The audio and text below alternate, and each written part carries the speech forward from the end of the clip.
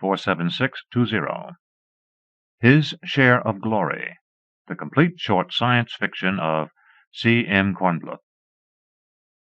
By C. M. Kornbluth. Edited by Timothy P. Szczesuil. Copyright 1997 by the estate of Cyril M. Kornbluth. Introduction, Cyril. Copyright 1997 by Frederik Pohl.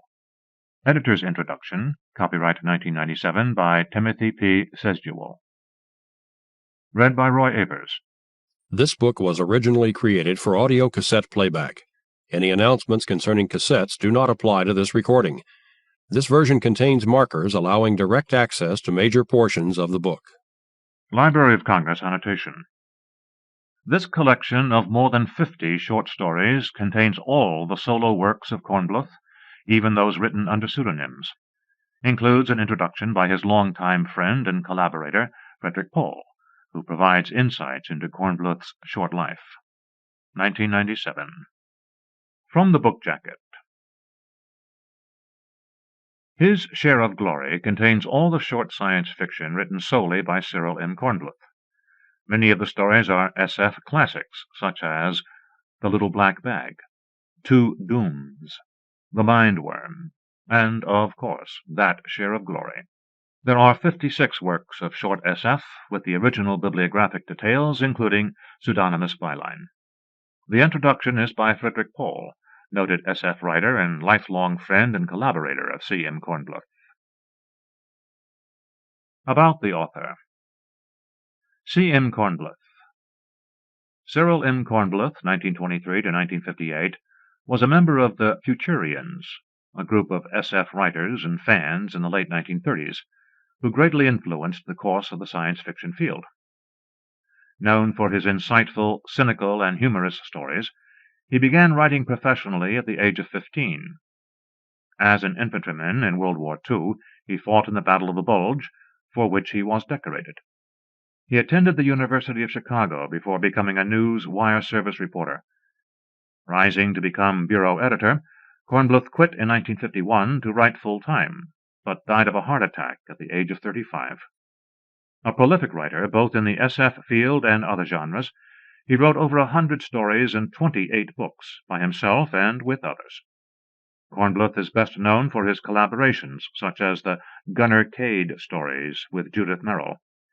His more extensive collaborative work with Frederik Pohl resulted in such books as Critical Mass, Gladiator at Law, The Space Merchants, and short stories like Best Friend, The Castle on Outer Planet, The Engineer, A Gentle Dying, Gravy Planet, Mars Tube, and Mute Inglorious Tam.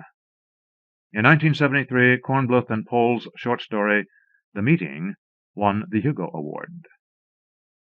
The editor dedicates this book to all the members of the New England Science Fiction Association, without whom this book would not be possible. Contents. Cyril by Frederik Pohl, Side 1, Tone 2. Editor's Introduction, Side 1, Tone 3. That Share of Glory, Side 1, Tone 4. The Adventurer, Side 2, Tone 1. Dominoes, Side 2, Tone 2. The Golden Road, Side 2, Tone 3. The Rocket of 1955, Side 3, Tone 1. The Mindworm, Side 3, Tone 2. The Education of Tigress McCardle, Side 3, Tone 3. Shark Ship, Side 4, Tone 1. The Meddlers, Side 4, Tone 2.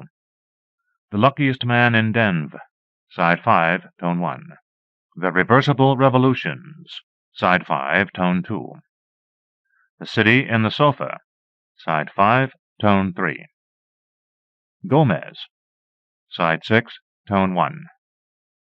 Masquerade, Side 6, Tone 2. The Slave, Side 7, Tone 1. The Words of Guru, Side 8, Tone 1.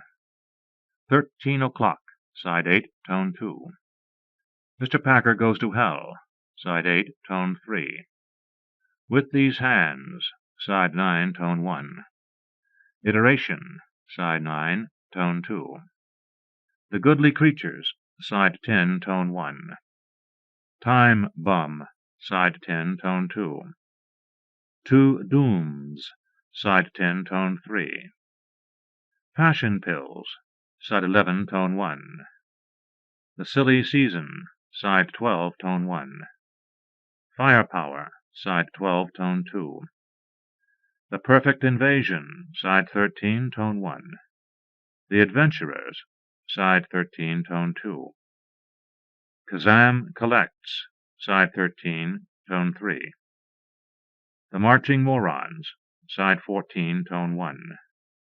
The Altar at Midnight, side 14, tone 2. Crisis, side 14, tone 3. Theory of Rocketry, side 15, tone 1. The Cosmic Charge Account, side 15, tone 2. Friend to Man, side 16, tone 1. I Never Asked No Favors, side 16, tone 2. The Little Black Bag, side 16, tone 3. What Sorghum Says, side 17, tone 1. Manuscript found in a Chinese fortune cookie, side 17, tone 2. The Only Thing We Learn, side 18, tone 1. The Last Man Left in the Bar, side 18, tone 2. Virginia, side 18, tone 3. The Advent on Channel 12, side 18, tone 4. Make Mine Mars, side 18, tone 5. Everybody Knows Joe, side 19, tone 1. The Remorseful, side 19, tone 2. Sir Mallory's Magnitude, side 19, tone 3. The Events Leading Down to the Tragedy, side 20, tone 1. Early to Spec Stories. King Cole of Pluto, side 20, tone 2. No Place to Go, side 21, tone 1. Dimension of Darkness, side 21, tone 2. Dead Center, side 22, tone 1. Interference, side 22, tone 2. Forgotten Tongue, side 23, tone 1. Return from M15, side 23, tone 2. The Core, side 23, tone 3.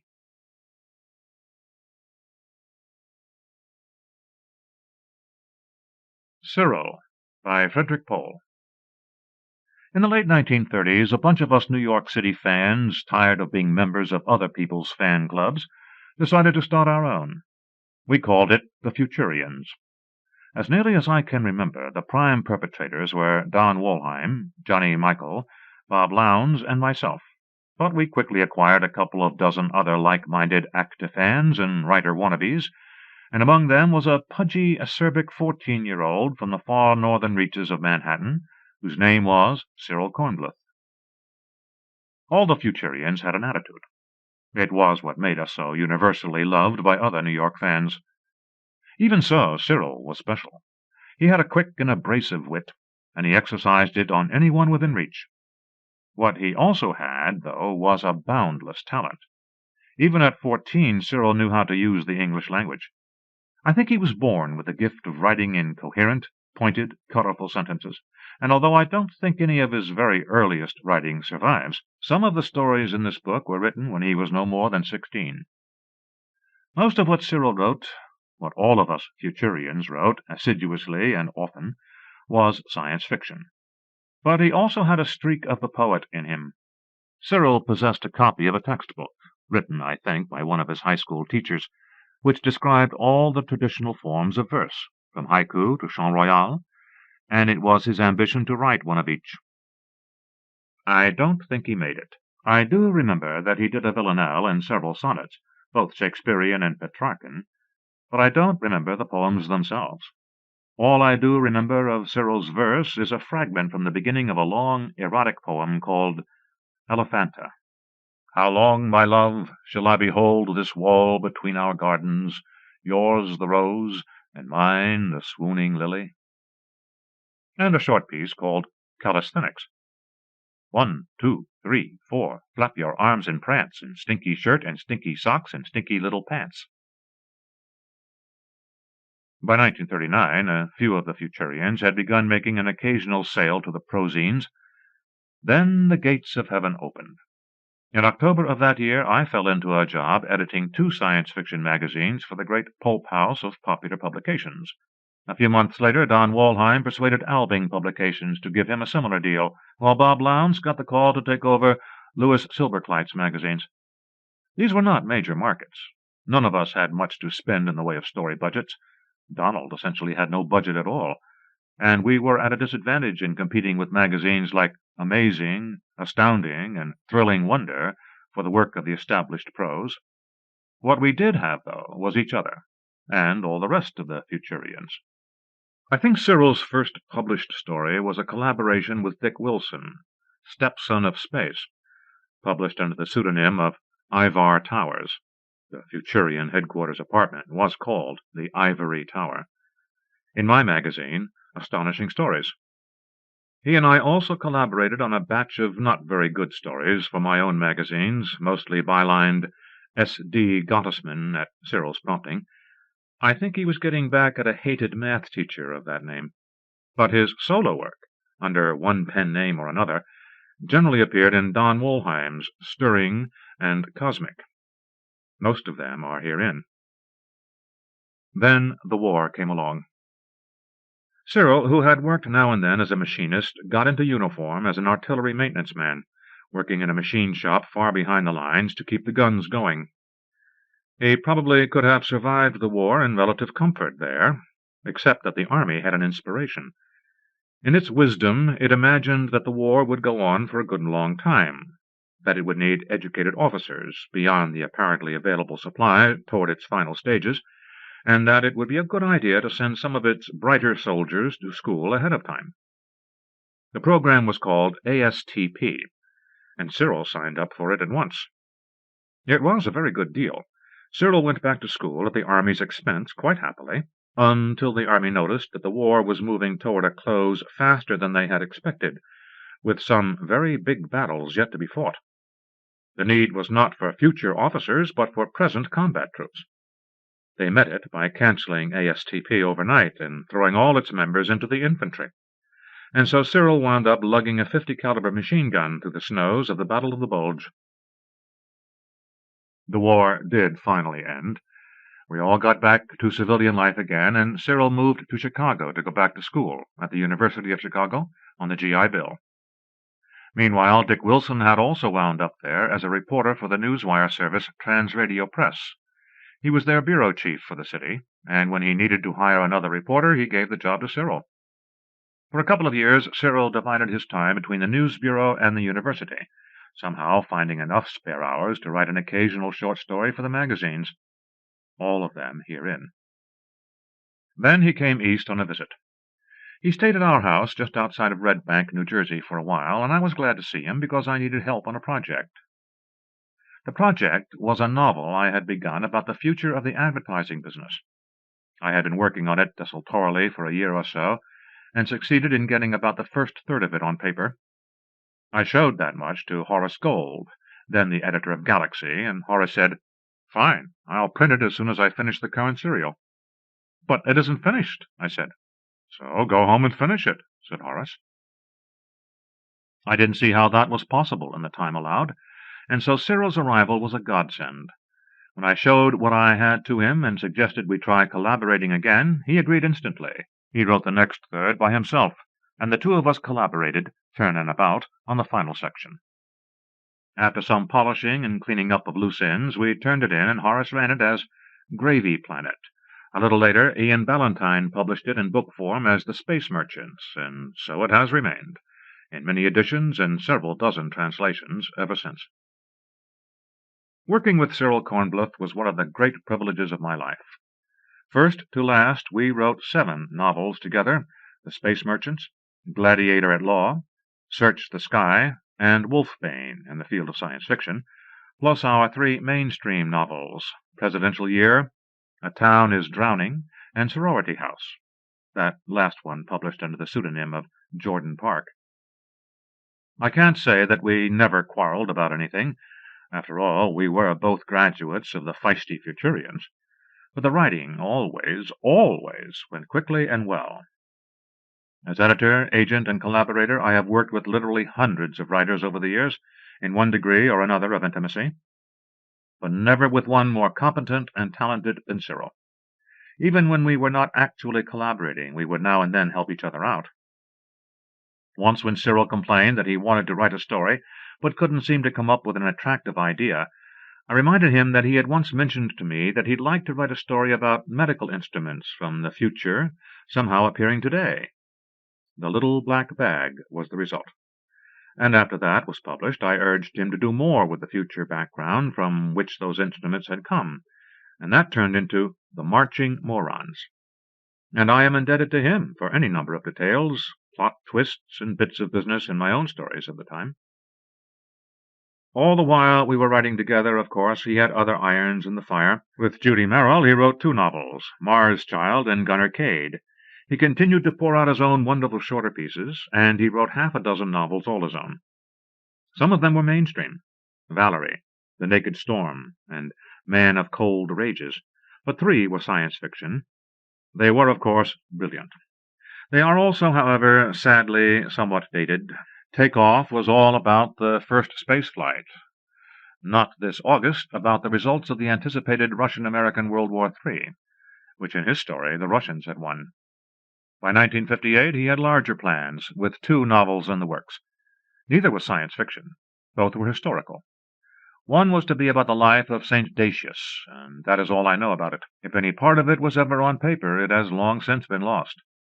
The other was to be about the Battle of the Crater in the Civil War, and for that one Cyril had done an immense quantity of research. He completed several hundred pages of notes and reference material, but that's as far as it got. The Battle of the Bulge finally took its toll. By the mid-1950s, Cyril began having medical problems. When at last he took them to a doctor, the diagnosis was bad.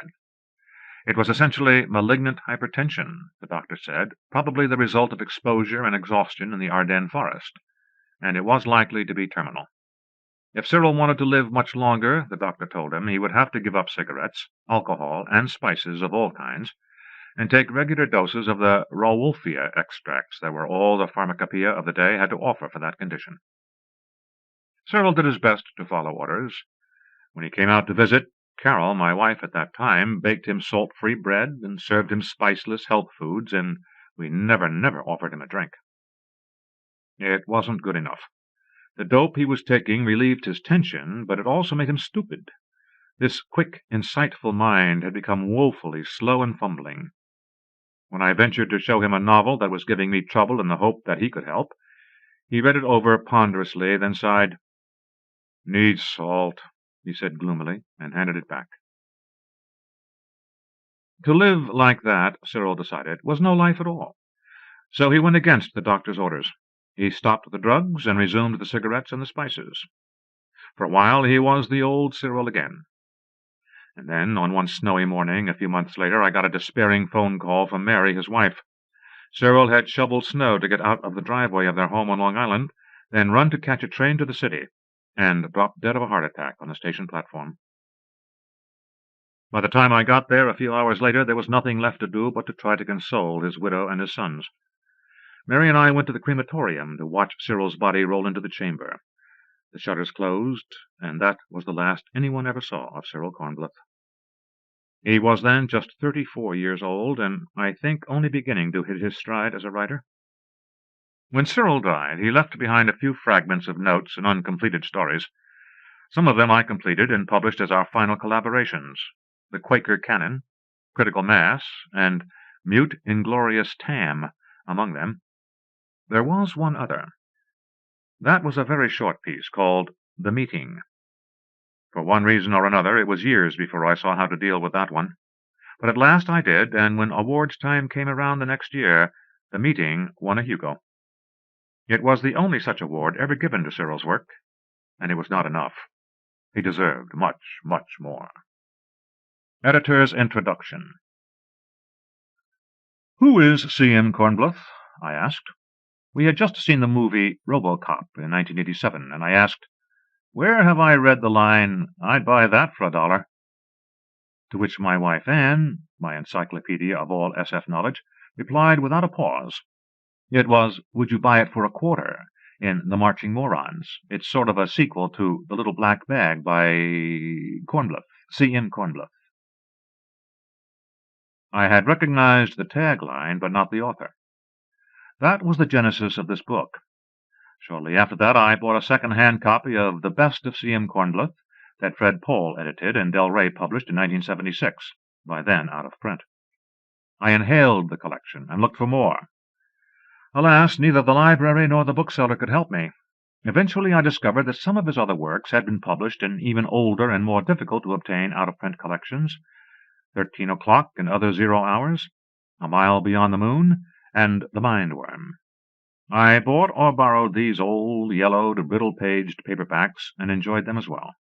In 1990, at a NESFA other meeting, Mark Olson first proposed that NESFA publish classic SF authors whose work had gone out of print, and were therefore unavailable to new SF fans or to anyone without a vast library of old pulps.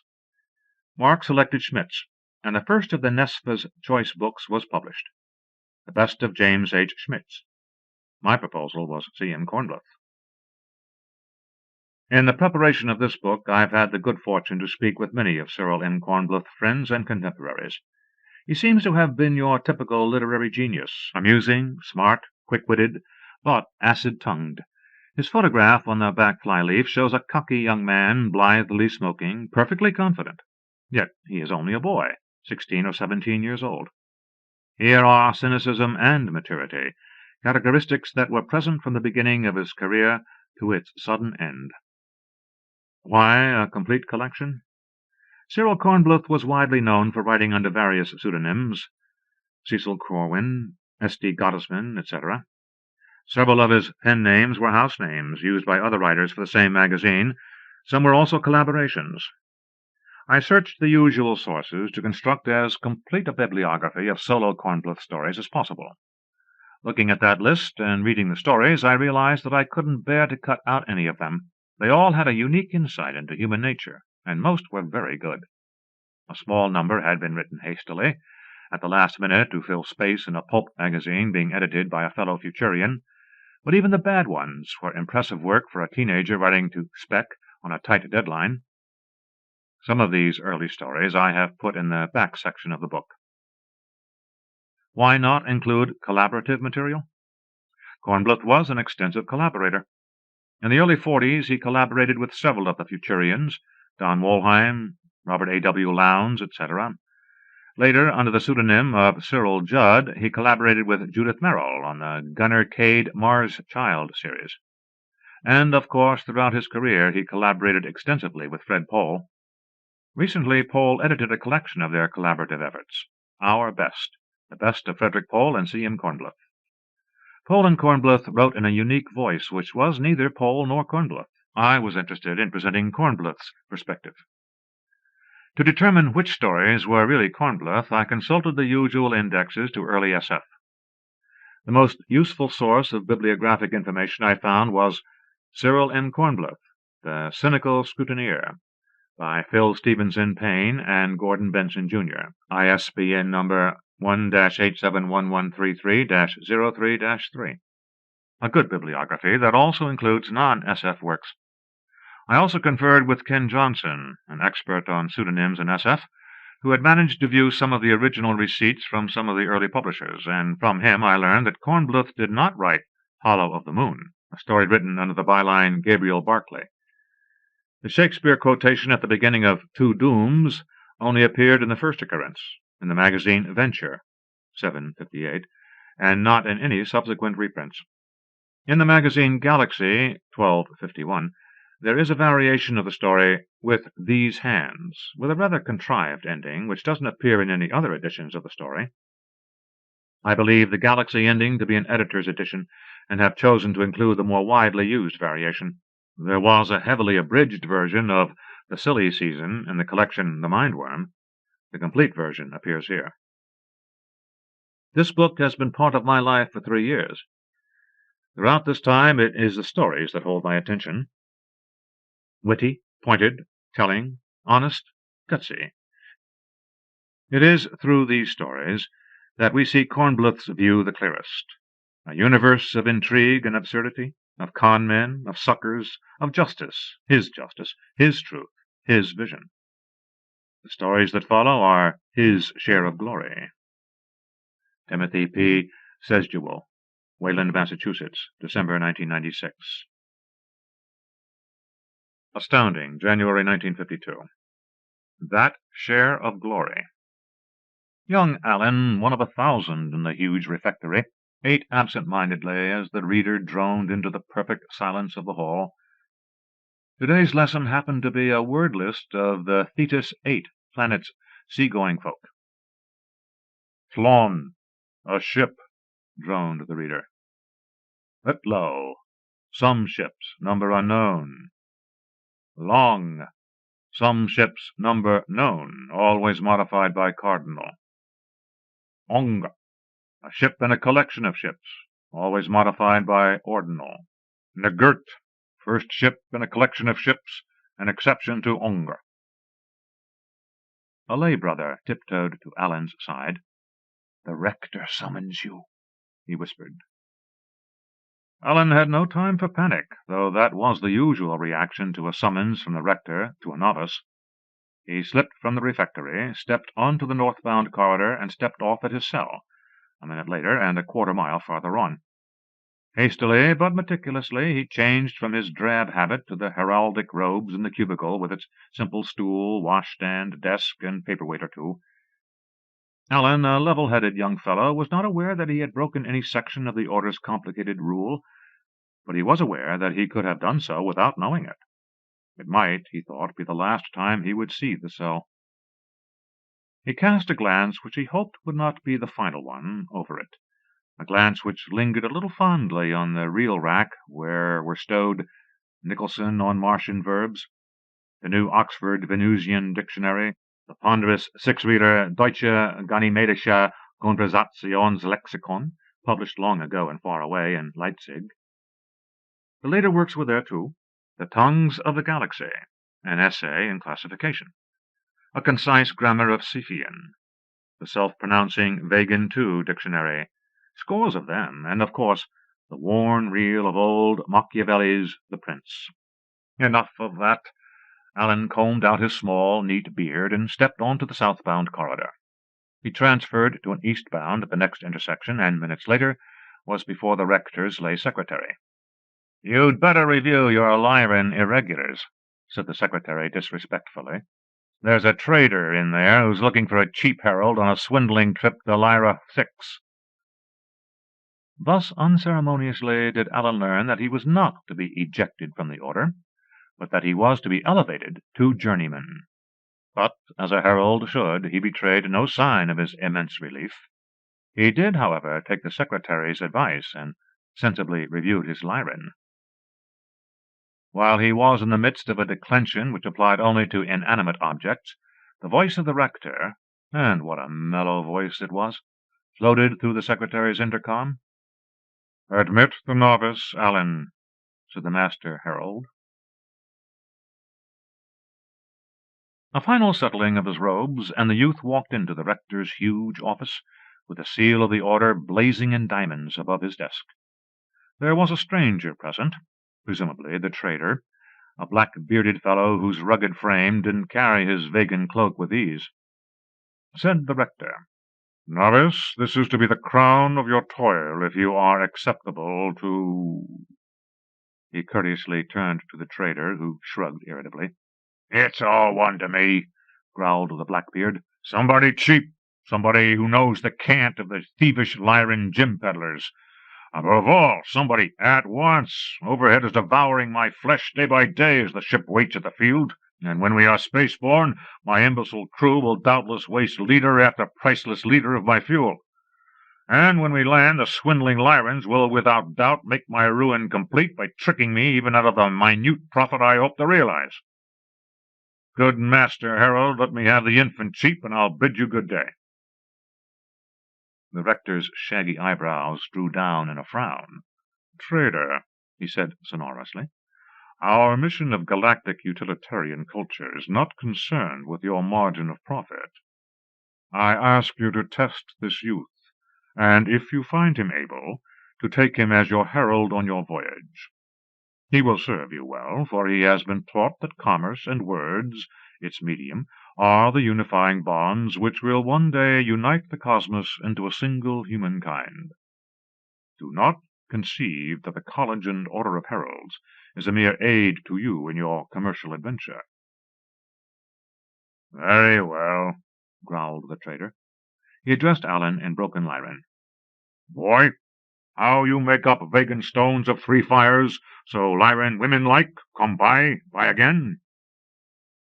Allen smoothly replied, The vegan triple fire gem finds most favor on Lyra, and especially among its women, when set in a wide glass anklet if large, and when arranged in the Lyran Lucky 5 pattern in a glass thumb ring if small. He was glad, very glad, he had come across, and as a matter of course memorized, in the relentless fashion of the order, a novel which touched briefly on the Lyran jewel trade. The trader glowered and switched to Cephian, apparently his native tongue. That was well enough said, Herald. Now tell me whether you've got guts to man a squirt in case we're intercepted by the thieving so-called customs collectors of Eyolf's realm between here and Lyra. Allen knew the rector's eyes were on him. The noble mission of our order, he said, forbids me to use any weapon but the truth in furthering cosmic utilitarian civilization. No, Master Trader, I shall not man one of your weapons. The trader shrugged. So I must take what I get. Good, Master Herald, make me a price. The rector said casually, I regard this chiefly as a training mission for our novice. The fee will be nominal. Let us say 25% of your net as a blast-off from Lyra, to be audited by journeyman Herald Allen. The trader's howl of rage echoed in the dome of the huge room. It's not fair, he roared. Who but you thievish villains with your order and your catch-em-young and your years of training can learn the tongues of the galaxy? What chance has a decent merchant busy with profit and loss got to learn the cant of every race between Sirius and the coal sack? It's not fair. It's not fair, and I'll say so until my dying breath. Die outside if you find our terms unacceptable, then, said the rector. The order does not haggle. Well, I know it, sighed the trader brokenly.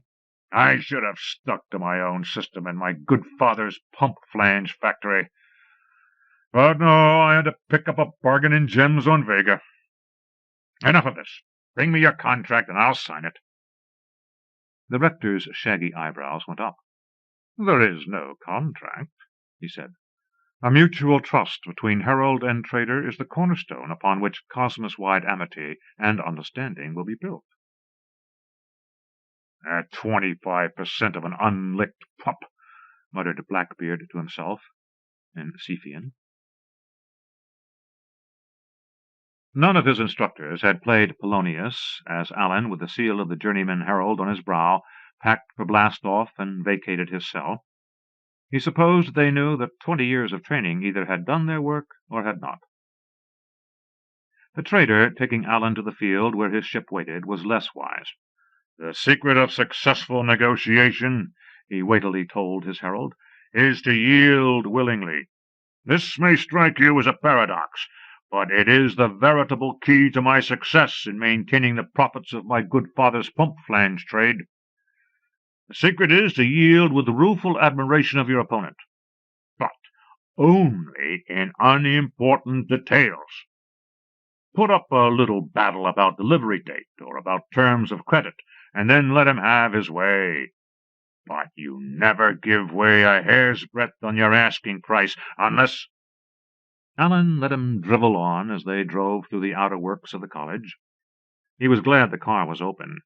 For the first time he was being accorded the doffed hat that is the due of heralds from their inferiors in the order, and the grave nod of salutation from equals. 5-year-old postulants, seeing his brow seal, tugged off their headgear with comical celerity. Fellow novices, equals a few hours before, uncovered as though he were the rector himself. The ceremonial began to reach the trader. When, with a final salutation, a lay warder let them through the great gate of the curtain wall, he said with some irritation, "They appear to hold you in high regard, boy." "I am better addressed as herald," said Allen composedly. A plague descend on the college and order! Do you think I don't know my manners? Of course I call a herald herald. But we're going to be cooped up together, and you'll be working for me. What'll happen to ship's discipline if I have to kowtow to you? There will be no problem, said Allen. Blackbeard grunted and trod fiercely on the accelerator. That's my ship, he said at length. Star Song. Vegan registry. It may help passing through Eyolf's realm, though it cost me overmuch in bribes. A crew of 8 lazy, good-for-nothing wastrels. Ah! Can I believe my eyes? The car jammed to a halt before the looming ship, and Blackbeard was up the ladder and through the port in a second. Settling his robes, Allen followed. He found the trader fiercely denouncing his chief engineer for using space drive to heat the ship. He had seen the faint haze of a minimum exhaust from the stern tubes. For that, dolt, screamed Blackbeard, we have a thing known as electricity. Have you by chance ever heard of it? Are you aware that a chief engineer's responsibility is the efficient and economical operation of his ship's drive mechanism? The chief, a cowed-looking Cephian, saw Allen with relief and swept off his battered cap. The herald nodded gravely, and the trader broke off in irritation. We need none of that bowing and scraping for the rest of the voyage, he declared. Of course not, sir, said the chief. Of course not. I was just welcoming the herald aboard. Welcome aboard, Herald. I'm Chief Elwan, Herald, and I'm glad to have a herald with us. A covert glance at the trader. I've voyaged with heralds and without, and I don't mind saying I feel safer indeed with you aboard. May I be taken to my quarters? Asked Allen. You're... began the trader, stupefied. The chief broke in. I'll fix you a cabin, Herald. We've got some bulkheads I can rig aft for a snug little space. Not roomy, but the best a little ship like this can afford. The trader collapsed into a bucket seat as the chief bustled aft, and Allen followed. Herald, the chief said with some embarrassment after he had collared 2 crewmen and set them to work, you'll have to excuse our good master trader. He's new to the interstar lanes, and he doesn't exactly know the jets yet. Between us, we'll get him squared away. Allen inspected the cubicle run up for him, a satisfactory enclosure affording him the decent privacy he rated. He dismissed the chief and the crewmen with a nod, and settled himself on the cot. Beneath the iron composure in which he had been trained, he felt scared and alone. Not even old Machiavelli seemed to offer comfort or counsel. There is nothing more difficult to take in hand, more perilous to conduct, or more uncertain in its success, than to take the lead in the introduction of a new order of things, said Chapter 6. But what said Chapter 26? Where the willingness is great, the difficulties cannot be great. Star Song was not a happy ship. Blackbeard's nagging stinginess hung over the crew like a thundercloud, but Allen professed not to notice. He walked regularly fore and aft for 2 hours a day, greeting the crew members in their various native tongues, and then wrapping himself in the reserve the order demanded. Though he longed to salute them man to man, eat with them, gossip about their native planets, the past misdeeds that had brought them to their berths aboard the miserly Star Song, and their hopes for the future. The rule of the College and Order of Heralds decreed otherwise. He accepted the uncoverings of the crew with a nod, and tried to be pleased because they stood in growing awe of him that ranged from Chief Elwan's lively appreciation of a herald's skill to Wiper Juckle's superstitious reverence. Juckle was a low-browed specimen from a planet of the decadent Sirius system.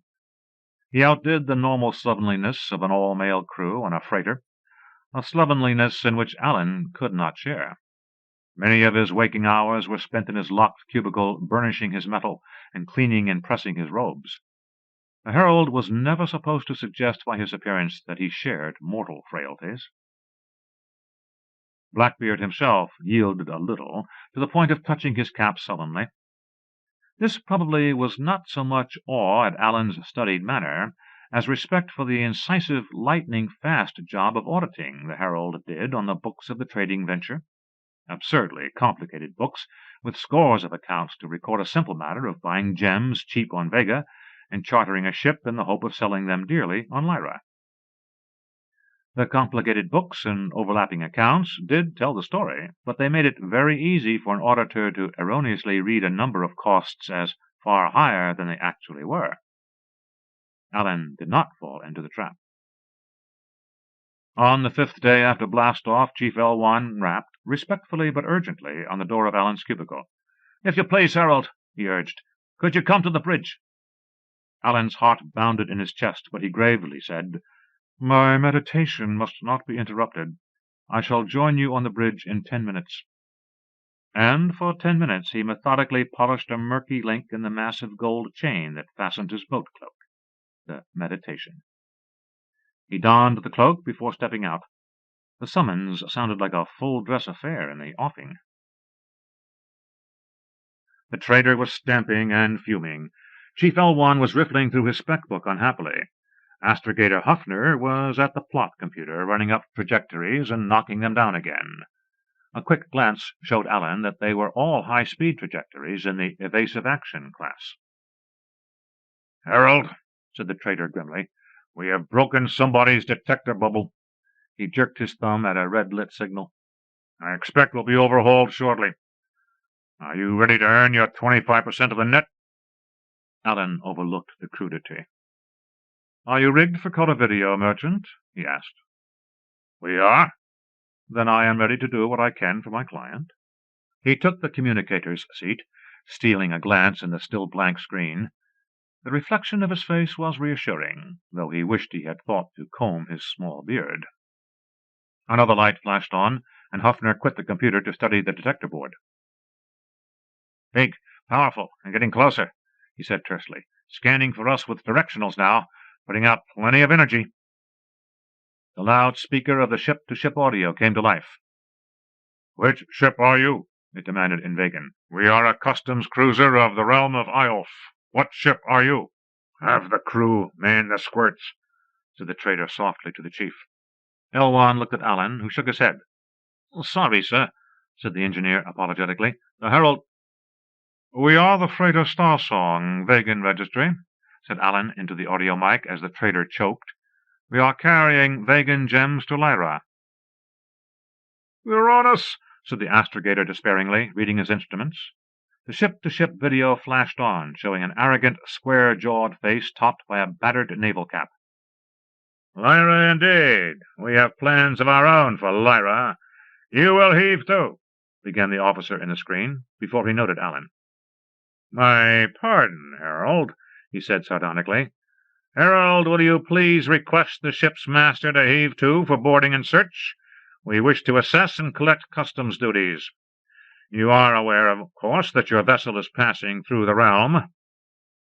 The man's accented Vagan reeked of Algol 4.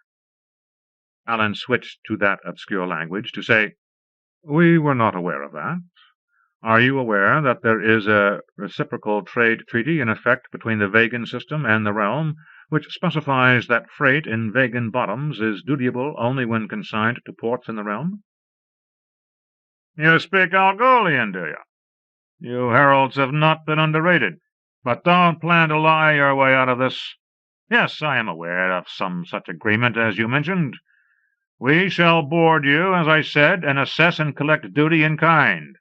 If, regrettably, there has been any mistake, you are, of course, free to apply to the realm for reimbursement. Now heave to." "I have no intentions of lying. I speak the solemn truth when I say that we shall fight to the last man any attempt of yours to board and loot us." Alan's mind was racing furiously through the catalogue of planetary folkways the rule had decreed that he master. Algol 4, some ancestor worship, veneration of mother, hand-to-hand combat with knives, complimentary greeting, may you never strike down a weaker foe. Folk hero, Goddic, unjustly accused of slaying a cripple and exiled, but it was an enemy's plot. A disconcerted shadow was crossing the face of the other as Alan improvised. "You will, of course, kill us all, but before this happens I shall have messaged back to the College and Order of Heralds the facts in the case, with a particular request that your family be informed. Your name, I think, will be remembered as long as Garrick's, though not in the same way, of course. The Algolian whose 100-man battle-cruiser wiped out a virtually unarmed freighter with a crew of 8. The officer's face was dark with rage. "You devil!" he snarled. "Leave my family out of this. I'll come aboard and fight you man to man if you have the stomach for it." Allen shook his head regretfully. "The rule of my order forbids recourse to violence," he said. "Our only permissible weapon is the truth."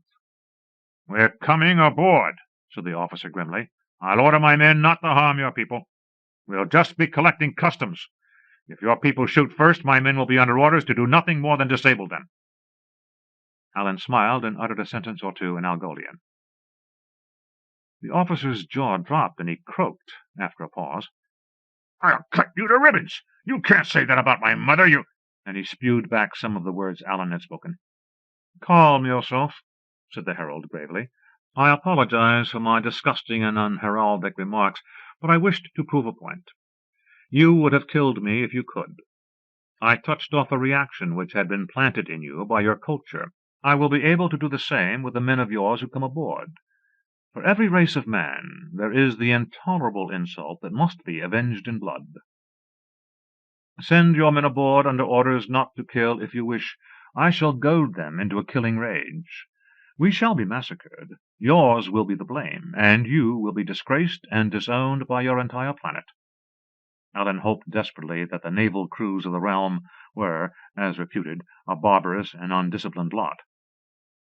Evidently they were, and the proud Algolian dared not risk it. In his native language he spat again, "You devil!" and switched back into Vegan.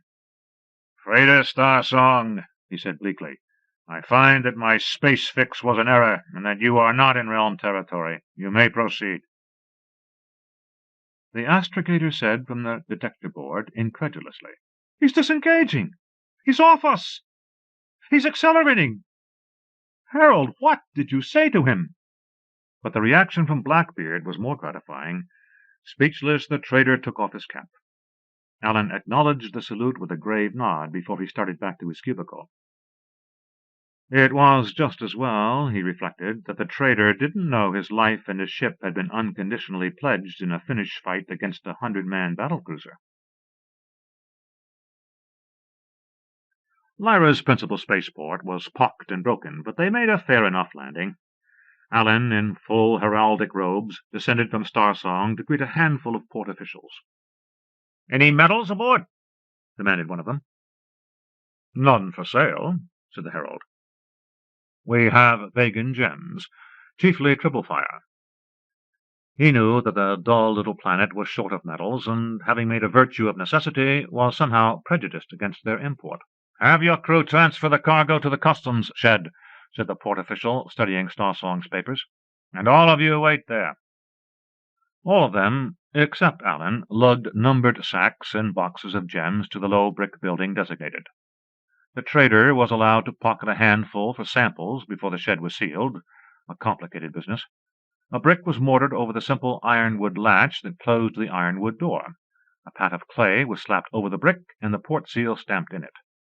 A mechanic with what looked like a pottery blowtorch, fed by powdered coal, played a flame on the clay seal until it glowed orange-red. And that was that. "Harold," said the port official, "tell the merchant to sign here and make his fingerprints." Allen studied the document. It was a simple identification form. Blackbeard signed with the reed pen provided and fingerprinted the document. After 2 weeks in space, he scarcely needed to ink his fingers first. "Now tell him that we'll release the gems on his written finger-printed order to whatever Lyran citizens he sells to, and explain that this roundabout system is necessary to avoid metal smuggling. Please remove all metal from your clothes and stow it on your ship. Then we will seal that too, and put it under guard until you are ready to take off. We regret that we will have to search you before we turn you loose, but we can't afford to have our economy disrupted by irresponsible introduction of metals." Allen had not realized it was that bad. After the thorough search that extended to the confiscation of forgotten watches and pins, the port officials changed a sheaf of the trader's uranium-backed Vegan currency into Lyran legal tender based on man-hours. Blackbeard made a partial payment to the crew, and told them to have a good liberty and check in at the port at sunset tomorrow for probable takeoff. Allen and the trader were driven to town in an unlikely vehicle whose power plant was a pottery turbine. The driver, when they were safely out on the open road, furtively asked whether they had any metal they wanted to discard. The trader asked sharply in his broken Lyran, "What you do, you get metal? Where sell? How use?" The driver, following a universal tendency, raised his voice and lapsed into broken Lyran himself to tell the strangers, "Black market science men pay much for little bit metal. Study, use, build. Politicians make law no metal. What I care, politicians? But you no tell, gentlemen." "We won't tell," said Allen, "but we have no metal for you." The driver shrugged. "Harold," said the trader, "what do you make of it?" "I didn't know it was a political issue. We concern ourselves with the basic patterns of a people's behavior, not the day-to-day expressions of the patterns. The planet's got no heavy metals, which means there were no metals available to the primitive Lyrans. The lighter metals don't occur in native form or in easily split compounds. They proceeded along the ceramic line instead of the metallic line, and appear to have done quite well for themselves, up to a point. No electricity, of course, no aviation, and no space flight."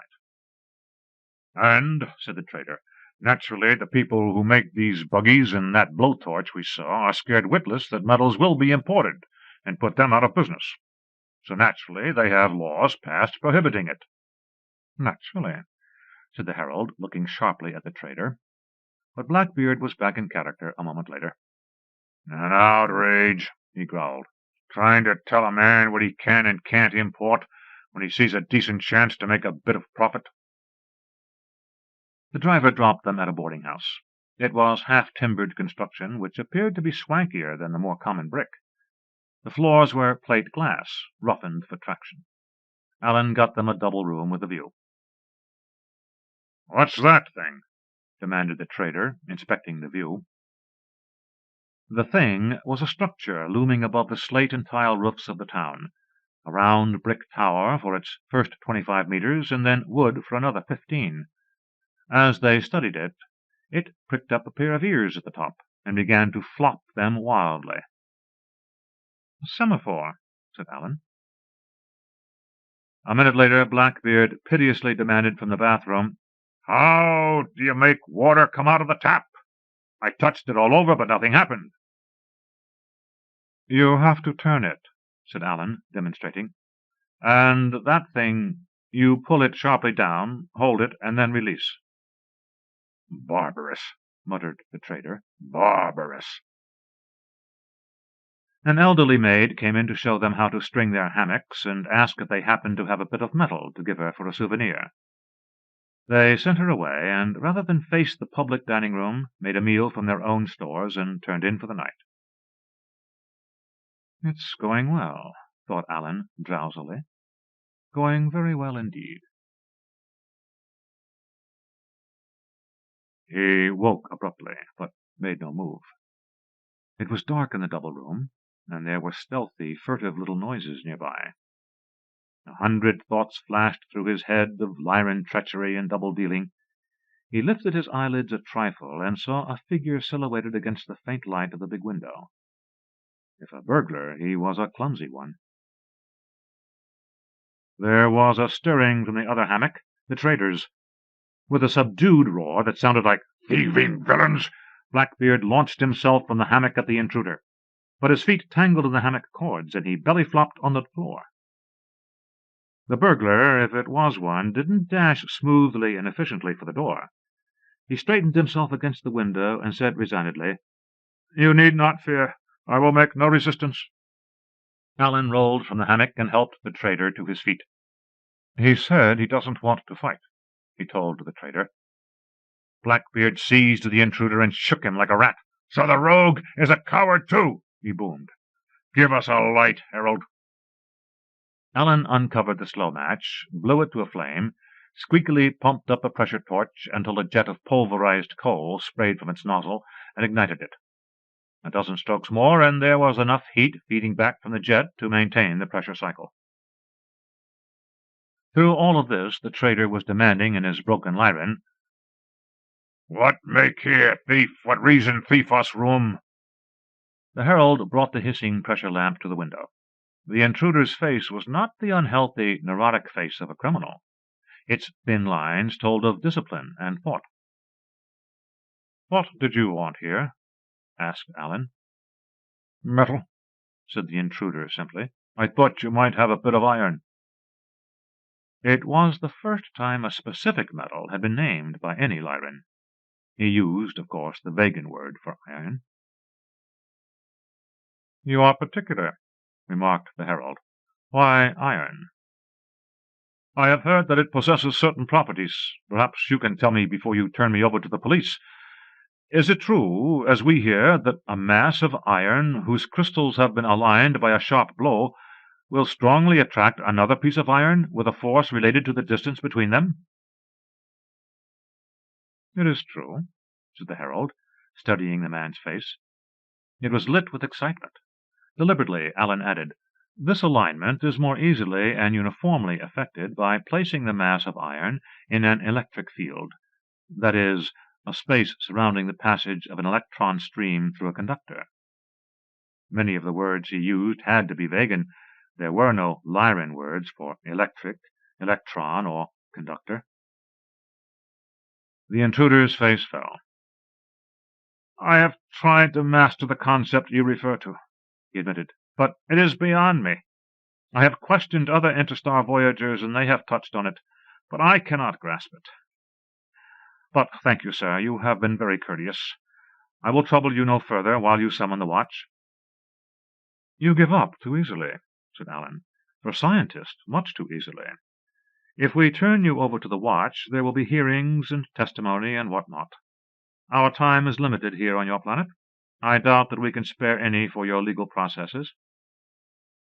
The trader let go of the intruder's shoulder and grumbled, "Why, you no ask we have iron. I tell you no. Search, take all metal away. We no police you. I sorry hurted you once. Here for you." Blackbeard brought out a palmful of his sample gems and picked out a large triple firestone. "You not be angry me," he said, putting it in the Lyran's hand. "I can't," said the scientist. Blackbeard closed his fingers over the stone and growled. "I give, you take. Maybe buy iron with, eh?" "That's so," said the Lyran. "Thank you both, gentlemen. Thank you." "You go," said the trader.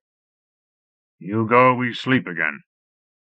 The scientist bowed with dignity and left their room. "Gods of space," swore the trader. "To think that Juckle, the Star Song's wiper, knows more about electricity and magnetism than a brainy fellow like that."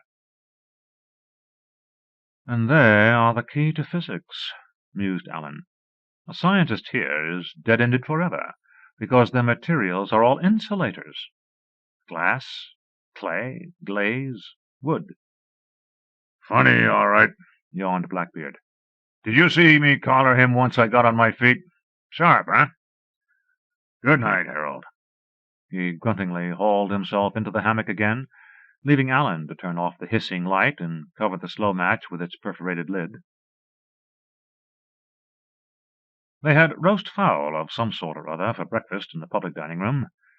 Alan was required by his rule to refuse the red wine that went with it. The trader gulped it approvingly. "A sensible, though backward people," he said. "And now, if you'll inquire of the management where the thievish jewel buyers congregate, we can get on with our business and perhaps be off by dawn tomorrow." "So quickly?" asked Alan, almost forgetting himself enough to show surprise. "My charter on Star Song, good Harold. 30 days to go, but what might not go wrong in space? And then there would be penalties to mulct me of whatever minute profit I may realize." Alan learned that Gromeg's tavern was the gem mart, and they took another of the turbine-engined cabs through the brick-paved streets.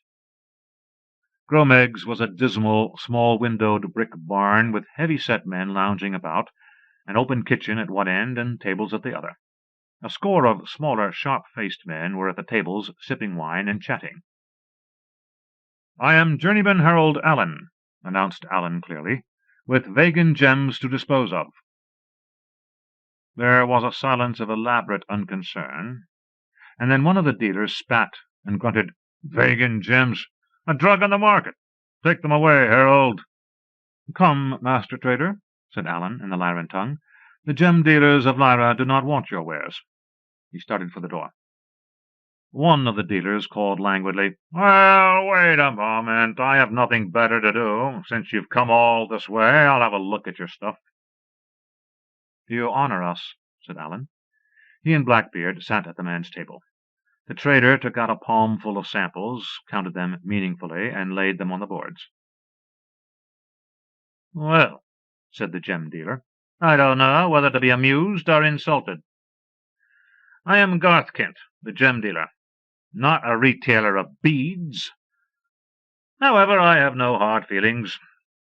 A drink for your frowning friend, Harold. I know you gentry don't indulge."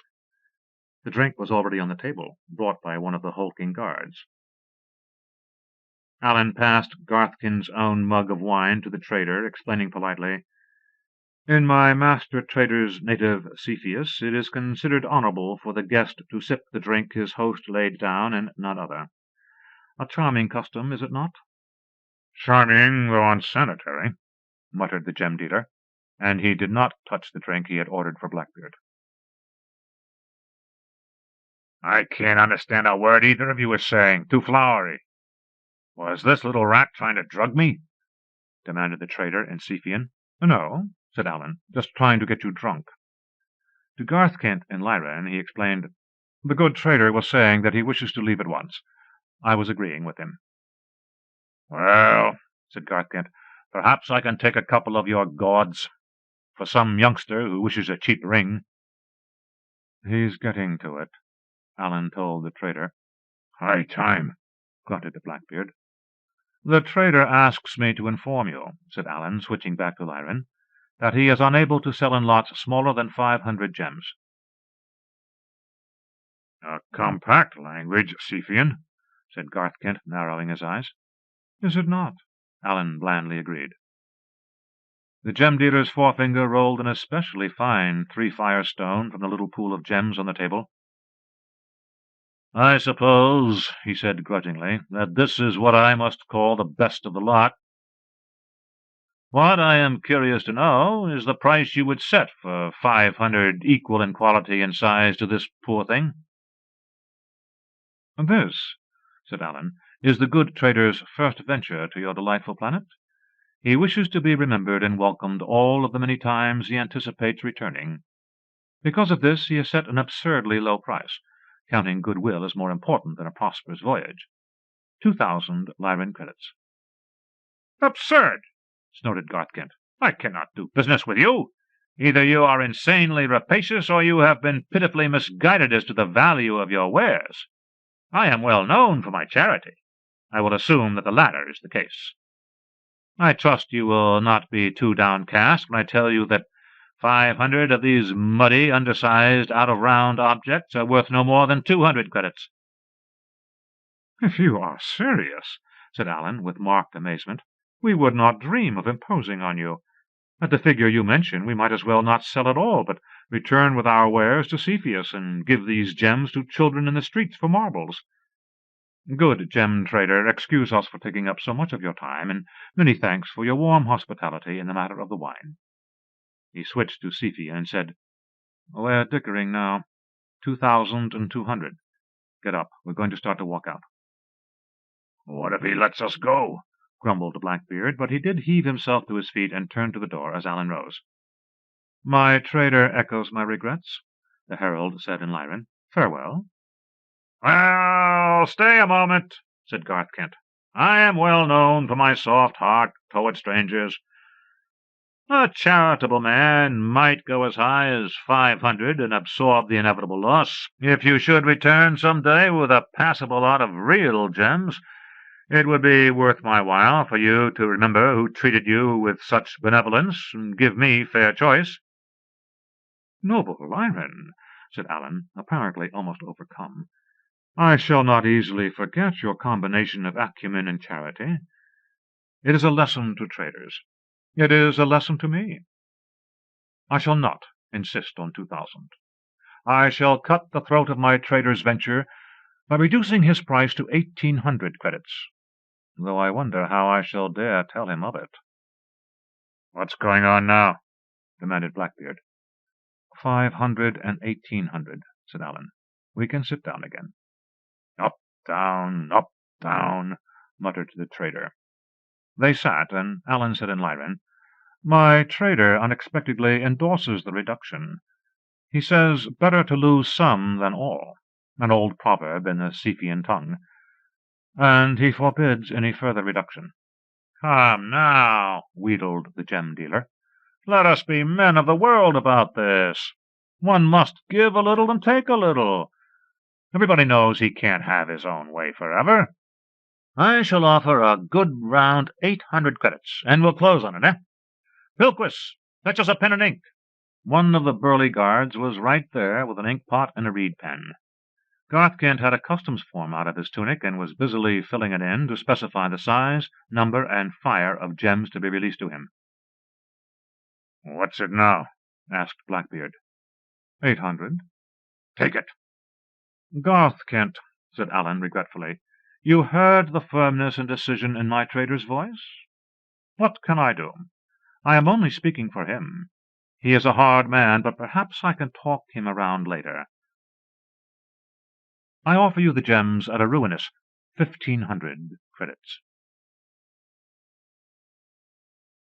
Split the difference, said Garthkent resignedly.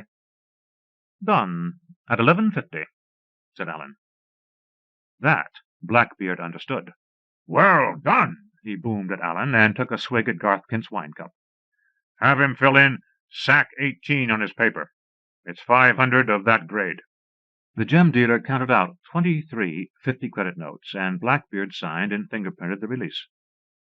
Now, said Garthkent, you will please remain here while I take a trip to the spaceport for my property? 3 or 4 of the guards were suddenly quite close. You will find, said Allen dryly, that our standard of commercial morality is no lower than yours. The dealer smiled politely and left. Who will be the next? Asked Allen of the room at large.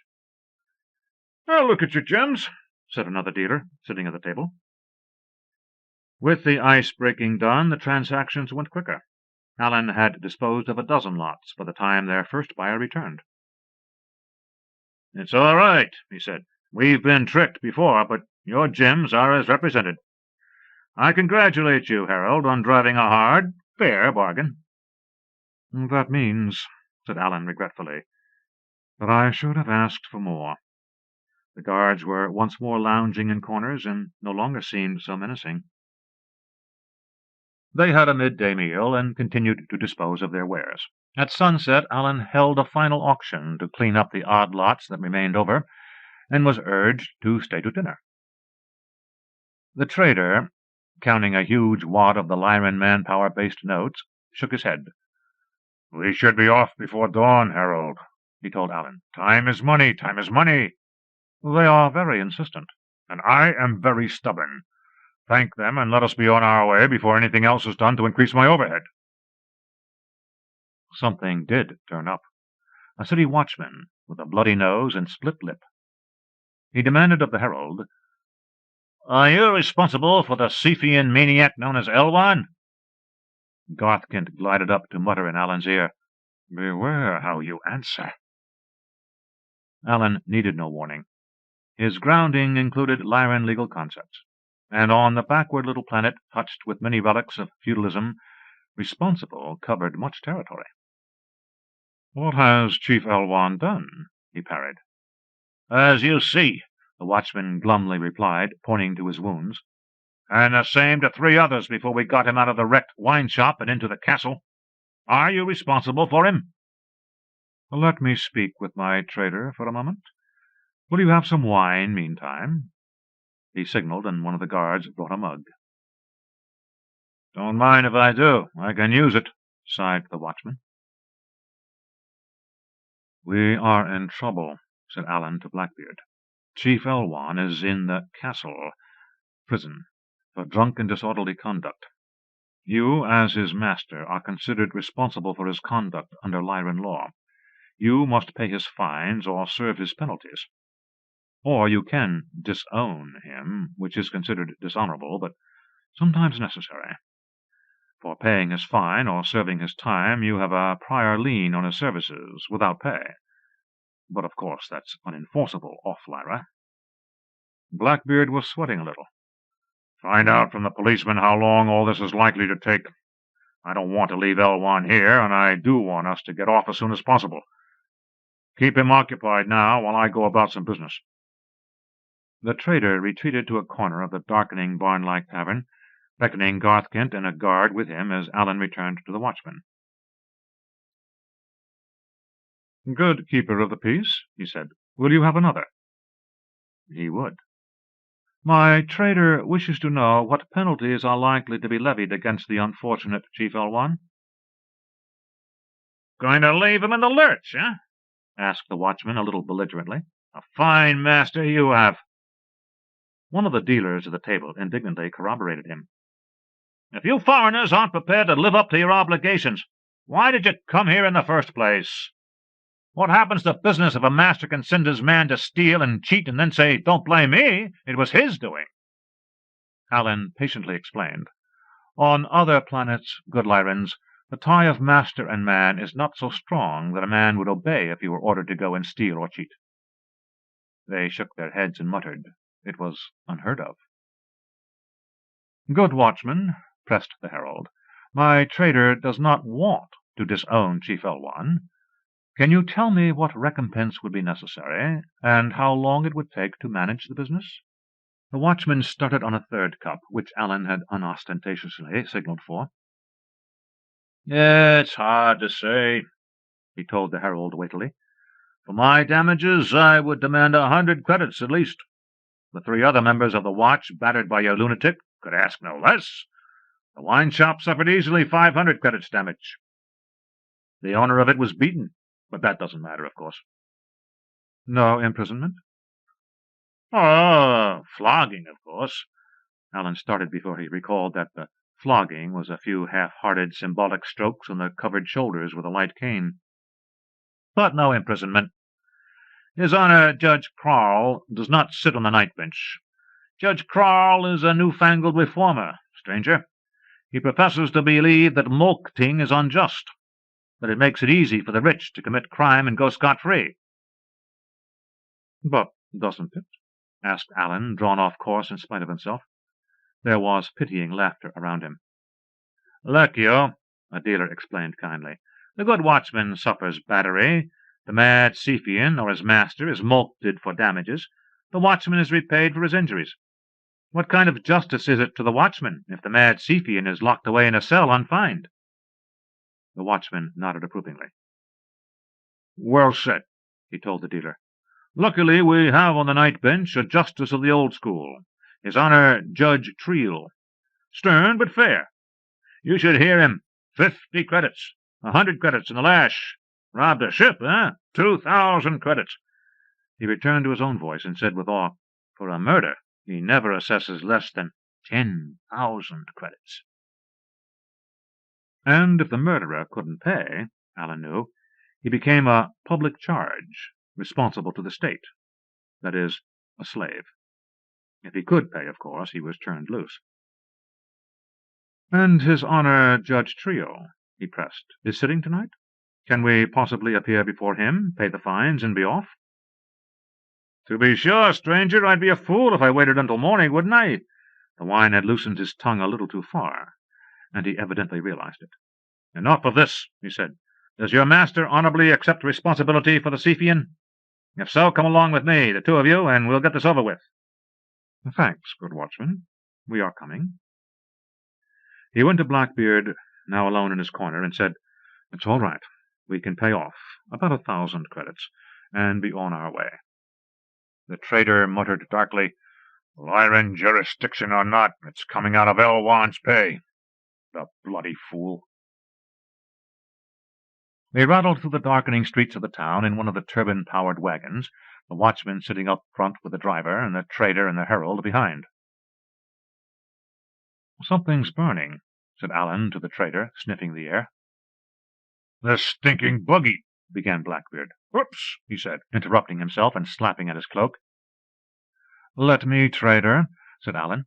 He turned back the cloak, licked his thumb, and rubbed out a crawling ring of sparks spreading across a few centimeters of the cloak's silk lining.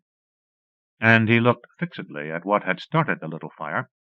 It was an improperly covered slow match, protruding from a holstered device that was unquestionably a hand weapon. "I bought it from one of their guards while you were parleying with the policeman," explained Blackbeard embarrassedly. "I had a time making him understand. That Garthkent fellow helped." He fiddled with the perforated cover of the slow match, screwing it on more firmly. "A pitiful excuse for a weapon," he went on, carefully arranging his cloak over it. "The trigger isn't a trigger, and the thumb safety isn't a safety. You pump with the trigger a few times to build up pressure, and a little air squirts out to blow the match to life. Then you uncover the match and pull back the cocking piece. This levers a dart into the barrel. Then you push the thumb safety, which puffs coal dust into the firing chamber and also swivels down the slow match onto a touch hole. Poof! And away goes the dart if you didn't forget any of the steps or do them in the wrong order. Luckily, I also got a knife." He patted the nape of his neck and said, "That's where they carry 'em here. A little sheath between the shoulder blades. Wonderful for a fast draw and throw, though it exposes you a little more than I like when you reach. The knife's black glass, splendid edge, and good balance. And the thieving Lyrans knew they had me where it hurt. 7,500 credits for the knife and gun, if you can call it that. And the holsters. By rights, I should dock Elwan for them, the bloody fool. Still, it's better to buy his way out and leave no hard feelings behind us, Harold?" "Incomparably better," said Allen. "And I am amazed that you even entertained the idea of an armed jail delivery. What if Chief Elwan had to serve a few days in a prison? Would that be worse than forever barring yourself from the planet and blackening the names of all traders with Lyra? Trader, do not hope to put down the credits that your weapons cost you as a legitimate expense of the voyage. I will not allow it when I audit your books. It was a piece of folly on which you spent personal funds, as far as the College and Order of Heralds is concerned." "Look here," protested Blackbeard. "You're supposed to be spreading utilitarian civilization, aren't you? What's utilitarian about leaving one of my crewmen here?" Allen ignored the childish argument and wrapped himself in angry silence. As to civilization, he wondered darkly whether such a trading voyage and his part in it was relevant at all. Were the slanders true? Was the College and Order simply a collection of dupes headed by cynical oldsters greedy for luxury and power? Such thoughts hadn't crossed his mind in a long time. He'd been too busy to entertain them, cramming his head with languages, folkways, mores, customs, underlying patterns of culture, of hundreds of galactic peoples. And for what? So that this fellow could make a profit and the College and Order take a quarter of that profit? If civilization was to come to Lyra, it would have to come in the form of metal. If the Lyrans didn't want metal, make them take it. What did Machiavelli say? The chief foundations of all states are good laws and good arms. And as there cannot be good laws where the state is not well armed, it follows that where they are well armed, they have good laws. It was odd that the teachers had slurred over such a seminal idea, emphasizing instead the spiritual integrity of the weaponless College and Order. Or was it? The disenchantment he felt creeping over him was terrifying. "The castle," said the watchman over his shoulder, and their wagon stopped with a rattle before a large but unimpressive brick structure of 5 stories. "You wait," the trader told the driver after they got out. He handed him 2 of his 50-credit bills. "You wait. You get many, many more money. You understand? Wait." "I wait plenty much," shouted the driver delightedly. "I wait all night, all day. You wonderful master. You great, great master. I wait." "All right," growled the trader, shutting him off. "You wait." The watchman took them through an entrance hall lit by hissing pressure lamps and casually guarded by a few liveried men with truncheons. He threw open the door of a medium-sized, well-lit room with a score of people in it, looked in, and uttered a despairing groan. A personage on a chair that looked like a throne said sharply, "Are those the star travellers? Well, don't just stand there. Bring them in." "Yes, Your Honor, Judge Krarl," said the watchman unhappily. "It's the wrong judge," Allen hissed at the traitor. "This one gives out jail sentences." "Do what you can," said Blackbeard grimly. The watchman guided them to the personage in the chair, and indicated a couple of low stools, bowed to the chair, and retired to stand at the back of the room. "Your Honor," said Allen, "I am Journeyman Herald Allen, herald for the trading voyage—" "Speak when you're spoken to," said the judge sharply. "Sir, with the usual insolence of wealth, you have chosen to keep us waiting. I do not take this personally. It might have happened to Judge Cyril, who, to your evident dismay, I am replacing because of a sudden illness, or to any other member of the bench. But as an insult to our justice, we cannot overlook it. Sir, consider yourself reprimanded. Take your seats. Watchman, bring in the Cephian." "Sit down," Allen murmured to the traitor. "This is going to be bad." A watchman brought in Chief Elwan, bleary-eyed, tousled, and sporting a few bruises. He gave Allen and the traitor a shame-faced grin as his guard sat him on a stool beside them. The traitor glared back. Judge Krarl mumbled perfunctorily, "Let battle be joined among the several parties in this dispute. Let no man question our impartial awarding of the victory. Speak now, if you yield instead to our judgment." "Well, speak up, you watchman." The watchman who had brought the herald and the traitor started, and said from the back of the room, "I yield instead to your Honor's judgment." Three other watchmen and a battered citizen, the wine-shop keeper, mumbled in turn, "I yield instead to your Honor's judgment." "Herald, speak for the accused," snapped the judge. "Well," thought Allen, "I can try." "Your Honor," he said, "Chief Elwan's master does not yield to your Honor's judgment. He is ready to battle the other parties in the dispute or their masters." "What insolence is this?" screamed the judge, leaping from his throne. "The barbarous customs of other worlds do not prevail in this court. Who spoke of battle?" He shut his mouth with a snap, evidently abruptly realizing that he had spoken of battle, in an archaic phrase that harked back to the origins of justice on the planet. The judge sat down again and told Allen more calmly, "You have mistaken a mere formality. The offer was not made in earnest." Obviously he didn't like the sound of that himself, but he proceeded, "Now say, I yield instead to your Honor's judgment, and we can get on with it. For your information, trial by combat has not been practiced for many generations on our enlightened planet." Allen said politely, "Your Honor, I am a stranger to many of the ways of Lyra, but our excellent College and Order of Heralds instructed me well in the underlying principles of your law. I recall that one of your most revered legal maxims declares, 'The highest crime against man is murder. The highest crime against man's society is breach of promise.'" Purpling, the judge snarled, "Are you presuming to bandy law with me, you slippery-tongued foreigner? Are you presuming to accuse me of the high crime of breaking my promise? For your information, a promise consists of an offer to do, or refrain from doing, a thing in return for consideration. There must be the 5 elements of promiser, promisee, offer, substance, and consideration."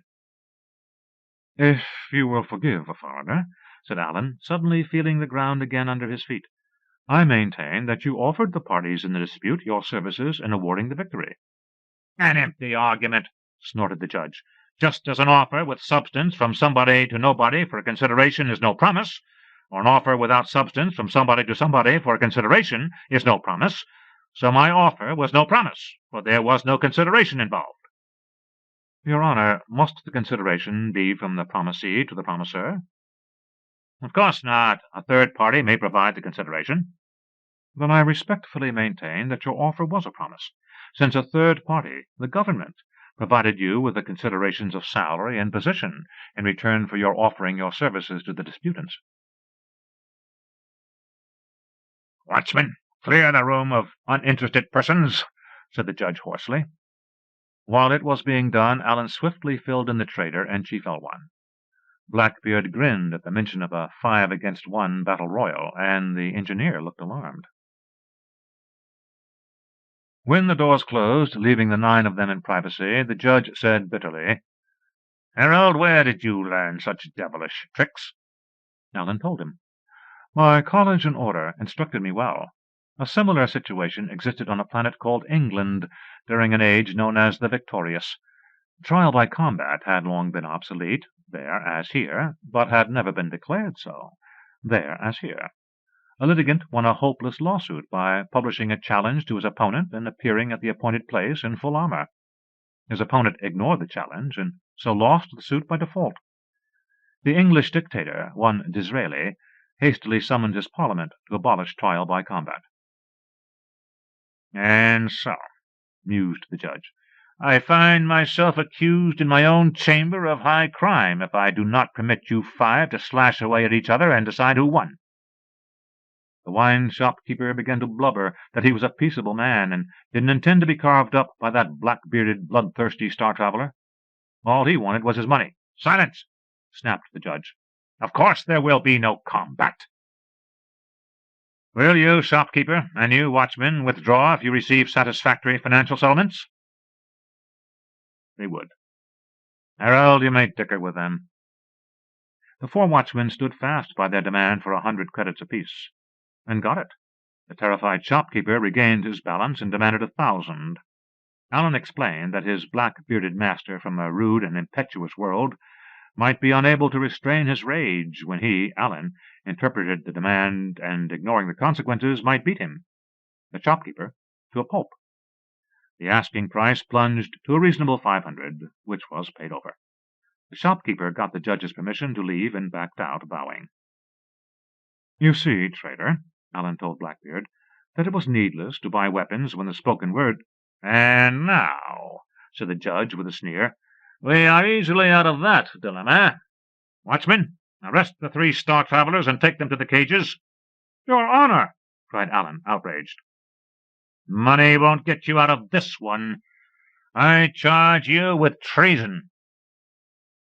"The charge is obsolete," began the herald hotly, but he broke off as he realized the vindictive strategy. "Yes, it is. And one of its obsolete provisions is that treason charges must be tried by the Parliament at a regular session, which isn't due for 200 days. You'll be freed, and I may be reprimanded, but by my head, for 200 days you'll regret that you made a fool of me. Take them away." "A trumped-up charge against us, prison for 200 days, said Allen swiftly to the trader as the watchman closed in. "Why buy weapons?" mocked the Blackbeard, showing his teeth. His left arm whipped up and down, there was a black streak through the air, and the judge was pinned to his throne with a black glass knife through his throat and the sneer of triumph still on his lips. The trader, before the knife struck, had the clumsy pistol out, with the cover off the glowing match and the cocking piece back. He must have pumped and cocked it under his cloak, thought Allen numbly, as he told the watchman, without prompting, "Get back against the wall and turn around." They did. They wanted to live, and the grinning Blackbeard, who had made meat of the judge with a flick of the arm, was a terrifying figure. "Well done, Allen," said the trader. "Take their clubs, old one. 2 for you, 2 for the herald. Allen, don't argue. I had to kill the judge before he raised an alarm. Nothing but death will silence his breed. You may have to kill 2 before we're out of this. Take the clubs." He passed the clumsy pistol to Chief Elwan and said, "Keep it on their backs. The thing that looks like a thumb safety is a trigger. Put a dart through the first one who tries to make a break. Allen, tell the fellow on the end to turn around and come to me slowly." Allen did. Blackbeard swiftly stripped him, tore and knotted his clothes into ropes, and bound and gagged him. The others got the same treatment in less than 10 minutes. The trader holstered the gun and rolled the watchman out of the line of sight from the door of the chamber. He recovered his knife and wiped it on the judge's shirt.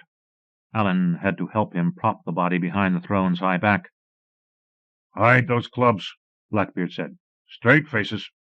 Here we go." They went out single file, opening the door only enough to pass.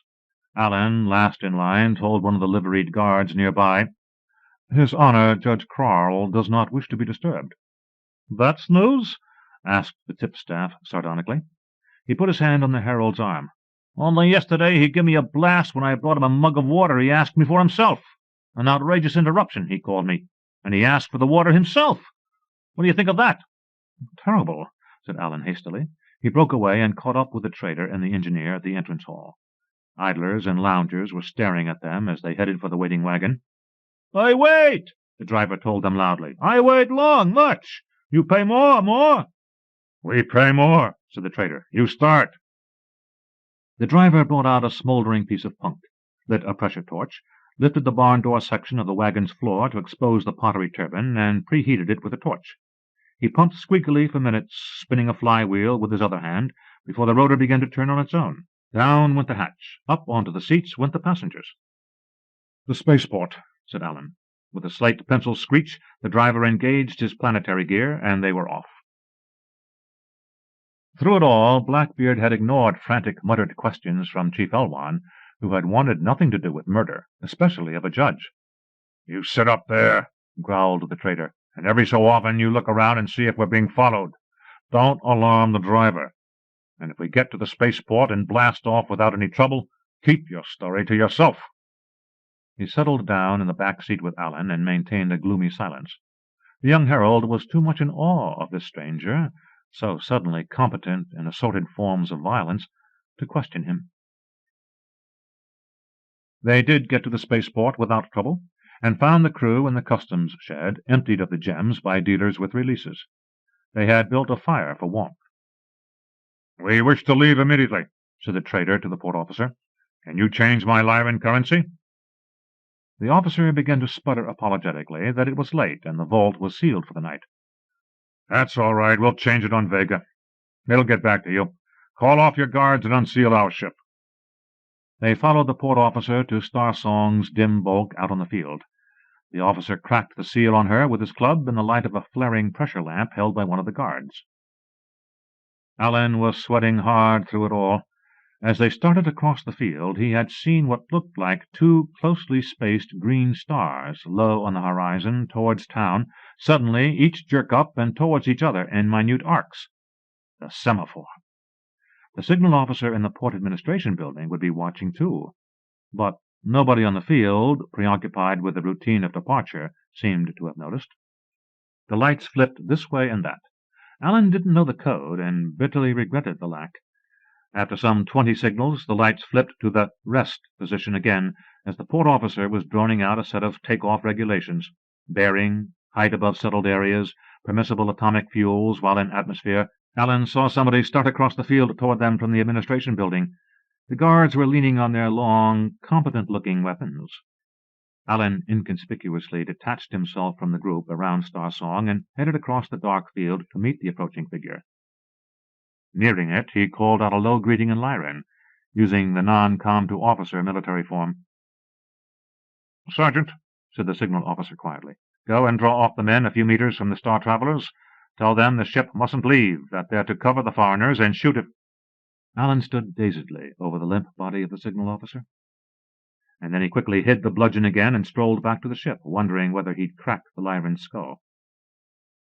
The port was open by then, and the crew filing in. He was last. "Close it fast," he told the trader. "I had to—" "I saw you," grunted Blackbeard. "A semaphore message?" He was working as he spoke, and the metal port closed. "Astrogator and engineer take over," he told them. "All hands to their bunks," ordered Astrogator Huffner. "Blast off immediate." Alan took to his cubicle and strapped himself in. Blast off deafened him, rattled his bones, and made him thoroughly sick, as usual. After what seemed like several wretched hours, they were definitely space-borne under smooth acceleration, and his nausea subsided. Blackbeard knocked, came in, and unbuckled him. "Ready to audit the books of the voyage?" asked the trader. "No," said Alan feebly. "It can wait," said the trader. "The books are the least important part anyway. We have headed off a frightful war." "War? We have?" "You wondered why I was in such haste to get off Lyra, and why I wouldn't leave Elwan there? It is because our Vegan gems were most unusual gems. I am not a technical man, but I understand they are actual gems which were treated to produce a certain effect at just about this time." Blackbeard glanced at his wrist chronometer and said dreamily, "Lyra is getting metal. Wherever there is one of our gems, pottery is decomposing into its constituent aluminum, silicon, and oxygen. Fluxes and glazes are decomposing into calcium, zinc, barium, potassium, chromium, and iron. Buildings are crumbling, pants are dropping as ceramic belt buckles disintegrate. It means chaos, protested Alan. It means civilization and peace. An ugly clash was in the making. Blackbeard paused and added deliberately, where neither their property nor their honor is touched, most men live content. The Prince, Chapter 19. You are— There was another important purpose to the voyage, said the trader, grinning. You will be interested in this. He handed Alan a document which, unfolded, had the seal of the college and order at its head. Alan read in a daze. Examiner 19 to the rector. Final clearance of novice. He lingered pridefully over the paragraph that described how he had, with coolness and great resource, foxed the battle-cruiser of the realm, adapting himself readily in a delicate situation requiring not only physical courage, but swift recall, evaluation, and application of a minor planetary culture. Not so pridefully, he read, inclined towards pomposity of manner somewhat ludicrous in one of his years, though not unsuccessful in dominating the crew by his bearing, and highly profitable disposal of our gems, a feat of no mean importance, since the college and order must, after all, maintain itself. And cleared the final and critical hurdle with some mental turmoil, if I am any judge, but did clear it. After some 20 years of indoctrination in unrealistic non-violence, the youth was confronted with a situation where nothing but violence would serve, correctly evaluated this, and applied violence in the form of a truncheon to the head of a Lyran signal officer, thereby demonstrating an ability to learn and common sense as precious as it is rare. And, finally, simply, recommended for training. Training? Gasped Alan. You mean there's more? Not for most, boy. Not for most. The bulk of us are what we seem to be. Oily, gun-shy, indispensable adjuncts to trade who feather our nest with percentages. We need those percentages, and we need gun-shy heralds. Alan recited slowly.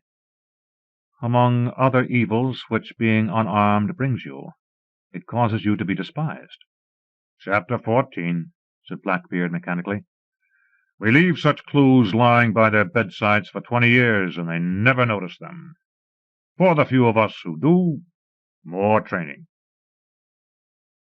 Will I learn to throw a knife like you? Asked Alan, repelled and fascinated at once by the idea. On your own time, if you wish. Mostly it's ethics and morals, so you'll be able to weigh the values of such things as knife-throwing. Ethics?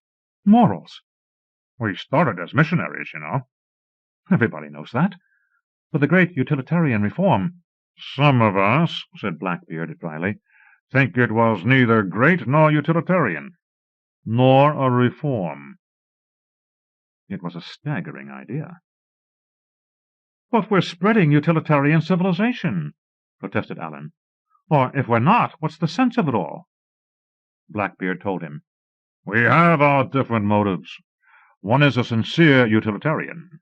Another is a gambler, happy when he's in danger and his pulses are pounding. Another is proud and likes to trick people. More than a few conceive themselves as servants of mankind. I'll let you rest for a bit now. He rose. But you? Asked Alan hesitantly. Me? You will find me in Chapter 26, grinned Blackbeard. And perhaps you'll find someone else. He closed the door behind him. Alan ran through the chapter in his mind, puzzled until— that was it. It had a strange and inevitable familiarity to it, as if he had always known that he would be saying it aloud, welcomingly, in this cramped cubicle aboard a battered starship. God is not willing to do everything, and thus take away our free will and that share of glory which belongs to us. Space SF, May 1953. The Adventurer. President Folsom the 24th said petulantly to his Secretary of the Treasury, "Blow me to hell, Bannister, if I understood a single word of that. Why can't I buy the Nicolaides collection? And don't start with a rediscount in the Series W business again. Just tell me why." The Secretary of the Treasury said with an air of apprehension and a thread-like feeling across his throat, "It boils down to no money, Mr. President." The President was too engrossed in thoughts of the marvelous collection to fly into a rage. "It's such a bargain," he said mournfully. "An archaic Henry Moore figure. Really too big to finger, but I'm no culture snob, thank God. And 15 early Morrisons, and I can't begin to tell you what else." He looked hopefully at the Secretary of Public Opinion. "Mightn't I seize it for the public good or something?" The Secretary of Public Opinion shook his head. His pose was gruffly professional. "Not a chance, Mr. President. We'd never get away with it. The art lovers would scream to high heaven." "I suppose so. Why isn't there any money?" He had swiveled dangerously on the Secretary of the Treasury again. "Sir, purchases of the new Series W bond issue have lagged badly because potential buyers have been attracted to—" "Stop it, stop it, stop it! You know I can't make head or tail of that stuff. Where's the money going?" The Director of the Budget said cautiously, "Mr. President, during the biennium just ending, the Department of Defense accounted for 78% of expenditures." The Secretary of Defense growled, "Now wait a minute, Felder. We were voted—" The President interrupted, raging weakly. "Oh, you rascals! My father would have known what to do with you. But don't think I can't handle it. Don't think you can hoodwink me." He punched a button ferociously. His silly face was contorted with rage, and there was a certain tension on all the faces around the cabinet table. Panels slid down abruptly in the walls, revealing grim-faced Secret Servicemen. Each cabinet officer was covered by at least 2 automatic rifles. "Take that traitor away!" the President yelled. His finger pointed at the Secretary of Defense, who slumped over the table, sobbing. 2 Secret Servicemen half carried him from the room. President Folsom the 24th leaned back, thrusting out his lower lip. He told the Secretary of the Treasury, "Get me the money for the Nicolaides collection. Do you understand? I don't care how you do it. Get it." He glared at the Secretary of Public Opinion. "Have you any comments?" "No, Mr. President." "All right, then." The President unbent and said plaintively, "I don't see why you can't all be more reasonable. I'm a very reasonable man. I don't see why I can't have a few pleasures along with my responsibilities. Really, I don't. And I'm sensitive. I don't like these scenes. Very well, that's all. The Cabinet meeting is adjourned." They rose and left silently in the order of their seniority. The President noticed that the panels were still down, and pushed the button that raised them again, and hid the granite-faced Secret Serviceman. He took out of his pocket a late Morrison fingering-piece, and turned it over in his hand, a smile of relaxation and bliss spreading over his face. Such amusing textural contrast! Such unexpected variations on the classic sequences! The Cabinet, less the Secretary of Defense, was holding a rump meeting in an untapped corner of the White House gymnasium. "God," the Secretary of State said, white-faced. "Poor old Willie." The professionally gruff Secretary of Public Opinion said, "We should murder the bastard. I don't care what happens." The Director of the Budget said dryly, "We all know what would happen. President Folsom the 25th would take office. Now, we've got to keep plugging as before. Nothing short of the invincible can topple the Republic." "What about a war?" the Secretary of Commerce demanded fiercely. "We've no proof that our program will work. What about a war?" State said wearily, "Not while there's a balance of power, my dear man. The Io-Callisto question proved that. The Republic and the Soviet fell all over themselves trying to patch things up as soon as it seemed that there would be real shooting. Folsom the 24th and His Excellency Premier Yersinsky know at least that much." The Secretary of the Treasury said, "What would you all think of Steiner for defense?" The Director of the Budget was astonished. "Would he take it?" Treasury cleared his throat. As a matter of fact, I've asked him to stop by right about now." He hurled a medicine ball into the budgetary gut. "Oof!" said the director. "You bastard! Steiner would be perfect. He runs standards like a watch." He treacherously fired the medicine ball at the Secretary of Raw Materials, who blandly caught it and slammed it back. "Here he comes," said the Secretary of Raw Materials. "Steiner, come and sweat some oleo off." Steiner ambled over, a squat man in his 50s, and said, "I don't mind if I do." "Where's Willie?" The State said, "The President unmasked him as a traitor. He's probably been executed by now." Steiner looked grim, and grimmer yet when the Secretary of the Treasury said, deadpan, "We want to propose you for defense." "I'm happy in standards," Steiner said. "Safer, too. The man's father took an interest in science, but the man never comes around. Things are very quiet. Why don't you invite Winch from the National Art Commission? It wouldn't be much of a change for the worse for him."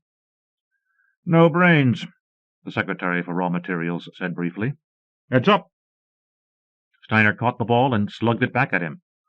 "What good are brains?" he asked quietly. "Close the ranks, gentlemen," State said. "These long shots are too hard on my arms." The ranks closed, and the cabinet told Steiner what good were brains. He ended by accepting. The moon is all Republic. Mars is all Soviet. Titan is all Republic. Ganymede is all Soviet. But Io and Callisto, by the Treaty of Greenwich, are half and half Republic and Soviet. Down the main street of the principal settlement on Io runs an invisible line. On one side of the line, the principal settlement is known as New Pittsburgh. On the other side, it is known as Nizhny Magnitogorsk. Into a miner's home in New Pittsburgh one day, an 8-year-old boy named Grayson staggered, bleeding from the head. His eyes were swollen almost shut. His father lurched to his feet, knocking over a bottle. He looked stupidly at the bottle, set it upright too late to save much of the alcohol, and then stared fixedly at the boy. "See what you made me do, you little bastard," he growled, and fetched the boy a clout on his bleeding head that sent him spinning against the wall of the hut. The boy got up slowly and silently. There seemed to be something wrong with his left arm, and glowered at his father. He said nothing. "Fighting again," the father said in a would-be fierce voice. His eyes fell into the peculiar fire in the boy's stare. "Damn fool." A woman came in from the kitchen. She was tall and thin. In a flat voice she said to the man, "Get out of here." The man hiccuped and said, "Your brat spilled my bottle. Give me $1. In the same flat voice, "I have to buy food." "I said, give me $1. The man slapped her face. It did not change, and wrenched a small purse from the string that suspended it around her neck. The boy suddenly was a demon, flying at his father with fists and teeth. It lasted only a second or two. The father kicked him into a corner where he lay, still glaring, wordless and dry-eyed. The mother had not moved. Her husband's hand-mark was still red on her face when he hulked out, clutching the money-bag. Mrs. Grayson at last crouched in the corner with the 8-year-old boy. "Little Tommy," she said softly. "My little Tommy, did you cross the line again?" He was blubbering in her arms, hysterically, as she caressed him. At last he was able to say, "I didn't cross the line, Mom. Not this time. It was in school. They said our name was really Krasinski." "God damn him!" the boy shrieked. "They said his grandfather was named Krasinski, and he moved over the line and changed his name to Grayson. God damn him, doing that to us." "Now, darling," his mother said, caressing him. "Now, darling." His trembling began to ebb. She said, "Let's get out the spools, Tommy. You mustn't fall behind in school. You owe that to me, don't you, darling?" "Yes, Mom," he said. He threw his spindly arms around her and kissed her. "Get out the spools. We'll show them."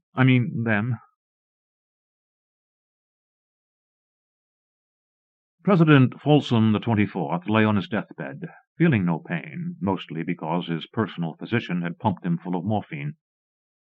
Dr. Barnes sat by the bed holding the presidential wrist and waiting, occasionally nodding off and recovering with a belligerent stare around the room.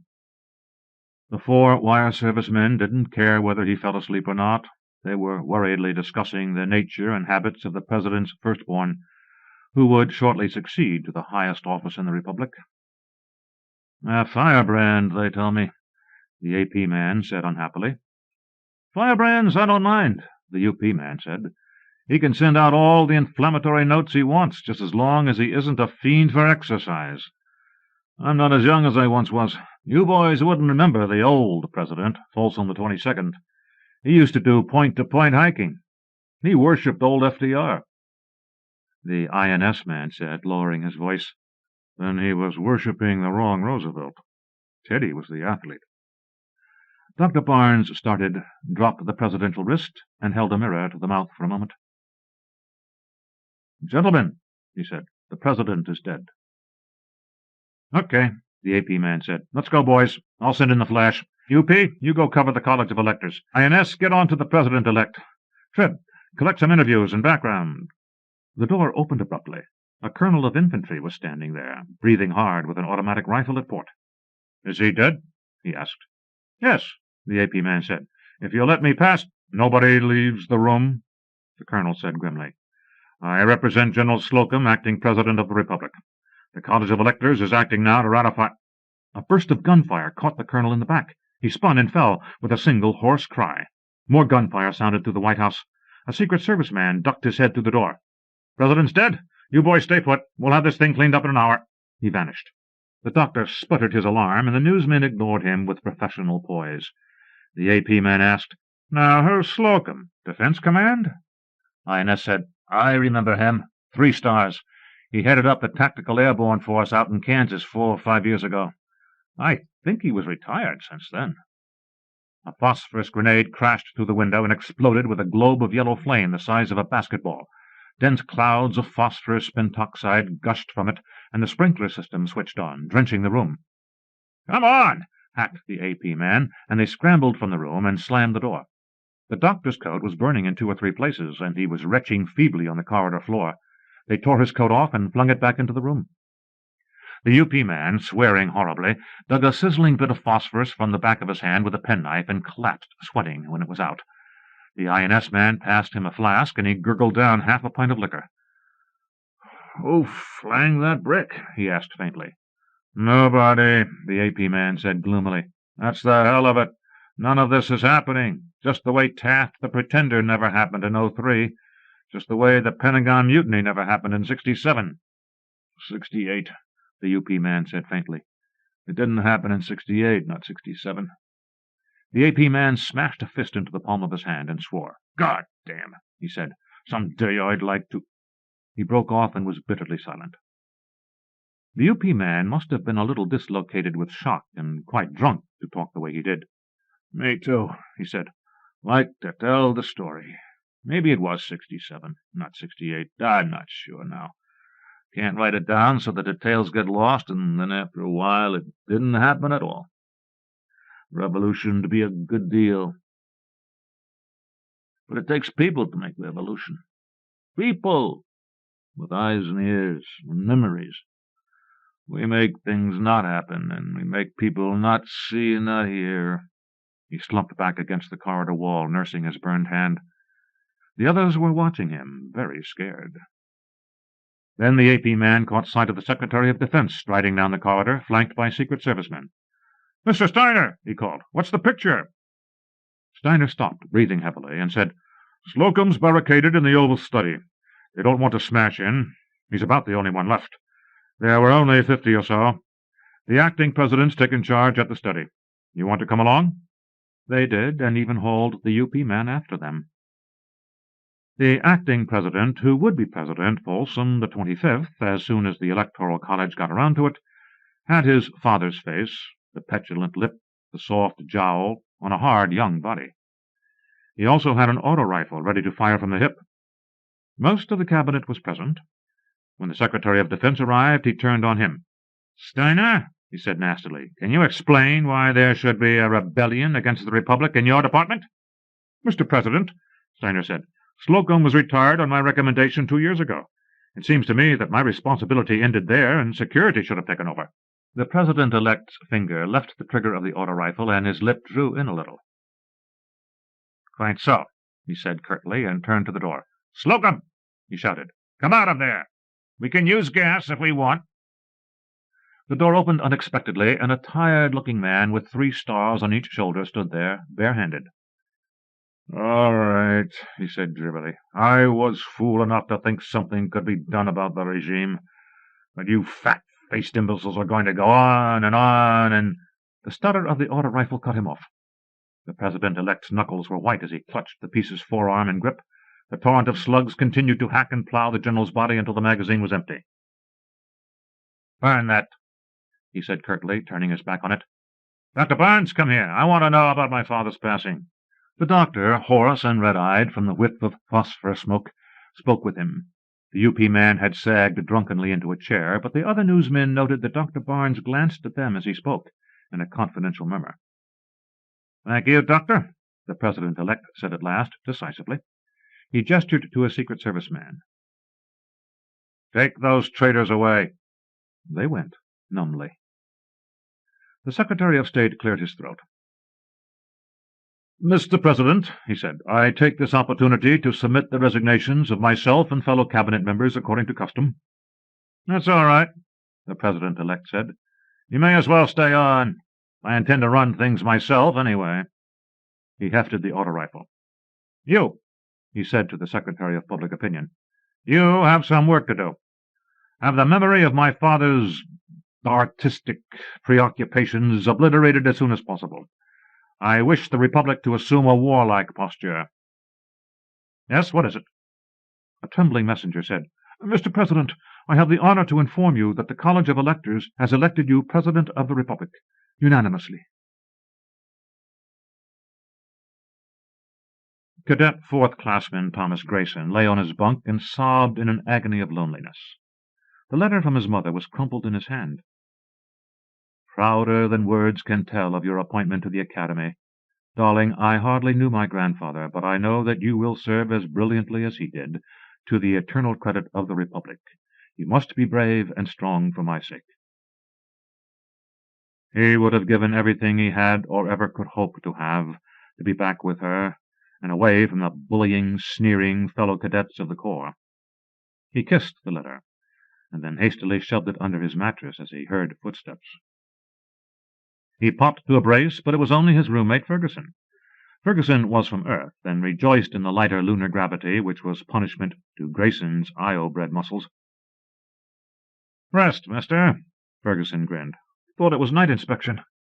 "Any minute now. They're down the hall. Let me tighten your bunk, or you'll be in trouble." Tightening the bunk, he pulled out the letter and said, calfishly, "Aha! Who is she?" and opened it. When the cadet officers reached the room, they found Ferguson on the floor, being strangled black in the face by spidery little Grayson. It took all 3 of them to pull him off. Ferguson went to the infirmary, and Grayson went to the commandant's office. The commandant glared at the cadet from under the most spectacular pair of eyebrows in the service. "Cadet Grayson," he said, "explain what occurred." "Sir, Cadet Ferguson began to read a letter from my mother without my permission." "That is not accepted by the Corps as grounds for mayhem. Do you have anything further to say?" "Sir, I lost my temper. All I thought of was that it was an act of disrespect to my mother, and somehow to the Corps and the Republic, too, that Cadet Ferguson was dishonoring the Corps." Bourgeois, the commandant thought. A snow job, and a crude one. He studied the youngster. He had never seen such a brace from an Io-bred 4th-classman. It must be torture to muscles not yet toughened up to even lunar gravity. 5 minutes more and the boy would have to give way, and serve him right for showing off. He studied Grayson's folder. It was too early to tell about academic work, but the 4th-classman was a bear, or a fool, for extra duty. He had gone out for 6 teams and applied for membership in the exacting math club and writing club. The commandant glanced up. Grayson was still in his extreme brace. The Commandant suddenly had the queer idea that Grayson could hold it until it killed him. 100 hours of pack drill, he barked, to be completed before quarter term. Cadet Grayson, if you succeed in walking off your tours, remember that there is a tradition of fellowship in the Corps which its members are expected to observe. Dismiss. After Grayson's steel-sharp salute and exit, the Commandant dug deeper into the folder. Apparently there was something wrong with the boy's left arm, but it had been passed by the examining team that visited Io. Most unusual. Most irregular. But nothing could be done about it now. The President, softer now in body than on his election day, and infinitely more cautious, snapped, "It's all very well to create an incident, but where's the money to come from? Who wants the rest of Io anyway? And what will happen if there's war?"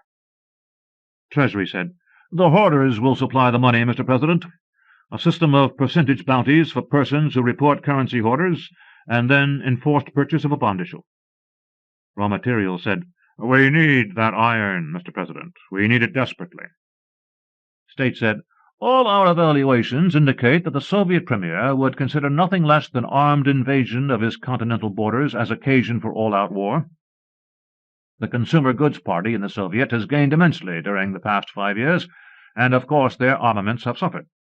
Your shrewd directive to put the Republic in a warlike posture has borne fruit, Mr. President." President Folsom XXV studied them narrowly. To him, the need for a border incident culminating in a forced purchase of Soviet Io did not seem as pressing as they thought, but they were, after all, specialists, and there was no conceivable way they could benefit from it personally. The only alternative was that they were offering their professional advice, and that it would be best to heed it.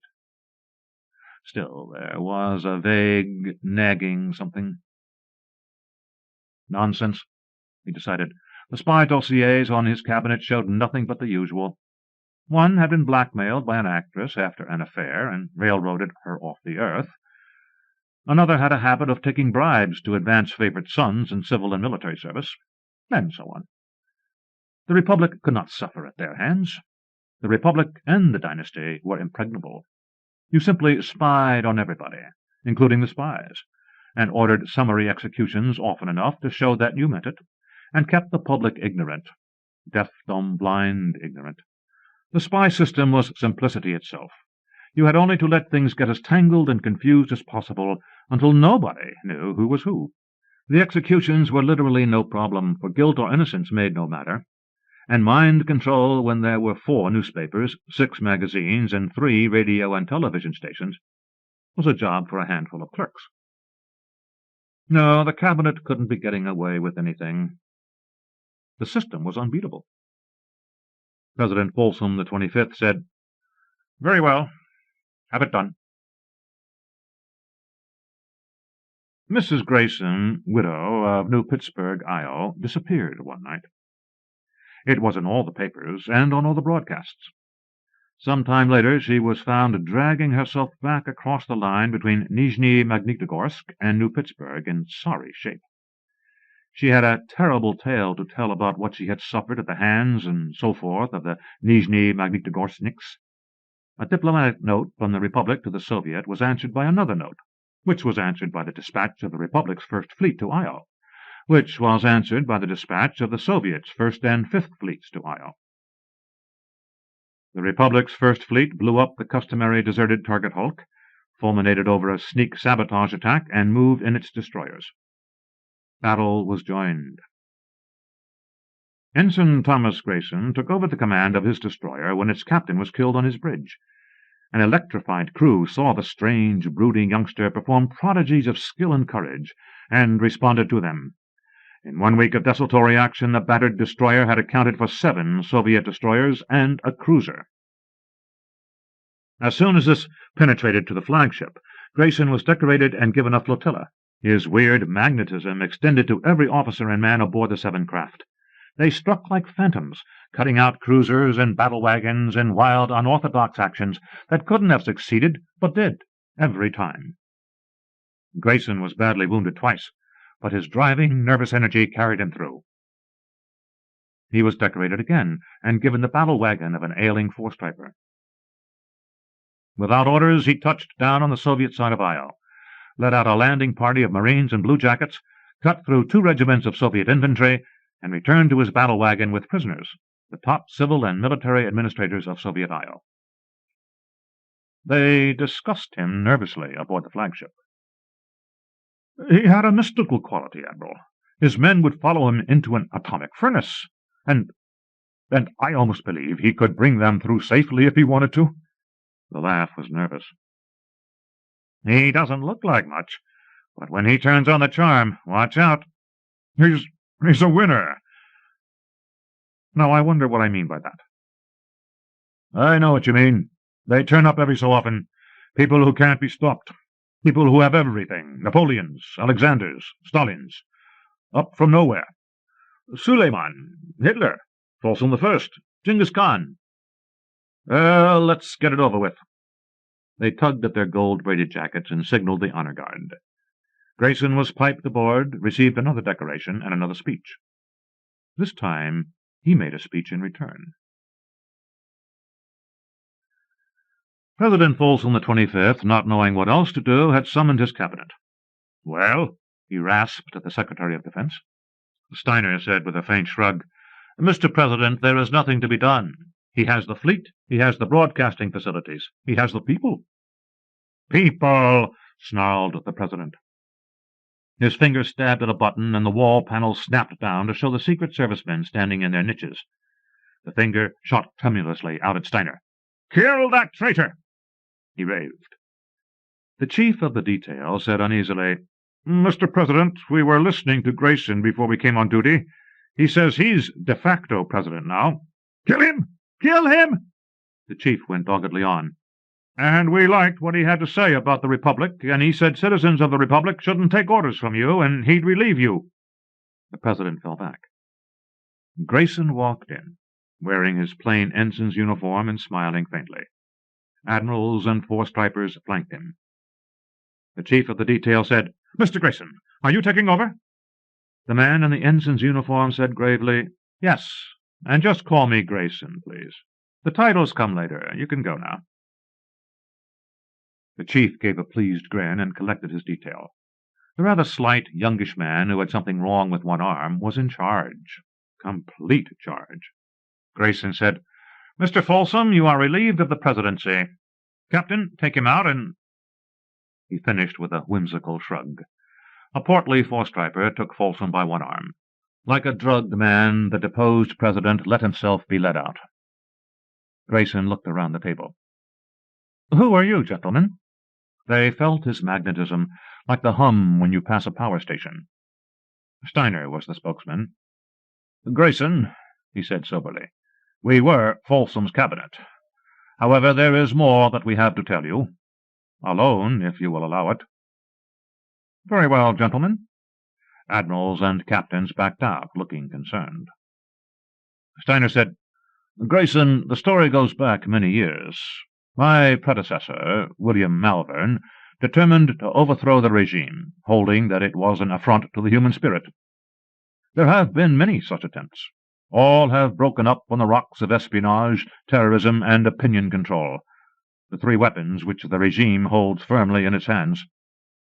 Malvern tried another approach than espionage versus espionage, terrorism versus terrorism, and opinion control versus opinion control.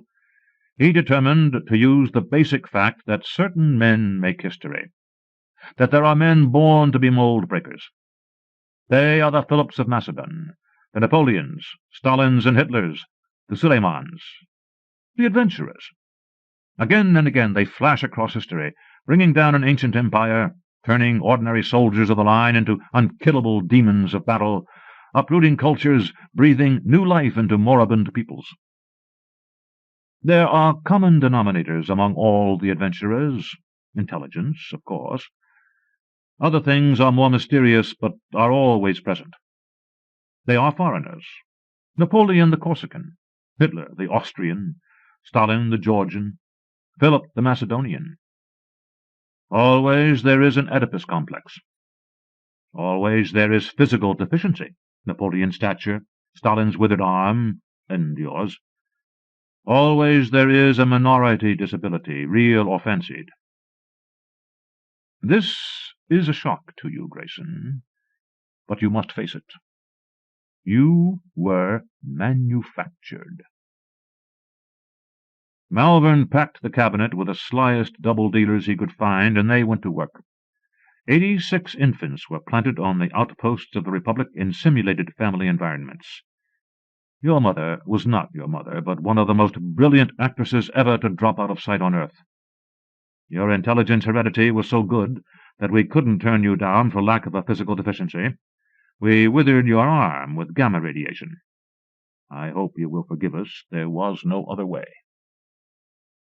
Of the 86, you are the one that worked.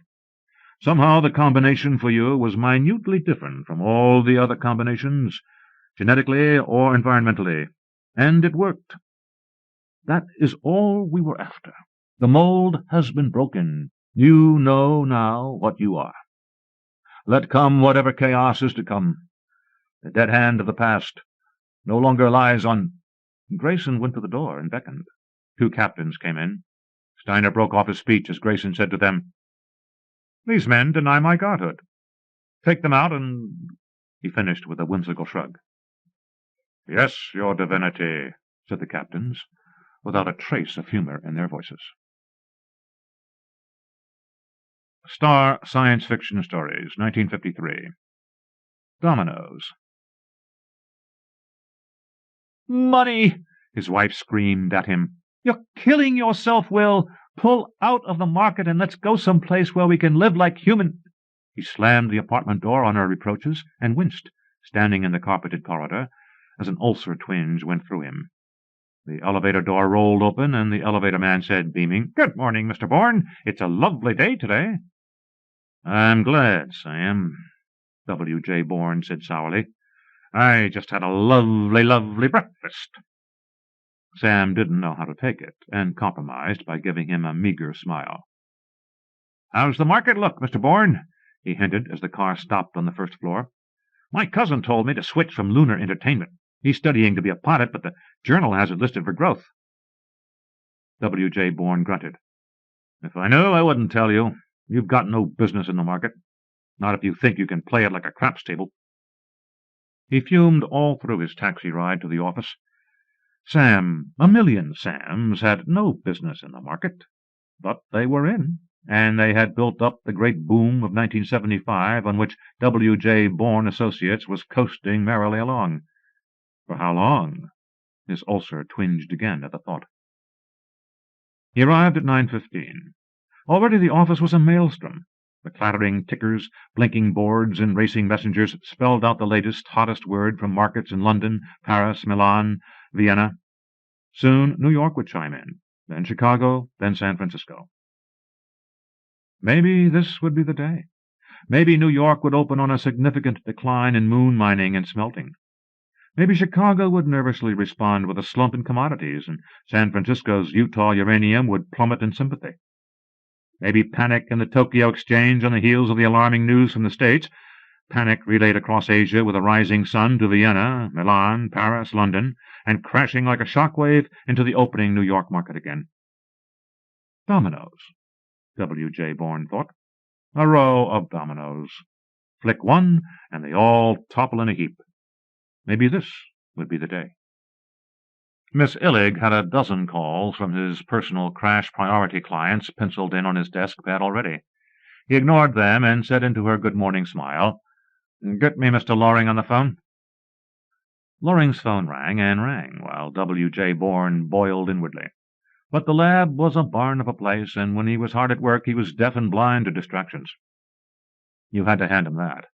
He was screwy, he was insolent, he had an inferiority complex that stuck out a yard. But he was a worker. Loring's insolent voice said in his ear, "Who's this?" "Bourne," he snapped. "How's it going?" There was a long pause, and Loring said casually, "I worked all night. I think I got it licked." "What do you mean?" Very irritated. "I said I think I got it licked. I sent a clock and a cat and a cage of white mice out for 2 hours. They came back okay." "You mean?" W.J. Bourne began hoarsely and moistened his lips. "How many years?" he asked evenly. "The mice didn't say, but I think they spent 2 hours in 1977. "I'm coming right over," W.J. Bourne snapped and hung up. His office staff stared as he strode out. If the man was lying... No, he didn't lie. He'd been sopping up money for 6 months ever since he bowled his way into Bourne's office with his time machine project. But he hadn't lied once. With brutal frankness, he had admitted his own failures and his doubts that the thing ever would be made to work. But now, W.J. Bourne rejoiced, it had turned into the smartest gamble of his career. 6 months and $250,000. A 2-year forecast on the market was worth $1 billion. 4,000 to 1, he gloated. 4,000 to 1. 2 hours to learn when the great bull market of 1975 would collapse, and then back to his office armed with the information, ready to buy up to the very crest of the boom, and then get out at the peak, wealthy forever, forever beyond the reach of fortune, good or bad.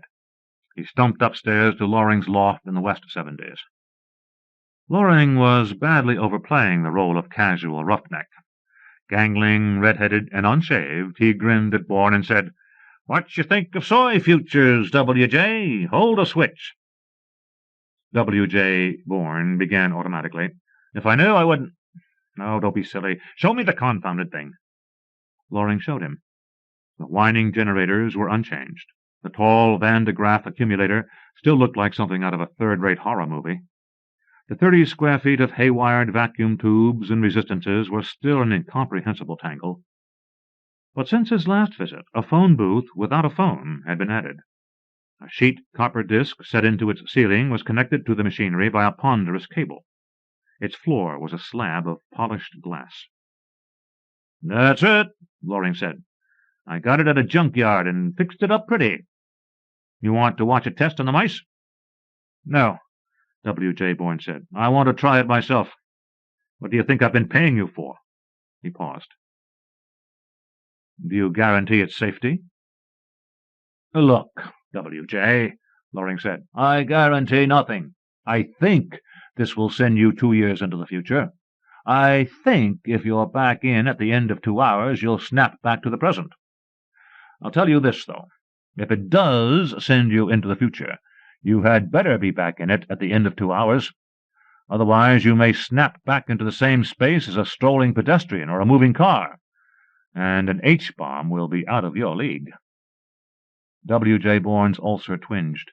With difficulty he asked, "Is there anything else I ought to know?"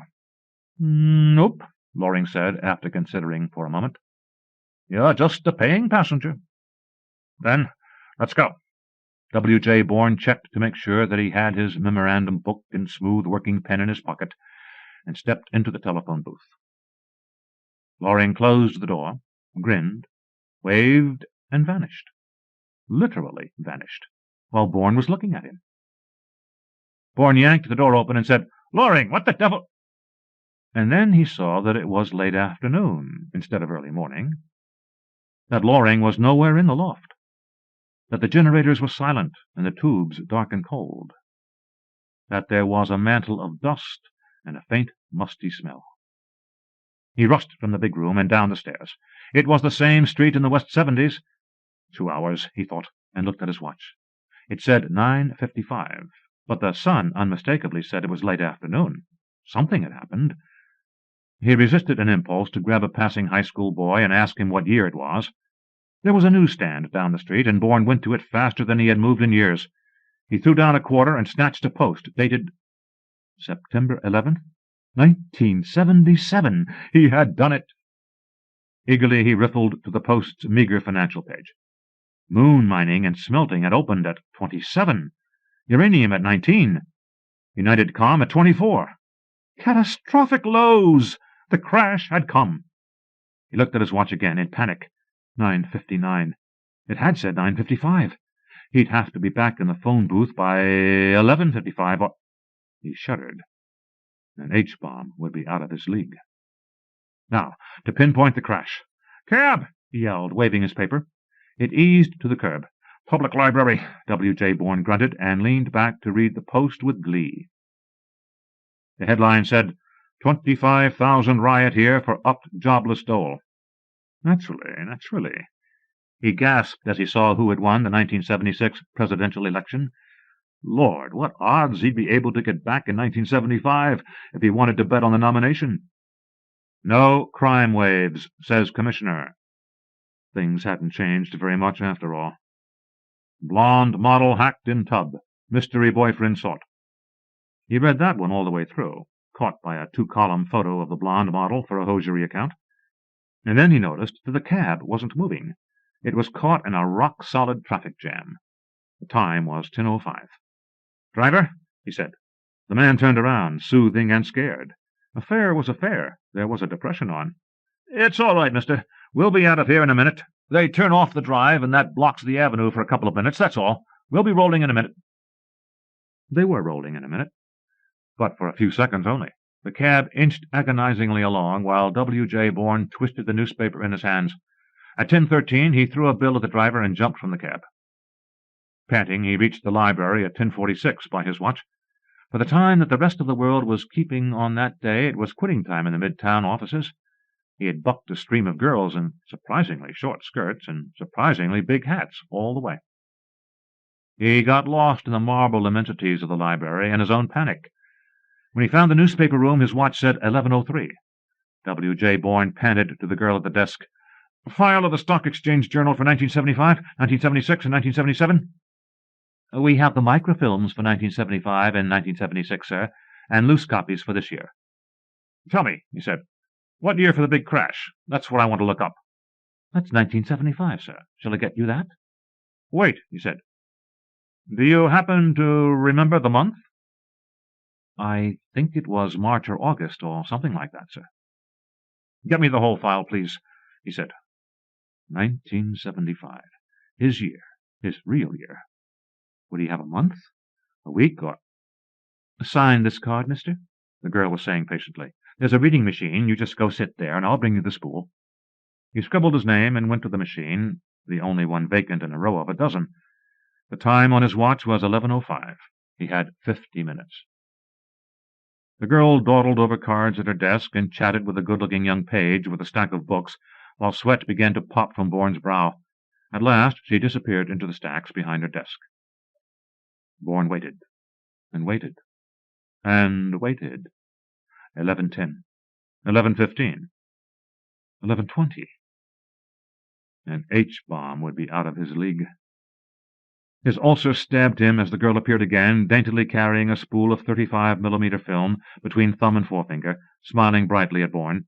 "Here we are," she said, and inserted the spool in the machine and snapped a switch. Nothing happened. "Oh, darn," she said. "The light's out. I told the electrician." Bourne wanted to scream and then to explain, which would have been just as foolish. "There's a free reader," she pointed down the line. W.J. Bourne's knees tottered as they walked to it. He looked at his watch. 11:27. 28 minutes to go. The ground glass screen lit up with a shadow of the familiar format. January 1st, 1975. "You just turn the crank," she said, and showed him. The shadows spun past on the screen at dizzying speed, and she went back to her desk. Bourne cranked the film up to April 1975, the month he had left 91 minutes ago, and to the 16th day of April, the very day he had left. The shadow on the ground glass was the same paper he had seen that morning. Synthetics surged to New Vienna peak. Trembling, he cranked into a vision of the future. The Stock Exchange Journal for April 17th, 1975. 3-inch type screamed, "Securities crash in global crisis. Banks close. Clients storm brokerages." Suddenly he was calm, knowing the future and safe from its blows. He rose from the reader and strode firmly into the marble halls. Everything was all right now. 26 minutes was time enough to get back to the machine. He'd have a jump of several hours on the market. His own money would be safe as houses. He could get his personal clients off the hook. He got a cab with miraculous ease and rolled straight to the loft building in the West 70s without hindrance. At 11:50 by his watch he was closing the door of the phone booth in the dusty, musty-smelling lab. At 11:54 he noticed an abrupt change in the sunlight that filtered through the dirt-streaked windows, and stepped calmly out. It was April 16th, 1975 again. Loring was sound asleep beside a gas hot plate on which coffee simmered. W.J. Bourne turned off the gas and went downstairs softly. Loring was a screwy, insolent, insecure young man, but by his genius he had enabled W.J. Bourne to harvest his fortune at the golden moment of perfection. Back in his office, he called his floor broker and said firmly, "Cronin, get this straight. I want you to sell every share of stock and every bond in my personal account immediately, at the market, and to require certified checks in payment." Cronin asked forthrightly, "Chief, have you gone crazy?" "I have not. Don't waste a moment, and report regularly to me. Get your boys to work. Drop everything else." Bourne had a light, bland lunch sent in, and refused to see anybody or take any calls, except from the floor broker.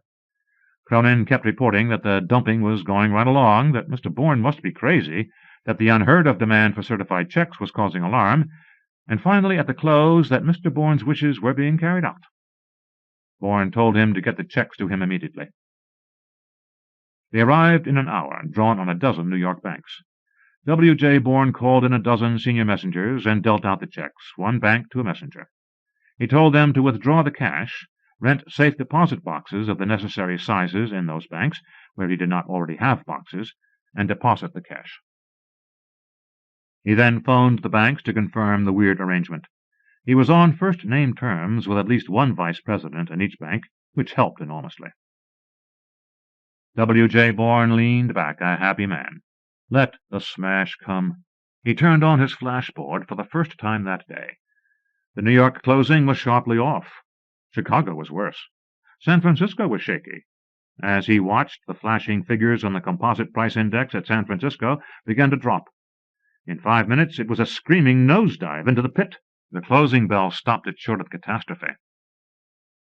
W.J. Bourne went out to dinner after phoning his wife that he would not be home. He returned to the office and watched a board in one of the outer rooms that carried Tokyo Exchange through the night hours, and congratulated himself as the figures told a tale of panic and ruin. The dominoes were toppling. He went to his club for the night and woke early, eating alone in an almost deserted breakfast room. The ticker in the lobby sputtered a good morning as he drew on his gloves against the chilly April dawn. He stopped to watch. The ticker began spewing a tale of disaster on the great bourses of Europe, and Mr. Bourne walked to his office. Brokers aplenty were arriving early, muttering in little crowds in the lobby and elevators. "What do you make of it, Bourne?" one of them asked. "What goes up must come down," he said. "I'm safely out." "So I hear," the man told him, with a look that Bourne decided was envious. Vienna, Milan, Paris, and London were telling their sorry story on the boards in the customers' rooms. There were a few clients silting up the place already, and the night staff had been busy taking orders by phone for the opening. They all were to sell at the market. W.J. Bourne grinned at one of the nightmen and cracked a rare joke. "Want to buy a brokerage house, Willard?"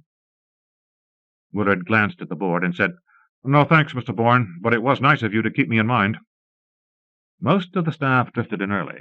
The sense of crisis was heavy in the air. Bourne instructed his staff to do what they could for his personal clients first, and holed up in his office. The opening bell was the signal for hell to break loose. The tickers never had the ghost of a chance of keeping up with the crash, unquestionably the biggest and steepest in the history of finance. Bourne got some pleasure out of the fact that his boy's promptness had cut the losses of his personal clients a little. A very important banker called in mid-morning to ask Bourne into a billion-dollar pool that would shore up the market by a show of confidence. Bourne said no, knowing that no show of confidence would keep moon mining and smelting from opening at 27 on September 11th, 1977. The banker hung up abruptly. Miss Illig asked, "Do you want to see Mr. Loring?" "He's here." "Send him in." Loring was deathly pale, with a copy of the journal rolled up in his fist. "I need some money," he said. W.J. Bourne shook his head. "You see what's going on?" he said. "Money's tight. I've enjoyed our association, Loring, but I think it's time to end it. You've had $250,000 clear. I make no claims on your process." "It's gone," Loring said hoarsely. "I haven't paid for the damn equipment. Not 10 cents on the dollar yet. I've been playing the market. I lost $150,000 on soy futures this morning. They'll dismantle my stuff and haul it away. I've got to have some money." "No," W.J. Bourne barked. "Absolutely not. They'll come with a truck for the generators this afternoon. I stalled them. My stocks kept going up, and now all I wanted was enough in reserve to keep working. I've got to have money." "No," said Bourne. "After all, it's not my fault." Loring's ugly face was close to his. "Isn't it?" he snarled. And he spread out the paper on the desk. Bourne read the headline again of the Stock Exchange Journal for April 17, 1975. "Securities crash in global crisis. Banks close. Clients storm brokerages." But this time he was not too rushed to read on. "A worldwide slump in securities has wiped out billions of paper dollars since it started shortly before closing yesterday at the New York Stock Exchange. No end to the catastrophic flood of sell orders is yet in sight. Veteran New York observers agreed that dumping of securities on the New York market late yesterday by W.J. Bourne of W.J. Bourne Associates pulled the plug out of the big boom which must now be consigned to memory. Banks have been hard hit by the—" "Isn't it?" Loring snarled. "Isn't it?" His eyes were crazy as he reached for Bourne's thin neck. "Dominoes." W.J. Bourne thought vaguely through the pane and managed to hit a button on his desk. Miss Illig came in and screamed, and went out again and came back with a couple of husky customers' men. But it was too late. Stirring Science Stories, March 1942, as by Cecil Corwin. The Golden Road. Out of myth, of night and language, there come strange tales told over wine. There is a man known as the Three-Cornered Scar, who frequents a village spot famed for its wine and raconteurs, both of which are above the average. The Three-Cornered Scar favored us by a visit to my table and ordering, during the course of his story, 5 half-bottles of house red to my account. The wine is drunk up, and the story told. 1. Colt was tired. He was so bone-broke weary that he came near to wishing he was dead. It would have been easy to die in the snow. Heaps in the way seemed to beg for the print of his body. He skirted crevasses that were like wide and hungry mouths. This was Central Asia, High Pamir, a good 1,000 miles from any permanent habitation of the human race. The nomadic Kirghiz population had been drained away to the Eastern Front. Civil and military authorities likewise. Colt himself was the tragic, far-strayed end of the first Kwanlun oil prospecting expedition, undertaken by a handful of American volunteers on behalf of the Chongqing government. Estimating generously, his assets were 5 more days of scanty eating, and an eternity of sleep under the glaring stars of the plateau. He had struck, somehow, an easier way across the snow-covered rocky wastes. There was a route to follow, a winding, mazy route that skirted the Alai Range's jagged foothills and slipped through the Tengiz-Bai Pass. Old memories of maps and trails swirled through Colt's tired head. He bore north, for no better reason than that he could guide himself by Polaris, low on the horizon. Colt was headed, with a laugh and a curse, for Bokhara.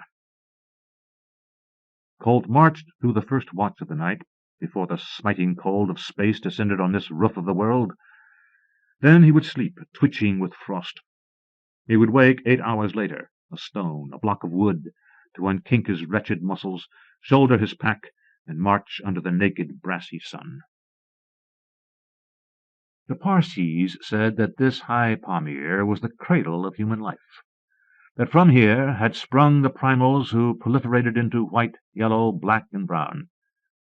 To the southwest, at the same 13,000 elevation, was the valley of the Oxus, a green ribbon in the steel-gray and bone-white of the plateau. To the northeast were the great peaks, Everest, Kanchenjunga, K4, that started where other mountains ended, shooting from 17,000 up to unthinkable heights, sky-piercing. Night and day scarcely interrupted the flow of his thoughts. His waking fantasies and his dreams alike were brutish, longing for warmth and comfort, bespelled remembrance of palmier days. He woke to find an ear frostbitten, dead, marble white without sensation, killed by cold. It came to him slowly, the idea forcing its way through the numbed machinery of his brain, that he was following a path. This easier way across the plateau could be nothing but one of the historic caravan routes. Over this trail had gone 1 billion feet of beasts and men, and his own had found their way into the ancient grooves. Colt was content with that. Going by the sun and stars was good, compass better, but best of all were the ways that men had taken and found well suited. There were animal droppings before him now and then, once a fragment of broken crockery. He doubled his pace, from a slow plod to a loping, long-strided walk that took much of his husbanded wind. Finally he saw the print in a snowbank that spelled man. It was a shod foot's mark, light and sidestepping. As he watched, a puff of wind drifted it over with dry, gleaming snow. Colt found a splash of milk against a rock, then the smell of camel clinging about a wiry shrub. He saw them at last, the tail of a great caravan, and fell fainting into the arms of tall, curious Kirghiz camel-drivers. They carried him in a litter until he awoke and could eat, for nothing was so important or unexpected that it could be allowed to break the schedule of the march. Colt opened his eyes to grunts of satisfaction from his bearers. He accepted the hunks of dried meat and bottle of warm tea they gave him, trying to catch enough of the language to offer thanks. Coming down the line of the caravan was a large Hindu on one of the small Mongolian ponies. He reined beside Colt and asked in French, "How are you? They passed me word. Can you march with us?" "But yes, it's like life out of death to find you people here. What can I do to help?" The Hindu dismounted to walk the pony beside him. "Keep up spirits. Our few Europeans are tired of each other's company. In case of bandit raiding, highly improbable, of course, you'll fight. I'm Raisuli Batar, merchant of the Punjab. I'm caravan master, whose word is law. Not that it's necessary. The boys are well behaved, and we have enough food." "Where are we headed?" asked Colt, gnawing on the hunk of meat. "We started for Bokhara. Come up the line to meet the better sort with me. They're agog with excitement, of course, don't dare break line without my permission, which I don't choose to grant. By way of payload, we have crates of soap on the camels and drums of flavoring essence on the ponies." Colt sniffed, finding wintergreen and peppermint on the air. "May you find a good price," he said respectfully. Raisuli smiled, and the American was pleased. The caravan-master was big and solid, with a grim, handsome face. It was good to please a man like that, Colt thought. They quickened their pace, overtaking 100 plodding bearers and a herd of sheep. Colt was introduced to a pale, thoughtful man named McNaughton, a reader in history at the University of Glasgow, who said he had been doing field work in Asia for 3 years. Farther on were Lotz and wife, 2 young Poles from Galicia, who were hoping for government work in Bokhara. The man was quiet, his English heavily accented. The wife spoke French only, but with a vivid dash of a Parisienne. Her lips were touched with scarlet. Here in the wilderness of the high Pamir, she wore a freshly pressed riding habit. Colt was enchanted. Raisuli cast a glance at the sky. "Bedding down?" he snapped. "Excuse me. C'est l'heure." He left Colt with the Poles, mounting his pony again to gallop down the line, barking orders to the various Hindus, Tajiks, Chinese, Abyssinians, Kirghiz, and crewmen who made up the crew. It took no more than a quarter-hour to bring the unwieldy line to a halt. In another quarter-hour 1,000 felt tents were pitched and pegged, fires lighted, and animals staked out. "It times well, that one," smiled Monsieur Lotz. Colt looked up and saw the sky already deepening into black. He shuddered a little and drew nearer to the fire. "I think," said McNaughton absently, "that I could take a little refreshment." Lodge looked up from under his brows, then clapped his hands. A native boy came running. "Bring food. Some of that cold joint, Walla." "Yes, Sahib." "Such a night this will be, perhaps," said Monsieur Lodge softly, "as it was in August." "Just such a night," said McNaughton. "Will you join us, Mr. Colt?" "Not I," said the American, with a sense of guilt. "I was fed when I came to after fainting. Is it safe? May I look about?" He got no answer. The boy had returned with a great haunch of meat. Silently the Occidentals gathered about it, taking out knives. Colt watched in amazement as the dainty Frenchwoman hacked out a great slab of beef and tore at it, crammed it down her throat. Before it was swallowed, she was cutting away again. I asked if I ought to look about." Lotz shot him a sidewise glance, his mouth crammed with meat, his jaws working busily. Then, as though Colt had never spoken, he returned to the serious business of feeding, with the same animal quality as his wife and McNaughton showed. "I'll look about, then," said Colt forlornly. He wandered away from the fire in the direction of a yellow felt tent. There he was delighted to catch words of Cantonese. "Greetings, son of Han," he said to the venerable speaker. The fine old Mongol head turned. Colt felt himself subjected to a piercing, kindly scrutiny by two twinkling little black eyes. The ruddy little mouth smiled. "Sit down, son. It's a long time between new friends." Colt squatted by the fire obediently. The venerable one took a long pull from a bottle of Suntory, a vile synthetic Japanese whiskey. Wiping his mouth with the back of a wrinkled yellow hand, he announced, "I'm Grandfather Tung. This is my son, Tung Goyat. If you let him, he'll talk you deaf about the time he was on the Long March with the 8th Route Army. He claims General Juter once ate rice with him." Tung Goyat smiled obediently and a little tolerantly at his father's whimsy. He was a fine-looking Chinese, big-headed and straight-faced, with little wrinkles of laughter playing about his mouth. "What my father says," he confided, "is strictly true. It was a full 1,000 miles from—" "What did I tell you?" broke in the old man. "The slave is his wife, and the smartest one of the lot." He indicated a small Chinese woman of the indeterminate age between 20 and 50. She said in English, hardly accented, "Hello, you do speak English, don't you? These barbarians don't know anything but their village jargon and Canton talk." The smile took the edge from her harsh words. Colt introduced himself and answered endless questions on the state of China, military, political, and economic. "Hold off," ordered the woman at last. "Let him have his turn. Want to know anything, Mr. Colt?" "Wouldn't mind knowing how long you've been traveling." "Stupid question," broke in Grandfather Han. "Just what one expects from a foreign devil. The splendor of the night closes about him, and he would know how long we've been on the march. Have a drink, a small one." He passed the bottle. Colt politely refused. "Then maybe you'd like a little game." There clicked in his palm 2 ivory cubes. "Please, father," said Tung Goyat. "Put those away." "Pattern of ancient virtue," sneered the old man. "Oh, you child of purity." "Grandfather is very lucky," said the woman quietly. "He started on the caravan with nothing but those dice and many years of gambling experience. He is now one of the richest men on the line of march. He owns 2 herds of sheep, a riding camel of his own, and the best food there is to be had." "And drink," said the son somberly. "Tell you what," said the old man, "you can have some of my VSO stock, stuff I won from a Spaniard a month back."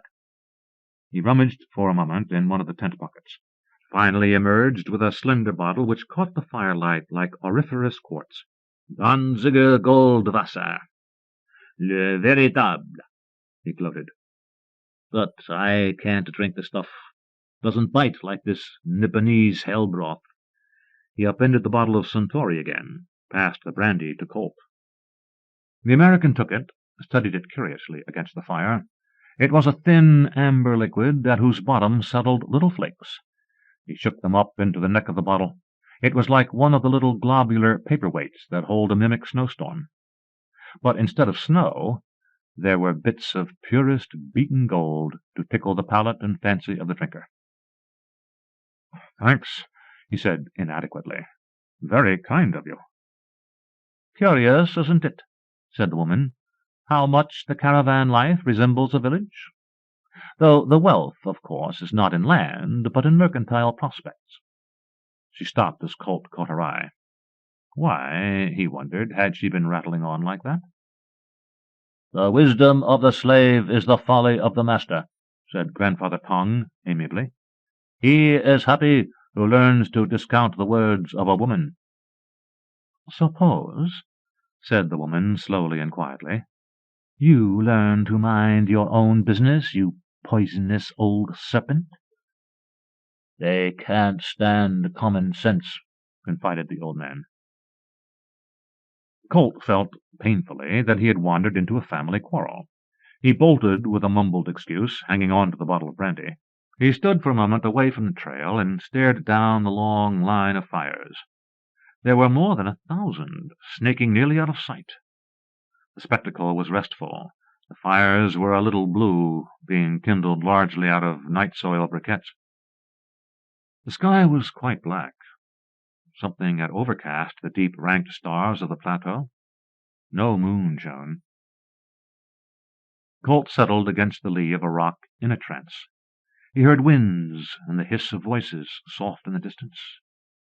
It was the quiet and complaining Tajiki dialect. He could hear it and understand it. It was absurdly simple, he thought abstractedly, to pick out the meanings of words and phrases. "Such a night," one was saying, "as in August, you remember?" "I remember." Then, dark and passionate, "The limping, bloody demon! Let him come near, and I'll tear his vitals." "Surely you will not. He is the terror in his evil work. We are the torn." Colt sat up with a start. What the hell? He couldn't understand Tajiki, not one little word of it. He had been dreaming, he thought. But it didn't melt away as a dream should. The memory of the overheard conversation was as sharp and distinct as it could be, something concrete and mysterious, like a joke that hadn't been explained to him. Then there was a sort of heavenly grumbling, like a megatherial word or more. Colt twisted and stared at the zenith, could see nothing at all. The rumbling ended. Colt saw black little fingers all down the line rise and attend, twisting and staring and buzzing to each other. 2. He hurried to the fire of his European friends. They were sprawled on blankets, their bodies a little swollen from the enormous meal they had eaten. Colt saw the bare bone of the joint scraped by knife edges. The Occidentals were unconcernedly smoking. "What was that racket?" he asked, feeling a little silly. "What was it? Do you know?" "Thunder," said McNaughton noncommittally. "Oui," agreed Monsieur Lodge, puffing a long, tip-gilt cigarette. "Did it frighten you, the thunder?" Colt pulled himself together. There was something evasive here, something that sought to elude him. "It was peculiar thunder," he said with glacial calm. "There was no lightning preceding it." "The lightning will come soon," said Lotz furtively. "I tell you so you will not be alarmed." "You have your lightning after your thunder here?" "Odd. In my country it's the other way around." He wasn't going to break. He wasn't going to swear. "But how boring," drawled the Pole's wife. "Never a change?" He wasn't going to break. Then the peculiar lightning split the skies. Colt shot one staggered, incredulous glance at it, and was dazzled. It was a word, perhaps a name, spelled out against the dead black sky. He knew it. It was in some damned alphabet or other. Fretfully he chided himself for not remembering which of the 20-odd he could recognize it could be. Colt realized that the Occidentals were staring at him with polite concern. He noticed a shred of meat between the teeth of Madame Lod's as she smiled reassuringly. White, sharp teeth they were. Colt rubbed his eyes dazedly. He knew he must be a haggard and unseemly figure to their cultured gaze, but they hadn't seen the words in the sky. Or had they? Politely they stared at him, phrases bubbling from their lips. "So frightfully sorry, old man. Wouldn't upset you for the world. Hate to see you lose your grip." Colt shook his head dazedly, as though he felt strands of sticky silk wind around his face and head. He turned and ran, hearing the voice of Raisuli Batar call after him, "Don't stray too far." He didn't know how long he ran, or how far he strayed. Finally he fell flat, sprawled childishly, feeling sick and confused in his head. He looked up for a moment to see that the caravan fires were below some curve of rock or other, at any rate well out of sight. They were such little lights, he thought, good for a few feet of warm glow, then sucked into the black of high Pamir. They made not even a gleam in the night-heavy sky. And there, on the other side of him and the caravan, he saw the tall figure of another human being. She stood on black rock between two drifts of snow. Colt bit out the foil seal of the brandy bottle and pulled the cork with his fingers. After a warm gulp of the stuff, he rose. "Have a drink?" She turned. She was young in her body and face, mongoloid. Her eyes were blue-black and shining like metal. Her nose was short, Chinese, yet her skin was quite white. She did not have the eye-fold of the yellow people. Silently she extended one hand for the bottle, tilted it high. Colt saw a shudder run through her body as she swallowed and passed him the tall flask with its gold-flecked liquor. "You must have been cold." "By choice. Do you think I'd warm myself at either fire?" "Either?" he asked. "There are two caravans, didn't you know?" "No. I'm just here. What's the other caravan?" "Just here, are you? Did you know that you're dead?" Colt thought the matter over slowly, finally declared, "I guess I did." "And all those others? And you?" "All dead. We're the detritus of High Pamir. You'll find, if you look, men who fell to death from airplanes within the past few years, walking by the side of Neanderthalers who somehow strayed very far from their tribes and died. The greatest part of the caravans comes, of course, from older caravans of the living who carried their goods from Asia to Europe for thousands of years." Colt coughed nervously. "Have another drink," he said. "Then let's see this other caravan. I'm not too well pleased with the one I fell into." She took his hand and guided him across the snow and black rock to back within sight of his own caravan. He stared, eager and hungry to see. As she pointed with one tapering finger, it seemed that many things were clearer than they ever had been before. He saw that the long line of lights was not his caravan, but another in the opposite direction, paralleling his. "There you will see their caravan master," she said, putting her face next to his. He looked and saw a pot-bellied monster whose turban was half as high as its wearer. Its silhouette, as it passed before a fire, was indescribably unpleasant. "Evening prayer," said his guide, with a faint tone of mockery. He studied them as they arranged flares before a platform flung together out of planks and trestles. He also saw them assemble a sort of idol, fitting the various parts together and bolting them securely. When the thing was perhaps 2/3 assembled, he turned away and covered his face, repelled. "I won't look at the rest of it now," he said. "Perhaps later, if you wish me to." "That's right," she said. "It isn't a thing to look at calmly. But you will see the rest of it one time or another. This is a very long caravan." She looked down and said, "Now they are worshipping." Colt looked. "Yes," he said flatly. They were worshipping in their own fashion, dancing and leaping uglily, while some dozen of them blew or sawed fantastic discords from musical instruments. Others were arranged in a choir. As they began to sing, Colt felt cold nausea stirring at the pit of his belly.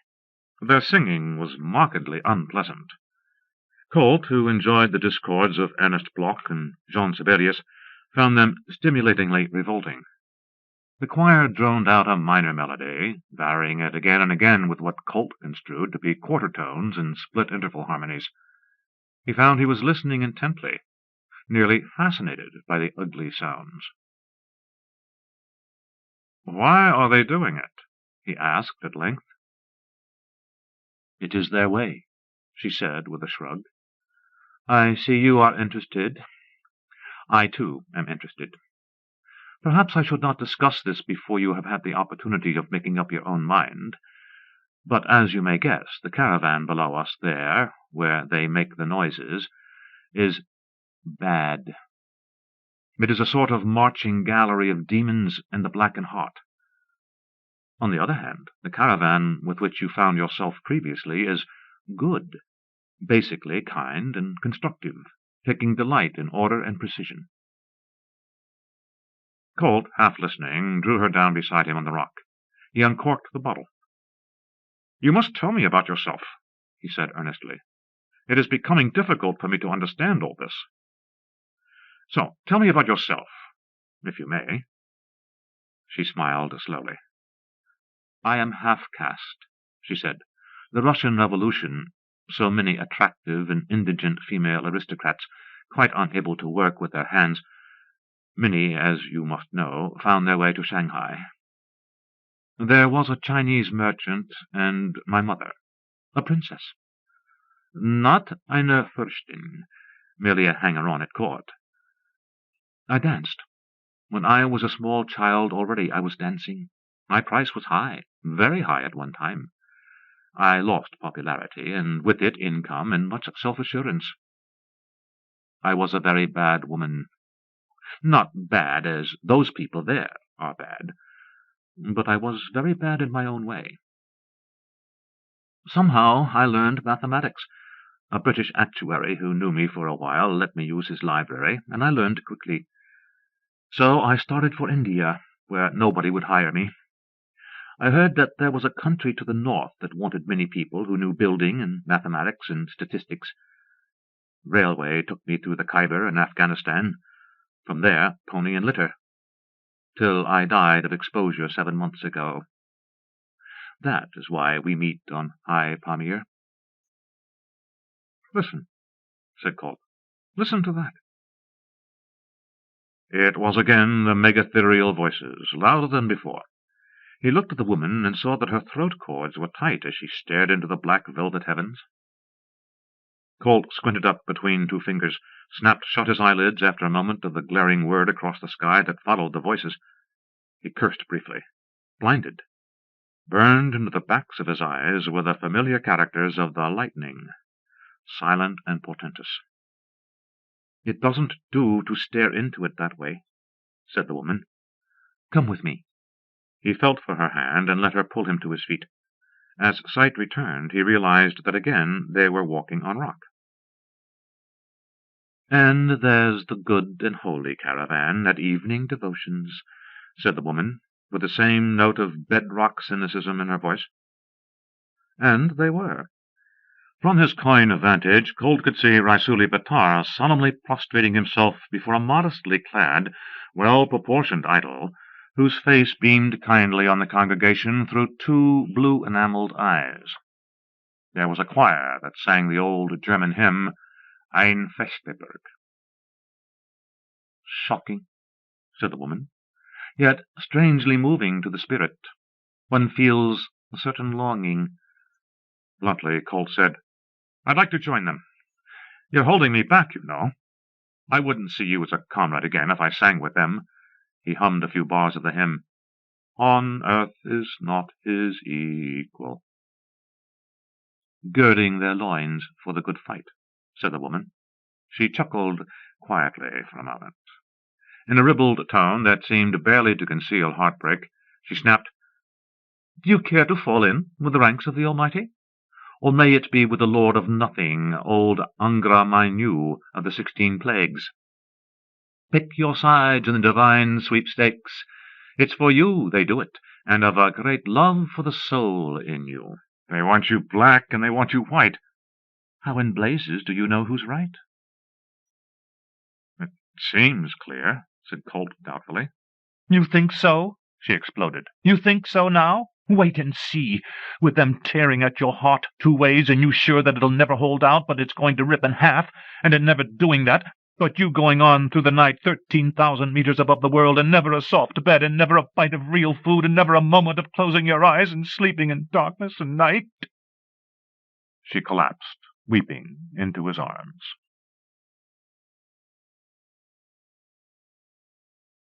Three. The long, starless night had not lifted. 3 times more the voices had spoken from the heavens, and silent lightning scribbled across the sky. The 2 in-betweeners had chanted back and forth sacred writings of Asia, wretchedly seeking for answers. I will incline mine ears to a parable. I will open my dark sayings upon the harp. Wherefore should I fear in the days of evil, when the iniquity of my heels shall compass me about? O maker of the material world, thou Holy One, when the good waters reach the left instep, whereon does the Druknasu rush? There was an explosion of cynical laughter above them, old and dry. Grandfather Tong greeted them. Beware, Valeska and Colt, and forget the insteps and the heels of the Upanishad. That is my counsel. He upended the Suntory bottle and flushed his throat with a half-pint of the stuff. In reply to Colt's surprised glance, she said, He often visits me. Gaw is a terrible old man who thinks nothing of lying and being untrue to himself. A little of that would do you no harm, daughter. I belong out here with you, of course. But out here are no likely candidates for the dice box, and this ethereal gullet refuses to do without alcohol. Though this ethereal brain could do with considerably less of the pious nonsense that invariably accompanies winning at dice. He painfully squatted by them, keeping a death grip on the quart bottle. They're going to be at it again, said the old man. It's just such a night as in August. Tooth and nail, hammer and tongs, no holds barred. He spat on the rock. These spectacles disgust a man of my mentality. You see, asked the woman, he lies and cheats at dice, yet often he sings with the worshippers, and always he says he spits on them in his mind. He is terrible. Colt quoted slowly, Judge me and my cause against the ungodly nation. Oh, deliver me from the deceitful and the unjust man. Ah, asked Grandfather Tong, sacred books, wisdom of the East. I join your symposium with the following, reverently accepted from the Shuking. The soil of the province was whitish and mellow. Its contribution of revenue was of the highest, with some proportion of the second. Its fields were of the average of the second class. He grinned savagely and drank deeply again. You can't be right, said Colt. You can't be. There's something that forbids it being right to lie now that you're dead. It doesn't matter which side you choose, whether it's Rasuli's smiling idol or that thing the other side of the ridge, but you have to choose. I'm different, said Tong smugly. I'm different. And I'm drunk 2/3 of the time, so what's the difference if I'm different? He began raucously to sing, beating time with a bottle, the one and only Confucian hymn. Superiority in a person should better not, nor should it worsen. It should consider everything, from pussy-cat to honored king. Inferior people need a steeple to climb and shout their views about. Colt drew a little aside with Valeska. Should this matter? He asked. He really ought to choose one caravan or another. It's very wrong of him to pretend to be with one when he's really with neither. Either the good or the bad. She stared quaintly into Colt's eyes. Do you think I'm bad? No, said Colt slowly. I know you're not. And you aren't good either. Not by nature, practice, or inclination. I'm the same as you. I want to sing the devil song and the Lutheran hymn at the same time, and it can't be done. And you aren't a liar like that lovable old drunk rolling on the rocks there, she said with a gesture. At least you aren't a liar. I congratulate myself. I can appreciate it to the full. Have a drink, Valeska? Yes. There is, you know, going to be a holy war. Which side should we be on? Who knows? Let's take another look at the bad boys. There was half a pang of terror in his heart, a formless fear that he might find badness less repugnant to him than goodness. He knew the feeling. It was the trial of every human soul torn between one thing and another.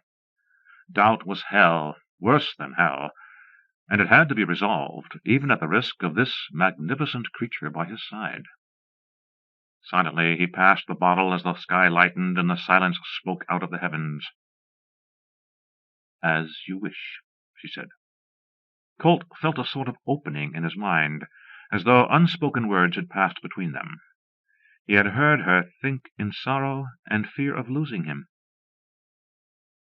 She led him over a ridge to the long line of fires of the bad caravan, fires blue-tipped before the ugly altar. There was a disemboweled sacrifice in its lap. Colt stared his fill, trying to probe what was in his own heart. It was neither pleasure nor pain, neither pompous virtue nor cackling glee in destruction and death. There were techniques of self-searching now open to him that could never be those of a living man. He shuddered to think of how he had groped in darkness and ignorance before his death. The caravan master, the squat monster in the mighty turban, greeted him warmly. "We've been watching your progress with considerable interest, my son. We have felt that you were warming to our ideas. How do you feel about our community?" Colt rolled back his consciousness into the dark recesses of his mind, exploring a new stock of knowledge, things that it seemed he must always have known, but never recognized till now for what they were. Community. That meant the mutual practice of evil and destruction. One of the tidbits of wisdom newly in his mind was an awareness that the bad worked together, sealed in a union that bore death as its bond. The good practiced alone, rising very seldom to a community of any respectable proportions. "May I enter the bond tentatively?" he asked. The master looked pained. "My son of abomination," he said kindly, "I'll have to ask you to be very careful. The balance is beautifully precise. It would be a shame to throw them out of kilter. But since you wish to go ahead, very well. Enter." Colt squatted on the ground with numerous others of the bad people. He sent out a consoling line of thought to Valeska, who stood somberly by, fearing to lose her solitary ally. He smiled a little, and ran back a signal of reassurance. He trembled a little with the effort, then threw back his mind like a door. The enverging flood of black, glistening stuff gave him a warm feeling of comradeship with the others. He yielded and allowed himself to drift with them. He inspected the attitude of which he was a part, found it consisted of a series of aesthetic balances among eye, ear, touch, smell, and taste. The viewpoint was multiplex, dirigible, able to rise, enlarge, focus from infinity to zero, split to examine an object from all vantages. The viewpoint inspected a rock from about a dozen feet in the air, saw it as a smoothly prolate spheroid. There was a moment of dwelling on the seeming fact of its perfection, a painful moment. Then the viewpoint descended slowly and with little waves of pleasure as chips and scars became apparent in the rock. The viewpoint split, correlated its observations, and registered the fact that the rock was of an eccentric shape, awkward and unbeautiful. The viewpoint coalesced again and shrank microscopically, then smaller still. For an ecstatic moment it perceived a welter of crashing, blundering molecules, beetling about in blindness. It shifted again, swiftly, far away to a point in Hong Kong where a lady was entertaining a gentleman. The viewpoint let the two humans' love, hate, disgust, affection, and lust slide beneath its gaze. There was a gorgeous magenta jealousy from the man, overlaying the woman's dull brown, egg-shaped avarice, both swept away in a rushing tide of fluxing, thick-textured, ductile, crimson-black passion. The viewpoint passed somewhere over a battlefield, dwelt lovingly on the nightmare scene below. There were dim flares of vitality radiating from every crawling figure below. A massing of infantry was like a beacon. From the machinery of war there came a steely radiance which waxed as it discharged its shell or tripped its bomb, then dimmed to a quiet glow of satisfaction. A file of tanks crawled over a hill, emitting a purplish radiance which sent out thin cobwebs of illumination. They swung into battle formation, crept down the slope at the infantry mass. Behind the infantry, anti-tank guns were hurrying up. Too late. The tanks opened fire, their cobwebs whitening to a demon's flare of death, as soldiers, scurrying for cover, one by one keeled over. As they fell, there was a brittle little tingle, the snapping of a thread or wire, and the light of vitality was extinguished, being replaced by a sallow, corpsey glow. The viewpoint gorged, gloated, bloated on the scene, then seemed to swell immeasurably. Suddenly, after a ringing transition feeling, it was in a mighty hall, approaching a lightless apse where two little points of radiance gleamed. There was music, harmonizing ear, eye, taste, touch, and smell in a twilit blend of sensations. Colt struggled involuntarily, felt himself bathed in rhythmic complications, subtly off-pleasure, spoiled by the minute introduction of some unharmonious element. With dismay he felt there creeping into his own consciousness, his segment of the viewpoint, a simple little flicker of a theme in C major. He was conscious of a gnat's wing beat of disapproval in response to his untoward disturbance. The viewpoint continued its drift toward the darkened apse. It lovingly picked out the inhabitant of the lightless space and greeted it, even Colt, even though it was a monster of 5 legs and incredible teeth which opened wide. Damnably, irritatingly, the little C major motif persisted. He tried to drive it from his mind, then, in a fatal moment, recognized it as one Oliver's Flower Song, a sweet little thing suitable for small hands on the pianoforte. Lilies, roses, flowers of every hue. He couldn't lose it after having recognized it that far. The theme spread and orchestrated through the viewpoint. The whole polysensual off-pleasure matrix broke up, tore wide open, as it was about to pass down the gullet of the monster in the apse.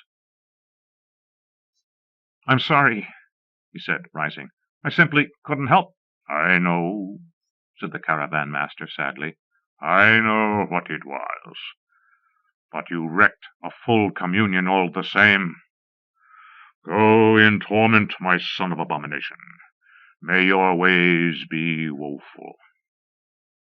Colt thanked him and left with Valeska. "How was it?" she asked.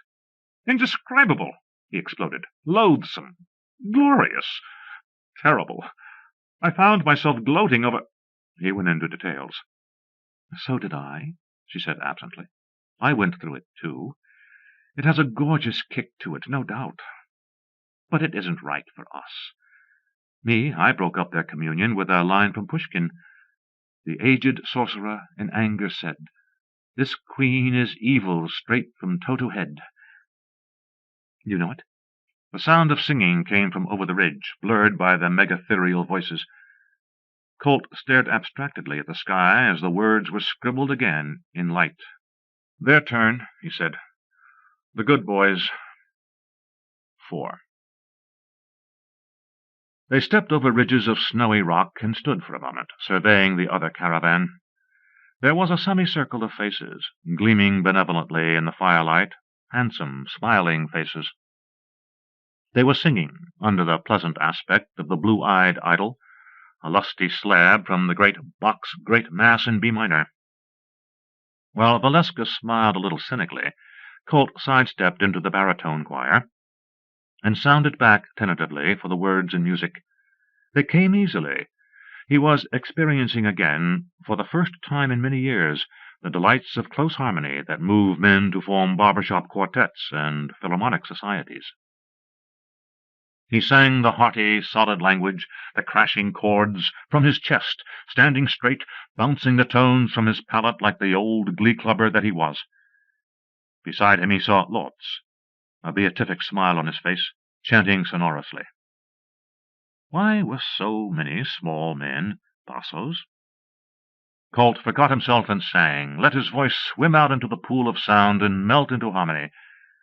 When need was, he sang up, playing off against Monsieur Lotz's basso and McNaughton's ringing tenor. And then he sang a sinister quarter-tone. It ended the bar on a gorgeously askew chord and got him very severely looked at. Vassili Batar, baton in hand, frowned. Colt signaled wildly back that he couldn't help it. It might have been lack of control, but it wasn't. It seemed that musical virtuosity was a gift to the dead. He had no choice in the matter. It was his nature that had dictated the quarter-tone. Vassili Batar tapped the rock twice with the baton, then swept down, his left hand signaling volume, cueing in the bassos with his eyes. The brilliant, crashing unison passage rang out. Damn! As though he had no control over his own voice, Colt sang not in unison, but sharping and flatting around the line, botching the grand melody completely. He strode angrily from the semicircle of singers back to Valeska. She passed the bottle with a twisted smile on her face. You tried to compromise, she said. It can't be done. They didn't thank you for Stravinskying their Bach. Right, he said. But what do we do? It doesn't seem right, she brooded. We shouldn't be the only in-betweeners.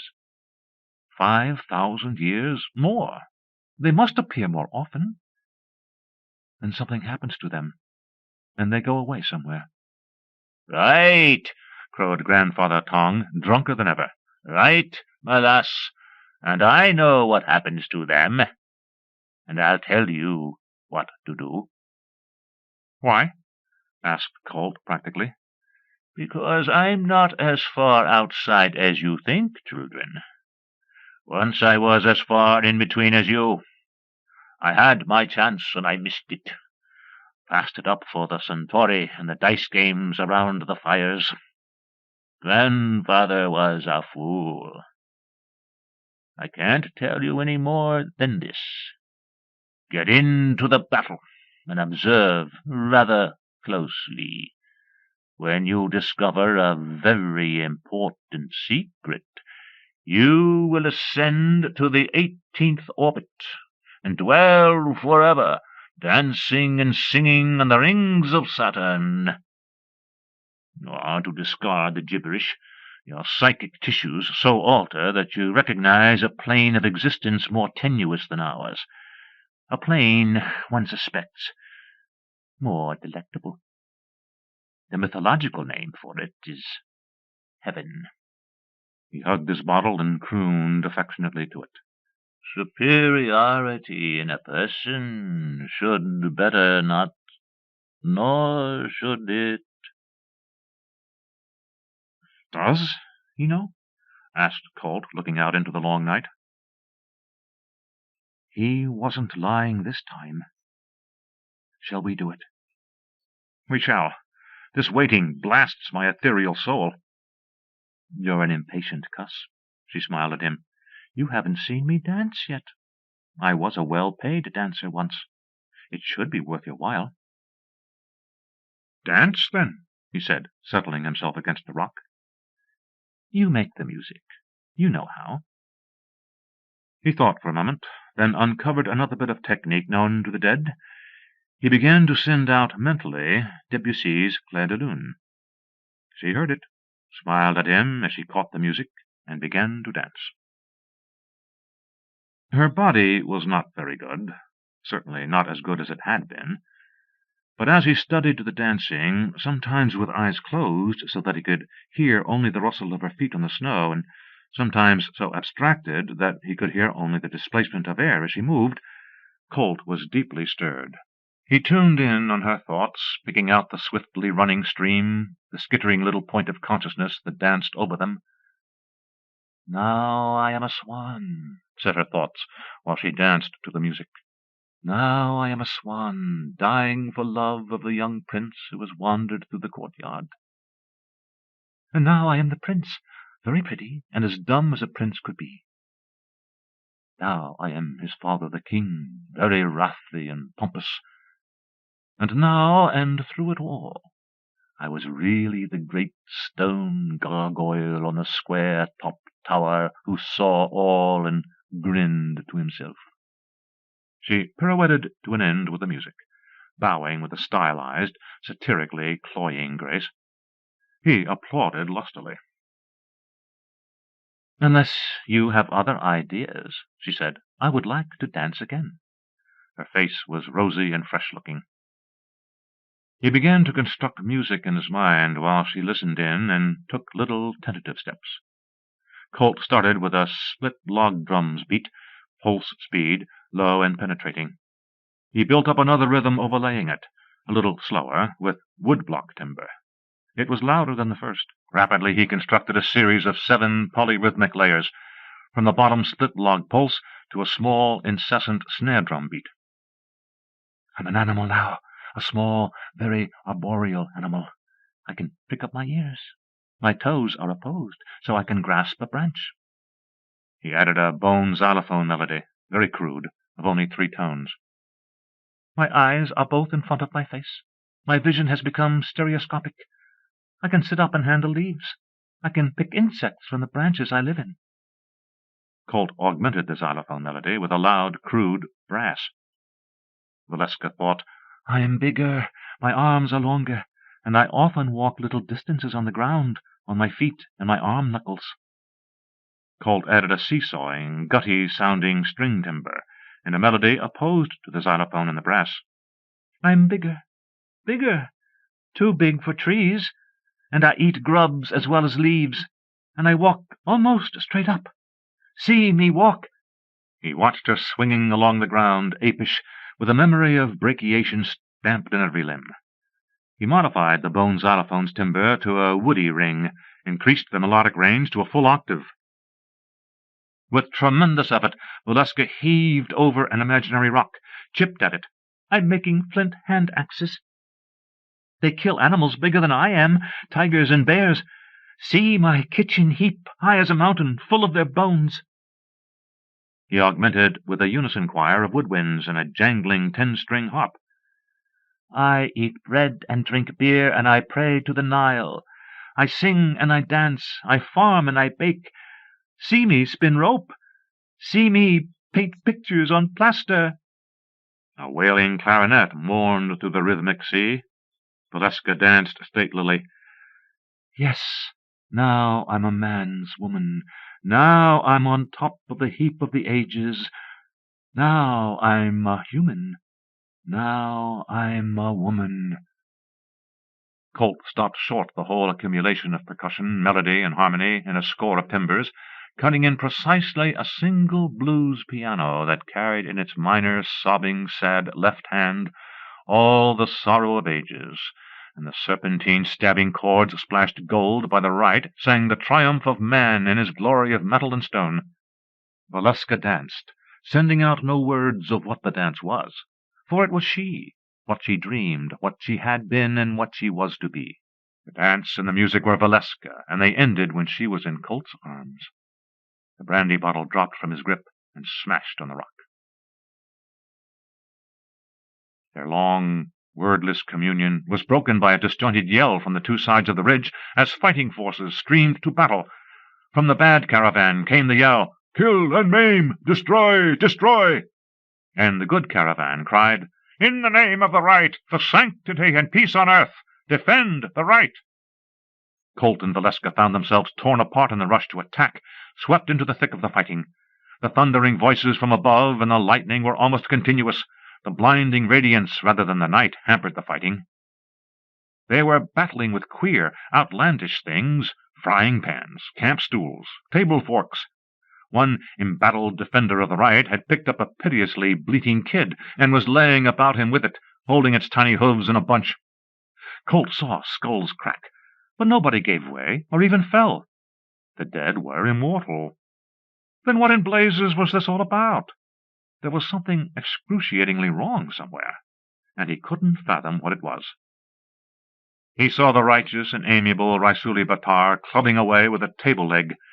Minutes later he saw the fiendish and amiable chief of the bad men swinging about him with another. Vaguely sensing that he ought perhaps to be on the side of the right, he picked up a kettle by the handle and looked about for someone to bean with it. He saw a face that might be that of a fiend strayed from hell, eyes rolling hideously, teeth locked and grinding with rage as its owner carved away at a small-sized somebody with a broken-bladed axe. He was on the verge of cracking the fiend out of hell when it considered itself finished with its victim, temporarily at least, and turned to Colt. "Hello there," snapped the fiend. "Show some life, will you?"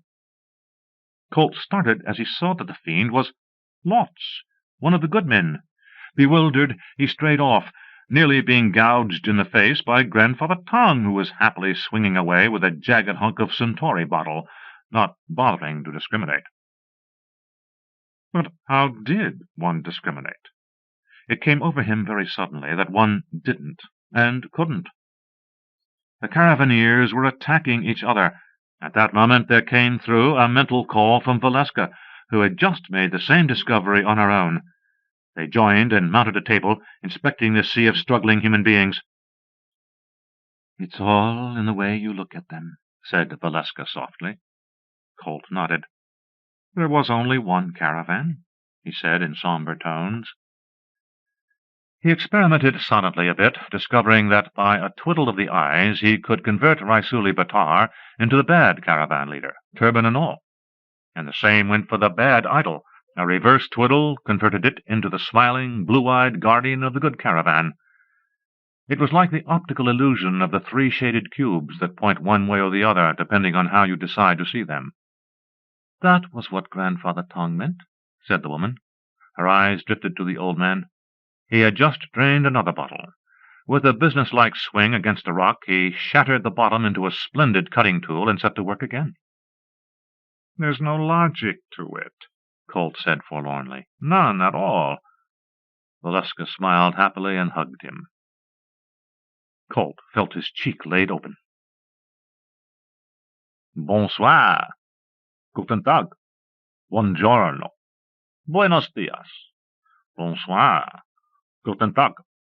"You can stop that," said Colt, struggling to his feet. He cracked his head against a strut, hung on dazedly. "Where's—" He inspected the two men standing before him with healthy grins.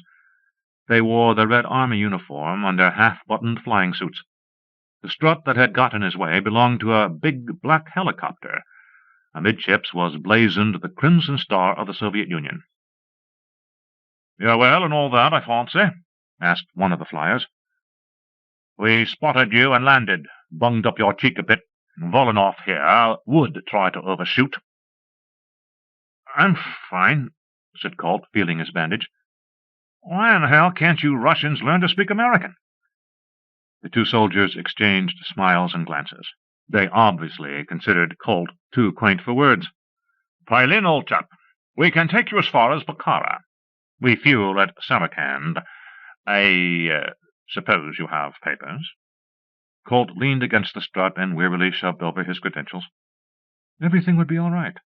Chungking was in solid with the Reds at the moment. Everything would be all right. "I fancy," said Volinoff, making conversation while his partner handled the helicopter vanes, "you're glad to see the last of all that." Colt looked down, remembered, and wept. "I find," I said as dryly as possible, "a certain familiarity, a nostalgic ring, as it were, toward the end of your tale." I was just drunk enough to get fancy with the three-cornered scar. "You do?" he asked. He leaned forward across the table. "You do?" "I've read widely in such matters," I hastily assured him, pouring another glass of red wine. He grinned glumly, sipping. "If I hadn't left half my spirit with Valeska that night I was dead," he remarked conversationally, "I'd smash your face in." "That may be," I assented gracefully. "But I should say that he drank less like half a spirit than half a dozen." Stirring Science Stories, April 1941, as by Cecil Corwin. The Rocket of 1955. The scheme was all fines, but the trimmings that made it more than a pipe dream and its actual operation depended on me. How long the plan had been in incubation I do not know, but Fine, one spring day, broke it to me in crude form. I pointed out some errors, corrected and amplified on the thing in general, and told him that I'd have no part of it, and changed my mind when he threatened to reveal certain indiscretions committed by me some years ago. It was necessary that I spend some months in Europe, conducting research work incidental to the scheme. I returned with recorded statements, old newspapers, and photostatic copies of certain documents. There was a brief, quiet interview with that old, bushy-haired Viennese, worshipped incontinently by the mob. He was convinced by the evidence I had compiled that it would be wise to assist us. You all know what happened next. It was the professor's historic radio broadcast. Fine had drafted the thing, I had rewritten it, and told the astronomer to assume a German accent while reading. Some of the phrases were beautiful. "American dominion over the very planets. Veil at last ripped aside. Man defies gravity. Travel through limitless space. Plant the red, white, and blue banner in the soil of Mars." The requested contributions poured in. Newspapers and magazines ostentatiously donated yard-long checks of a few $1,000s. The government gave a welcome $500,000. Heavy sugar came from the Rocket Contribution Week, held in the nation's public schools, but independent contributions were the largest. We cleared $7 million, and then started to build the spaceship. The Virginium that took up most of the money was tin plate. The monoatomic fluorine that gave us our terrific speed was hydrogen. The takeoff was a party for the newsreels, the big gleaming bullet extravagant with vanes and projections, speeches by the professor, Farley, who was to fly to Mars, grinning into the cameras. He climbed an outside ladder to the nose of the thing, then dropped into the steering compartment. I screwed down the soundproof door, smiling as he hammered to be let out. To his surprise, there was no duplicate of the elaborate dummy controls he had been practicing on for the past few weeks. I cautioned the pressman to stand back under the shelter, and gave the professor the knife switch that would send the rocket on its way. He hesitated too long. Fine hissed into his ear, "Anna Paraloff of Krakow, Herr Professor." The triple blade clicked into the sockets. The vaned projectile roared 100 yards into the air with a wobbling curve, then exploded. A photographer, eager for an angle shot, was killed. So were some kids. The steel roof protected the rest of us. Fine and I shook hands, while the pressmen screamed into the telephones which we had provided. But the professor got drunk, and, disgusted with the part he had played in the affair, told all and poisoned himself. Fine and I left the cash behind and hopped a freight. We were picked off it by a vigilance committee, headed by a man who had lost 50 cents in our rocket. Fine was too frightened to talk or write, so they hanged him first and gave me a paper and pencil to tell the story as best I could. Here they come, with an insulting thick rope. Worlds Beyond, December 1950. The Mindworm. The handsome J.G. and the pretty nurse held out against it as long as they reasonably could. But blue Pacific water, languid tropical nights, hello atoll dreaming on the horizon, and the complete absence of any other nice young people for company on the small, uncomfortable parts boat, did their work. On June 30th, they watched through dark glasses as the dazzling thing burst over the fleet and the atoll. Her manicured hand gripped his arm in excitement and terror. Unfelt radiation sleeted through their loins. A storekeeper third class named Bielowski watched the young couple with more interest than he showed in Test Able. After all, he had $25 riding on the nurse. That night he lost it to a chief boatswain's mate who had backed the JG. In the course of time, the careless nurse was discharged under conditions other than honorable. The JG, who didn't like to put things in writing, phoned her all the way from Manila to say it was a damned shame. When her gratitude gave way to specific inquiry, their overseas connection went bad, and he had to hang up. She had a child, a boy, turned it over to a foundling home, and vanished from his life into a series of good jobs and finally marriage. The boy grew up stupid, puny and stubborn, greedy and miserable. To the home's hilarious young athletics director, he suddenly said, "You hate me. You think I make the rest of the boys look bad." The athletics director blustered and laughed, and later told the doctor over coffee, "I watch myself around the kids. They're sharp. They catch a look or a gesture, and it's like a blow in the face to them. I know that, so I watch myself." "So how did he know?" The doctor told the boy, "3 pounds more this month isn't bad, but how about you pitch in and clean up your plate every day? Can't live on meat and water. Those vegetables make you big and strong." The boy said, "What's neurasthenic mean?" The doctor later said to the director, "It made my flesh creep. I was looking at his little spindling body and dishing out the old pep talk about growing big and strong, and inside my head I was thinking we'd call him neurasthenic in the old days, and then out he popped with it. What should we do? Should we do anything? Maybe it'll go away. I don't know anything about these things. I don't know whether anybody does." "Reads mind, does he?" asked the director. "Be damned if he's going to read my mind about Schultz Meat Market's 10%. Doctor, I think I'm going to take my vacation a little early this year. Has anybody shown any interest in adopting the child?" "Not him. He wasn't a baby doll when we got him, and at present he's an exceptionally unattractive-looking kid. You know how people don't give a damn about anything but their looks." "Some couples would take anything, or so they tell me." "Unapproved for foster parenthood, you mean?"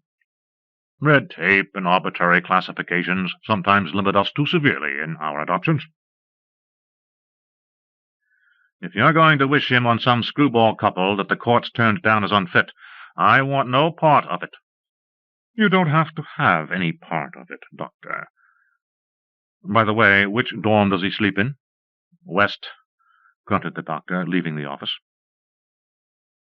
The director called a few friends, a judge, a couple the judge referred him to, a court clerk. Then he left by way of the east wing of the building. The boy survived 3 months with the Berrymans. Hard-drinking Mimi alternately caressed and shrieked at him. Edward W. tried to be a good scout and just gradually lost interest, looking clean through him. He hit the road in June and got by with it for a while. He wore a Boy Scout uniform, and Boy Scouts can turn up anywhere, any time. The money he had taken with him lasted a month. When the last penny of the last dollar was 3 days spent, he was adrift on a Nebraska prairie. He had walked out of the last small town because the constable was beginning to wonder what on earth he was hanging around for and who he belonged to. The town was miles behind on the 2-lane highway. The infrequent cars did not stop. One of Nebraska's rivers, a dry bed at this time of year, lay ahead, spanned by a railroad culvert. There were some men in its shade, and he was hungry. They were ugly, dirty men, and their thoughts were muddled and stupid. They called him Shorty, and gave him a little dirty bread and some stinking sardines from a can. The thoughts of one of them became less muddled and uglier. He talked to the rest out of the boy's hearing, and they whooped with laughter. The boy got ready to run, but his legs wouldn't hold him up. He could read the thoughts of the men quite clearly as they headed for him. Outrage, fear, and disgust blended in him, and somehow turned inside out, and one of the men was dead on the dry ground, grasshoppers vaulting on to his flannel shirt, the others backing away, frightened now, not frightening. He wasn't hungry any more. He felt quite comfortable and satisfied. He got up and headed for the other men, who ran. The rearmost of them was thinking, "Geez, he folded up the evil eye. We was only gonna—" Again the boy let the thoughts flow into his head, and again he flipped his own thoughts around them. It was quite easy to do. It was different, this man's terror from the other's lustful anticipation. But both had their points. At his leisure, he robbed the bodies of $3.24. Thereafter his fame preceded him like a death wind. 2 years on the road, and he had his growth, and his fill of the dull and stupid minds he met there. He moved to northern cities, a year here, a year there, quiet, unobtrusive, prudent, an epicure. Sebastian Long woke suddenly with something on his mind. As night fog cleared away, he remembered happily. Today he started the Demeter Bowl. At last there was time, at last there was money, $623 in the bank. He had packed and shipped the 3 dozen cocktail glasses last night, engraved with Mrs. Klausman's initials, his last commercial order for as many months as the bowl would take. He shifted from nightshirt to denims, gulped coffee, boiled an egg, but was too excited to eat it. He went to the front of his shop workroom apartment, checked the lock, waved at neighbors' children on their way to school, and ceremoniously set a sign in the cluttered window. It said, "No commercial orders taken until further notice." From a closet he tenderly carried a shrouded object that made a double armful, and laid it on his workbench. Unshrouded, it was a glass bowl. What a glass bowl! The clearest Swedish lead glass, the purest lines he had ever seen, his secret treasure since the crazy day he had bought it long ago for 6 months' earnings. His wife had given him hell for that until the day she died. From the closet he brought a portfolio filled with sketches and designs dating back to the day he had bought the bowl. He smiled over the first, excitedly scrawled, a florid rococo conception, unsuited to the classicism of the lines and the serenity of the perfect glass. Through many years and hundreds of sketches he had refined his conception to the point where it was, he humbly felt, not unsuited to the medium. A strongly molded Demeter was to dominate the piece, a matron as serene as the glass, and all the fruits of the earth would flow from her gravely outstretched arms. Suddenly and surely he began to work. With a candle he thinly smoked an oval area on the outside of the bowl. 2 steady fingers clipped the Demeter drawing against the carbon black. A hair-fine needle in his other hand traced her lines. When the transfer of the design was done, Sebastian Long readied his lathe. He fitted a small copper wheel, slightly worn, as he liked them, into the chuck, and with his fingers charged it with the finest rouge from Rouen. He took an ashtray, cracked in delivery, and held it against the spinning disk. It bit in smoothly, with a wiping feel to it that was exactly right. Holding out his hands, seeing that the fingers did not tremble with excitement, he eased the great bowl to the lathe, and was about to make the first tiny cut of the millions that would go into the masterpiece. Somebody knocked on his door, and rattled the doorknob. Sebastian Long did not move or look towards the door. Soon the busybody would read the sign and go away. But the pounding and the rattling of the knob went on. He eased down the bowl and angrily went to the window, picked up the sign, and shook it at whoever it was. He couldn't make out the face very well, but the idiot wouldn't go away. The engraver unlocked the door, opened it a bit, and snapped, "The shop is closed. I shall not be taking any orders for several months. Please don't bother me now."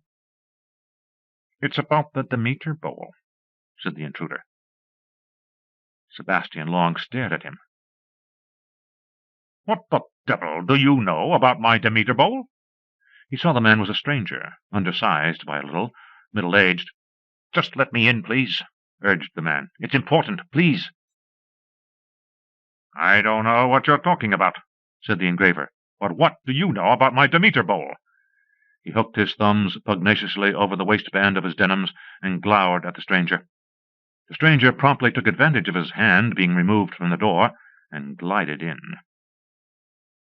Sebastian Long thought briefly that it might be a nightmare, as the man darted quickly about his shop, picking up a graver and throwing it down, picking up a wire scratch wheel and throwing it down. "Here, you!" he roared, as the stranger picked up a crescent wrench, which he did not throw down. As Long started for him, the stranger darted to the workbench and brought the crescent wrench down shatteringly on the bowl. Sebastian Long's heart was bursting with sorrow and rage. Such a storm of emotions as he never had known thundered through him. Paralyzed, he saw the stranger smile with anticipation. The engraver's legs folded under him, and he fell to the floor, drained and dead. The Mindworm, locked in the bedroom of his brownstone front, smiled again, reminiscently. Smiling, he checked the day on a wall calendar. "Dolores!" yelled her mother in Spanish. "Are you going to pass the whole day in there?" She had been practicing low-lidded, sexy half-smiles like Lauren Bacall in the bathroom mirror. She stormed out and yelled in English, "I don't know how many more times I tell you not to call me that spick name no more." "Dolly," sneered her mother. "Dolly. When was there a Saint Dolly that you call yourself after, eh?" The girl snarled a Spanish obscenity at her mother and ran down the tenement stairs. Geez, she was going to be late for sure. Held up by a stream of traffic between her and her streetcar, she danced with impatience. Then the miracle happened. Just like in the movies, a big convertible pulled up before her, and its lounging driver said, opening the door, "You seem to be in a hurry. Can I drop you somewhere?" Dazed at the sudden realization of 100 daydreams, she did not fail to give the driver a low-lidded, sexy smile as she said, "Why, thanks," and climbed in.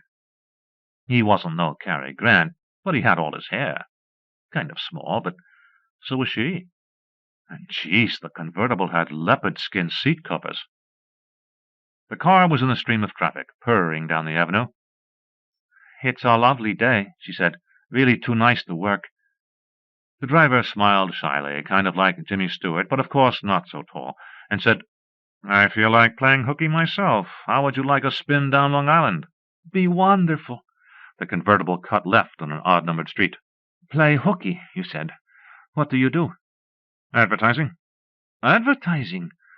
Dolly wanted to kick herself for ever having doubted, for ever having thought in low, self-loathing moments that it wouldn't work out, that she'd marry a grocer or a mechanic and live forever after in a smelly tenement and grow old and sick and stooped.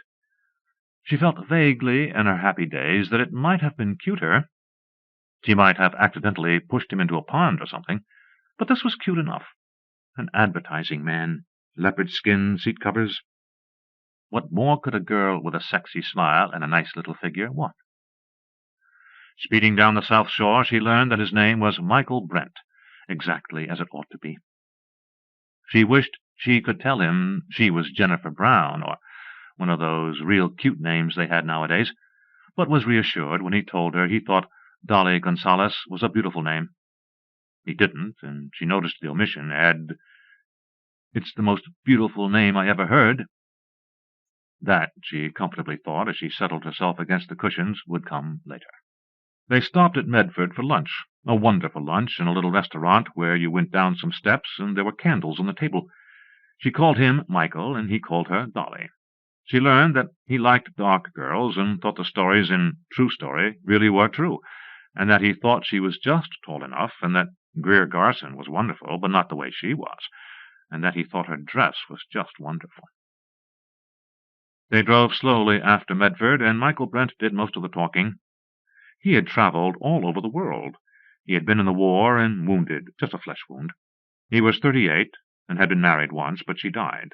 There were no children. He was alone in the world.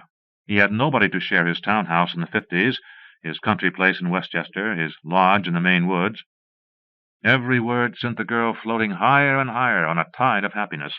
The signs were unmistakable. When they reached Montauk Point, The last sandy pit of the continent before blue water and Europe. It was sunset, with a great wrinkled sheet of purple and rose stretching half across the sky, and the first stars appearing above the dark horizon of the water. The two of them walked from the parked car out onto the sand, alone, bathed in glorious technicolor. Her heart was nearly bursting with joy as she heard Michael Brent say, his arms tightening around her, "Darling, will you marry me?" "Oh, yes, Michael," she breathed, dying. The Mindworm, drowsing, suddenly felt the sharp sting of danger. He cast out through the great city, dragging tentacles of thought. Die if she don't let me. 6 and 6 is 12, and carry 1 and 3 is 4. Gobble, gobble, madre de Dios, pero soy gobble, gobble. Volley, domino, and sub, and shoot the roll on Duchess Peg in the feature. Melt resin, add the silver chloride, and dissolve in oil of lavender. Stand and decant, and fire to cone 012. Give you shimmering streaks of luster down the walls. Moitering square-headed gobble, gobble. Tried to poke his eye out. What's the matter with a ref? Oh, God, I am most heartily sorry I have offended thee, and talk like a commie. Gobble, gobble, gobble. $2.25, gobble. Just a nip, and fill it up with water, and brush my teeth. Really, no, I'm God, but fear to confess their sins. Dirty, lousy, rock-headed, claw-handed, paddle-footed, goggle-eyed, snot-nosed, hunchbacked, feeble-minded, pot-bellied son of... Right on the wall, Alfie is a spunker, and then thinks I believe it's a television set, but I know he's got a bomb in there. But who can I tell? Who can help so alone? Gobble was ich weiß nicht, gobble. Get by Broadway, gobble. Hopped mein daughter Rosie, such a fella, gobble, gobble. Wonder if that's one didn't look back. Seen with her in the Medford restaurant. The Mindworm struck into that thought. Not a mark on her, but the MEs have been wrong before, and heart failure don't mean a thing anyway. Try to talk to her old lady, authorize an autopsy. Get Pancho, little guy, talk Spanish, be best. The Mindworm knew he would have to be moving again. Soon. He was sorry. Some of the thoughts he had tapped indicated good hunting. Regretfully, he again dragged his net. With chartreuse drinks, drapes, could use a drink, come to think of it. Reep, beep, reepity, peepity, peep, pop. Man, what a beep! Reader's note. An involved mathematical expression, nearly illegible. End of note. What the hell was that?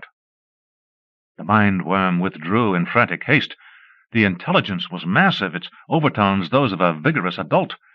He had learned from certain dangerous children that there was peril of a leveling flow. Shaken and scared, he contemplated traveling.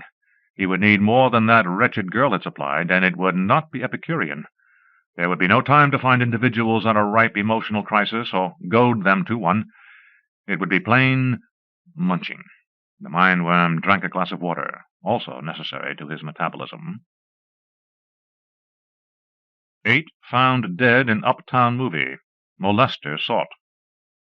8 persons, including 3 women, were found dead Wednesday night of unknown causes in widely separated seats in the balcony of the Odeon Theater at 117th Street and Broadway. Police are seeking a man described by the balcony usher, Michael Fennelly, 18, as acting like a woman molester. Fennelly discovered the first of the fatalities after seeing the man moving from one empty seat to another several times. He went to ask a woman in a seat next to one the man had just vacated whether he had annoyed her. She was dead. Almost at once, a scream rang out. In another part of the balcony, Mrs. Sadie Rabinowitz, 40, uttered the cry when another victim toppled from his seat next to her. Theater manager I.J. Marcuson stopped the show and turned on the house lights. He tried to instruct his staff to keep the audience from leaving before the police arrived. He failed to get word to them in time, however, and most of the audience was gone when a detail from the 24th Precinct and an ambulance from Harlem Hospital took over at the scene of the tragedy. The medical examiner's office has not yet made a report as to the causes of death. A spokesman said the victims showed no signs of poisoning or violence. He added that it was inconceivable that it could be a coincidence. Lieutenant John Braidwood of the 24th Precinct said of the alleged molester, "We got a fair description of him, and naturally we will try to bring him in for questioning." Clickety-click, clickety-click, clickety-click, sang the rails as the Mindworm drowsed in his coach seat. Some people were walking forward from the diner. One was thinking, different-looking fellow? He's aberrant. B. He's non-aberrant and ill. Cancel B. Respiration normal, skin smooth and healthy, no tremor of limbs, well-groomed. Is aberrant. 1. Trivially. 2. Significantly. Cancel 1. Displayed no involuntary interest when... Odd. Running for the washroom. Unexpected because A. Neat grooming indicates amour propre, inconsistent with amusing others. B. Evident health, inconsistent with... It had taken 1 second, was fully detailed. The Mindworm, locked in the toilet of the coach, wondered what the next stop was. He was getting off at it, not frightened, just careful. Dodge them, keep dodging them, and everything would be all right. Send out no mental taps until the train was far away, and everything would be all right. He got off at a West Virginian coal and iron town, surrounded by ruined mountains and filled with the offscourings of Eastern Europe. Serbs, Albanians, Croats, Hungarians, Slovenes, Bulgarians, and all possible combinations and permutations thereof. He walked slowly from the smoke-stained brownstone passenger station. The train had roared on its way. "Ain't no jimmin', that's for sure. 5-cent tip for a good shine like I'll give 'em. Dumb bassa don't know how to make out a bill of lading yet. He ain't never gonna know, so fire him, get it over with." Gabble, gabble, gabble. Not a word he recognized in it. "Gobble, gobble, tot, tom, woman, I break shinak." Gobble, drink whiskey, chin, glass of beer. Gobble, gobble, gobble. Gabble, gabble, gabble. "Makes me so gobble, gobble mad. Little no good tramp. No, she ain't, but I don't like no stand-up from no dame." A blond, square-headed boy fuming under a streetlight. "Out with Casey Oswiak. I could kill that dumb bohunk all the time trying to paw her." It was a possibility. The Mindworm drew near. "Stand me up for that gobble-gobble bohunk. I ought to slap her in a mush like my old man says." "Hello," said the Mindworm. "What do you want?" "Casey Oswiak told me to tell you not to wait up for your girl. He's taking her out tonight." The blond boy's rage boiled into his face and shot from his eyes. He was about to swing when the Mindworm began to feed. It was like pheasant after chicken, venison after beef, the coarseness of the environment, or the ancient strain. The Mindworm wondered as he strolled down the street. A girl passed him. "Oh, but he's going to be mad like last time. Wish I came right away. So jealous. Kind of nice, but he might bust me one some day. Be nice to him tonight. There he is, lamppost leaning on it. Looks kind of funny. God, I hope he ain't drunk. Looks kind of funny. Sleeping, sick, or... Bоже mой!" Gabble, gabble, gabble. Her thoughts trailed into a foreign language of which the Mindworm knew not a word. After hysteria had gone, she recalled in the foreign language that she had passed him. The Mindworm, stimulated by the unfamiliar quality of the last feeding, determined to stay for some days. He checked in at a Main Street hotel. Musing, he dragged his net.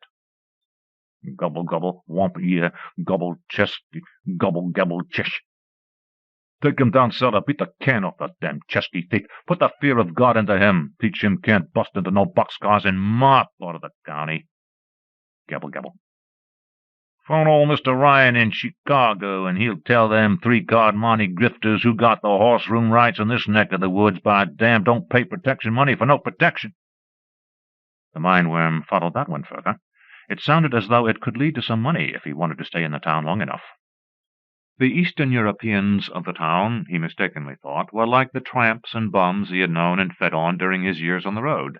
Stupid and safe, safe and stupid, quite the same thing. In the morning he found no mention of the square-headed boy's death in the town's paper, and thought it had gone practically unnoticed. It had, by the paper, which was of, by, and for the Coal and Iron Company and its Native American bosses and straw bosses.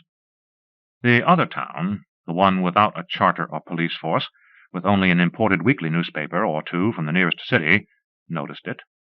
The other town had roots more than 2,000 years deep, which are hard to pull up. But the Mindworm didn't know it was there. He fed again that night on a giddy young streetwalker in her room. He had astounded and delighted her with a fistful of $10 bills before he began to gorge. Again, the delightful difference from city-bred folk was there. Again in the morning he had been unnoticed, he thought. The chartered town, unwilling to admit that there were streetwalkers or that they were found dead, wiped the slate clean. Its only member who really cared was the Native American cop on the beat who had collected weekly from the dead girl. The other town, unknown to the Mindworm, buzzed with it. A delegation went to the other town's only public officer. Unfortunately, he was young, American-trained, perhaps even ignorant about some important things. For what he told them was, "My children, that is foolish superstition. Go home." The Mindworm, through the day, roiled the surface of the town proper by allowing himself to be roped into a poker game in a parlor of the hotel. He wasn't good at it, he didn't like it, and he quit with relief when he had cleaned 6 shifty-eyed, hard-drinking loafers out of about $300. One of them went straight to the police station and accused the unknown of being a sharper. A humorous sergeant, the Mindworm was pleased to note, joshed the loafer out of his temper. Nightfall again. Hunger again. He walked the streets of the town and found them empty. It was strange. The Native American citizens were out, tending bar, walking their beats, locking up their newspaper on the stones, collecting their rents, managing their movies. But where were the others? He cast his net. Gobble, gobble, gobble, whomp, yeah, gobble. Crazy old Pollock mama of mine tried to lock me in with Errol Flynn at the Majestic. Never know the difference if I sneak out the back. That was near. He crossed the street, and it was nearer. He homed on the thought. Geez, he's a hunk of man like Stanley, but he never looks at me. That Vera Kowalik, I'd like to kick her just once in the gobble, gobble, gobble. Crazy old mama won't be American, so ashamed. It was half a block no more down a side street. Brick houses, 2 stories, with backyards on an alley. She was going out the back way. How strangely quiet it was in the alley. Easy down them steps. Fix that damn board. That's how she caught me last time. What the hell are they all so scared of? Went to see Father Drugas. Won't talk. Bet somebody got it again. That Vera Kowalik and her big gobble, bougie, gobble, whomp, you gobble. She was closer. She was closer. All think I'm a kid. Show them who's a kid. Bet if Stanley caught me all alone out here in the alley, dark and all, he wouldn't think I was a kid. That damn Vera Kowalik, her folks don't think she's a kid. For all her bravado, she was stark terrified when he said, "Hello." Who? She stammered, quick, before she screamed. Her terror was delightful. Not too replete to be alert, he cast about, questing. Gobble, gobble, gobble, whomp, here. The countless eyes of the other town, with more than 2,000 years of experience in such things, had been following him. What he had sensed as a meaningless hash of noise was actually an impassioned outburst in a nearby darkened house. Fools! Fools! Now he has taken a virgin. I said not to wait. What will we say to our mother? An old man with handlebar mustache, and, in spite of the heat, his shirt-sleeves decently rolled down and buttoned at the cuffs, evenly replied, My heart in me died with hers, Casimir. But one must be sure. It would be a terrible thing to make a mistake in such an affair. The weight of conservative elder opinion was with him. Other old men with mustaches, some perhaps remembering mistakes long ago, nodded and said, A terrible thing, a terrible thing. The Mindworm strolled back to his hotel and napped on the made bed briefly. A tingle of danger awakened him. Instantly he cast out, Gobble, gobble, whomp, yeah. Whomp, yeah. Whomp, yeah. Close, close, and deadly. The door of his room burst open, and mustached old men with their shirt-sleeves rolled down and decently buttoned at the cuffs unhesitatingly marched in, their thoughts a turmoil of alien noises, foreign gibberish that he could not wrap his mind around, disconcerting from every direction. The sharpened stake was through his heart and the scythe blade through his throat before he could realize that he had not been the first of his kind, and that what clever people have not yet learned, some quite ordinary people have not yet entirely forgotten. Venture, July 1957, as The Education of Tigress McCardle. The Education of Tigress McCardle. With the unanimity that had always characterized his fans, as soon as they were able to vote, they swept him into office as President of the United States. 4 years later, the 28th Amendment was ratified, Republican institutions yielded gracefully to the usages of monarchy, and King Purvis I reigned in the land. Perhaps even then all would have gone well, if it had not been for another major entertainment personage, the insidious Dr. Fu Manchu, that veritable personification of the Yellow Peril, squatting like some great evil spider in the center of his web of intrigue. The insidious doctor appeared to have so much fun on his television series, what with a lovely concubine to paw him and a dwarf to throw knives, that it quite turned the head of Gerald Wang, a hitherto peaceable antique dealer of San Francisco.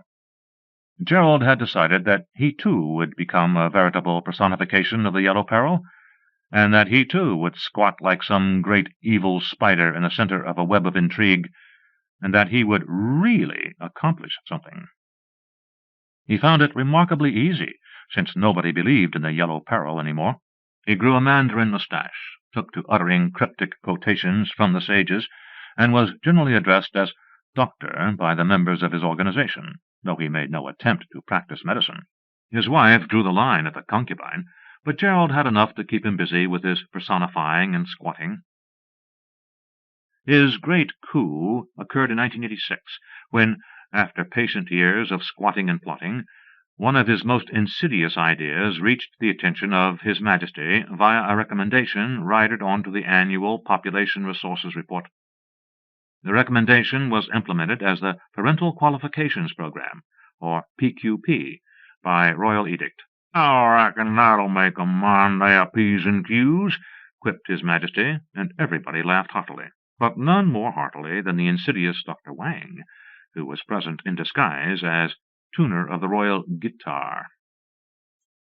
A typical PQP operation, at least when judged typical by the professor of Chronoscope History Seminar 201, given by Columbia University in 2756 A.D., who ought to know, involved George McCardle. George McCardle had a good deal with his girlfriend, Tigress Moon.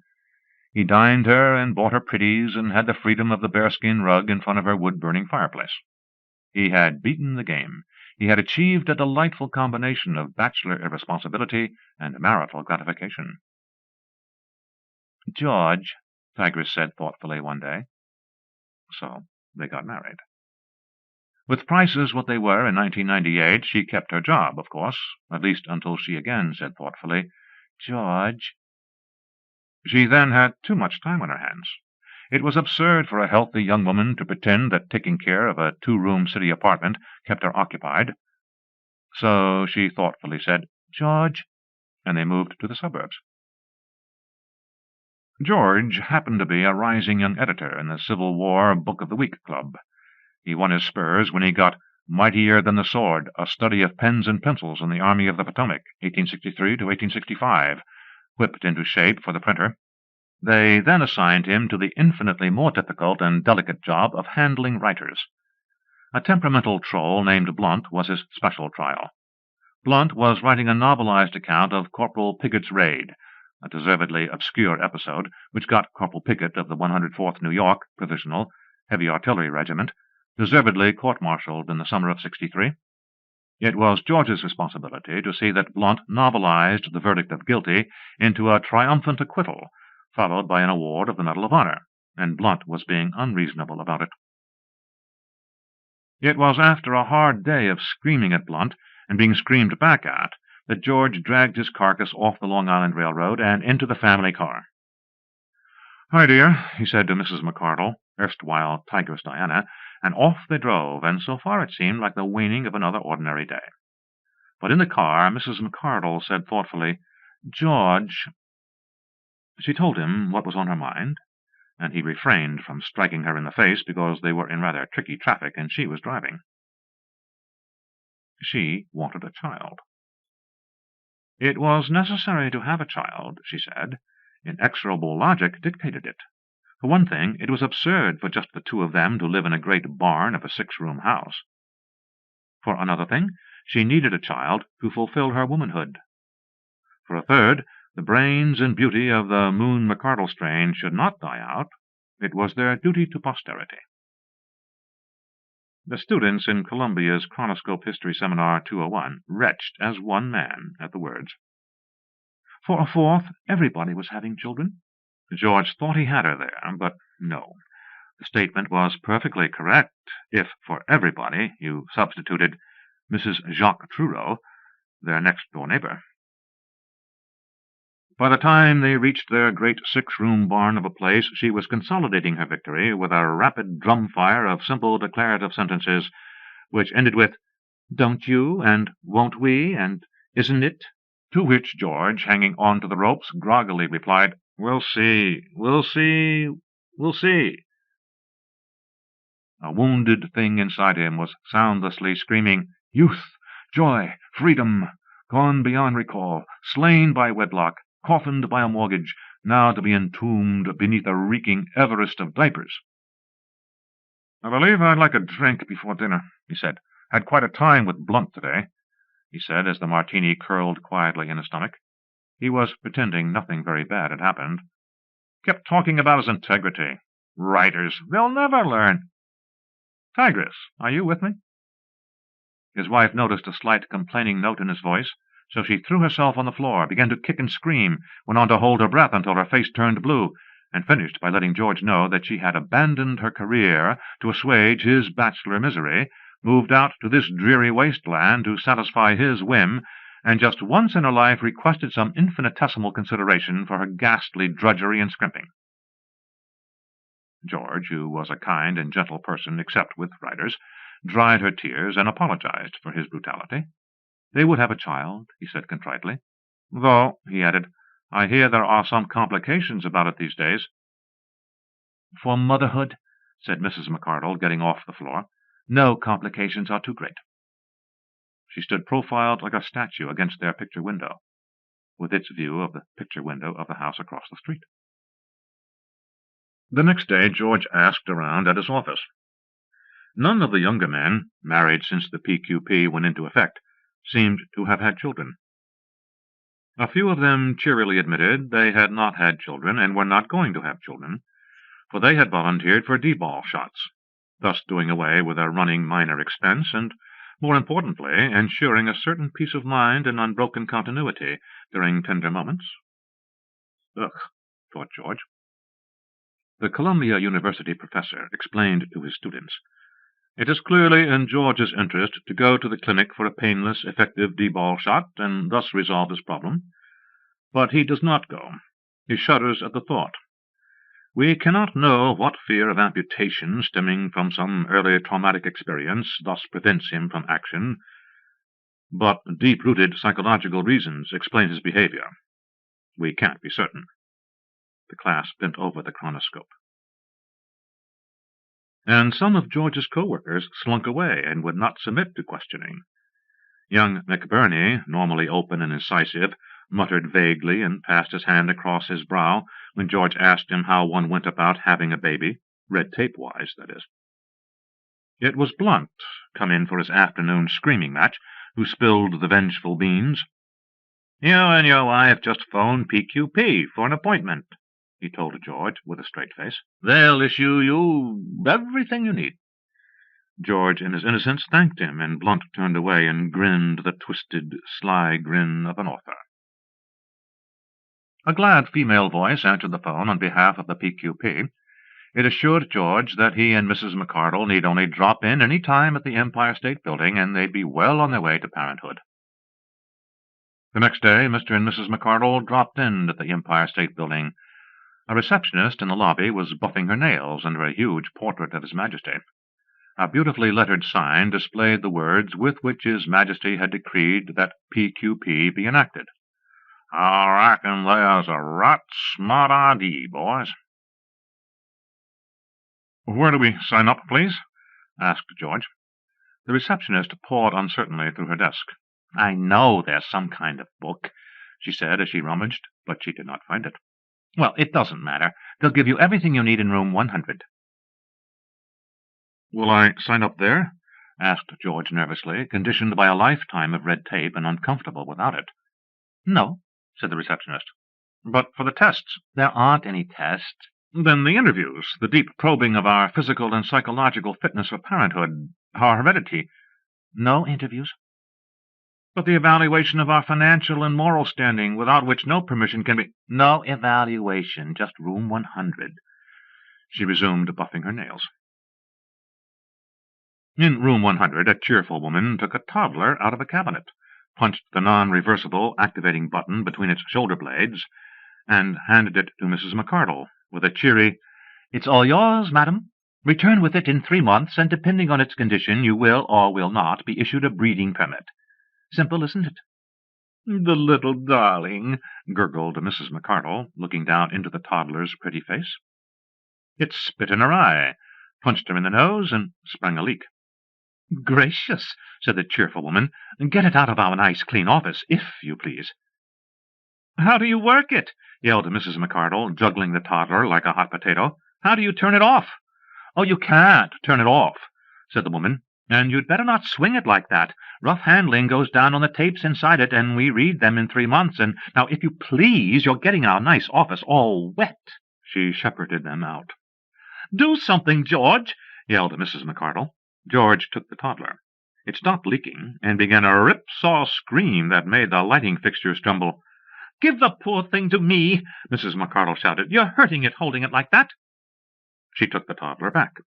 It stopped screaming and resumed leaking. It quieted down in the car. The sudden thought seized them both. Too quiet? Their heads crashed together as they bent simultaneously over the glassy-eyed little object. It laughed delightedly and waved its chubby fists. "Clumsy oaf!" snapped Mrs. McCardle, rubbing her head. "Sorry, dear," said George, "but at least we must have got a good mark out of it on the tapes. I suppose it scores us good when it laughs." Her eyes narrowed. "Probably," she said.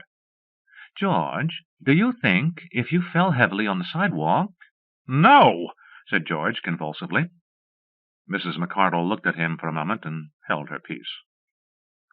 "Note, young gentlemen," said the history professor, "the turning point, the seed of rebellion." They noted. The McCardles and the toddler drove off down Sunrise Highway, which was lined with filling stations. Since their '98 Land Cruiser made only 2 miles to the gallon, it was not long before they had to stop at one. The toddler began its rip-saw shriek when they stopped. A hollow-eyed attendant shambled over and peered into the car. "Just get it?" he asked apathetically. "Yes," said Mrs. McCardle, frantically trying to joggle the toddler, to change it, to burp it, to do anything that would end the soul-splitting noise. "Half pint of white 90-octane gas is what it needs," mumbled the attendant. "A few drops of SAE 40 oil. Got one myself 2 weeks to go. I'll never make it. I'll crack. I'll—" He tottered off and returned with the gasoline and a nursing bottle, the oil and an eyedropper. The toddler grabbed the bottle and began to gulp the gas down contentedly. "Where do you put the oil?" asked Mrs. McCardle. He showed her. "Oh," she said. "Fill her up," said George. "The car, I mean. I'm going to wash my hands, dear." He cornered the attendant by the cash register. "Look," he said, what would happen if you just let it run out of gas? The toddler, I mean." The man looked at him and put a compassionate hand on his shoulder.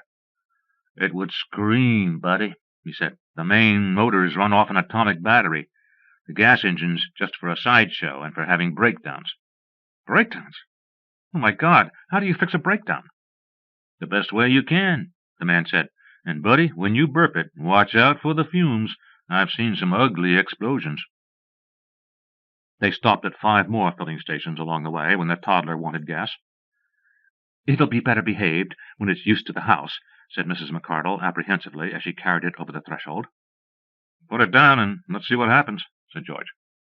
The toddler toddled happily to the coffee table, picked up a large bronze ashtray, moved to the picture window, and heaved the ashtray through it. It gurgled happily at the crash. "You little—" George roared, making for the toddler with his hands clawed before him. "George!" Mrs. McCardle screamed, snatching the toddler away. "It's only a machine." The machine began to shriek. They tried gasoline, oil, wiping with a clean lint-free rag, putting it down, picking it up, and finally banging their heads together. It continued to scream until it was ready to stop screaming, and then it stopped and gave them an enchanting grin. "Time to put it away for the night?" asked George. It permitted itself to be put away for the night. From his pillow, George said later, "Think we did pretty well today. 3 months? Pah." Mrs. McCardle said, "You were wonderful, George." He knew that tone. "My Tigress," he said. 10 minutes later, at the most inconvenient time in the world, bar none, the toddler began its rip-saw screaming. Cursing, they went to find out what it wanted. They found out. What it wanted was to laugh in their faces. The professor explained, "Indubitably, sadism is at work here, but harnessed in the service of humanity. Better a brutal and concentrated attack such as we have been witnessing than long drawn-out torments." The class nodded respectfully. Mr. and Mrs. McCardle managed to pull themselves together for another try, and there was an exact repeat. Apparently the toddler sensed something in the air. 3 months, said George, with haunted eyes. "You'll live," his wife snapped. "May I ask just what kind of a crack that was supposed to be?" "If the shoe fits, my good man." So a fine sex quarrel ended the day. Within a week the house looked as if it had been liberated by a Mississippi National Guard division. George had lost 10 pounds because he couldn't digest anything, not even if he seasoned his food with powdered equinil instead of salt. Mrs. McCardle had gained 15 pounds by nervous gobbling during the moments when the toddler left her unoccupied. The picture window was boarded up. On George's salary, and with Glazier's wages what they were, he couldn't have it replaced twice a day. Not unnaturally, he met his next-door neighbor, Jacques Trureau, in a bar. Trureau was rye and soda. He was dry martini. Otherwise, they were identical. "It's the little whimper first that gets me, when you know the big screaming's going to come next. I could jump out of my skin when I hear that whimper." "Yeah, the waiting. Sometimes 1 second, sometimes 5. I count." "I forced myself to stop. I was throwing up." "Yeah, me too." "And nervous diarrhea?" "All the time. Between me and that goddamn thing, the house is awash." "Cheers." They drank and shared hollow laughter. "My stamp collection. Down the toilet." "My fishing pole. 3 clean breaks and peanut butter in the reel." "One thing I'll never understand, Trureau. What decided you two to have a baby?" "Wait a minute, McCardle," Trureau said. "Marguerite told me that you were going to have one, so she had to have one." They looked at each other in shared horror. "Suckered," said McCardle in an awed voice. "Women," breathed Trureau. They drank a grim toast and went home. "It's beginning to talk," Mrs. McCardle said listlessly, sprawled in a chair, her hand in a box of chocolates. "Called me old pig-face this afternoon." She did look somewhat piggish, with 15 superfluous pounds. George put down his briefcase. It was loaded with work from the office, which these days he was unable to get through in time. He had finally got the revised court-martial scene from Blunt, and would now have to transmute it into readable prose, amending the author's stupid lapses of logic, illiterate blunders of language, and raspingly ugly style. "I'll wash up," he said. "Don't use the toilet. Stopped up again." "Bad?" "He said he'd come back in the morning with an 8-man crew. Something about jacking up a corner of the house." The toddler toddled in with a bottle of bleach, made for the briefcase, and emptied the bleach into it before the exhausted man or woman could comprehend what was going on, let alone do anything about it.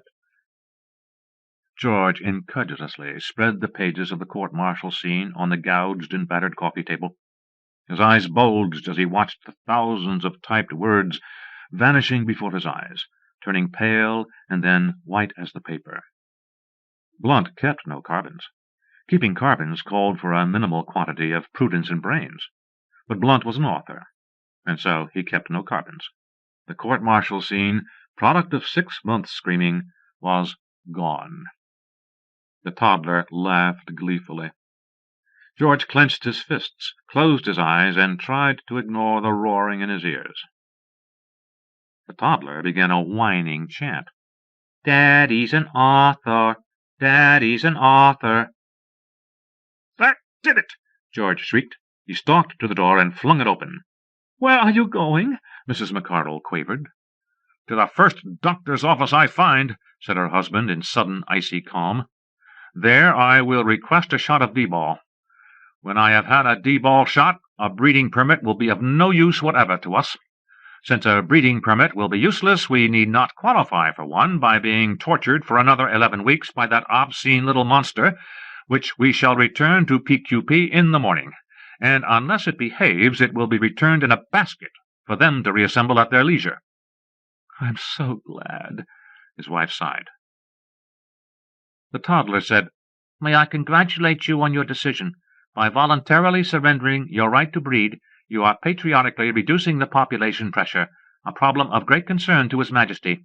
We of the PQP wish to point out that your decision has been arrived at not through coercion, but through education, that is, by presenting you in the form of a toddler with some of the arguments against parenthood." "I didn't know you could talk that well," marveled Mrs. McCardle. The toddler said modestly, "I've been with the PQP from the very beginning, ma'am. I'm a veteran toddler operator. I may say working out of room 4567 of the Empire State. And the improved model I'm working through has reduced the breakdown time an average 35%. I foresee a time, ma'am, when we experienced operators and ever-improved models will do the job in one day." The voice was fanatical. Mrs. McCardle turned around in sudden, vague apprehension. George had left for his D-ball shot.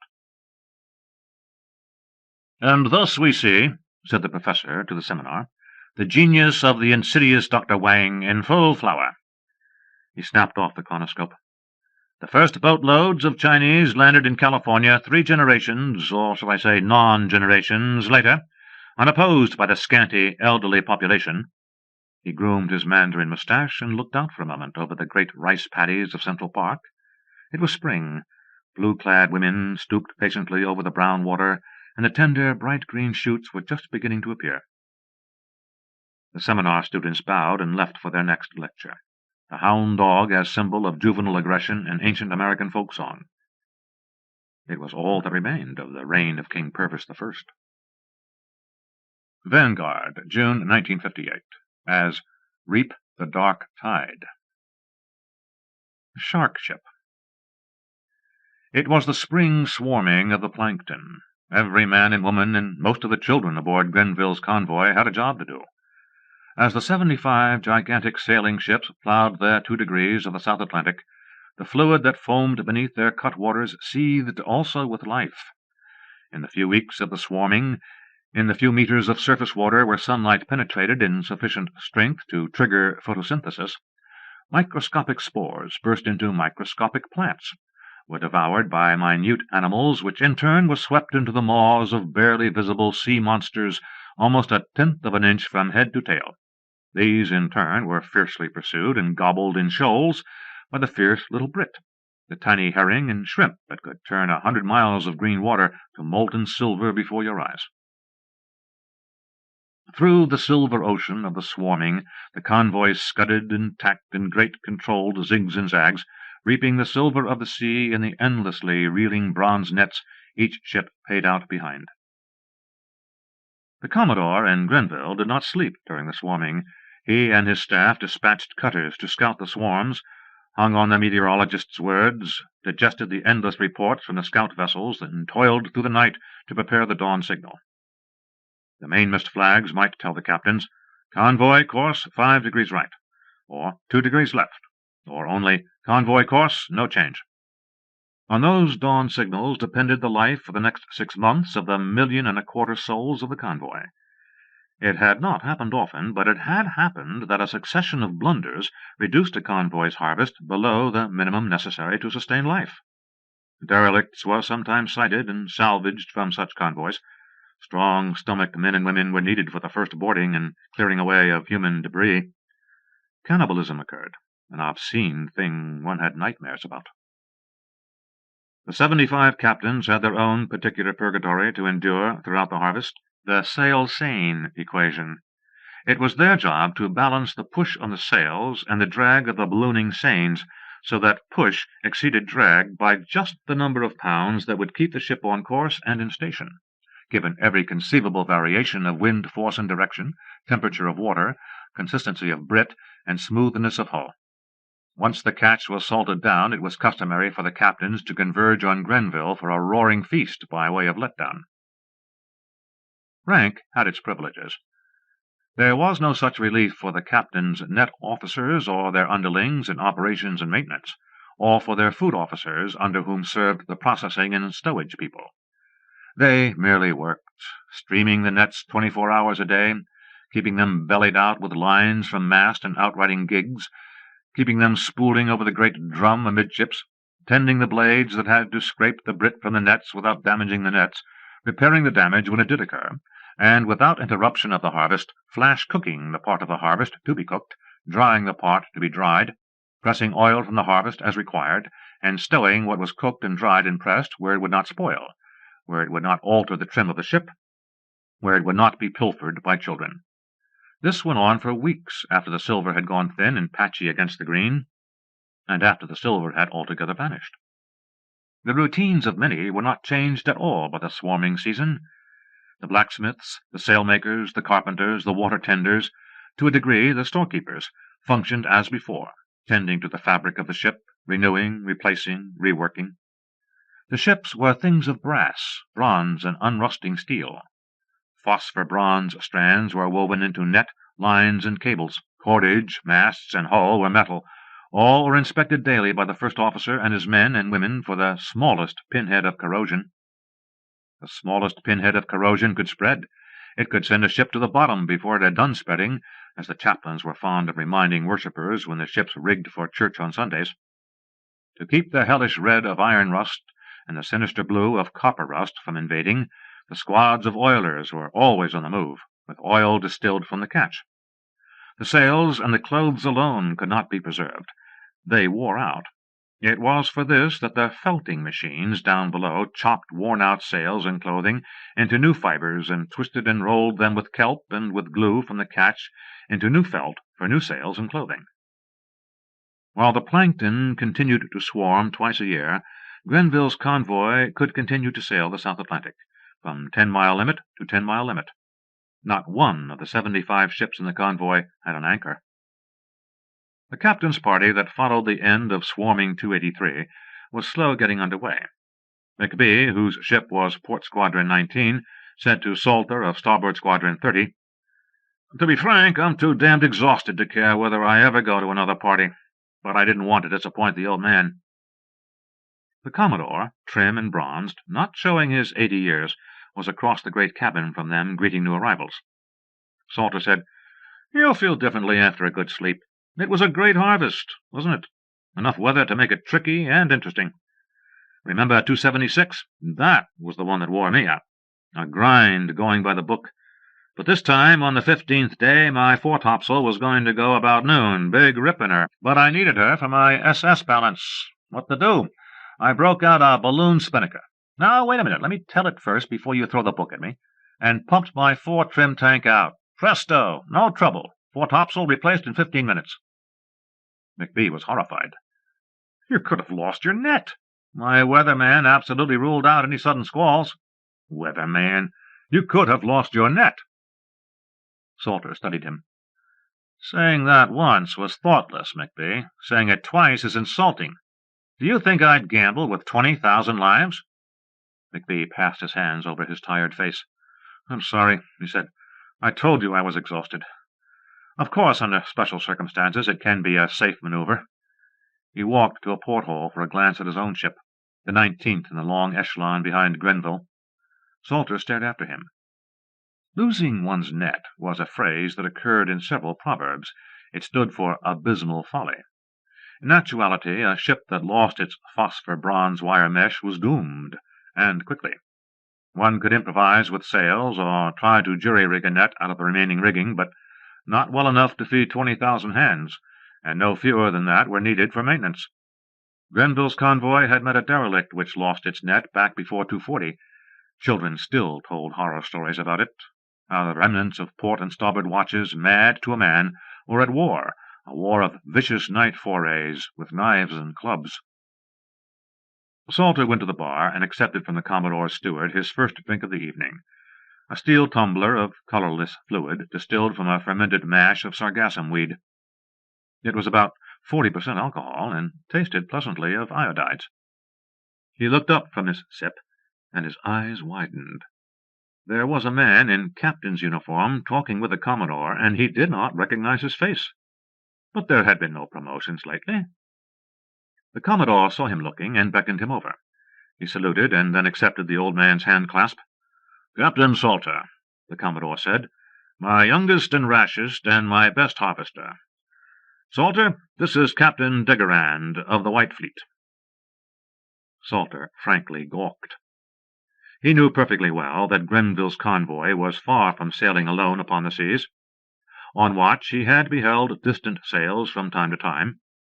He was aware that cruising the 2-degree belt north of theirs was another convoy, and that in the belt south of theirs was still another.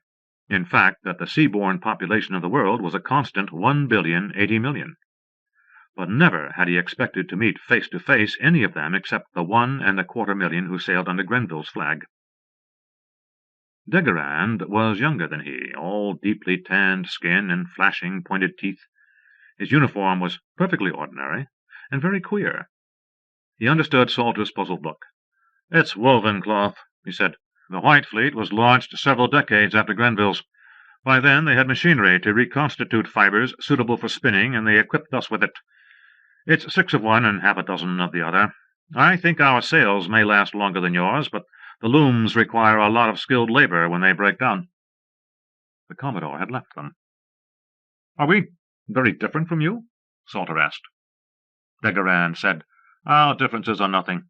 Against the dirt men we are brothers, blood brothers."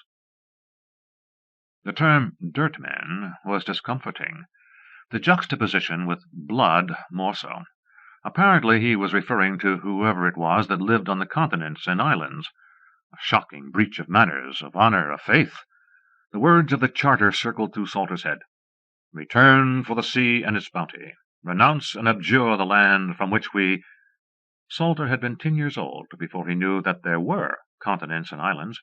His dismay must have shown on his face. "They have doomed us," the foreign captain said.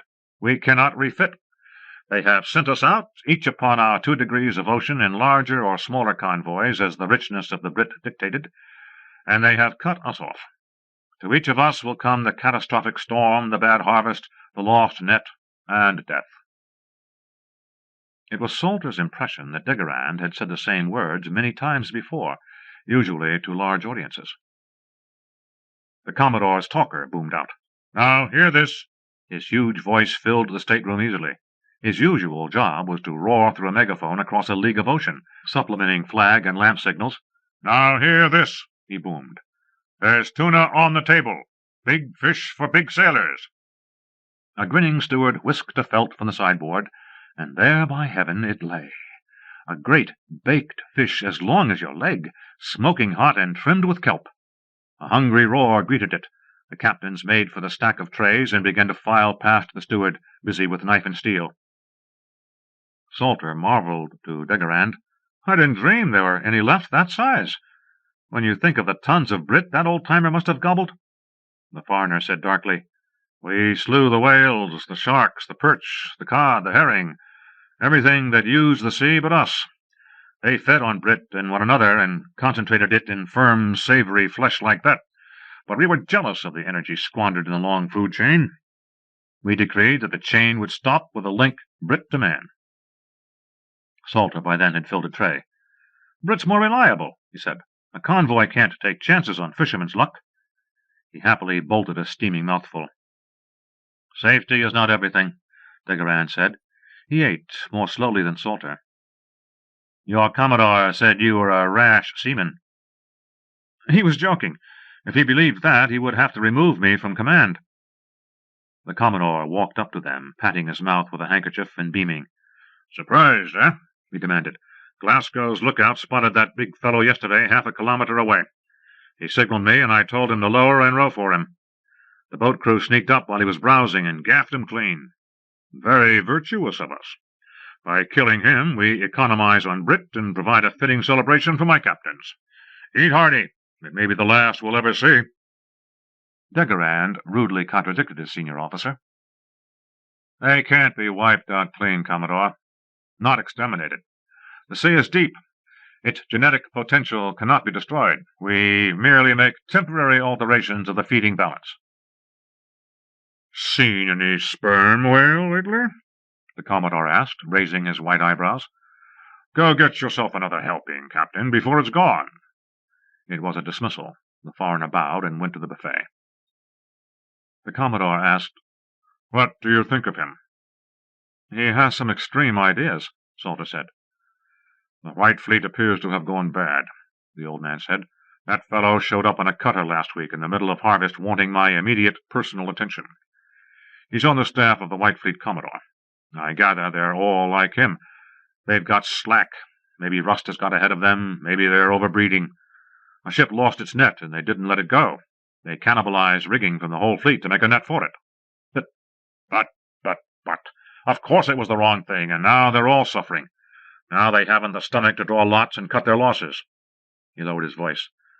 Their idea is some sort of raid on the western continent. That America thing, for steel and bronze and whatever else they find not welded to the deck. It's nonsense, of course, spawned by a few silly, clever people on the staff.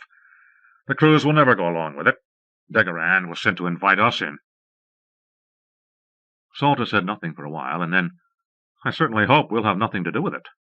I'm sending him back at dawn with my compliments and a negative, and my sincere advice to his Commodore that he drop the whole thing before his own crew hears of it and has him bowsprited. The Commodore gave him a wintry smile. Such a reply is easy to make, of course, just after concluding an excellent harvest.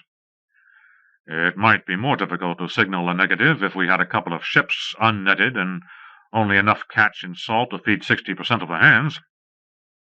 Do you think you could give the hard answer under those circumstances? I think so, sir. The Commodore walked away, his face enigmatic. Salter thought he knew what was going on. He had been given one small foretaste of top command. Perhaps he was being groomed for Commodore, not to succeed the old man, surely, but his successor. McBee approached, full of big fish and drink. Foolish thing, I said, he stammered. Let's have a drink. Forget about it, eh? He was glad to. Damn fine seaman, McBee yelled after a couple more drinks. Best little captain in the convoy. Not a scared old crock like poor old McBee, afraid of every puff of wind. And then he had to cheer up McBee until the party began to thin out. McBee fell asleep at last, and Salter saw him to his gig before boarding his own for the long road to the bobbing masthead lights of his ship. Starboard Squadron 30 was at rest in the night. Only the slowly moving oil lamps of the women on their ceaseless rust patrol were alive. The Brit catch, dried, came to some 7,000 tons. It was a comfortable margin over the 5,670 tons needed for 6 months' full rations before the autumnal swarming and harvest. The trim tanks along the keel had been pumped almost dry by the ship's current prison population, as the cooked and dried and salted cubes were stored in the glass-lined warehouse tier. The gigantic vessel rode easily on a swelling sea before a force-one westerly breeze. Salter was exhausted. He thought briefly of having his coxswain whistle for a boatswain's chair, so that he might be hauled at his ease up the 50-yard cliff that was the hull before them, and dismissed the idea with regret. Rank hath its privileges, and also its obligations. He stood up in the gig, jumped for the ladder, and began the long climb. As he passed the portholes of the cabin tiers, he virtuously kept eyes front, on the bronze plates of the hull, inches from his nose. Many couples in the privacy of their double cabins would be celebrating the end of the back-breaking night-and-day toil. One valued privacy aboard the ship, one's own 648 cubic feet of cabin, one's own porthole, acquired an almost religious meaning, particularly after the weeks of swarming cooperative labor. Taking care not to pant, he finished the climb with a flourish, springing onto the flush deck. There was no audience. Feeling a little ridiculous and forsaken, he walked aft in the dark with only the wind and the creak of the rigging in his ears. The 5 great basket masts strained silently behind their breeze-filled sails. He paused a moment beside Wednesday mast, huge as a redwood, and put his hands on it to feel the power that vibrated in its steel latticework. 6 intent women went past, their hand lamps sweeping the deck. He jumped, though they never noticed him. They were in something like a trance state while on their tour of duty. Normal courtesies were suspended for them. With their work began the job of survival. 1,000 women, 5% of the ship's company, inspected night and day for corrosion. Seawater is a vicious solvent, and the ship had to live in it. Fanaticism was the answer. His stateroom above the rudder waited. The hatchway to it glowed 100 feet down the deck with the light of a wasteful lantern. After harvest, when the tanks brimmed with oil, one type acted as though the tanks would brim forever. The captain wearily walked around and over a dozen stay ropes to the hatchway and blew out the lamp. Before descending, he took a mechanical look around the deck. All was well, except for a patch of paleness at the fantail. Will this day never end? He asked the darkened lantern and went to the fantail. The patch was a little girl in a nightdress, wandering aimlessly over the deck, her thumb in her mouth. She seemed to be about 2 years old, and was more than half asleep. She could have gone over the railing in a moment, a small wail, a small splash. He picked her up like a feather. "Who's your daddy, Princess?" he asked. "Didn't know," she grinned. The devil she didn't. It was too dark to read her ID necklace, and he was too tired to light the lantern. He trudged down the deck to the crew of inspectors. He said to their chief, "One of you get this child back to her parents' cabin," and held her up. The chief was indignant. "Sir, we are on watch." "File a grievance with the Commodore if you wish. Take the child." One of the rounder women did, and made cooing noises while her chief glared. "Bye-bye, Princess," the captain said. "You ought to be keel-hauled for this, but I'll give you another chance." "Bye-bye," the little girl said, waving, and the captain went yawning down the hatchway to bed. His stateroom was luxurious by the austere standards of the ship. It was equal to 6 of the standard 9x9 cabins in volume, or to 3 of the double cabins for couples. These, however, had something he did not. Officers above the rank of lieutenant were celibate. Experience had shown that this was the only answer to nepotism, and nepotism was a luxury which no convoy could afford. It meant, sooner or later, inefficient command. Inefficient command meant, sooner or later, death. Because he thought he would not sleep, he did not.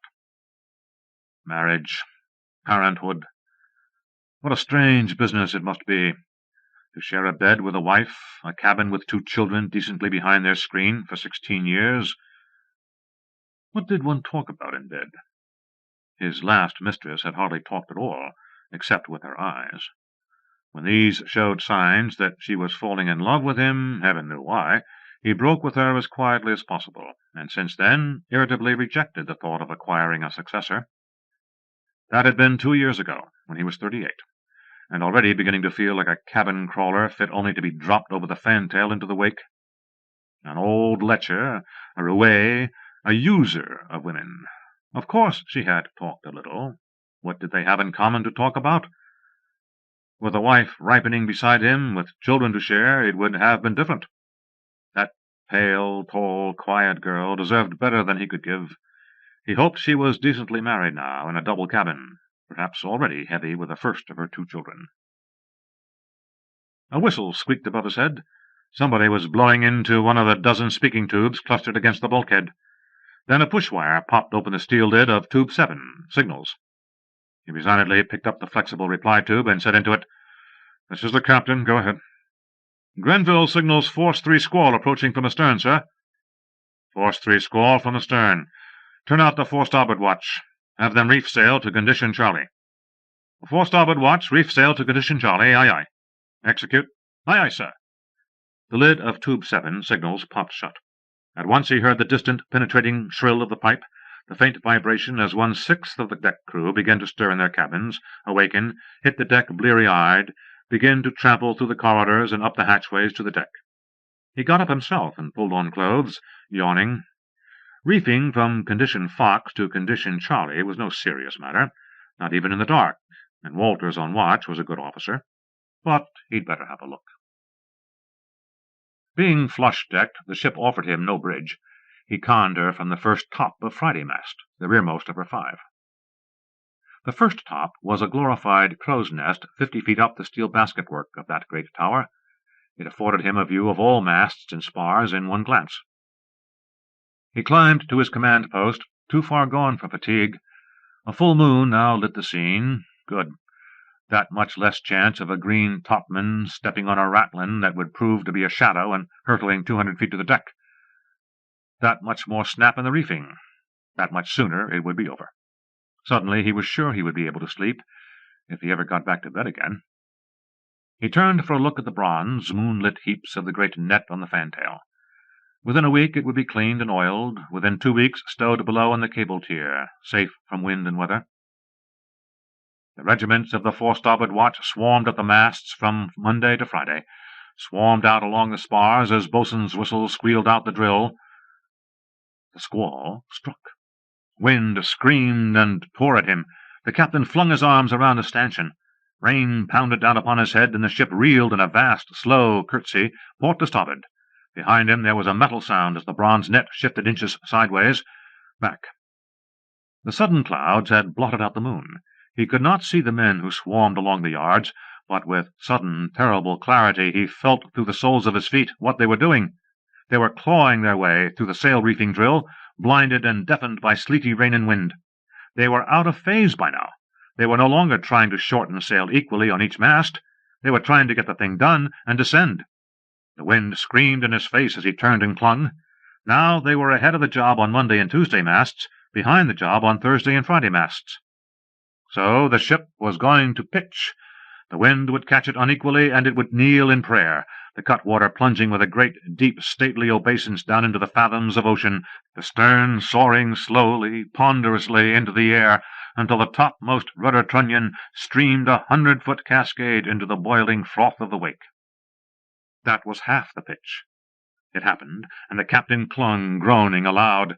He heard above the screaming wind loose gear rattling on the deck, clashing forward in an avalanche. He heard a heavy clink at the stern, and bit his lower lip until it ran with blood that the tearing cold rain flooded from his chin. The pitch reached its maximum, and the second half began, after interminable moments when she seemed frozen at a 5-degree angle forever. The cutwater rose. The bowsprit blocked out horizon stars. The loose gear countercharged astern in a crushing tide of bales, windlass cranks, water breakers, stilling coils, steel sun reflectors, lashing tails of bronze rigging. Into the heaped piles of the net, straining at its retainers on the 2 great bollards that took root in the keel itself 400 feet below. The energy of the pitch hurled the belly of the net open, crashing into the sea. The bollards held for a moment. A retainer cable screamed and snapped like a man's back, and then the second cable broke. The roaring slither of the bronze links thundering over the fantail shook the ship. The squall ended as it had come. The clouds scudded on, and the moon bared itself to shine on a deck scrubbed clean. The net was lost. Captain Salter looked down the 50 feet from the rim of the crow's nest and thought, I should jump. It would be quicker that way. But he did not. He slowly began to climb down the ladder to the bare deck. Having no electrical equipment, the ship was necessarily a representative republic rather than a democracy. 20,000 people can discuss and decide only with the aid of microphones, loudspeakers, and rapid calculators to balance the ayes and noes. With lung power the only means of communication, and an abacus in the clerk's hands the only tallying device, certainly no more than 50 people can talk together and make sense, and there are pessimists who say the number is closer to 5 than 50. The ship's council that met at dawn on the fantail numbered 50. It was a beautiful dawn. It lifted the heart to see salmon sky, iridescent sea, spread white sails of the convoy ranged in a great slanting line across 60 miles of oceanic blue. It was the kind of dawn for which one lived. A full catch salted down, the water butts filled, the evaporators trickling from their 1,000 tubes, 9 gallons each, sunrise to sunset, wind enough for easy steerage way, and a pretty spread of sail. These were the rewards. 141 years ago, Grenville's convoy had been launched at Newport News, Virginia, to claim them. Oh, the high adventure of the launching! The men and women who had gone aboard thought themselves heroes, conquerors of nature, self-sacrificers for the glory of Niemet. But Niemet meant only northeastern metropolitan area, one dense warren that stretched from Boston to Newport News, built up and dug down, sprawling westward, gulping Pittsburgh without a pause, beginning to peter out past Cincinnati. The first generation, a sea, clung and sighed for the culture of Niemet, consoled itself with its patriotic sacrifice. Any relief was better than none at all, and Grenville's convoy had drained 1.25 million population from the huddle. They were immigrants into the sea. Like all immigrants, they longed for the old country. Then the second generation. Like all second generations, they had no patience with the old people or their tales. This was real, this sea, this gale, this rope. Then the third generation. Like all third generations, it felt a sudden, desperate hollowness and lack of identity. What was real? Who are we? What is Niemet which we have lost? But by then grandfather and grandmother could only mumble vaguely. The cultural heritage was gone, squandered in 3 generations, spent forever. As always, the fourth generation did not care. And those who sat in council on the fantail were members of the 5th and 6th generations. They knew all there was to know about life. Life was the hull and masts, the sail and rigging, the net and the evaporators. Nothing more. Nothing less. Without masts there was no life. Nor was there life without the net. The ship's council did not command. Command was reserved to the captain and his officers. The council governed, and on occasion tried criminal cases. During the black winter without harvest 80 years before, it had decreed euthanasia for all persons over 63 years of age and for 1 out of 20 of the other adults aboard. It had rendered bloody judgment on the ringleaders of Peel's mutiny. It had sent them into the wake, and Peel himself had been bowspritted, given the maritime equivalent of crucifixion. Since then, no megalomaniacs had decided to make life interesting for their shipmates, so Peel's long agony had served its purpose.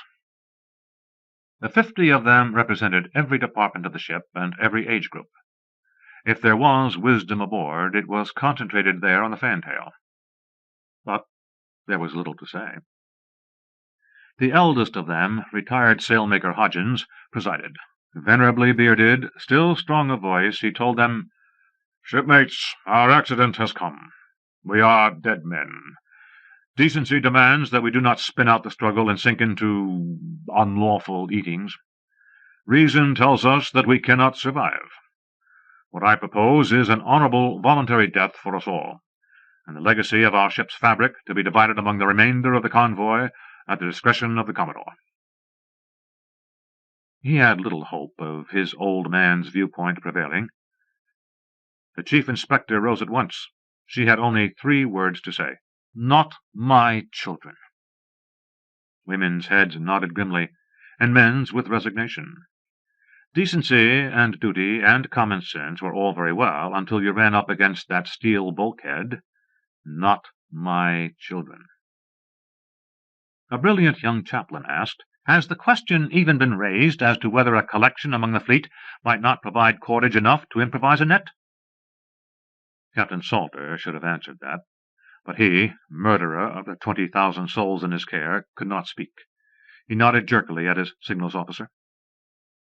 Lieutenant Zwingli temporized by taking out his signals slate and pretending to refresh his memory. He said, "At 00:35 today, a lamp signal was made to Grenville advising that our net was lost. Grenville replied as follows: Effective now, your ship no longer part of convoy. Have no recommendations.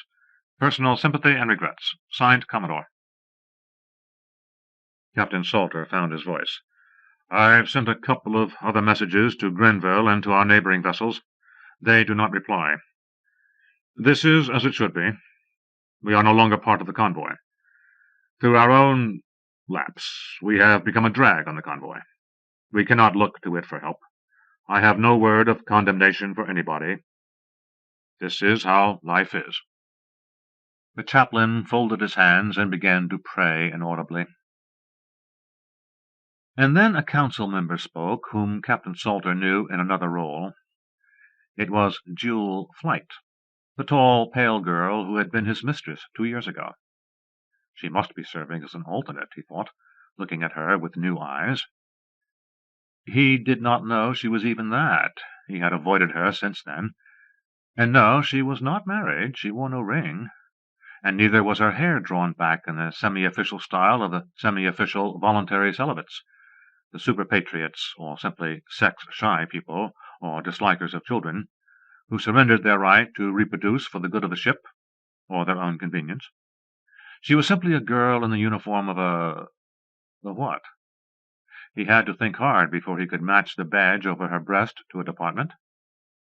She was ship's archivist, with her crossed key and quill, an obscure clerk and shelf-duster under, far under, the chief of yeoman writers.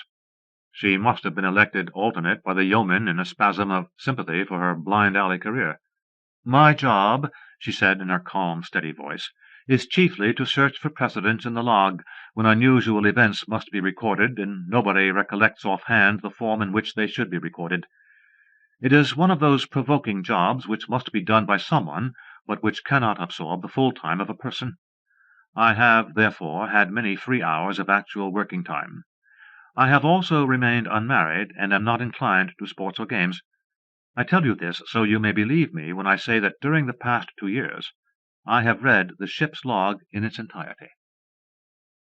There was a little buzz. Truly an astonishing, and an astonishingly pointless thing to do. Wind and weather, storms and calms, messages and meetings and censuses, crimes, trials and punishments of 141 years, what a bore. "Something I read," she went on, "may have some bearing on our dilemma." She took a slate from her pocket and read, "Extract from the log dated June 30th, convoy year 72. The Shakespeare-Joyce-Melville party returned after dark in the gig. They had not accomplished any part of their mission. 6 were dead of wounds. All bodies were recovered. The remaining 6 were mentally shaken, but responded to our last ataractics. They spoke of a new religion ashore, and its consequences on population. I am persuaded that we seaborns can no longer relate to the Continentals. The clandestine short trips will cease." The entry assigned Scully, captain. A man named Scully smiled for a brief, proud moment. His ancestor. And then, like the others, he waited for the extract to make sense. Like the others, he found that it would not do so. Captain Salter wanted to speak and wondered how to address her. She had been Jewel, and they all knew it. Could he call her Yeoman Flight without looking like being a fool? Well, if he was fool enough to lose his net, he was fool enough to be formal with an ex-mistress. "Yeoman Flight," he said, "where does the extract leave us?" In her calm voice she told them all. Penetrating the few obscure words, it appears to mean that until convoy year 72, the charter was regularly violated, with the connivance of successive captains. I suggest that we consider violating it once more, to survive. The charter. It was a sort of groundswell of their ethical life, learned early, paid homage every Sunday when they were rigged for church. It was inscribed in phosphor bronze plates on Monday mast of every ship at sea, and the wording was always the same. "In return for the sea and its bounty, we renounce and abjure for ourselves and our descendants the land from which we sprung. For the common good of man, we set sail forever." At least half of them were unconsciously murmuring the words. Retired sailmaker Hodgins rose, shaking. "Blasphemy!" he said. "The woman should be bowspritted." The chaplain said thoughtfully, "I know a little more about what constitutes blasphemy than sailmaker Hodgins, I believe, and assure you that he is mistaken. It is a superstitious error to believe that there is any religious sanction for the charter. It is no ordinance of God, but a contract between men." "It is a revelation!" Hodgins shouted. "A revelation! It is the newest testament! It is God's finger pointing the way to the clean, hard life at sea, away from the grubbing and filth, from the overbreeding and the sickness." That was a common view. "What about my children?" demanded the chief inspector. "Does God want them to starve or be—" She could not finish the question, but the last unspoken word of it rang in all their minds. Eaten. Aboard some ships, with an accidental preponderance of the elderly, aboard other ships where some blazing personality generations back had raised the charter to a powerful cult, suicide might have been voted. Aboard other ships, where nothing extraordinary had happened in 6 generations, where things had been easy and the knack and tradition of hard decision-making had been lost, there might have been confusion and inaction, and the inevitable degeneration into savagery. Aboard Salter's ship, the council voted to send a small party ashore to investigate. They used every imaginable euphemism to describe the action, took 6 hours to make up their minds, and sat at last on the fantail, cringing a little, as if waiting for a thunderbolt. The shore party would consist of Salter, captain, Flight, archivist, Pemberton, junior chaplain, Graves, chief inspector. Salter climbed to his conning top on Friday mast, consulted a chart from the archives, and gave the order through speaking tube to the tiller gang. "Change course, red 4 degrees. The repeat came back incredulously. "Execute," he said. The ship creaked as 80 men heaved the tiller. Imperceptibly, at first, the wake began to curve behind them. Ship starboard 30 departed from its ancient station. Across a mile of sea, the boatswain's whistles could be heard from starboard 31, as she put on sail to close the gap. They might have signaled something, Salter thought, dropping his glasses at last on his chest. But the masthead of starboard 31 remained bare of all but its commission pennant. He whistled up his signals officer and pointed to their own pennant. "Take that thing down," he said hoarsely, and went below to his cabin. The new course would find them at last riding off a place the map described as New York City. Salter issued what he expected would be his last commands to Lieutenant Zwingli. The whaleboat was waiting in its davits. The other 3 were in it.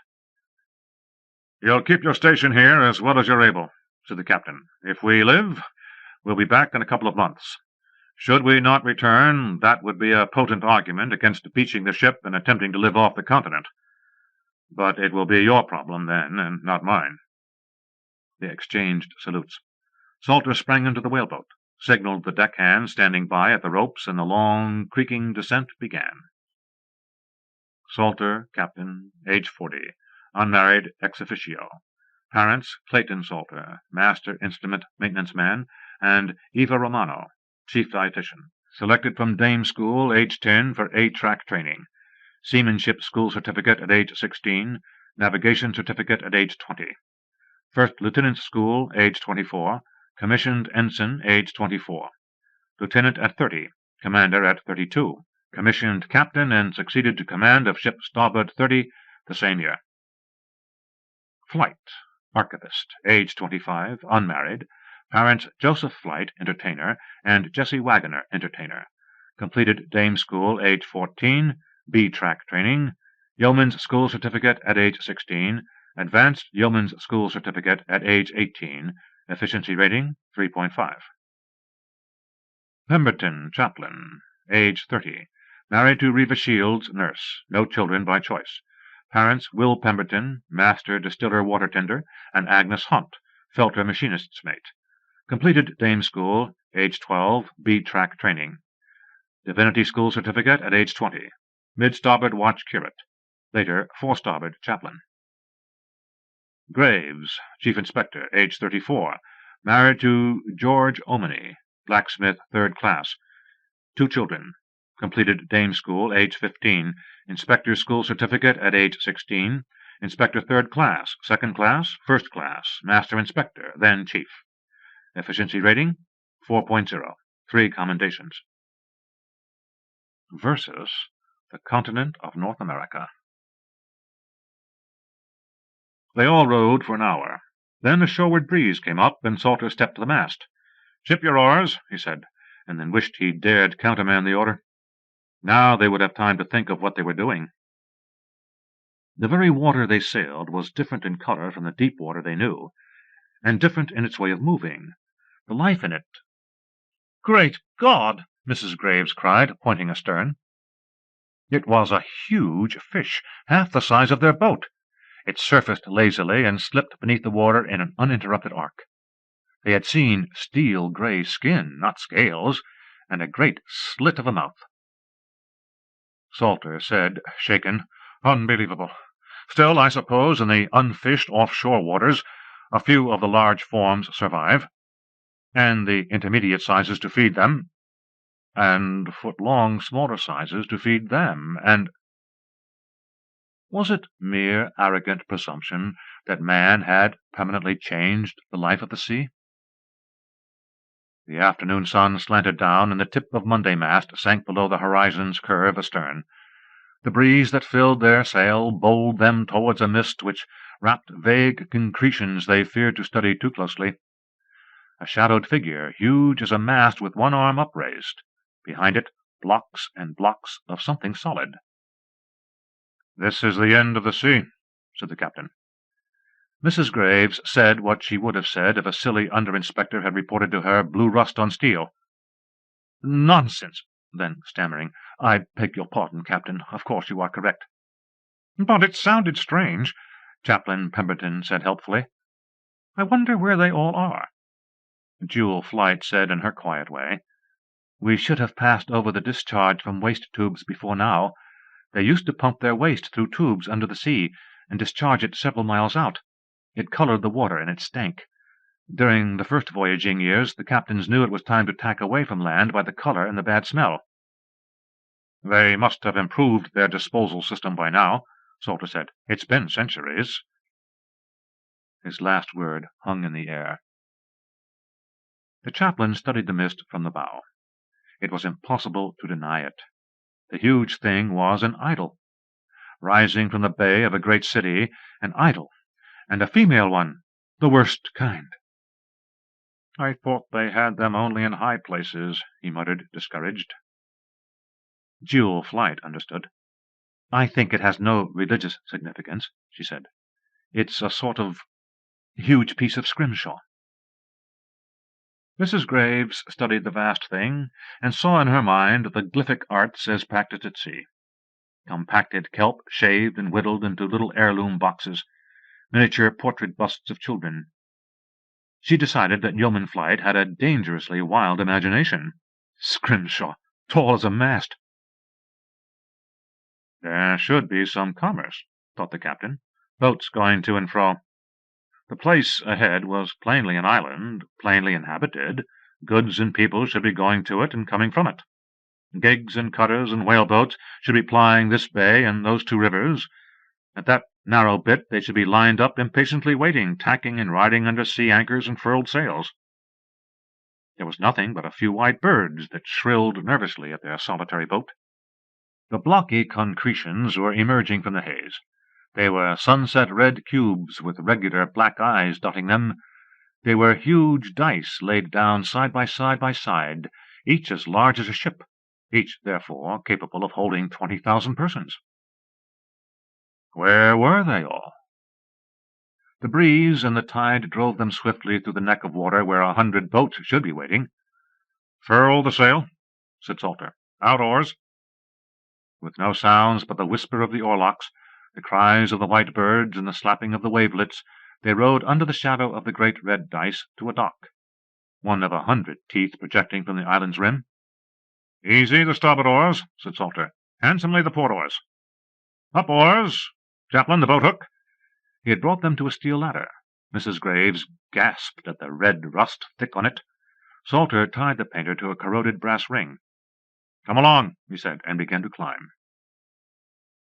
When the four of them stood on the iron-plated dock, Pemberton naturally prayed. Mrs. Graves followed the prayer with half her attention, or less. The rest she could not divert from the shocking slovenliness of the prospect. Rust, dust, litter, neglect. What went on in the mind of Jewel Flight, her calm face did not betray, and the captain scanned those black windows 100 yards inboard, inland, and waited and wondered. They began to walk to them at last, Salter leading. The sensation underfoot was strange and dead, tiring to the arches and the thighs. The huge red dice were not as insane close-up as they had appeared from a distance. They were 1,000-foot cubes of brick, the stuff that lined ovens. They were set back within squares of green, cracked surfacing which Jewel Flight named cement or concrete from some queer corner of her erudition. There was an entrance, and written over it, "The Herbert Brownell, Jr. Memorial Houses." A bronze plaque shot a pang of guilt through them all as they thought of the compact, but its words were different and ignoble. Notice to all tenants. A project apartment is a privilege and not a right. Daily inspection is the cornerstone of the project. Attendance at least once a week at the church or synagogue of your choice is required for families wishing to remain in good standing. Proof of attendance must be presented on demand. Possession of tobacco or alcohol will be considered prima facie evidence of undesirability. Excessive water use, excessive energy use, and food waste will be grounds for desirability review.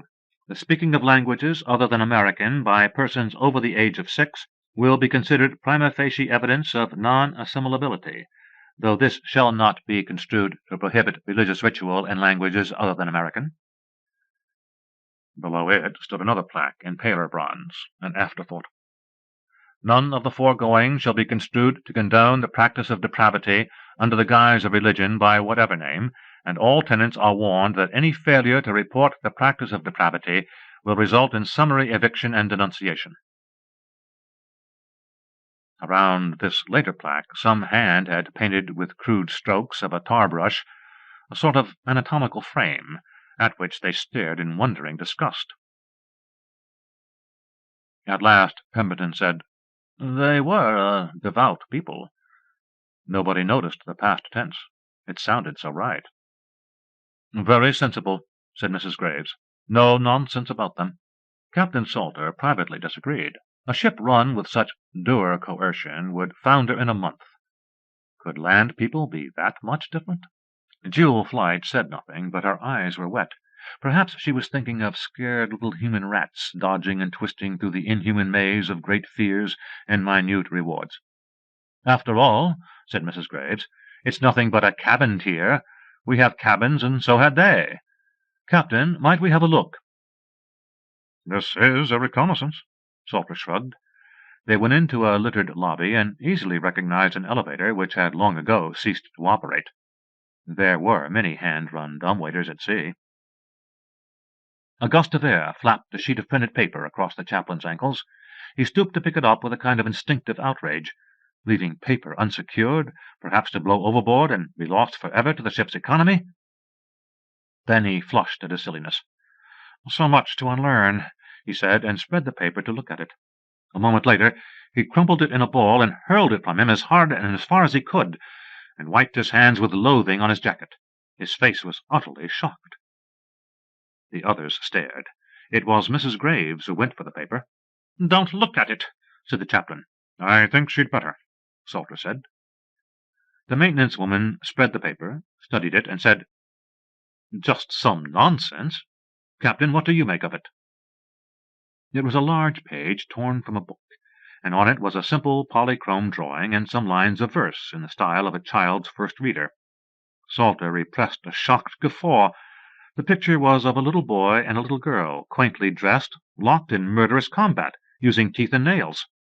"Jack and Jill went up the hill," said the text, "to fetch a pail of water. She threw Jack down and broke his crown. It was a lovely slaughter." Jewel Flight took the page from his hands. All she said was, after a long pause, "I suppose they couldn't start them too young." She dropped the page, and she too wiped her hands. "Come along," the captain said. "We'll try the stairs." The stairs were dust, rat dung, cobwebs, and 2 human skeletons. Murderous knuckle-dusters fitted loosely the bones of the 2 right hands. Salter hardened himself to pick up one of the weapons, but could not bring himself to try it on. Jewel Flight said apologetically, "Please be careful, Captain. It might be poisoned. That seems to be the way they were." Salter froze. By God, but the girl was right. Delicately, handling the spiked steel thing by its edges, he held it up. Yes, stains. It would be stained, and perhaps with poison also. He dropped it into the thoracic cage of one skeleton and said, "Come on." They climbed in quest of a dusty light from above. It was a doorway onto a corridor of many doors. There was evidence of fire and violence. A barricade of queer, pudgy chairs and divans had been built to block the corridor, and had been breached. Behind it were sprawled 3 more heaps of bones. "They have no heads," the chaplain said hoarsely. "Captain Salter, this is not a place for human beings. We must go back to the ship, even if it means honorable death. This is not a place for human beings." "Thank you, chaplain," said Salter. "You've cast your vote. Is anybody with you?" "Kill your own children, chaplain," said Mrs. Graves. "Not mine." Jewel Flight gave the chaplain a sympathetic shrug and said, "No." One door stood open, its lock shattered by blows of a fire-axe. Salter said, "We'll try that one."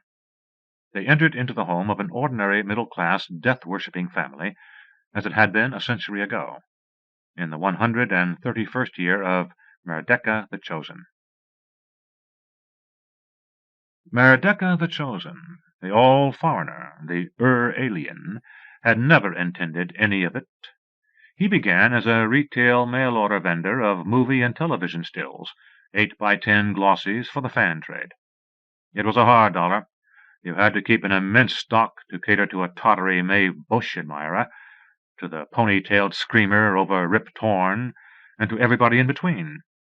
He would have no truck with pin-ups. "Dirty, lascivious pictures," he snarled, when broadly hinting letters arrived. "Filth! Men and women kissing, ogling, pawing each other. Orgies! Bah!" Merdeka kept a neutered dog, a spayed cat, and a crumpled, uncomplaining housekeeper, who was technically his wife. He was poor. He was very poor. Yet he never neglected his charitable duties, contributing every year to the Planned Parenthood Federation and the Midtown Hysterectomy Clinic. They knew him in the Third Avenue saloons, where he talked every night, arguing with Irishmen, sometimes getting asked outside to be knocked down. He let them knock him down, and sneered from the pavement. Was this their argument? He could argue. He spewed facts and figures and clichés in unanswerable profusion. "Hell, man, the Russians will have a bomb base on the moon in 2 years, and in 2 years the Army and the Air Force will still be beating each other over the head with pig's bladders. Just a minute, let me tell you. The goddamn Myson's making idiots of us all. Do you know of any children born in the past 2 years that are healthy?" And "Flu be go to hell. It's our own germ warfare from Camp Crowder right outside Baltimore that got out of hand, and it happened the week of the 24th. And the human animal's obsolete. They've proved at MIT, Steinwitz and Coleman proved that the human animal cannot survive the current radiation levels. And enjoy your lung cancer, friend. For every automobile and its stinking exhaust, there will be 2.703 cases of lung cancer, and we've got to have our automobiles, don't we? And delinquency, my foot. They're insane, and it's got to the point where the economy cannot support mass insanity. They've got to be castrated. It's the only way. And they should dig up the body of Metchnikoff and throw it to the dogs. He's the degenerate who invented venereal prophylaxis, and since then vice without punishment has run hog wild through the world. What we need on the streets is a few of those old-time locomotor ataxia cases, limping and drooling to show the kids where vice leads."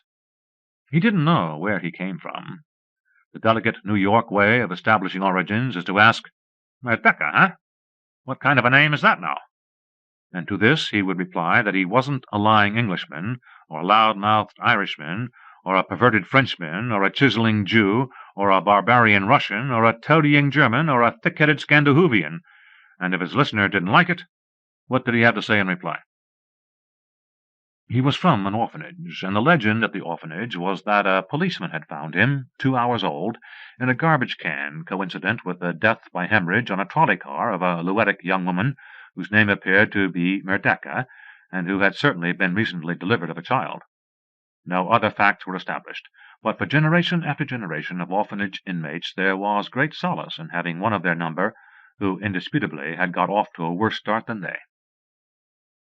A watershed of his career occurred when he noticed that he was, for the 7th time that year, reordering prints of scenes from Mr. Howard Hughes' production The Outlaw. These were not the off-the-bust stills of Miss Jane Russell, surprisingly, but were group scenes of Miss Russell suspended by her wrists and about to be whipped. Merdeka studied the scene, growled, "Give it to the bitch," and doubled the order. It sold out. He canvassed his files for other whipping and torture stills from Desert Song-type movies, made up a special assortment, and it sold out within a week. Then he knew. The man and the opportunity had come together, for perhaps the 50th time in history. He hired a model and took the first specially posed pictures himself. They showed her cringing from a whip, tied to a chair with a clothesline, and herself brandishing the whip. Within 2 months, Merdeka had cleared $6,000, and he put every cent of it back into more photographs and direct mail advertising. Within a year, he was big enough to attract the post office obscenity people. He went to Washington and screamed in their faces, "My stuff isn't obscene, and I'll sue you if you bother me, you stinking bureaucrats! You show me one breast, you show me one behind, you show me one human being touching another in my pictures. You can't, and you know you can't. I don't believe in sex, and I don't push sex, so you leave me the hell alone. Life is pain and suffering and being scared, so people like to look at my pictures. My pictures are about them, the scared little jerks. You're just a bunch of goddamn perverts if you think there's anything dirty about my pictures." He had them there. Merdeka's girls always wore at least full panties, bras, and stockings. He had them there.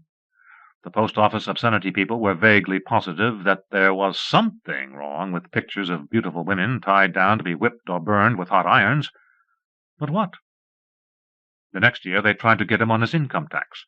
Those deductions for the Planned Parenthood Federation and the Midtown Hysterectomy Clinic were preposterous, but he proved them with cancelled checks to the last nickel.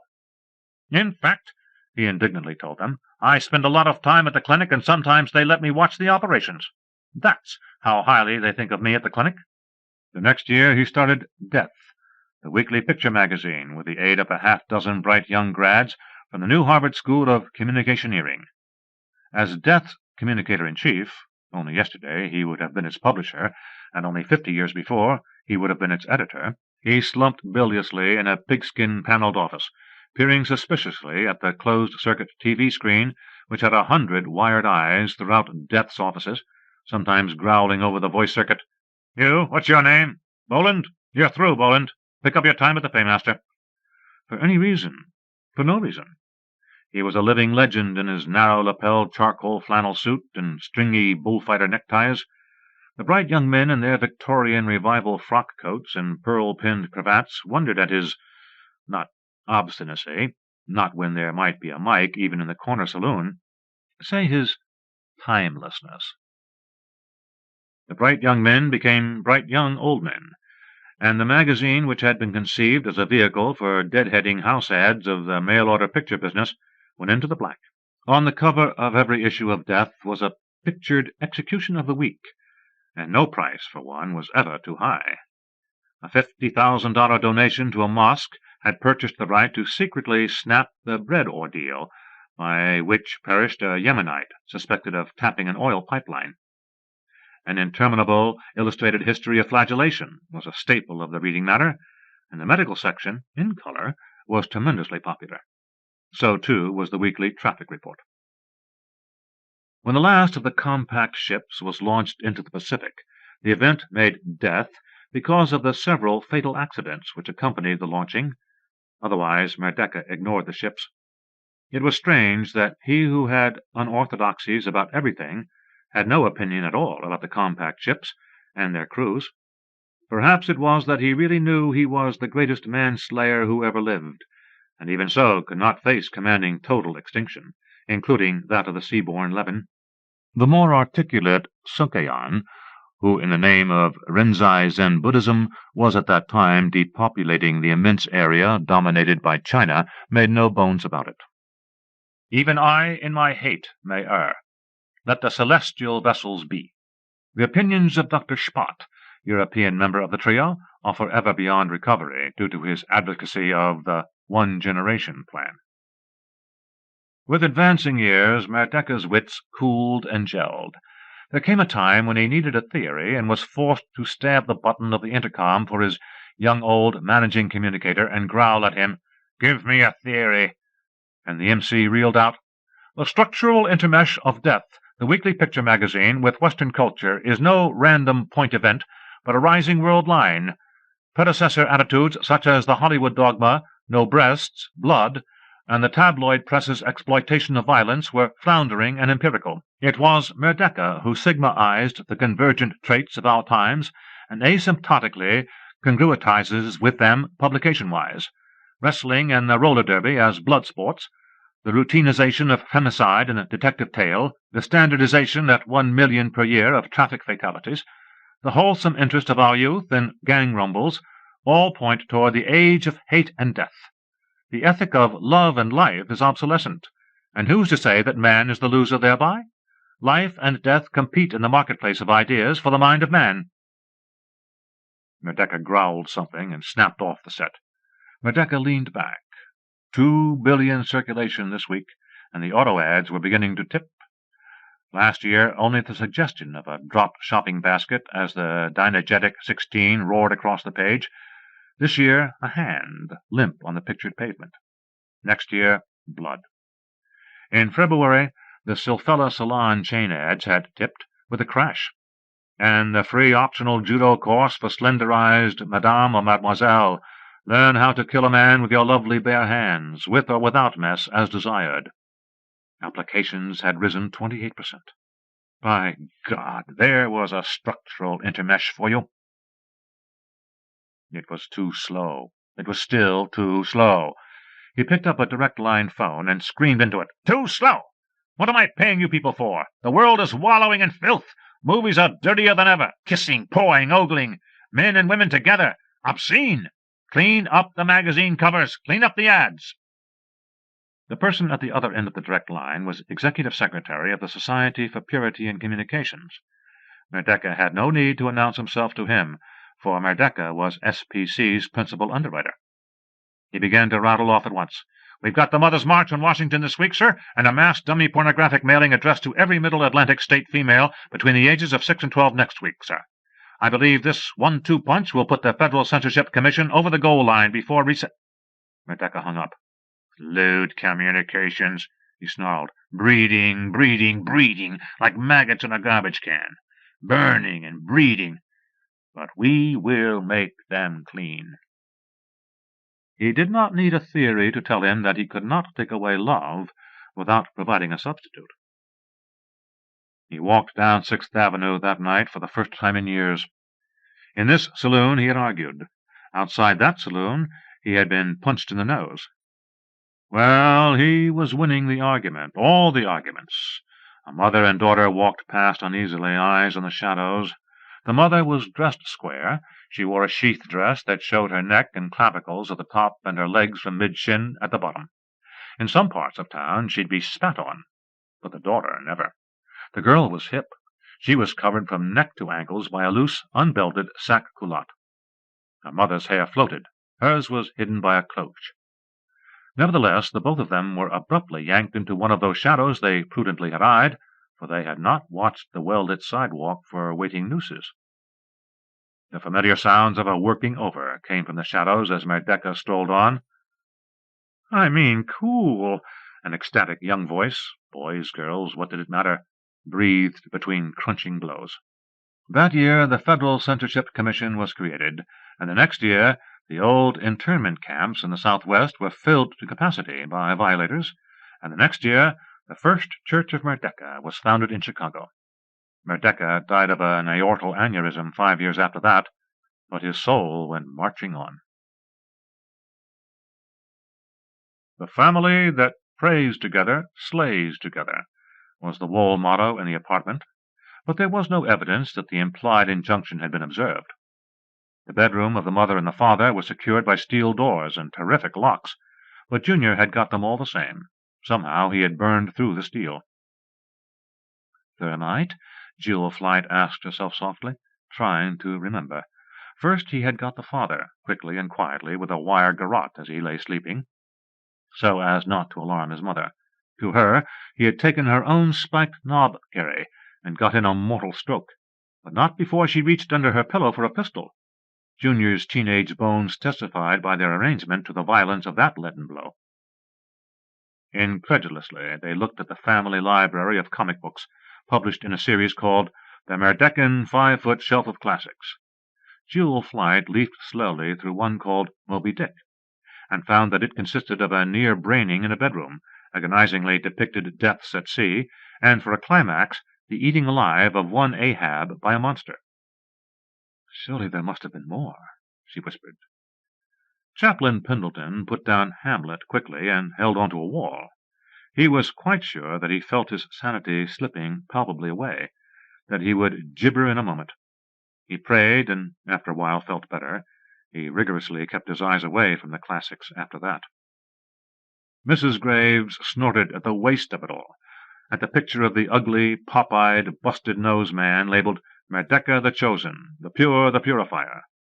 There were 2 tables, which was a folly. Who needed 2 tables? Then she looked closer, saw that one of them was really a blood-stained flogging bench, and felt slightly ill. Its nameplate said, Correctional Furniture Corporation, size 6, ages 10 to 14. She had, God knew, slapped her children more than once when they deviated from her standard of perfection, but when she saw those stains, she felt a stirring of warmth for the parasital bones in the next room. Captain Salter said, "Let's get organized. Does anybody think there are any of them left?" "I think not," said Mrs. Graves. "People like that can't survive. The world must have been swept clean. They killed one another, but that's not the important point. This couple had one child, age 10 to 14. This cabin of theirs seems to be built for one child. We should look at a few more cabins to learn whether a one-child family was normal. If we find out that it was, we can suspect that they are gone, or nearly so." She coined a happy phrase, "by race suicide." "The arithmetic of it is quite plausible," Salter said, "if no factors work except the single-child factor. In 1 century of 5 generations, a population of 2 billion would have bred itself down to 125 million. In another century, the population is just under 4 million. In another, 122,000. By the 32nd generation, the last couple descended from the original 2 billion will breed one child, and that's the end. And there are the other factors. Besides those who do not breed by choice," his eyes avoided Jewel Flight, "there are the things we have seen on the stairs, and in the corridor, and in these compartments." "Then there's our answer," said Mrs. Graves. She smacked the obscene table with her hand, forgetting what it was. "We beach the ship and march the ship's company onto dry land. We clean up, we learn what we have to get along." Her words trailed off. She shook her head. "Sorry," she said gloomily. "I'm talking nonsense." The chaplain understood her, but he said, "The land is merely another of the many mansions. Surely they could learn." "It's not politically feasible," Salter said. "Not in its present form." He thought of presenting the proposal to the ship's council in the shadow of the mast that bore the compact, and twitched his head in an involuntary negative. "There is a formula possible," Jewel Flight said. The Brownells burst in on them then, all 18 of the Brownells. They had been stalking the shore party since its landing. 9 sack-culottes women in cloches and 9 men in penitential black. They streamed through the gaping door and surrounded the sea people with a ring of spears. Other factors had indeed operated, but this was not yet the 32nd generation of extinction. The leader of the Brownells, a male, said with satisfaction, "Just when we needed new blood." Salter understood that he was not speaking in genetic terms. The females, more verbal types, said critically, "Evildoers, obviously, displaying their limbs without shame, brazenly flaunting the rotted pillars of the Temple of Lust, come from the accursed sea itself, abode of infamy, to seduce us from our decent and regular lives." "We know what to do with the women," said the male leader. The rest took up the antiphon. "We'll knock them down, and roll them on their backs, and pull one arm out and tie it fast, and pull the other arm out and tie it fast, and pull one limb out and tie it fast, and pull the other limb out and tie it fast. And then we'll beat them to death, and Merdecca will smile." Chaplain Pemberton stared incredulously. "You must look into your hearts," he told them in a reasonable voice. "You must look deeper than you have, and you will find that you have been deluded. This is not the way for human beings to act. Somebody has misled you dreadfully. Let me explain." "Blasphemy!" the leader of the females said, and put her spear expertly into the chaplain's intestines. The shock of the broad, cold blade pulsed through him and felled him. Jewel Flight knelt beside him instantly, checking heartbeat and breathing. He was alive. "Get up," the male leader said. "Displaying and offering yourself to such as we is useless. We are pure in heart." A male child ran to the door. "Wagners!" he screamed. "Tony Wagners coming up the stairs!" His father roared at him. "Stand straight and don't mumble!" and slashed out with the butt of his spear, catching him hard in the ribs. The child grinned, but only after the pure-hearted 18 had run to the stairs. Then he blasted a whistle down the corridor, while the sea people stared with what attention they could divert from the bleeding chaplain. 6 doors popped open at the whistle, and men and women emerged from them to launch spears into the backs of the Brownells clustered to defend the stairs. "Thanks, Pop!" the boy kept screaming, while the pure-hearted Wagners swarmed over the remnants of the pure-hearted Brownells. At last his screaming bothered one of the Wagners, and the boy was himself speared. Jewel Flight said, "I've had enough of this. Captain, please pick the chaplain up and come along." "They'll kill us." "You'll have the chaplain," said Mrs. Graves. "One moment." She darted into a bedroom and came back hefting the spiked knob carry. "Well, perhaps," the girl said.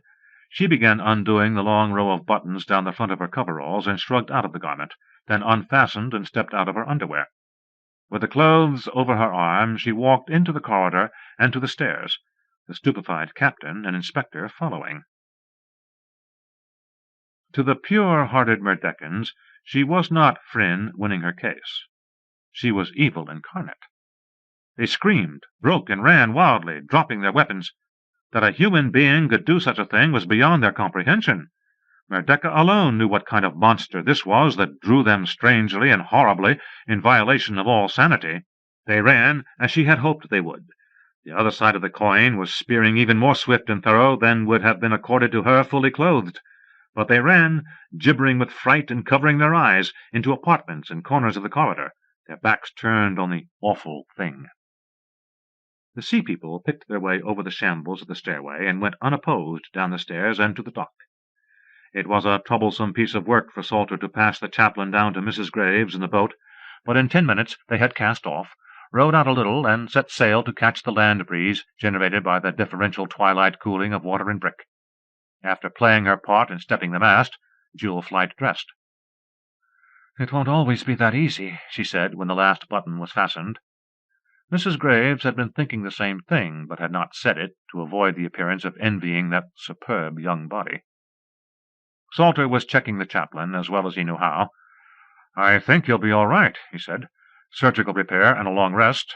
He hasn't lost much blood. This is a strange story we'll have to tell the ship's council."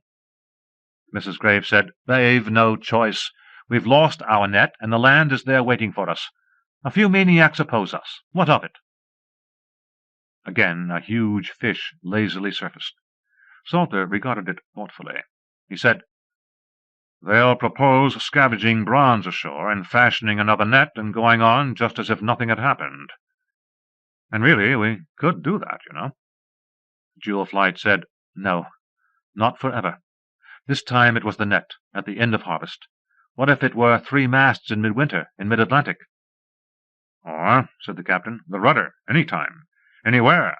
But can you imagine telling the council they've got to walk off the ship onto land, take up quarters in those brick cabins, change everything, and fight maniacs, and learn to farm?" "There must be a way," said Jewel Flight. "Just as Merdeka, whatever it was a way. There were too many people, and Merdeka was the answer to too many people. There's always an answer. Man is a land mammal in spite of brief excursions at sea. We were seed stock put aside, waiting for the land to be cleared so we could return, just as these offshore fish are waiting very patiently for us to stop harvesting twice a year so they can return to deep water and multiply. What's the way, Captain?" He thought hard. "We could," he said slowly, "begin by simply sailing in close and fishing the offshore waters for big stuff. Then tie up and build a sort of bridge from the ship to the shore. We'd continue to live aboard the ship, but we'd go out during daylight to try farming. It sounds right. And keep improving the bridge, making it more and more solid until, before they notice it, it's really a solid part of the ship and a solid part of the shore. It might take 10 years. Time enough for the old shellbacks to make up their minds, Mrs. Graves unexpectedly snorted. And we'd relax the 1-to-1 reproduction rule, and some young adults will simply be crowded over the bridge to live on the land. His face suddenly fell. And then the whole damned farce starts all over again, I suppose. I pointed out that it takes 32 generations, bearing one child apiece, to run a population of 2 billion into zero. Well, I should have mentioned that it takes 32 generations bearing 4 children apiece to run a population of 2 into 2 billion. Oh, what's the use, Jewel? She chuckled. There was an answer last time, she said. There will be an answer the next time. It won't be the same as Merdeka, he vowed. We grew up a little at sea. This time we can do it with brains and not with nightmares and superstition. I don't know, she said.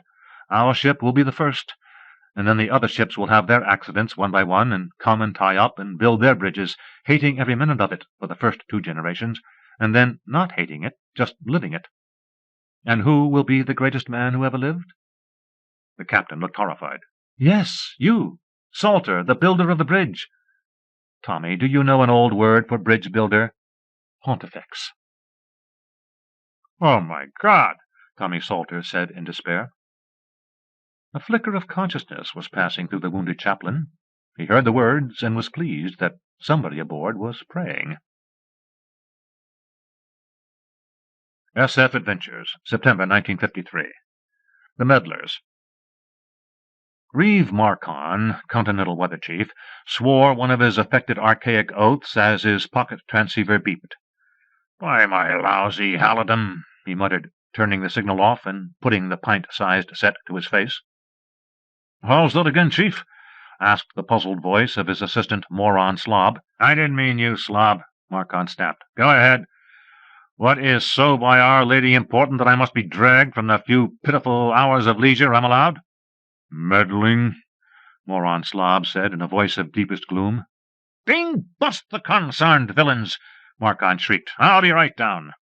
He cast a bilious eye over the workshop where he had hoped to relax over the month-end, using his hands, forgetting the wild complexities of modern life, while he puttered with his Betatron planer, his compact little thermonuclear forming reactor and transmutron. "I'll meddle them," he growled, and stepped through his transmitter. There were wild screeches around him. "I'm sorry, ladies," he yelled. "It was completely... One of the ladies hit him with a chair. He abandoned explanations and ducked back through the transmitter with a rapidly swelling eye. Through the other he read the setting on the transmitter frame. His wife's athletic club, as he had suspected, nor had they bothered to clear the setting after using the transmitter. "Lollygagging trumpets," he muttered, setting his office combination on the frame and stepping through. Moron Slob tactfully avoided staring at the discolored eye. "Glad you're here, Chief," he burbled. "Somebody seems to have gimmicked up a private tractor beam in the Mojave area, and they're pulling in rain clouds assigned to the Rio Grande Rio Grande Valley." Reeve Marcon glared at him and decided to let it pass. "Triangulate for it," he said. "Set up the unilateral transmitter. We'll burst in and catch them wet-handed." He went to his private office and computed while the mechanical work was being done outside. A moderately efficient tractor beam, however haywire, could pull down 5 acre-feet of water a day. Rio Grande was a top-priority area drawing an allotment of 80 acre-feet for the growing season, plus sunships as needed. Plancom had decided that what the continent needed was natural citrus, and that Rio Grande was the area to supply it. Lowest priority for the current season had been assigned to the Idaho turnip acreage. He could divert rainfall from Idaho to Rio Grande. If that wasn't enough, he could seize the precipitation quota of Aspen Recreational, with no difficulty since 3 plan co-members had broken respectively a leg, a pelvis, and 7 ribs on Aspen's beginner's ski trail. Slob told him, "Chief, we're on it, and the transmitter's set up." Reeve Marcon said, "Take a visual first. Those wit-old jerks aren't going to booby-trap me." He watched as a camera was thrust through the transmitter, exposed and snatched back in 1/1000th of a second.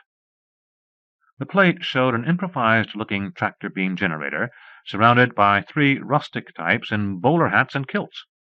They obviously hadn't noticed the split-second appearance of the camera, and they obviously were unarmed.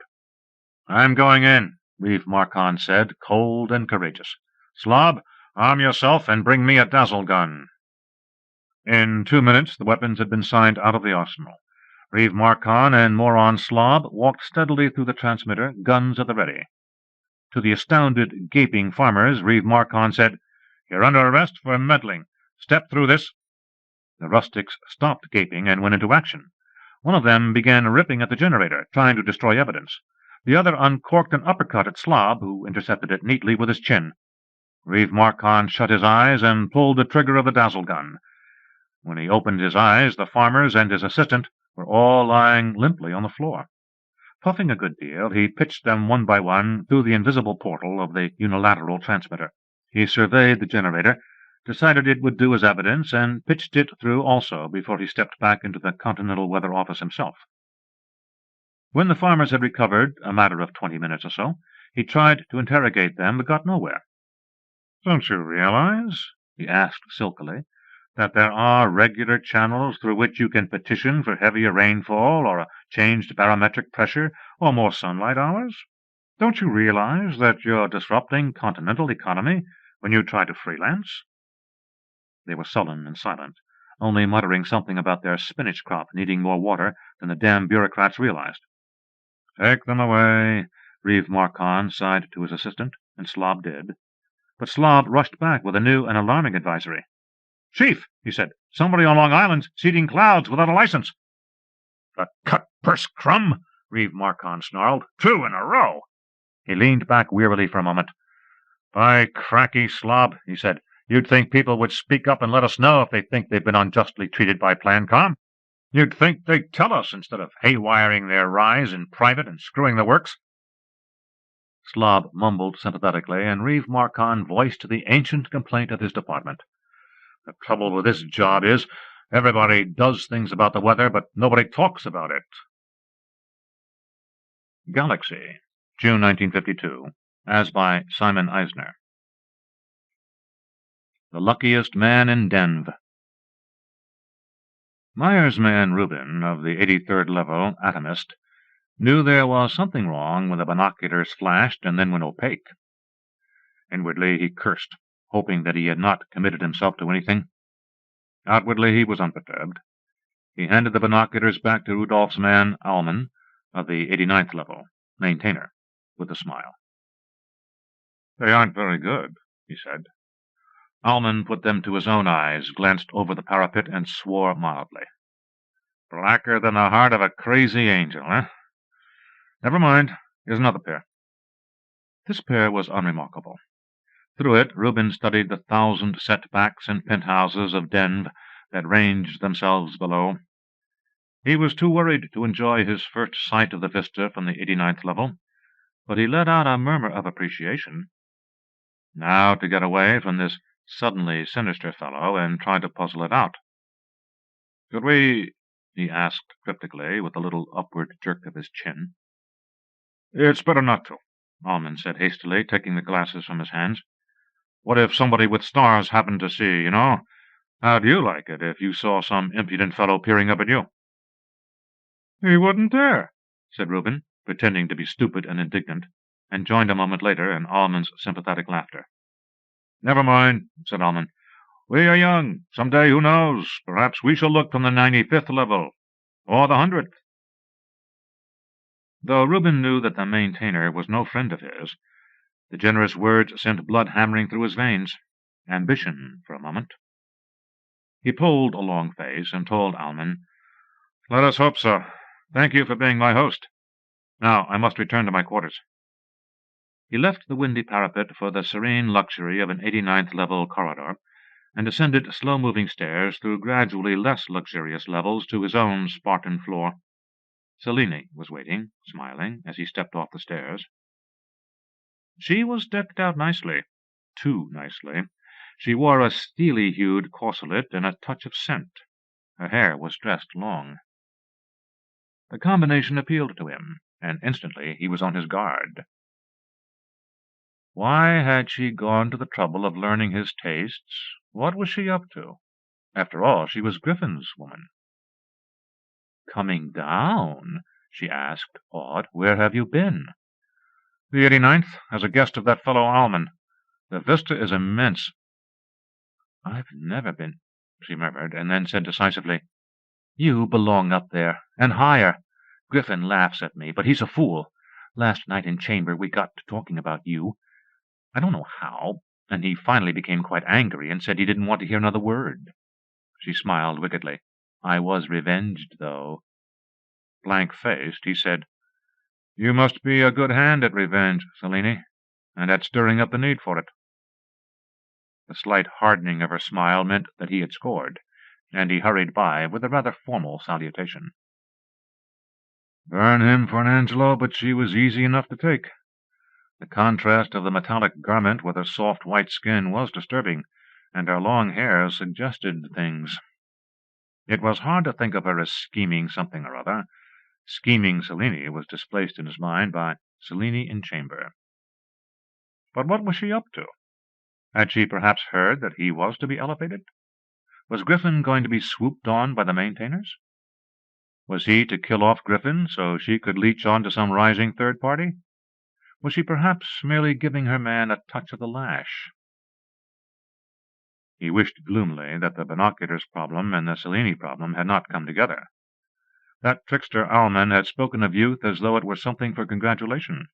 He hated being young and stupid and unable to puzzle out the faulty binoculars and the warmth of Griffin's woman. The attack alarm roared through the Spartan corridor. The LAs were raiding again. He ducked through the nearest door into a vacant bedroom and under the heavy steel table. Somebody else floundered under the table a moment later, and a third person tried to join them.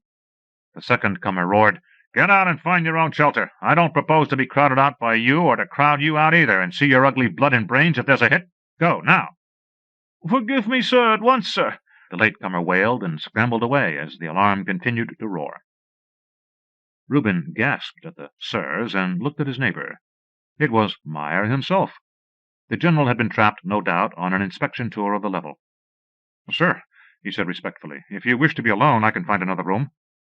"You may stay with me for company. Are you one of mine?" There was power in the general's voice and on his craggy face. "Yes, sir. Meyer's man Reuben, of the 83rd level. Atomist." Meyer surveyed him, and Reuben noted that there were pouches of skin depending from cheekbones and the jawline, dead-looking, coarse-pored skin. "You're a well-made boy, Reuben. Do you have women?" "Yes, sir," said Reuben hastily. "One after another. I always have women. I'm making up at this time to a charming thing called Selene, well-rounded, yet firm, soft but supple, with long red hair and long white legs." "Spare me the details," muttered the general. "It takes all kinds. An atomist, you said. That has a future, to be sure. I myself was a controller long ago. The calling seems to have gone out of fashion." Abruptly, the alarm stopped. The silence was hard to bear. Meyer swallowed and went on. "For some reason or other, why don't youngsters elect for controller any more? Why didn't you, for instance?" Reuben wished he could be saved by a direct hit. The binoculars, Selene, the enemy raid, and now he was supposed to make intelligent conversation with the general. "I really don't know, sir," he said miserably. "At the time there seemed to be very little difference. Controller, atomist, missiler, maintainer. We have a saying, 'The buttons are different,' which usually ends any conversation on the subject." "Indeed?" asked Meyer distractedly. His face was thinly filmed with sweat. "Do you suppose L.A. intends to clobber us this time?" he asked almost hoarsely. "It's been some weeks since they made a maximum effort, hasn't it?" "4," said Reuben. "I remember because one of my best servers was killed by a falling corridor roof. The only fatality, and it had to happen to my team." He laughed nervously and realized that he was talking like a fool, but Meyer seemed not to notice. Far below them there was a series of screaming whistles as the interceptors were loosed to begin their intricate double basket-work wall of defense in a towering cylinder about Denv. "Go on, Reuben," said Meyer. "That was most interesting." His eyes were searching the underside of the steel table. Reuben averted his own eyes from the frightened face, feeling some awe drain out of him. Under a table with a general. It didn't seem so strange now. "Perhaps, sir, you can tell me what a puzzling thing that happened this afternoon means? A fellow, Rudolph's man Alman, of the 89th level, gave me a pair of binoculars that flashed in my eyes and then went opaque. Has your wide experience—" Meyer laughed hoarsely and said in a shaky voice, "That old trick! He was photographing your retinas for the blood vessel pattern. One of Rudolph's men, eh? I'm glad you spoke to me. I'm old enough to spot a revival like that. Perhaps my good friend Rudolph plans—" There was a thudding volley in the air, and then a faint jar. An enemy bomb had got through, exploding from the feel of it, far down at the foot of Denv. The alarm roared again, in bursts that meant all clear. Only one flight of missiles, and that disposed of. The atomist and the general climbed out from under the table. Meyer's secretary popped through the door. The general waved him out again and leaned heavily on the table, his arms quivering. Reuben hastily brought a chair. "A glass of water," said Meyer. The atomist brought it. He saw the general wash down what looked like a triple dose of XXX, green capsules which it was better to leave alone. Meyer said after a moment, "That's better. And don't look so shocked, youngster. You don't know the strain we're under. It's only a temporary measure which I shall discontinue as soon as things ease up a bit. I was saying that perhaps my good friend Rudolph plans to substitute one of his men for one of mine. Tell me, how long has this fellow Alman been a friend of yours?" "He struck up an acquaintance with me only last week. I should have realized—" "You certainly should have. 1 week? Time enough and more. By now you've been photographed, your fingerprints taken, your voice recorded, and your gait studied without your knowledge. Only the retinoscope is difficult, but one must risk it for a real double. Have you killed your man, Reuben?" He nodded. It had been a silly brawl 2 years ago over precedence at the refectory. He disliked being reminded of it. "Good," said Meyer grimly. "The way these things are done, your double kills you in a secluded spot, disposes of your body, and takes over your role. We shall reverse it. You will kill the double and take over his role." The powerful, methodical voice ticked off possibilities and contingencies, measures and countermeasures. Reuben absorbed them and felt his awe return. Perhaps Meyer had not really been frightened under the table. Perhaps it had been he reading his own terror in the general's face. Meyer was actually talking to him of backgrounds and policies. "Up from the 83rd level," he swore to himself as the great names were uttered. "My good friend Rudolph, of course, wants the 5 stars. You would not know this, but the man who wears the stars is now 80 years old and failing fast. I consider myself a likely candidate to replace him. So, evidently, must Rudolph. No doubt he plans to have your double perpetrate some horrible blunder on the eve of the election, and the discredit would reflect on me. Now, what you and I must do—" You and I. Meyer's man Reuben, and Meyer himself, up from the 83rd, up from the bare corridors and cheerless bedrooms to marble halls and vaulted chambers, from the clatter of the crowded refectory to small and glowing restaurants where you had your own table and servant, and where music came softly from the walls, up from the scramble to win this woman or that by wit or charm of the poor bribes you could afford, to the eminence from which you could calmly command your pick of the beauty of Denv. From the moiling intrigue of tripping your fellow atomist and guarding against him tripping you to the heroic thrust and parry of generals. Up from the 83rd. Then Meyer dismissed him with a speech whose implications were deliriously exciting. "I need an able man, and a young one, Reuben. Perhaps I've waited too long looking for him. If you do well in this touchy business, I'll consider you very seriously for an important task I have in mind." Late that night, Selene came to his bedroom. "I know you don't like me," she said pettishly, "but Griffin's such a fool, and I wanted somebody to talk to. Do you mind? What was it like up there today? Did you see carpets? I wish I had a carpet." He tried to think about carpets, and not the exciting contrast of metallic cloth and flesh. "I saw one through an open door," he remembered. "It looked odd, but I suppose a person gets used to them. Perhaps I didn't see a very good one. Aren't the good ones very thick?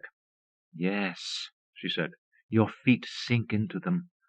I wish I had a good carpet and 4 chairs and a small table as high as my knees to put things on, and as many pillows as I wanted.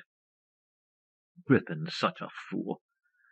Do you think I'll ever get those things? I've never caught the eye of a general. Am I pretty enough to get one, do you think? He said uneasily, Of course you're a pretty thing, Selene, but carpets and chairs and pillows... It made him uncomfortable, like the thought of peering up through binoculars from a parapet. I want them, she said unhappily. I like you very much, but I want so many things, and soon I'll be too old even for the 83rd level, before I've been up higher, and I'll spend the rest of my life tending babies or cooking in the creche or the refectory. She stopped abruptly, pulled herself together, and gave him a smile that was somehow ghastly in the half-light. You bungler, he said, and she instantly looked at the door with a smile frozen on her face. Reuben took a pistol from under his pillow and demanded, When do you expect him? What do you mean? She asked shrilly. Who are you talking about? My double. Don't be a fool, Selene. Meyer and I, he savored it, Meyer and I know all about it. He warned me to beware of a diversion by a woman while the double slipped in and killed me. When do you expect him? I really do like you, Selene sobbed. But Alman promised to take me up there, and I knew when I was where they'd see me that I'd meet somebody really important. I really do like you, but soon I'll be too old. Selene, listen to me. Listen to me. You'll get your chance. Nobody but you and I will know that the substitution didn't succeed. Then I'll be spying for you, on Alman, won't I? She asked in a choked voice. All I wanted was a few nice things before I got too old. All right. I was supposed to be in your arms at 23:50 hours. It was 23:49. Reuben sprang from bed and stood by the door, his pistol silenced and ready. At 23:50, a naked man slipped swiftly into the room, heading for the bed as he raised a 10-centimeter poignard. He stopped in dismay when he realized that the bed was empty. Reuben killed him with a bullet through the throat. But he doesn't look a bit like me, he said in bewilderment, closely examining the face, just in a general way. Selene said dully, Alman told me people always say that when they see their doubles. It's funny, isn't it? He looks just like you, really. How was my body to be disposed of? She produced a small flat box. A shadow suit. You were to be left here and somebody would come tomorrow. We won't disappoint him. Reuben pulled the web of the shadow suit over his double and turned on the power. In the half-lit room it was a perfect disappearance. By daylight it would be less perfect. They'll ask why the body was shot instead of knifed. Tell them you shot me with a gun from under the pillow. Just say I heard the double come in and you were afraid there might have been a struggle. She listlessly asked, How do you know I won't betray you? You won't, Selene. His voice bit. You're broken. She nodded vaguely, started to say something, and then went out without saying it. Reuben luxuriously stretched in his narrow bed. Later his beds would be wider and softer, he thought. He drifted into sleep on a half-formed thought that someday he might vote with other generals on the man to wear the 5 stars, or even wear them himself. Master of Denv. He slept healthily through the morning alarm and arrived late at his regular 20th level station. He saw his superior, Meyer's man Oscar of the 85th level, atomist, ostentatiously take his name. Let him. Oscar assembled his crew for a grim announcement. We are going to even the score, and perhaps a little better, with L.A. At sunset there will be 3 flights of missiles from Deck 1. There was a joyous murmur, and Reuben trotted off on his task. All forenoon he was occupied with drawing plutonium slugs from hyper-suspicious storekeepers in the great rock-quarried vaults, and seeing them through countless audits and assays all the way to weapons assembly. Oscar supervised the scores there, who assembled the curved slugs and the explosive lenses into 60-kilogram warheads. In mid-afternoon there was an incident. Reuben saw Oscar step aside for a moment to speak to a maintainer whose guard fell on one of the assembly servers and dragged him away as he pleaded innocence. He had been detected in sabotage. When the warheads were in and the missilers seated, waiting at their boards, the two atomists rode up to the 83rd's refectory. The news of a near maximum effort was in the air. It was electric. Reuben heard on all sides, in tones of self-congratulation, "We'll clobber them tonight." "That server you caught," he said to Oscar. "What was he up to?" His commander stared. "Are you trying to learn my job? Don't try it, I warn you. If my black marks against you aren't enough, I could always arrange for some fissionable material in your custody to go astray." No, I was just wondering why people do something like that." Oscar sniffed doubtfully. "He's probably insane, like all the Angelos. I've heard the climate does it to them. You're not a maintainer or a controller. Why worry about it?" "They'll brain burn him, I suppose?" "I suppose." "Listen." Deck 1 was firing. 1, 2, 3, 4, 5, 6. 1, 2, 3, 4, 5, 6. 1, 2, 3, 4, 5, 6. People turned to one another and shook hands, laughed and slapped shoulders heartily. 18 missiles were racing through the stratosphere, soon to tumble on L.A. With any luck, 1 or 2 would slip through the first wall of interceptors and blast close enough to smash windows and topple walls in the enemy city by the ocean. It would serve the lunatics right. 5 minutes later, an exultant voice filled most of Denv. "Recon missile report," it said. 18 launched, 18 perfect trajectories. 15 shot down by L.A. first-line interceptors, 3 shot down by L.A. second-line interceptors. Extensive blast damage observed in Griffith Park area of L.A. There were cheers. And 8 full maintainers marched into the refectory silently and marched out with Reuben. He knew better than to struggle or ask futile questions. Any question you asked of a maintainer was futile, but he goggled when they marched him on to an upward-bound stairway. They rode past the 89th level, and Reuben lost count, seeing only the marvels of the upper reaches of Denv. He saw carpets that ran the entire length of corridors, and intricate fountains, and mosaic walls, stained glass windows, more wonders than he could recognize, things for which he had no name. He was marched at last into a wood-paneled room with a great polished desk and a map behind it. He saw Meyer, and another man who must have been a general, Rudolph, but sitting at the desk was a frail old man who wore a circlet of stars on each khaki shoulder. The old man said to Reuben, "You represent an enemy. You are an L.A. spy and saboteur." Reuben looked at Meyer. Did one speak directly to the man who wore the stars, even in reply to such an accusation? "Answer him, Reuben," Meyer said kindly. "I am Meyer's man Reuben, of the 83rd level, an atomist," he said. "Explain," said the other general heavily, "if you can, why all 18 of the warheads you procured today failed to fire." "But they did," gasped Reuben. "The recon missile report said there was blast damage from 3 that got through, and it didn't say anything about the others failing to fire." The other general suddenly looked sick, and Meyer looked even kindlier. The man who wore the stars turned inquiringly to the chief of the maintainers, who nodded and said, "That was the recon missile report, sir." The general snapped. "What I said was that he would attempt to sabotage the attack. Evidently he failed. I also said he is a faulty double, somehow slipped with great ease into my good friend Meyer's organization. You will find that his left thumbprint is a clumsy forgery of the real Reuben's thumbprint, and that his hair has been artificially darkened." The old man nodded at the chief of the maintainers, who said, "We have his card, sir." Reuben abruptly found himself being fingerprinted and deprived of some hair.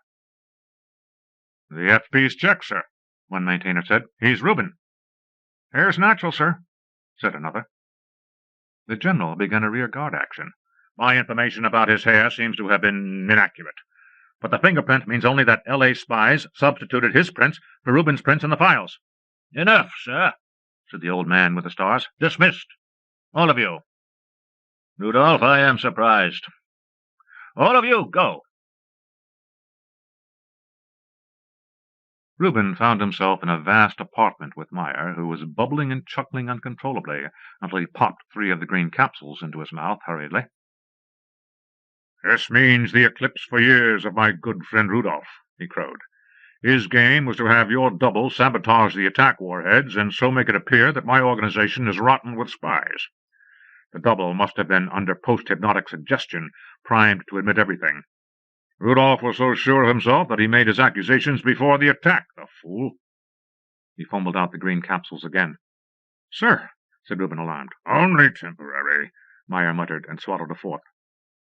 "But you're right. You leave them alone. There are big things to be done in your time, not in mine. I told you I needed a young man who could claw his way to the top. Rudolph's a fool. He doesn't need the capsules because he doesn't ask questions. Funny, I thought a coup like the double affair would hit me hard, but I don't feel a thing. It's not like the old days. I used to plan, and when the trap went snap, it was better than this stuff. But now I don't feel a thing." He leaned forward from his chair. The pupils of his eyes were black bullets. "Do you want to work?" he demanded. "Do you want your world stood on its head and your brains to crack and do the only worthwhile job there is to do? Answer me." "Sir, I am a loyal Myers man. I want to obey your orders and use my ability to the full." "Good enough," said the general. "You've got brains, you've got push. I'll do the spade work. I won't last long enough to push it through. You'll have to follow. Ever been outside of Denv?" Reuben stiffened. "I'm not accusing you of being a spy. It's really all right to go outside of Denv. I've been outside. There isn't much to see at first. A lot of ground pocked and torn up by shorts and overs from L.A. and us. Farther out, especially east, it's different. Grass, trees, flowers, places where you could grow food. When I went outside, it troubled me. It made me ask questions. I wanted to know how he started. Yes, started. It wasn't always like this. Somebody built it, Denv. Am I getting the idea across to you? It wasn't always like this. Somebody set up the reactors to breed uranium and make plutonium. Somebody tooled us up for the missiles. Somebody wired the boards to control them. Somebody started the hydroponics tanks. I've dug through the archives. Maybe I found something. I saw mountains of strength reports, ration reports, supply reports, and yet I never got back to the beginning. I found a piece of paper, and maybe I understood it, and maybe I didn't. It was about the water of the Colorado River, and who should get how much of it. How can you divide water in a river? But it could have been the start of Denv, L.A., and the missile attacks." The general shook his head, puzzled, and went on. "I don't see clearly what's ahead. I want to make peace between Denv and L.A., but I don't know how to start or what it will be like. I think it must mean not firing, not even making any more weapons. Maybe it means that some of us, or a lot of us, will go out of Denv and live a different kind of life. That's why I've clawed my way up. That's why I need a young man who can claw with the best of them. Tell me what you think." "I think," said Reuben measuredly, "it's magnificent. The salvation of Denv. I'll back you to my dying breath if you'll let me." Meyer smiled tiredly and leaned back in the chair as Reuben tiptoed out. What luck, Reuben thought. What unbelievable luck to be at a fulcrum of history like this. He searched the level for Rudolph's apartment and gained admission. To the general he said, "Sir, I have to report that your friend Meyer is insane. He has just been raving to me, advocating the destruction of civilization as we know it, and urging me to follow in his footsteps. I pretended to agree, since I can be of greater service to you if I'm in Meyer's confidence." "So?" said Rudolph thoughtfully. "Tell me about the double. How did that go wrong?" "The bunglers were Selene and Alman. Selene because she alarmed me instead of distracting me. Alman because he failed to recognize her incompetence." "They shall be brain-burned." That leaves an 89th level vacancy in my organization, doesn't it? You're very kind, sir, but I think I should remain a Myers man, outwardly. If I earn any rewards, I can wait for them. I presume that Meyer will be elected to wear the 5 stars. He won't live more than 2 years after that, at the rate he is taking drugs. We can shorten it, grinned Rudolph. I have pharmacists who can see that his drugs are more than normal strength. That would be excellent, sir. When he is too enfeebled to discharge his duties, there may be an attempt to rake up the affair of the double to discredit you. I could then testify that I was your man all along and that Meyer coerced me. They put their heads together, the 2 saviors of civilization as they knew it, and conspired ingeniously long into the endless night. Cosmic Stories, March 1941, as by Cecil Corwin. The Reversible Revolutions. J.C. Battle, late of the Foreign Legion, Red Army, United States Marines, Invincibles de Bolivia, and Coldstream Guards, alias Alexandra de Foma, Christopher Jukes, Burton Macaulay, and Joseph Hagstrom, née Etzel Bernstein, put up his hands. No tricks, warned the feminine voice. The ample muzzle of the gun in his back shifted slightly, seemingly from one hand to another. Battle felt his pockets being gone through. "Look out for the left hip," he volunteered. "That gap's on a hair trigger." "Thanks," said the feminine voice. He felt the little pencil gun being gingerly removed. "2 Colts," said the voice admiringly. "A police .38, 3 Mills grenades, pencil gun, brass knuckles, truncheons of lead, leather, and rubber, 1 stiletto, tear gas gun, shells for same, prussic acid hypo kit, Puggy's braided cord, sleeve derringer, and a box of stink bombs. Well, you walking armory. Is that all?" "Quite," said Battle. "Am I being taken for a ride?" He looked up and down the dark street and saw nothing in the way of accomplices. "Nope. I may decide to drop you here. But before you find out, suppose you tell me how you got on my trail." The gun jabbed viciously into his back. "Talk," urged the feminine voice nastily. "How I got on your trail?" exploded Battle. "Dear lady, I can't see your face, but I assure you that I don't recognize your voice, that I'm not on anybody's trail, that I'm just a soldier of fortune resting up during a slack spell in the trade. And anyway, I don't knock off ladies. We have a kind of code." "Yeah?" asked the voice skeptically. "Let's see your left wrist." Mutely, Battle twitched up the cuff and displayed it. Aside from a couple of scars, it was fairly ordinary. "What now?" he asked. "I'll let you know," said the voice. Battle's hand was twisted behind his back, and he felt a cold, stinging liquid running over the disputed wrist. "What the—" he began impatiently. ejaculated the voice, aghast. "I'm sorry. I thought—" The gun relaxed, and Battle turned. He could dimly see the girl in the light of the Merc lamp far down the deserted street. She appeared to be blushing. "Here I've gone and taken you apart," she complained, "and you're not even from Breen at all. Let me help you." She began picking up Battle's assorted weapons from the sidewalk where she had deposited them. He stowed them away as she handed them over. "There," she said. "That must be the last of them." "The hypo kit?" he reminded her. She was holding it unconsciously in her left hand. He hefted the shoulder holster under his coat and grunted. "That's better," he said. "You must think I'm awfully silly," said the girl shyly. Battle smiled generously as he caught sight of her face. "Not at all," he protested. "I've made the same mistake myself, only I've not always caught myself in time to realize it." This with a tragic frown and sigh. "Really?" she breathed. "You must be awfully important. All these guns and things." "Tools of the trade," he said noncommittally. "My card." He handed her a simple pasteboard bearing the crest of the United States Marines and the legend, "Lieutenant J.C. Battle, Soldier of Fortune, Revolutions a Specialty." She stared, almost breathless. "How wonderful," she said. "In every major insurrection for the past 30 years, he assured her complacently. "That must make you— let's see," she mused. 30 years, did I say?" he quickly interposed. "I meant 20. In case you were wondering, I'm just 32 years old." He tweaked his clipped military mustache. "Then you were in your first at— 12 and a half, really. Shall we go somewhere for a cup of coffee, Miss— McSweeney, she said, and added demurely, but my friends all call me Spike. China? Dear me, yes. I was with the 8th Root Army during the celebrated long trek from Annam to Sichuan province. And I shouldn't call it boasting to admit that without me— Miss Spike McSweeney appeared to be hanging on his every word. Have you ever, she asked, done any technical work? Engineering? Line of communication? Spike, we fighters leave that to the greaseballs, as they are called in most armies.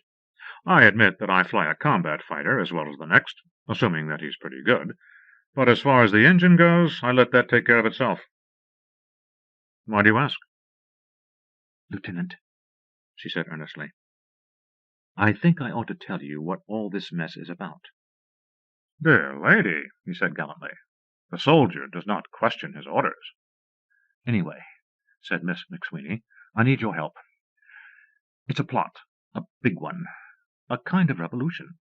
You probably know more about them than I do, but this one seems to be the dirtiest trick that was ever contemplated. How big is it? Asked Battle, lighting a cigarette. Would you mind not smoking? Asked the girl hastily, shrinking away from the flame. Thanks. How big is it? World scale. A world revolution. Not from the right, not from the left, but, as near as I can make out, from above. How's that? Asked Battle, startled. The leader is what you'd call a scientist Puritan, I guess. His name's Breen, Dr. Malachi Breen, formerly of every important university and lab in the world. And now he's got his own revolution all planned out. It's for a world without smoking, drinking, swearing, arguing, dancing, movies, music, rich foods, steam heat, all those things. Crackpot, commented the lieutenant. She stared at him grimly. You wouldn't think so if you knew him, said Spike. I'll tell you what I know. I went to work for him as a stenographer. He has a dummy concern with offices in Rockefeller Plaza and a factory in New Jersey. He's supposed to be manufacturing powder clutch, a device to hold pots on the stove in case of an earthquake. With that as a front, he goes on with his planning. He's building machines of some kind in his plant, and with his science and his ambition, once he springs his plans, the world will be at his feet. A field of action, said Battle thoughtfully, would be New Jersey principally. Now, you want me to break this insurrection? Of course, agonized the girl. As soon as I found out what it really was, I hurried to escape. But I knew I was being followed by his creatures. Exactly, said Battle. Now, what's in this for me? I don't understand. You mean— Money, said Battle. The quartermaster's getting short-handed. Say 20,000? The girl only stared. I haven't any money, she finally gasped. I thought— You thought I was a dilettante? Asked Battle. Dear lady, my terms are 50% cash. Remainder conditional on the success of the campaign. I'm sorry I can't help you. Look out! Screamed the girl. Battle spun around and ducked under the table as a bomb crashed through the window of the coffee shop and exploded in his face. Open your eyes, damn you, growled a voice. Stephen, the profanity, objected another voice mildly. Sorry, Doc. Wake, friend, the sun is high. Battle came to with a start and saw a roast beef face glowering into his. He felt for his weapons. They were all in place. What can I do for you, gentlemen? He asked. Ah, said the second voice gently. Our convert has arisen. On your feet, Michael. My name is Battle, said the lieutenant. J.C. Battle. My card. Henceforth you shall be known as Michael, the Destroying Angel, said the second voice. It's the same name, really. Battle looked around him. He was in a kind of factory, dim and vacant except for himself and the two who had spoken. They wore pure white military uniforms. One was a tough boy, obviously. It hurt Battle to see how clumsily he carried his guns. The bulges were plainly obvious through his jacket and under his shoulder. The other either wore his more skillfully or wasn't healed at all. That seemed likely, for his gentle blue eyes carried not a trace of violence, and his rumpled, pure white hair was scholarly and innocent. Will you introduce yourselves? Asked the lieutenant calmly. Steve Hagland, out of Shy, said the tough. Malachi Breen, manufacturer of Pottle Clutch and temporal director of Sweetness and Light. The New World Revolution, said the old man. Ah, said Battle, sizing them up. What happened to Miss McSweeney? He asked abruptly, remembering. She is in good hands, said Breen. Rest easy on her account, Michael. You have work to do. Like what? Asked the lieutenant. Trigger work, said Hagland. Can you shoot straight? In answer, there roared out 3 flat crashes, and Battle stood with a smoking police special in his hand. As he reloaded, he said, Get yourself a new lathe, Dr. Breen, and if you'll look to see how close together the bullets were. The man puttered over to Battle's target. Extraordinary, he murmured. A poker chip would cover them. His manner grew relatively brisk and businesslike. How much do you want for the job? He asked. How about a controlling factor in the world of Sweetness and Light? Battle smiled slowly. I never accept a proposition like that, he said. 20,000 is my talking point for all services over a 6-month period. Done, said Breen promptly, counting out 20 bills from an antiquated wallet. Battle pocketed them without batting an eyelash. Now, he said, what's my job? As you may know, said Breen, Sweetness and Light is intended to bring into being a new world. Everybody will be happy, and absolute freedom will be the rule and not the exception. All carnal vices will be forbidden, and peace will reign. Now, there happens to be an enemy of this movement at large. He thinks he has, in fact, a rival movement. It is your job to convince him that there is no way but mine, and you are at absolute liberty to use any argument you wish. Is that clear? Perfectly, sir, said Battle. What's his name? Leninger Underbottom, said Breen, grinding his teeth. The most unprincipled faker that ever posed as a scientist and scholar throughout the long history of the world. His allegedly rival movement is called Devil Take the Hindmost. The world he wishes to bring into being would be one of the most revolting excesses, all compulsory, mark you. I consider it my duty to the future to blot him out. His rage boiled over into a string of expletives. Then, looking properly ashamed, he apologized. Underbottom affects me strangely and horribly. I believe that if I were left alone with him, I, exponent of Sweetness and Light, resort to violence. Anyway, Lieutenant, you will find him either at his offices in the Empire State Building, where the rotter cowers under the alias of the Double-Action Kettle Snatcher Manufacturing Corporation, or in his upstate plant where he is busy turning out not only weapons and defenses, but also his ridiculous Kettle Snatcher, a device to remove kettles from the stove in case of hurricane or typhoon. Battle completed his notes and stowed away his memo book. Thank you, sir, he said. Where shall I deliver the body? Hello, whispered a voice. Spike, Battle whispered back. What are you doing here? He jerked a thumb at the illuminated ground glass of the door and the legend, Double Action Kettle Snatcher Manufacturing Corporation, Leninger Underbottom, President. They told me where to find you. They? Mr. Breen, of course. Who did you think? But, expostulated the lieutenant, I thought you hated him and his movement. Oh, that, said the girl casually. It was just a whim. Are you going to knock him off? Of course, but how did you get here? Climbed one of the elevator shafts. The night watchman never saw me. How did you make it? I slugged the guard and used a service lift. Let's go. Battle applied a clamp to the doorknob and wrenched it out like a turnip from muddy ground. The door swung open as his 2 Colts leaped into his hands. The fat man at the ornate desk rose with a cry of alarm and began to pump blood as Battle drilled him between the eyes. Okay, that's enough, said a voice.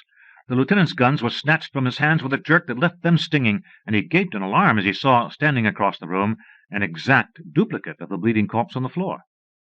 You Battle? Asked the duplicate, who was holding a big, elaborate sort of radio tube in his hand. Yes, said the lieutenant feebly. My card. Never mind that. Who's the dame? Miss McSweeney. And you, sir, are? I'm Underbottom, chief of Devil Take the Hindmost. You from Breen? I was engaged by the doctor for a brief period, admitted Battle. However, our services were terminated. Liar, snapped Underbottom. And if they weren't, they will be in a minute or two. Lamp this." He rattled the radio tube, and from its grid leaped a fiery radiance that impinged momentarily on the still bleeding thing that Battle had shot down. The thing was consumed in one awful blast of heat. "End of a robot," said Underbottom, shaking the tube again. The flame died down, and there was nothing left of the corpse but a little fused lump of metal. "Now, you going to work for me, Battle?" "Why not?" shrugged the lieutenant. "Okay. Your duties are as follows. Get Breen. I don't care how you get him, but get him soon. He posed for 20 years as a scientist without ever being apprehended. Well, I'm going to do some apprehending that'll make all previous apprehending look like no apprehension at all. You with me?" "Yes," said Battle, very much confused. "What's that thing you have?" "Piggyback heat ray. You transpose the air in its path into an unstable isotope which tends to carry all energy as heat. Then you shoot your juice, light or whatever, along the isotopic path, and you burn whatever's on the receiving end. You want a few?" "No," said Battle. "I have my gats. What else have you got for offense and defense?" Underbottom opened a cabinet and proudly waved an arm. "Everything," he said. "Disintegrators, heat rays, bombs of every type, and impenetrable shields of energy, massive and portable. What more do I need?" "Just as I thought," mused the lieutenant. "You've solved half the problem. How about tactics? Who's going to use your weapons?" "Nothing to that," declaimed Underbottom airily. "I just announced that I have the perfect social system. My army will sweep all before it. Consider, Devil Take the Hindmost promises what every person wants, pleasure, pure and simple, or vicious and complex if necessary. Pleasure will be compulsory. People will be so happy that they won't have time to fight or oppress or any of the other things that make the present world a caricature of a madhouse." "What about hangovers?" unexpectedly asked Spike McSweeney. Underbottom grunted. "My dear young lady," he said, "if you had a hangover, would you want to do anything except die? It's utterly automatic. Only Puritans, damn them, have time enough on their hands to make war. You see?" "It sounds reasonable," confessed the girl. "Now, Battle," said Underbottom, "what are your rates?" Began the lieutenant automatically. Then, remembering the ease with which he had made his last 20,000, he paused. He began again. 40,000, he said firmly, holding out his hand. "Right," said Underbottom, handing him 2 bills. Battle scanned them hastily and stowed them away. "Come on," he said to Spike. "We have a job to do." The lieutenant courteously showed Spike a chair. "Sit down," he said firmly. "I'm going to unburden myself." Agitatedly, Battle paced his room. "I don't know where in hell I'm at," he yelled frantically. "All my life I've been a soldier. I know military science forward and backward, but I'm damned if I can make head or tail of this bloody mess. 2 scientists, each at the other's throat, me hired by both of them to knock off the other. And, incidentally, where do you stand?" He glared at the girl. "Me?" she asked mildly. "I just got into this by accident. Breen manufactured me originally, but I got out of order and gave you that fantastic story about me being a steno at his office. I can hardly believe it was me." "What do you mean, manufactured you?" demanded Battle. "I'm a robot, Lieutenant. Look." Calmly, she took off her left arm and put it on again. Battle collapsed into a chair. "Why didn't you tell me?" he groaned. "You didn't ask me," she retorted with spirit. "And what's wrong with robots? I'm a very superior model, by the way. The seduction special, designed for diplomats, army officers. That must be why I sought you out. And legislators. Part of sweetness and light. Breen put a lot of work into me himself. I'm only good for about 3 years, but Breen expects the world to be his by then." Battle sprang from his chair. "Well, this pretty much decides me, Spike. I'm washed up. I'm through with Devil Take the Hindmost and Sweetness and Light both. I'm going back to Tanatuva for the counter-revolution. Damn Breen, Underbottom, and the rest of them." "That isn't right, Lieutenant," said the robot thoughtfully. "Undeterred, one or the other of them is bound to succeed, and that won't be nice for you. A world without war." "Ugh! grunted Battle. "You're right, Spike. Something has to be done. But not by me. That heat ray. Ugh!" He shuddered. "Got any friends?" asked Spike. "Yes," said Battle, looking at her hard. "How did you know?" "I just guessed," began the robot artlessly. "Oh, no, you didn't," gritted the lieutenant. "I was just going to mention them. Can you read minds?" "Yes," said the robot in a small voice. "I was built that way. Governor Burley... It was a mess." And you know all about me?" demanded Battle.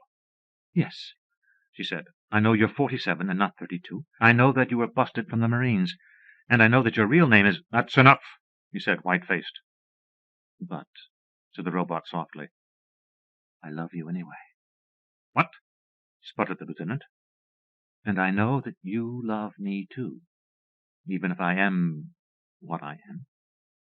Battle stared at her neat little body and her sweet little face. "Can you be kissed?" he asked at length. "Of course, Lieutenant," she said. Then, demurely, "I told you I was a very superior model." To expect a full meeting of the Sabre Club would be to expect too much.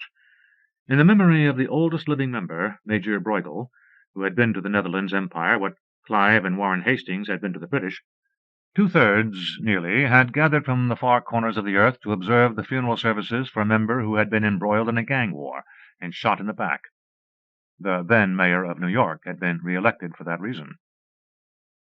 At the present meeting, called by first-class member Battle, about a quarter of the membership appeared. There was Peasley, blooded in Tonkin, 1899. He had lost his left leg to the thigh with Kolchak in Siberia. Peasley was the bombardier of the Sabre Club. With his curious half-lob, he could place a Mills or potato masher or nitro bottle on a dime. Vaughan, he of the thick Yorkshire drawl, had the unique honor of hopping on an Axis submarine and cleaning it out with a Lewis gun from stem to stern, then single-handed, piloting it to Liverpool, torpedoing a German mine layer on the way. The little Aspera had left a trail of bloody revolution through the whole of South America. He had a weakness for lost causes. It was worth his life to cross the Panama Canal, therefore he made it a point to do so punctually, once a year. He never had his bullets removed. By latest tally, 3 of his 97 pounds were lead. "When," demanded Peasley fretfully, "is that lug going to show up? I had an appointment with the cabinet maker for a new leg. Had to call it off for Battle's summons. Bloody shame. He doesn't give a hang for my anatomy." "He'll come when he wish, Watson," drawled Vaughan unintelligibly. Peasley snarled at him. Aspera sprang to his feet. "Miss Millicent," he said effusively. "Don't bother to rise, gentlemen," announced the tall, crisp woman who had entered. "As if you would, anyway. I just collected on that Fiorenza deal. And well?" she informed Aspera. 3 G's. How do you like that?" "I could have done a cleaner job," said Peasley snappishly. He had cast the only black ball when this first woman to enter the Sabre Club had been voted a member. "What did you use?" "Lyddite," she said, putting on a pale lipstick. "That's porky explosive," commented Vaughan. "I'd not risk such." She was going to reply tartly when Battle strode in. They greeted him with a muffled chorus of sighs and curses. "Hi," he said briefly. "I'd like your permission to introduce a person waiting outside. Rules do not apply in her case for certain reasons. May I?" There was a chorus of assent. He summoned Spike, who entered. "Now," said Battle, "I'd like your help in a certain matter of great importance to us all."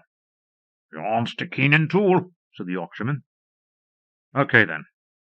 We have to storm and take a plant in New Jersey.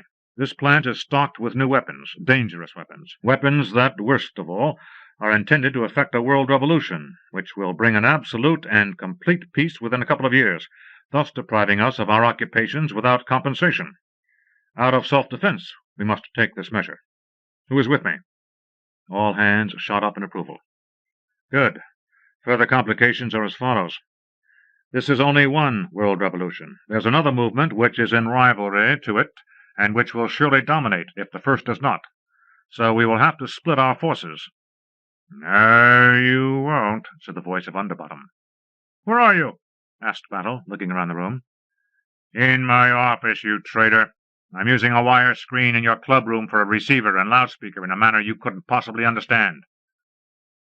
I don't like that traitor talk, said Battle evenly. I'm able to back your money and Breen's. Now, what was that you said? We'll be waiting for you together in Rockefeller Center. Breen and I have pooled our interests. After we've worked our revolution, we're going to flip a coin. That worm doesn't approve of gambling, of course, but he'll make this exception. And if I know you, Underbottom, said Battle heavily, it won't be gambling. What time in Rockefeller Center? 4 in the morning. Bring your friends. Nothing like a showdown. By heaven, I'm going to save the world whether you like it or not. The wire screen from which the voice had been coming suddenly fused in a flare of heat and light. Miss Millicent broke the silence. Scientist, she said in a voice heavy with scorn. Suddenly there was a gun in her palm. If he's human, I can drill him, she declared. Yeah, said Battle gloomily. That was what I thought. The whole length of 6th Avenue, not a creature was stirring, not even a mouse. As the six crept through the early morning darkness under the colossal shadow of the RCA building, the vertical architecture of the center was lost in the sky as they hugged the wall of the music hall. When do you suppose they'll finish it? Asked Peasley, jerking a thumb at the boarding over the 6th Avenue subway under construction. What do you care? Grunted Battle. We need a scout to take a look at the plaza. How about you, Manuel? You're small and quick. Right, grinned Espera. I could use a little more weight. He sped across the street on silent soles, no more than a shadow in the dark. But he had been spotted, for a pale beam of light hissed for a moment on the pavement beside him. He flattened and gestured. Come on, he says, muttered Miss Millicent. They shot across the street and flattened against the building. Where are they, Manuel? Demanded Battle. Right there in the plaza beside the fountain. They have a mess of equipment, tripods and things, a small generator. Shall I try a masher? Asked Peasley. Do, said Miss Millicent. Nothing would be neater. The man with the wooden leg unshipped a bomb from his belt and bit out the pin. He held it to his ear for just a moment to hear it sizzle. I love the noise, he explained apologetically to Spike. Then he flung it with a curious twist of his arm. Crash! Battle looked around the corner of the building. They haven't been touched, and that racket's going to draw the authorities, he said. They have some kind of screen, I guess. Darling, whispered Spike. What is it? Asked Battle, sensing something in her tone. Nothing, she said, as women will. Close in on the heavy fire, maybe, suggested the little Espera. Yep, snapped Battle. Whoops, there goes a police whistle. Pumping lead from both hips, the six of them advanced down the steps to the plaza, where Breen and Underbottom were waiting behind a kind of shimmering illumination. The six ducked behind the waist-high stone wall of the Danish restaurant, one of the eateries which rimmed the plaza. Hastily, as the others kept up their fire, Vaughan set up a machine gun. Dawn of relief, he ordered. They dropped behind the masking stone. Out, young cobbies, yelled Vaughan. His only answer was a sudden dropping of the green curtain and a thunderbolt, or something like it, that winged at him and went way over his head, smashing into the RCA building and shattering 3 stories. Huh, laughed Peasley. They can't aim. Watch this.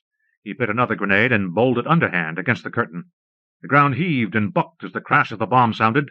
In rapid succession he rolled over enough to make the once immaculate plaza as broken a bit of terrain as was ever seen, bare pipes and wires exposed underneath. Underbottom's face was distorted with rage. The curtain dropped abruptly, and the 2 embattled scientists and would-be saviors of the world squirted wildly with everything they had, rays in every color of the spectrum, thunderbolts and lightning flashes, some uncomfortably near. The 6 couldn't face up to it. What they saw nearly blinded them. They flattened themselves to the ground and prayed mutely in the electric clash and spatter of science unleashed. Darling, whispered Spike, her head close to Battle's. Yes? Have you got a match? She asked tremulously. No, don't say a word. She took the match back and kissed him awkwardly and abruptly. Stay under cover, she said. Don't try to follow. When my fuel tank catches, it'll be pretty violent. Suddenly she was out from behind the shelter and plastered against one of the tumbled rocks, to leeward of the World Savers Armory. A timid bullet or two was coming from the Danish restaurant. In one long, staggering run, she made nearly 7 yards, then dropped, winged by a heat ray that cauterized her arm. Cursing, Spike held the matches in her mouth and tried to strike one with her remaining hand. It lit, and she applied it to the matchpack, dropping it to the ground. Removing what remained of her right arm, she lit it at the flaring pack. It blazed like a torch. Her cellulose skin was highly inflammable. She used the arm to ignite her body at strategic points, and then, a blazing, vengeful figure of flame, hurled herself on the 2 scientists in the plaza. From the restaurant, Battle could see, through tear-wet eyes, the features of the fly-by-night world-savers. Then Spike's fuel tank exploded, and everything blotted out in one vivid sheet of flame. "Come on, the cops!" hissed Miss Millicent. She dragged him, sobbing as he was, into the independent subway station that led out into the center. Aimlessly, he let her lead him on to an express, the first of the morning. "Miss Millicent, I loved her," he complained. "Why don't you join the Foreign Legion to forget?" she suggested amiably. "What?" he said, making a wry face. "Again?" Cosmic Stories, July 1941, as by Cecil Corwin. The City in the Sofa. Lieutenant J.C. Battle tweaked the ends of his trim little military mustache and smiled brilliantly at the cashier. "Dear lady," he said, "there seems to have been some mistake. I could have sworn I'd put my wallet in this suit." The super-blonde young lady looked bored and crooked a finger at the manager of the cafeteria. The manager crooked a finger at 3 muscular busboys, who shambled over to the exit. "Now," said the manager, "what seems to be the trouble?" The lieutenant bowed. "My name," he said, "is Battle. My card, sir?" He presented it. "A phony," said the manager, with the wickedest of smiles. "A deadbeat. The check says 30 cents, Major. Do you cough up or wash dishes?" He flung the card aside, and an innocent-appearing old man, white-haired, wrinkled of face and shabbily dressed, who had been patiently waiting to pay his 10-cent check, courteously stooped and tapped the manager on the shoulder. "You dropped this," he said politely, extending the card. "Keep it," snarled the manager. The innocent old man scanned the card and stiffened as though he had been shot. "If you will allow me," he said, interrupting Battle's impassioned plea for justice, "I shall be glad to pay this young man's check." He fished out an ancient wallet and dropped a $50 into the super-blonde's hand. "May I have your address, sir?" asked Battle when they were outside. "I shall mail you the money as soon as I get back to my club." The old man raised a protesting hand. "Don't mention it," he smiled toothlessly. "It was a pleasure. In fact, I should like you to come with me to my club." He looked cautiously around. "I think," he half-whispered, "that I have a job for you, Lieutenant, if you're available." "Revolution?" asked Battle, skeptically surveying the old man, taking in every wrinkle in the suit he wore. "I'm rather busy at the moment, sir, but I can recommend some very able persons who might suit you as well. They do what might be called a cut-rate business. My price is high, sir, very high." "Be that as it may, Lieutenant, my club is just around the corner. Will you follow me, please?" Only in New York could you find a 2-bit cafeteria on a brightly lit avenue around the corner from the homes of the wealthy on one side and the poor on the other. Battle fully expected the old man to cross the street and head riverwards. Instead, he led the soldier of fortune toward Central Park. Battle gasped as the old man stopped and courteously gestured him to enter a simple door in an old-style, marble-faced building. Disbelievingly, he read the house number. "But this is—" said Battle, stuttering a little in awe. "Yes," said the old man simply. "This is the Billionaires' Club." In the smoking-room, Battle eased himself dazedly into a chair upholstered with a priceless Gobelin tapestry shot through by wires of pure gold. Across the room he saw a man with a vast stomach and a nose like a pickled beet, whom he recognized as Old J. He was shaking an admonishing finger at the stock-market plunger known as the Cobra of Wall Street. "Where you should put your money," Old J rumbled. As Battle leaned forward eagerly, the rumble dropped to a whisper. The Cobra jotted down a few notes in a solid silver memo pad and smiled gratefully. As he left the room, he nodded at a suave young man whom the lieutenant knew to be the youngest son of the Atlantis Plastic and Explosives dynasty. I didn't, said Battle breathlessly. I didn't catch the name, sir. Cromley, snapped the old man who had brought him through the fabulous portals. Ole Cromley. Shuttershy, they call me. I've never been photographed, and for a very good reason. All will be plain in a moment. What's this? He pressed a button. Yes, sir, snapped a page, appearing through a concealed door as if by magic. Cromley pointed at a rather shabby mohair sofa. I want that fumigated, sonny, he said. I'm afraid it's crummy. Certainly, sir, said the page. I'll have it attended to right away, sir. He marched through the door after a smart salute. Now study that sofa, said Cromley meditatively. Look at it carefully and tell me what you think of it. The lieutenant looked at it carefully. Nothing, he said at length, then quite frankly, I can't see a thing wrong with it, except that beside all this period furniture it looks damn shabby. Yes, said Ole Cromley. I see. He rubbed his hands meditatively. You heard me order that page to fumigate it, eh? Well, he's going to forget all about those orders as completely as if I'd never delivered them. I don't get it, confessed Battle. But I'd like you to check for my benefit. Cromley shrugged and pressed the button again. To the page who appeared, he said irascibly, I told you to have that sofa fumigated, didn't I? The boy looked honestly baffled. No, sir, he said, wrinkling his brows. I don't think so, sir. All right, sonny. Scat. The boy disappeared with evident relief. That's quite a trick, said Battle. How do you do it? He was absolutely convinced that it was the same boy and that he had forgotten all about the incident. You hit the nail on the head, young man, said Cromley, leaning forward. I didn't do it. I don't know who did, but it happens regularly. He looked about him sharply and continued, I'm Owinger ute ixpe and igpe adenley. Isinley. And then, in the smoking room of the Billionaires' Club, the strangest story ever told was unreeled, in Pig Latin, for the willing ears of Lieutenant J.C. Battle, Soldier of Fortune.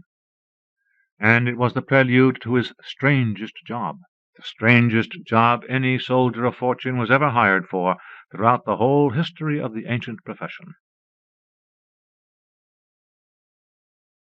Battle was bewildered. He stared about himself with a curious feeling of terrified uncertainty that is felt in nightmares.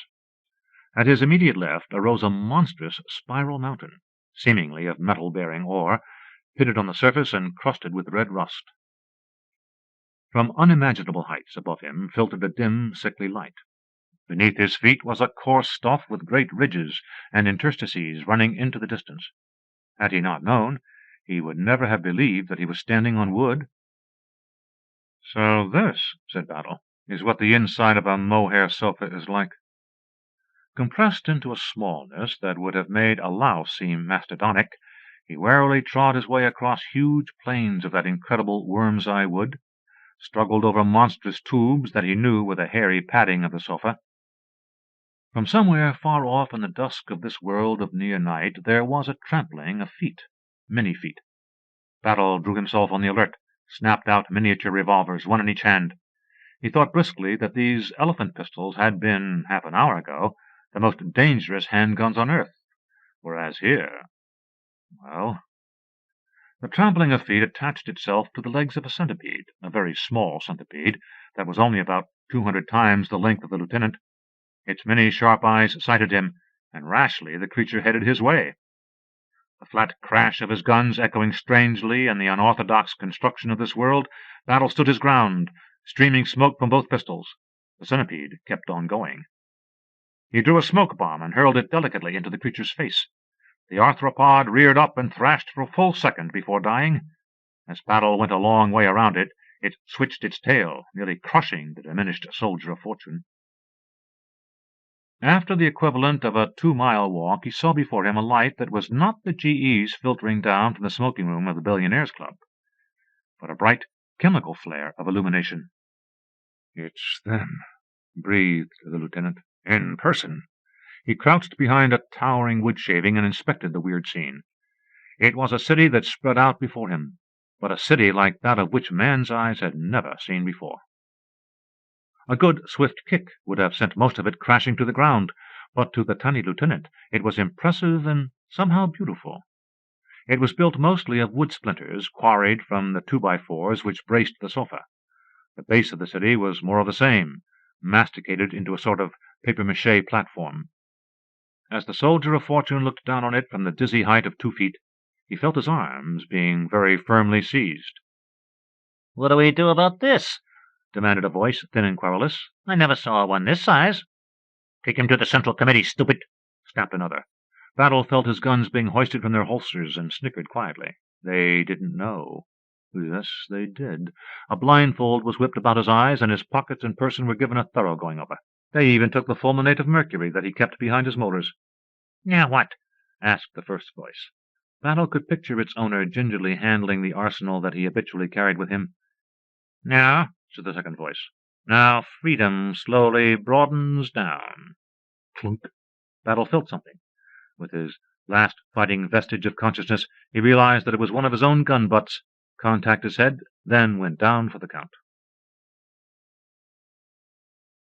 The next thing he knew, a dulcet voice was cooing at him. The lieutenant had never heard a dulcet voice before, he decided.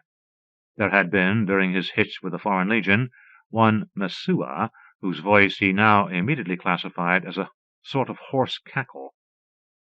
The blonde Hedvig, the Norwegian spy he had encountered in service with Los Invincibles de Bolivia, had seemed at the time capable of a dulcet coo. Battle reallocated the Norse girl's tones as somewhere between a rasp and a metallic gurgle. The voice cooed at him, "Get up, stupid. You're conscious." He opened his eyes and looked for the voice as he struggled to his feet. As he found the source of the coo, he fell right flat on his back again. J.C. Battle, soldier of fortune extraordinary, highest-priced insurrectionaire in the world, had seen many women in the course of his life. Many women had looked on him and found him good, and he had followed the lead with persistence and ingenuity. His rep as a Lothario stretched over most of the earth's surface. Yet never, he swore fervently to himself, never had he seen anything to match this little one with the unfriendly stare. She was somewhat shorter than the lieutenant, and her coloring was the palest, most delicate shade of apple green imaginable. Her eyes were emerald, and her hair was a glorious lushness, like the hue of a high-priced golf club's putting green on a summer morning. And she was staring at him angrily, tapping one tiny foot. "Excuse me, madame," said Battle, as he rose with a new self-possession in his bearing. He noted that she was wearing what seemed to be a neat little paper frock of shell pink. "Excuse me, I had no notion that it was a lady whom I was keeping waiting." "Indeed," said the lady coldly. "We'll dispense with introductions, whoever you are. Just tell your story." "Are you a renegade?" She frowned. "No, you couldn't be that. Begin talking." Battle bowed. "My card," he said, tendering it. "I presume you to be in a position of authority over the—" He looked around and saw that he was in a room of wood, quite unfurnished. "Oh, sit down if you wish," snapped the woman. She folded herself up on the floor and scrutinized the card. "What I am doesn't concern you," she said broodingly. "But since you seem to know something about our plans, know that I am the supreme commander of the—" She made a curious clicking noise. "That's the name of my people. You can call us the Invaders." "I shall," began Battle. "To begin at the beginning, it is known that your invaders plan to take over this world of ours. I congratulate you on your location of your people in a mohair sofa. It is the most ingenious place of concealment imaginable. However, so that the sofa will not be fumigated, you must perform operations at long range, post-hypnotic suggestion, I imagine, on the minds of the servants of the Billionaires' Club. Can you explain to me why you cannot perform these operations on the club members themselves?" "Very simple," said the woman sternly, with the ghost of a smile. "Since all the billionaire members are self-made men, they insist that even the lowest busboys have advanced degrees and be Phi Beta Kappas. This betokens a certain type of academic mind which is very easy to hypnotize. But even if we worked in 24-hour relays on old Jay, we couldn't put a dent in him. The psychic insensitivity of a billionaire is staggering. And, she added, looking at Battle through narrowed eyes, there was one member who noticed that the bus boys never fumigated the sofa. We tried to work on him while he slept, but he fought us back. He even subconsciously acquired knowledge of our plans, thought he dreamed it, and forgot most of the details. Battle sighed. You're right, he admitted. Cromley was his name, and he tipped me off. Where are you invaders from? None of your business, she tartly retorted. And where precisely do you come from? This Cromley, said Battle, was and is no fool. He went to a psychologist's friend and had his mind probed. The result was a complete outline of your civilization and plans, including that ingenious device of yours, the Minifier. He had one built in his lab and paid me very highly to go into it. Then I was dropped by him personally into the sofa with a pair of tweezers. How much does he know? Snapped the woman. Not much. Only what one of your more feeble-minded citizens let him know. He doesn't know the final invasion plans, and he doesn't know the time schedule, if there is any as yet. There isn't, she said with furrowed brow. And if there were, you imbecile monsters would never learn it from us. Suddenly she blazed at him. Why must you die the hard way? Why don't you make room for the super race while you have the chance? But no, we'd never be able to live in peace with you, you cretins. Then her lip trembled. I'm sorry, she said. I don't mean to be harsh, but there are so few of us and so many of you. The dam broke, and the little lady dissolved in a flood of tears. Battle leaped into the breach like a veteran. He scored 99.9807 on the firing range consistently, and that was pretty good. But when it came to comforting weeping female soldiers of fortune, Battle really shone. Some minutes later they were chummily propped up against the wall of the wooden room. Her weeps over, the little lady, who had identified herself as Miss Actying Click Byam, began, We came, you could have guessed this from our size, from an asteroid near Jupiter. Don't ask me why my people are so much like yours except for size. After all, why shouldn't they be? Spores of life, you know. Our spaceship's somewhere in your New Jersey. We landed there 2 years ago and sized up the situation.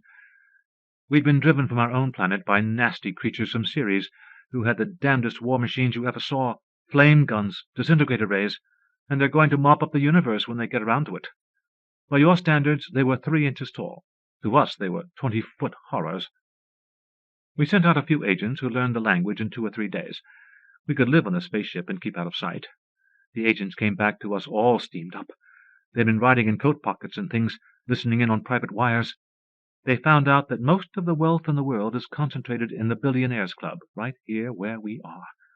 So we moved en masse, all 300 of us, into this sofa and built our city. It isn't as easy as it sounds, of course.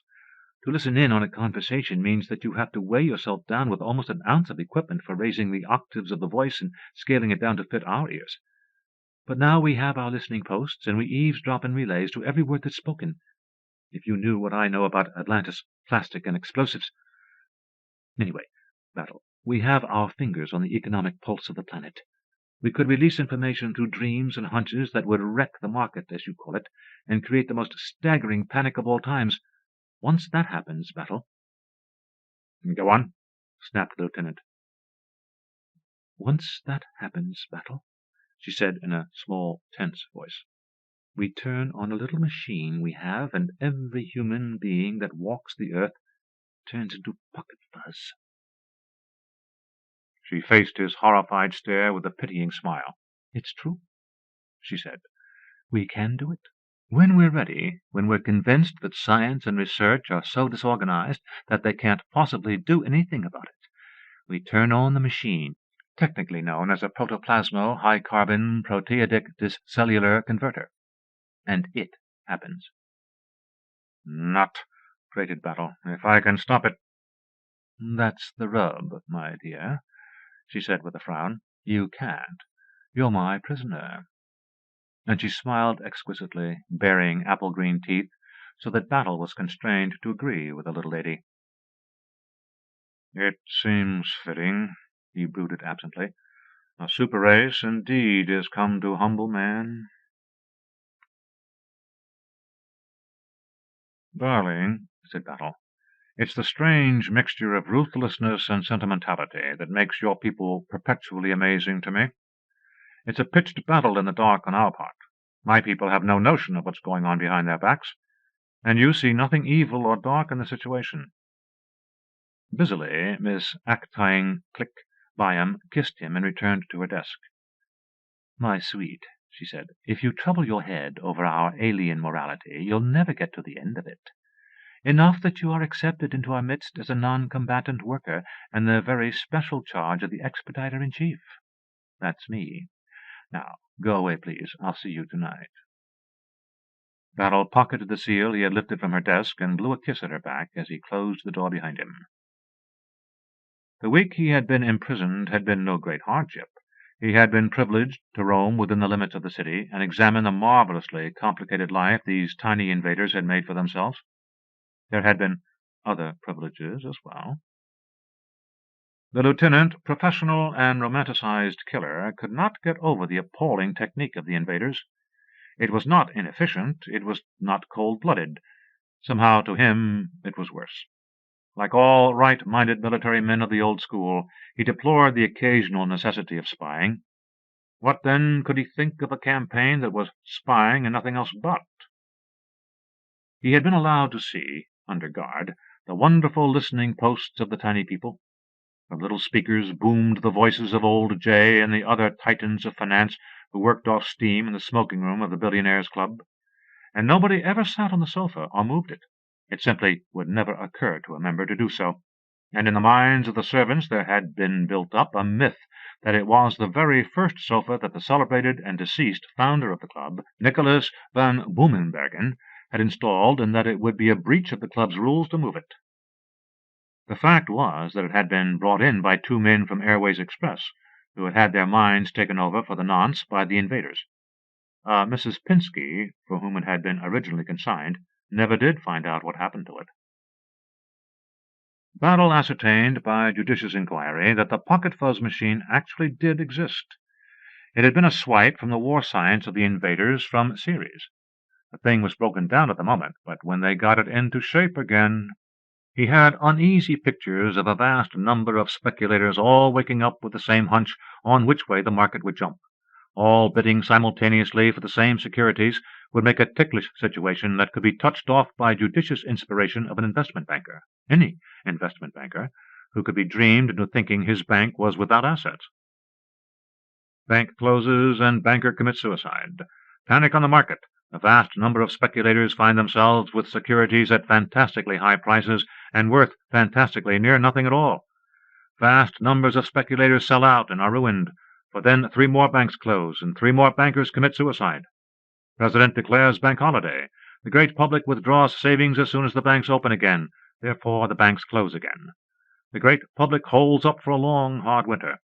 With loose cash lying around, crime is on the upswing, and martial law is declared, at which leftist organizations explode and start minor insurrections in industrial cities. Mexico attacks across the Rio Grande. The invaders from the asteroid have a contingent of expert hypnotists ready to leave for Chihuahua, where the Southern Republic's army is stationed. And then the protoplasmo-high-carbon proteadic discellular converter would be turned on. The population of Manhattan would turn into pocket fuzz, or at least separate large molecule units resembling very closely the stuff you find in pockets or handbags after 2 or 3 weeks of use. Manhattan is fortified by the weak folk from the asteroid, who build several more of the Flug machines, aiming them at the other boroughs and moving their 20-mile field of effectiveness at the rate of a state each day. The North American continent would be clear of any and all protoplasmic life at the end of 2 months, they estimated. And the hell of it was that they were right. But Battle was whistling cheerily as he forged a pass with the aid of the seal from his lady's desk. He had crept out into the open, been perceived by the eagle eye of Ole Cromley, lifted on a pair of tweezers, and whisked into awaiting rolls. Once again his natural size in the New Jersey lab, he stretched comfortably. "Thanks for being so prompt," he yawned. "Thanks a lot. They were coming after me by the sound of the footsteps in the distance." "Now you see why I had to be quiet and do this thing on the sly?"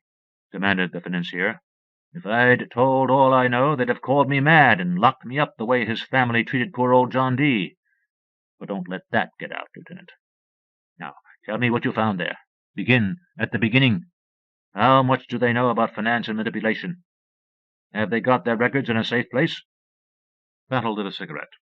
He hadn't taken any with him for fear of firing the sofa. Luxuriously he drew in a draught of the smoke clear down to his toenails, and let it trickle from the corners of his mouth.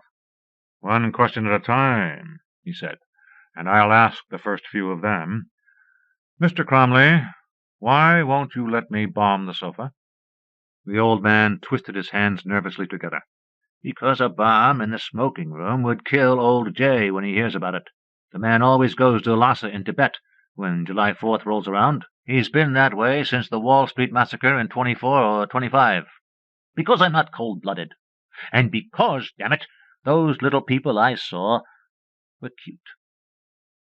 "Yeah," agreed Battle reminiscently. "That she was. To begin at the beginning, your dream was substantially correct. They're little people from an asteroid. They have war machinery and no hearts whatsoever. They're listening 24 hours a day. Not a word spoken in the room escapes them, and it all goes on to records." Good God!" whispered Cromley, cracking his freckled knuckles. "What that information must be worth!" He rose. "Let's get back to Manhattan for a drink, Lieutenant," he said shakily. "And there's another aspect I want to discuss with you. Your first trip was a sort of foray. It was mostly to convince me that I wasn't mad, and to size up the ground as well. Now can we discuss planting a permanent spy in the sofa, to keep tabs on them and move only when necessary?" "Delightful," said Battle thoughtfully.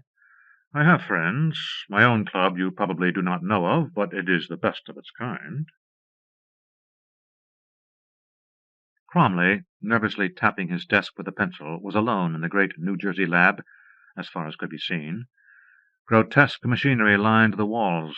During the day there would be 80 technicians working, checking and double-checking their results, bringing new honor and glory to the Cromley Vacuumaxic sweeper and the rest of the string of electric products. His sugar plants and labs were far away in Pasadena. The Cromley ironworks were going full blast in the ore basin of the continent. He looked like a very worried man. From the shadows, with completely noiseless tread, stole a figure. "Good evening, sir," said Battle. "I've brought all to the Sabre Club that's available on 2 hours' notice. Miss Millicent, this is Mr. Cromley," he announced, leading forth from the shadows a tall, crisp woman. When she spoke, it was with a faint southern drawl. "Pleased to know you. Any friend of Lieutenant Battle's." She trailed back into the darkness and vanished completely. "Dr. Mogiloff, former professor of philosophy at the University of Kazan." A slight, smiling man bowed out from the darkness. He was smooth-shaven and looked very un-Russian. In a pronounced Cambridge dialect he said, "Delighted," and put one hand on the butt of a revolver slung from his slender waist. "And Alex Vaughan, Yorkshire, born and bred." The Englishman said thickly, in the peculiar speech that makes the clear-headed, big-boned men of York sound always a little intoxicated, "I come with reservations, sir. Let that be understood." "He says," interpreted the lieutenant, "that he comes with reservations. Let that be understood." "And that completes the present roster of the Sabre Club present in New York." "Only 3?" complained Cromley. "And one a woman? You gave me to understand that they could completely smash the invaders." "Yes," said the lieutenant, his voice heavy with added meaning. "Any invaders."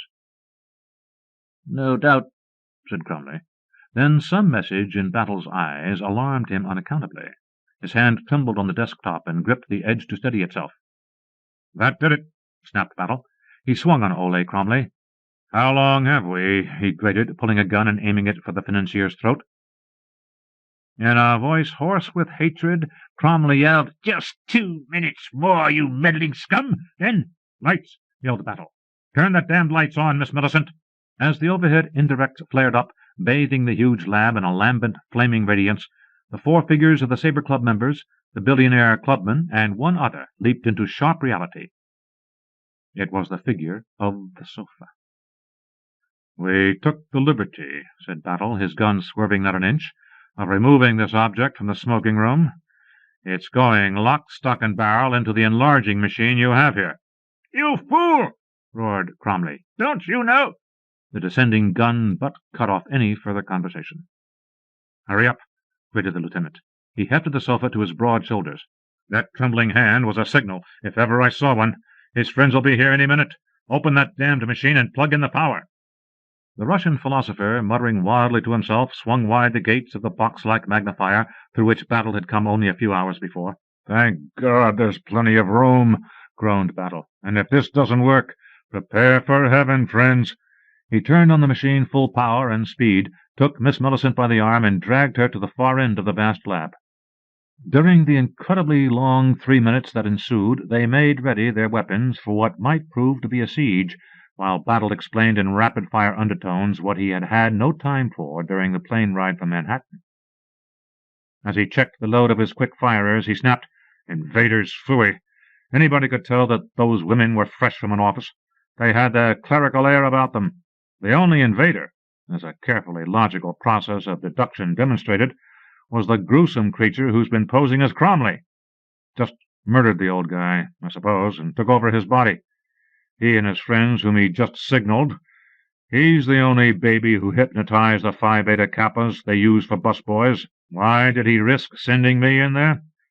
The inevitable mark of a louse. Doesn't trust anybody, not even his own office staff, dyed a pale green and reduced to half gnat size.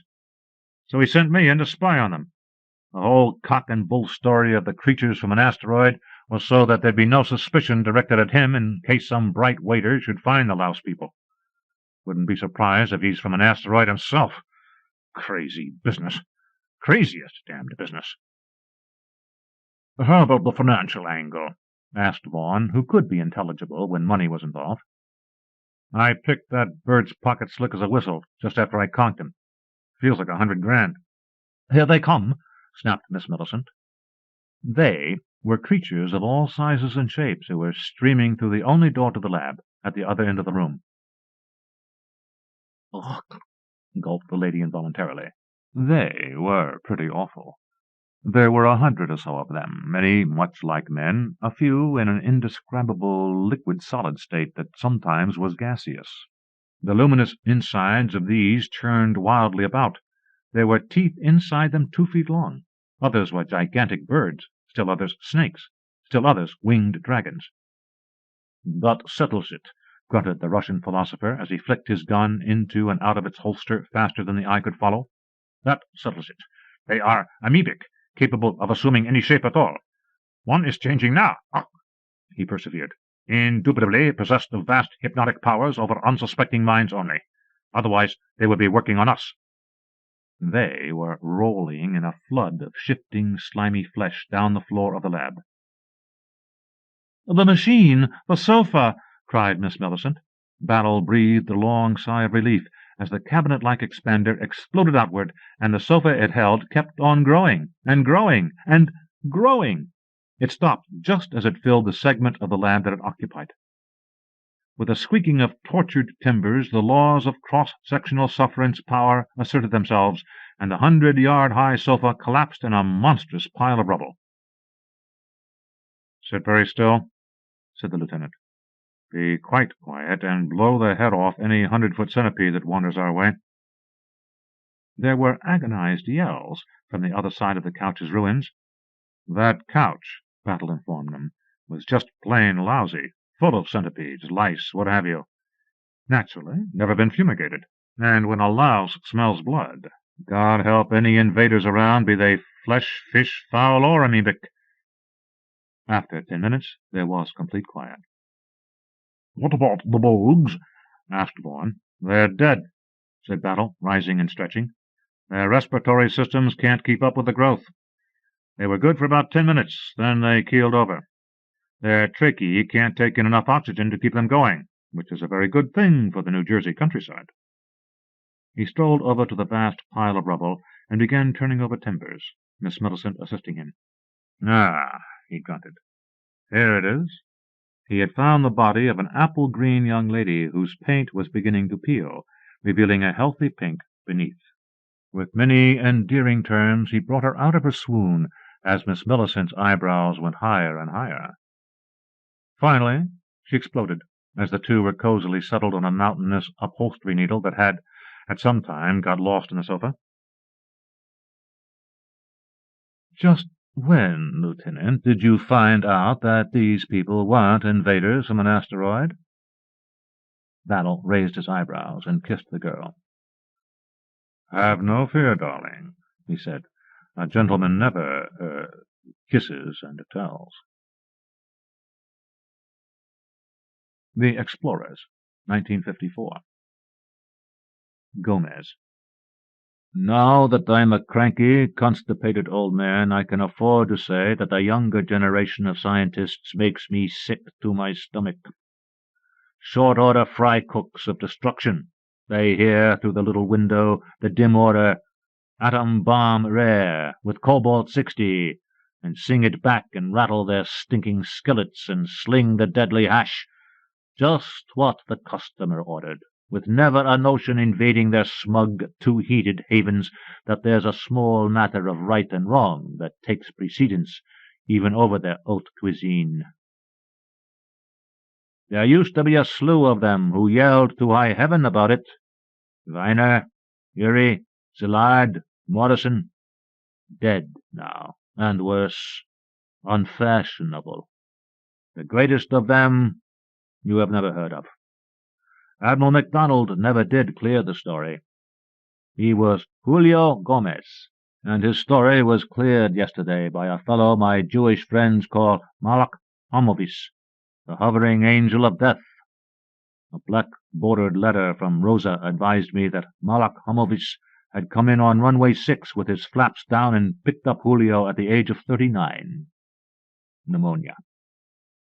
But, Rosa painfully wrote, Julio would want you to know he died not too unhappy, after a good though short life, with much satisfaction.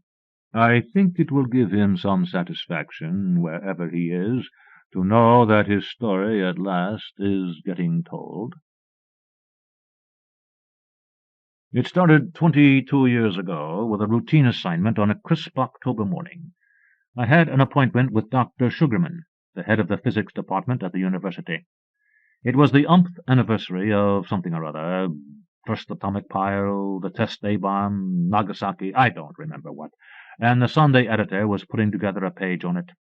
My job was to interview the 3 or 4 university people who were Manhattan district grads.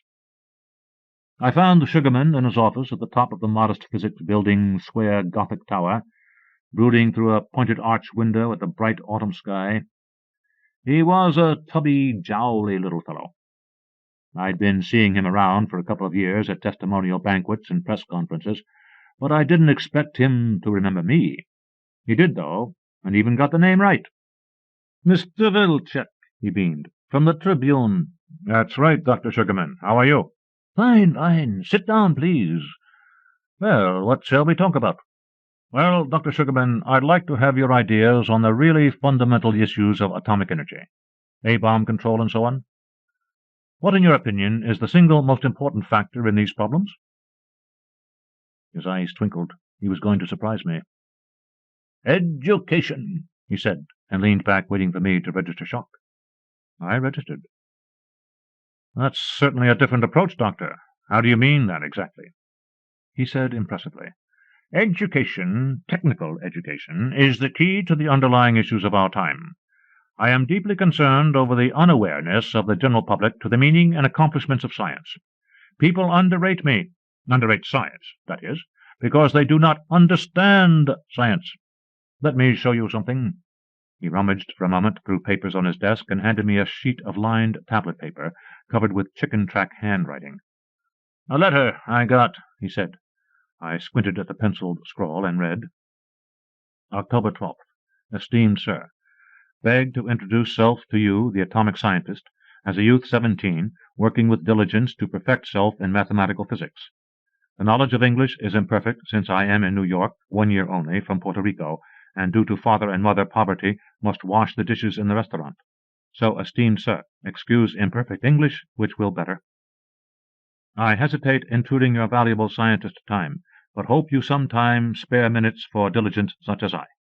My difficulty is with neutron cross-section absorption of boron steel in reactor, which theory I am working out. Breeder reactors demand U equals x over 1 plus x to the 5th power over 1 plus x to the 10th power over 1 plus x to the 15th power over 1 plus, for boron steel, compared with neutron cross-section absorption of V equals x to the 2/5 power over 1 plus x over 1 plus x to the 2nd power over 1 plus x to the 3rd power over 1 plus, for any concrete with which I familiarize myself, whence arises relationship V to the 5th power equals U times the quantity 1 minus 2U plus 4U to the 2nd power minus 3U to the 3rd power plus U to the 4th power, all over 1 plus 3U plus 4U to the 2nd power plus 2U to the 3rd power plus U to the 4th power, indicating only a fourfold breeder gain. Intuitively, I dissatisfy with this gain, and beg to intrude your time to ask wherein I neglect. With the most sincere thanks. J. Gomez, care of Portobello Lunchroom, 124th Street and St. Nicholas Avenue, New York, New York. I laughed and told Dr. Sugarman appreciatively, "That's a good one. I wish our cranks kept in touch with us by mail, but they don't. In the newspaper business, they come in and demand to see the editor. Could I use it, by the way? The readers ought to get a boot out of it." He hesitated and said, "All right, if you don't use my name. Just say a prominent physicist. I didn't think it was too funny myself, though. But I see your point, of course. The boy may be feeble-minded, and he probably is, but he believes, like too many people, that science is just a bag of tricks which any ordinary person can acquire." And so on, and so on. I went back to the office and wrote the interview in 20 minutes. It took me longer than that to talk the Sunday editor into running the Gomez letter in a box on the Atom Anniversary page, but he finally saw it my way. I had to retype it. If I'd just sent the letter down to the composing room as it was, we would have had a strike on our hands. On Sunday morning, at 6:15, I woke up to the tune of fists thundering on my hotel room door. I found my slippers and bathrobe and lurched blearily across the room. They didn't wait for me to unlatch. The door opened.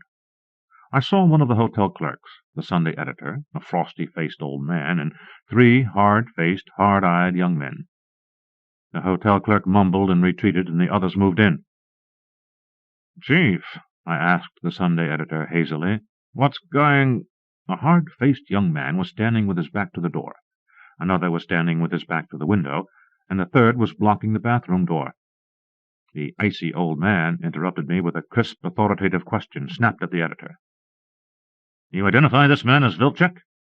The editor nodded. "Search him," snapped the old man. The fellow standing guard at the window slipped up and frisked me for weapons, while I sputtered incoherently, and the Sunday editor avoided my eye.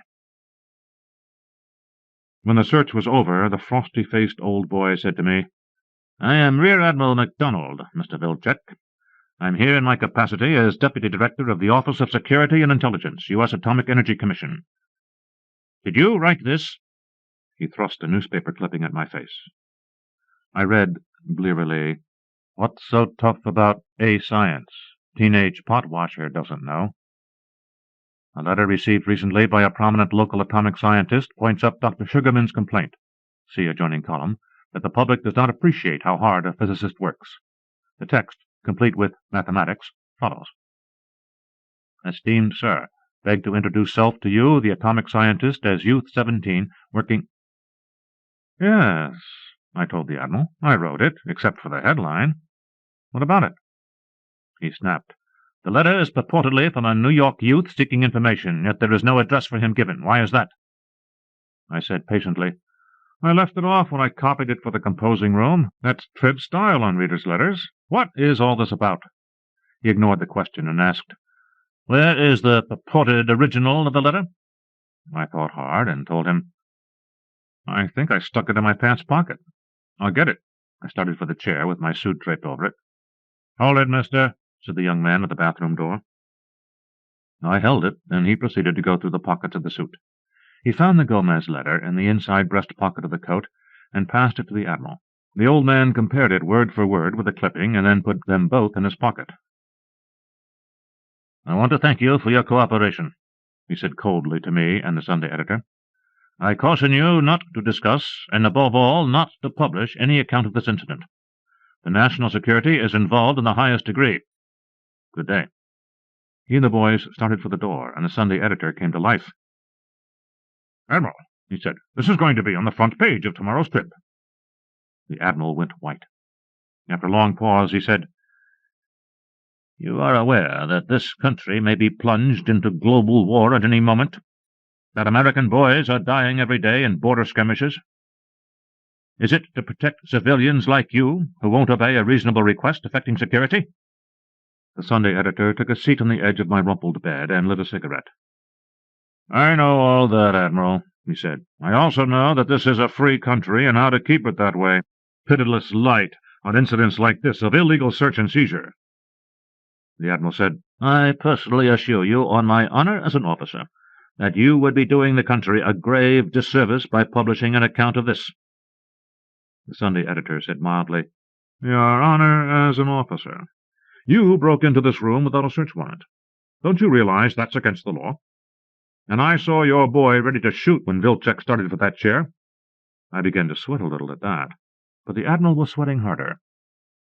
With an effort, he said, "I should apologize for the abruptness and discourtesy with which I've treated you. I do apologize.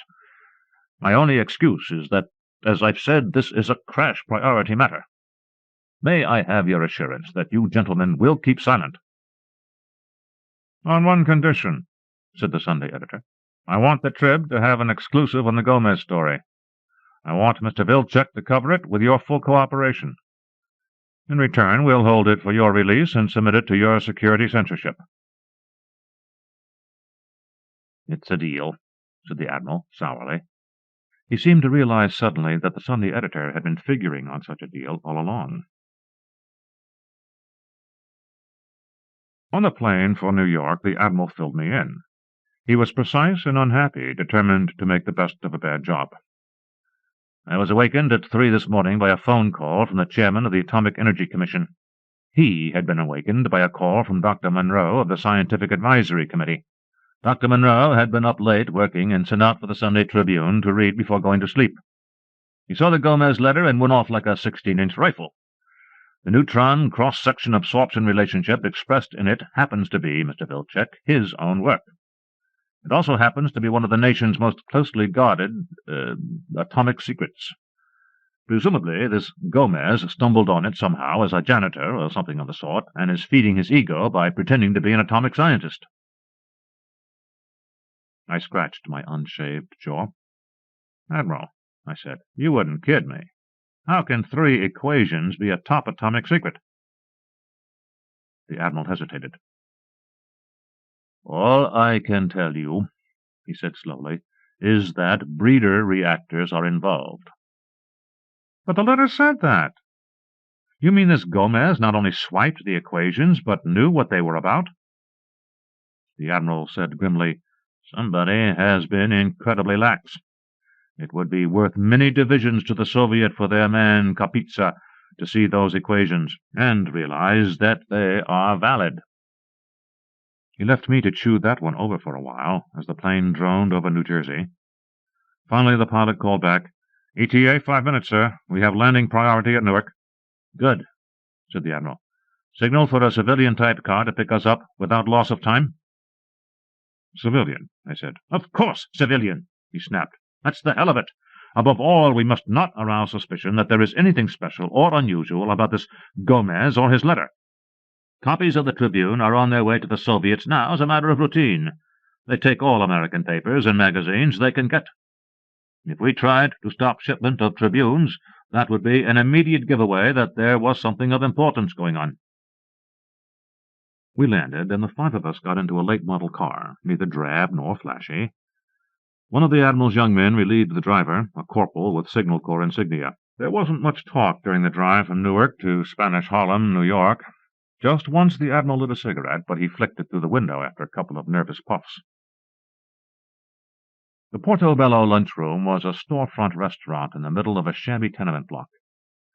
Wide-eyed, graceful, skinny little kids stared as our car parked in front of it, and then converged on us purposefully.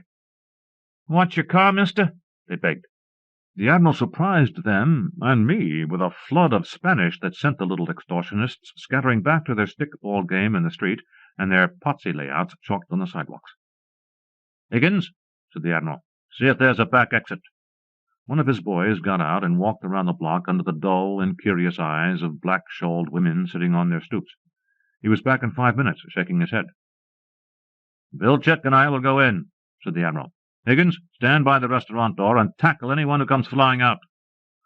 Let's go, reporter, and remember that I do the talking."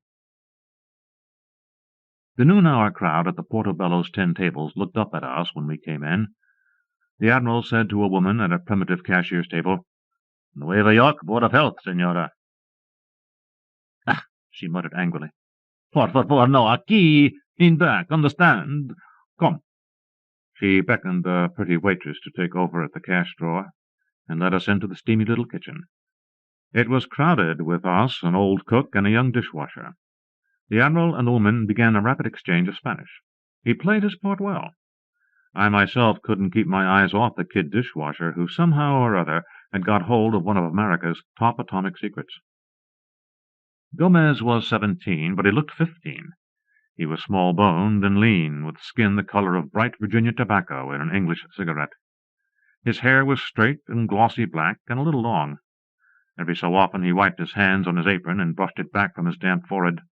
He was working like hell, dipping and swabbing and rinsing and drying like a machine. But he didn't look pushed or angry. He wore a half-smile that I later found out was his normal, relaxed expression, and his eyes were far away from the kitchen of the Portobello lunchroom. The elderly cook was making it clear by the exaggerated violence of his gesture and a savage frown that he resented these people invading his territory. I don't think Gomez even knew we were there. A sudden, crazy idea came into my head. The Admiral had turned to him. "¿Cómo se llama, chico?" He started and put down the dish he was wiping. "Julio Gomez, señor. ¿Por qué, por favor? ¿Qué pasa?" He wasn't the least bit scared. "Nueva York Board of Health," said the Admiral. "Con su permiso." He took Gomez's hands in his and looked at them gravely, front and back, making tisk-tisk noises. Then decisively, "Vámonos, Julio. Siento mucho. Usted está muy enfermo." Everybody started talking at once, the woman doubtless objecting to the slur on her restaurant, and the cook to losing his dishwasher, and Gomez to losing time from the job. The Admiral gave them broadside for broadside and outlasted them. In 5 minutes we were leading Gomez silently from the restaurant. "La loteria," a woman customer said in a loud whisper.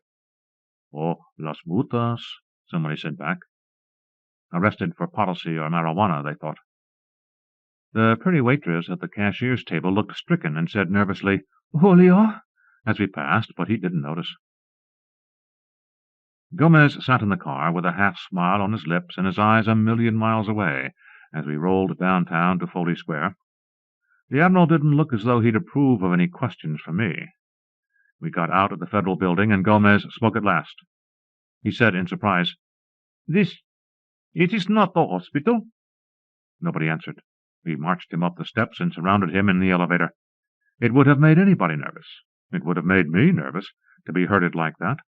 Everybody's got something on his conscience. But the kid didn't even seem to notice. I decided that he must be a half-wit, or... There came that crazy notion again. The glass door said, U.S. Atomic Energy Commission, Office of Security and Intelligence. The people behind it were flabbergasted when the Admiral and party walked in. He turned the head man out of his office and sat at his desk, with Gomez getting the caller's chair. The rest of us stationed ourselves uncomfortably around the room. It started. The Admiral produced the letter and asked in English, "Have you ever seen this before?" He made it clear, from the way he held it, that Gomez wasn't going to get his hands on it. "Si, seguro. I wrote it last week. This is funny business. I am not really sick like you say, no?" He seemed relieved. "No. Where did you get these equations?" Gomez said proudly, "I worked them out." The Admiral gave a disgusted little laugh. Don't waste my time, boy. Where did you get these equations? Gomez was beginning to get upset. You got no right to call me liar, he said. I'm not so smart as the big physicists, Seguro, and maybe I make mistakes. Maybe I waste the Professor Sue Harman his time, but he got no right to have me arrest. I tell him right in letter, he don't have to answer if he don't want. I make no crime, and you got no right. The Admiral looked bored. Tell me how you worked the equations out, he said. Okay, said Gomez sulkily. You know the random paths of neutron is expressed in matrix mechanics by Professor Oppenheim 5 years ago. All okay. I transform his equations from path prediction domain to cross-section domain and integrate over absorption areas. This gives U series and V series. And from there, the U-V relationship is obvious, no? The Admiral, still bored, asked, Got it? I noticed that one of his young men had a shorthand pad out. He said, Yes. The Admiral picked up the phone and said, This is McDonald. Get me Dr. Mines out at Brookhaven right away. He told Gomez blandly, Dr. Mines is the chief of the AEC Theoretical Physics Division. I'm going to ask him what he thinks of the way you worked the equations out. He's going to tell me that you were just spouting a lot of gibberish, and then you're going to tell me where you really got them. Gomez looked mixed up, and the Admiral turned back to the phone. Dr. Mines, this is Admiral McDonald of Security. I want your opinion on the following. He snapped his fingers impatiently, and the stenographer passed him his pad. Somebody has told me that he discovered a certain relationship by taking... He read carefully. By taking the random paths of a neutron expressed in matrix mechanics by Oppenheim, transforming his equations from the path prediction domain to the cross-section domain, and integrating over the absorption areas. In the silence of the room I could hear the faint buzz of the voice on the other end, and a great red blush spread over the Admiral's face from his brow to his neck. The faintly buzzing voice ceased, and after a long pause the Admiral said slowly and softly, No, it wasn't Fermi or Szilard. I'm not at liberty to tell you who. Can you come right down to the Federal Building Security Office in New York? I need your help. Crash priority. He hung up the phone wearily and muttered to himself, Crash priority. Crash, and wandered out of the office looking dazed. His young men stared at one another in frank astonishment. 5 years, said one. And nix, said another, looking pointedly at me. Gomez asked brightly, What goes on anyhow? This is damn funny business, I think. Relax, kid, I told him. Looks as if you'll make out all... Nix, said the nixer again savagely, and I shut up and waited.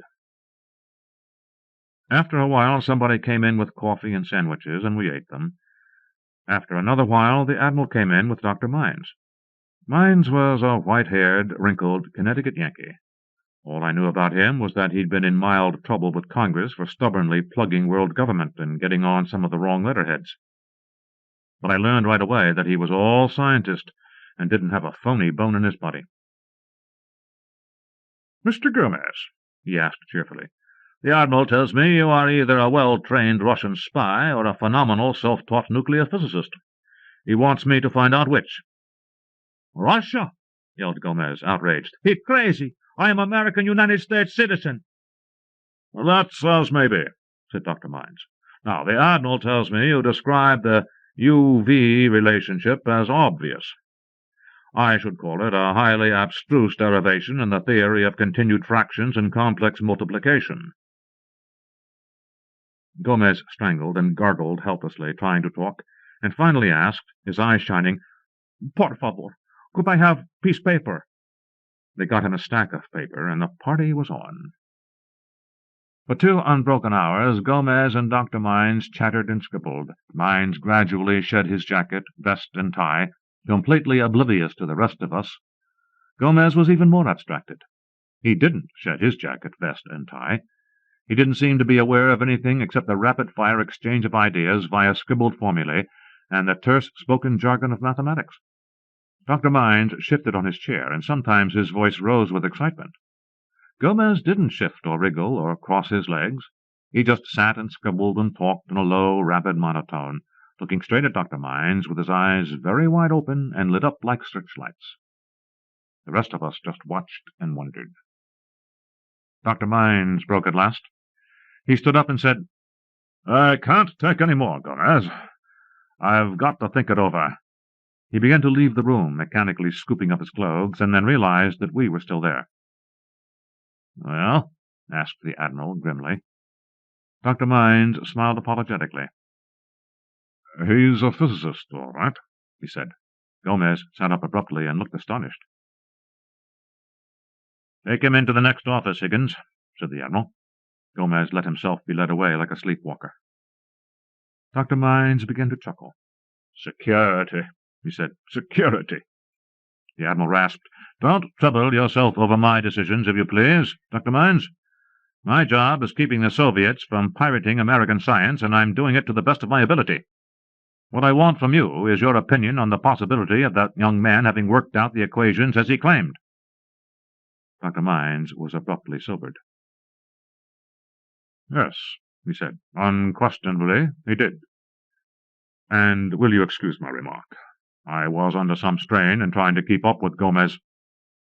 "Certainly," said the Admiral, and managed a frosty smile. "Now, if you'll be so good as to tell me how this completely impossible thing can have happened—"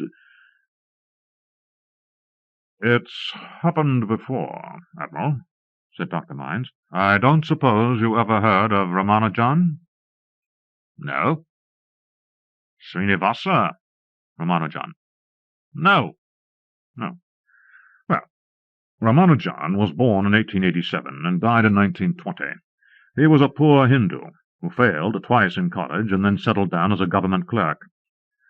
With only a single obsolete textbook to go on, he made himself a very great mathematician. In 1913 he sent some of his original work to a Cambridge professor. He was immediately recognized and called to England, where he was accepted as a first-rank man, became a member of the Royal Society, a Fellow of Trinity, and so forth. The Admiral shook his head dazedly. "It happens," Dr. Mines said. "Oh, yes, it happens. Ramanujan had only one out-of-date book. But this is New York. Gomez has access to all the mathematics he could hope for and a great mass of unclassified and declassified nuclear data. And genius. The way he puts things together.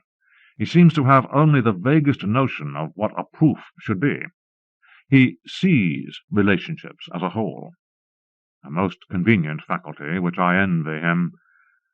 Where I have to take, say, a dozen painful steps from one conclusion to the next, he achieves it in one grand flying leap. Ramanujan was like that too, by the way. Very strong on intuition, weak on what we call rigor." Dr. Mines noted with a start that he was holding his tie, vest, and coat in one hand, and began to put them on. "Was there anything else?" he asked politely. "One thing," said the Admiral. "Would you say he's a better physicist than you are?" "Yes," said Dr. Mines, "much better," when he left. The Admiral slumped uncharacteristically at the desk for a long time. Finally he said to the air, "Somebody get me the general manager. No, the chairman of the commission." One of his boys grabbed the phone and got to work on the call. "Admiral," I said, "where do we stand now?" "Eh? Oh, it's you. The matter's out of my hands now, since no security violation is involved. I consider Gomez to be in my custody, and I shall turn him over to the commission so that he may be put to the best use in the nation's interest." "Like a machine?" I asked, disgusted. He gave me both barrels of his ice-blue eyes. "Like a weapon," he said evenly. He was right, of course. Didn't I know there was a war on? Of course I did. Who didn't? Taxes, housing shortage, somebody's cousin killed in Korea, everybody's kid brother sweating out the draft, prices sky-high at the supermarket.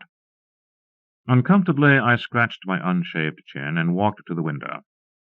Foley Square below was full of Sunday peace, with only a single girl stroller to be seen.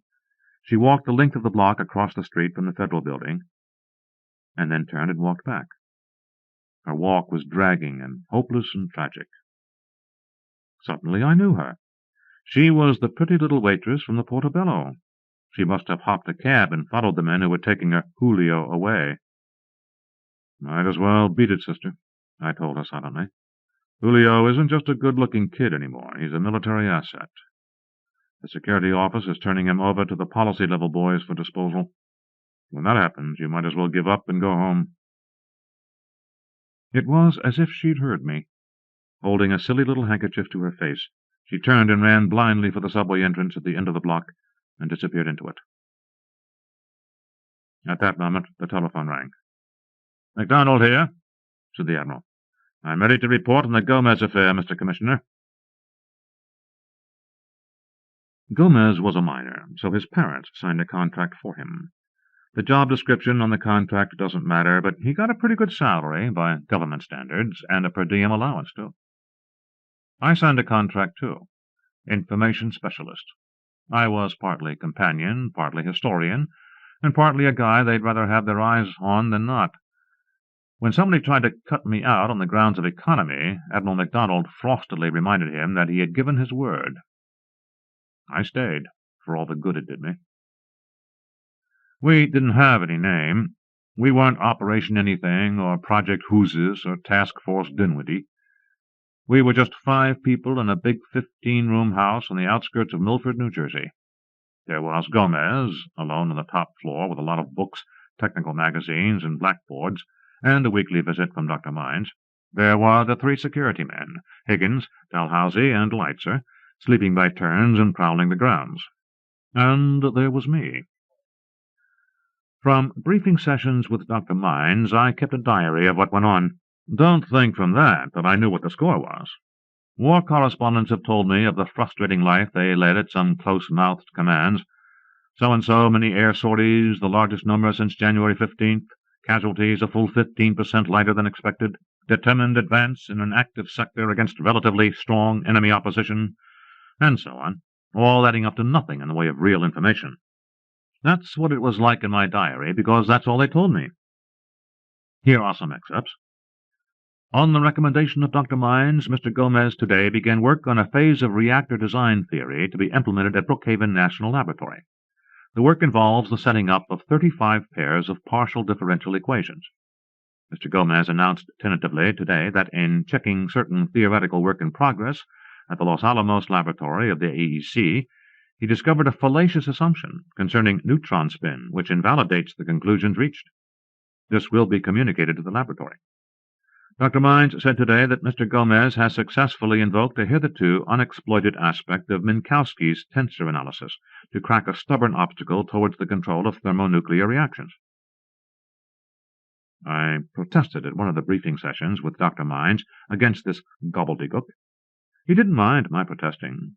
He leaned back in his chair and said calmly, "Vilcek, with all friendliness, I assure you that you're getting everything you can understand.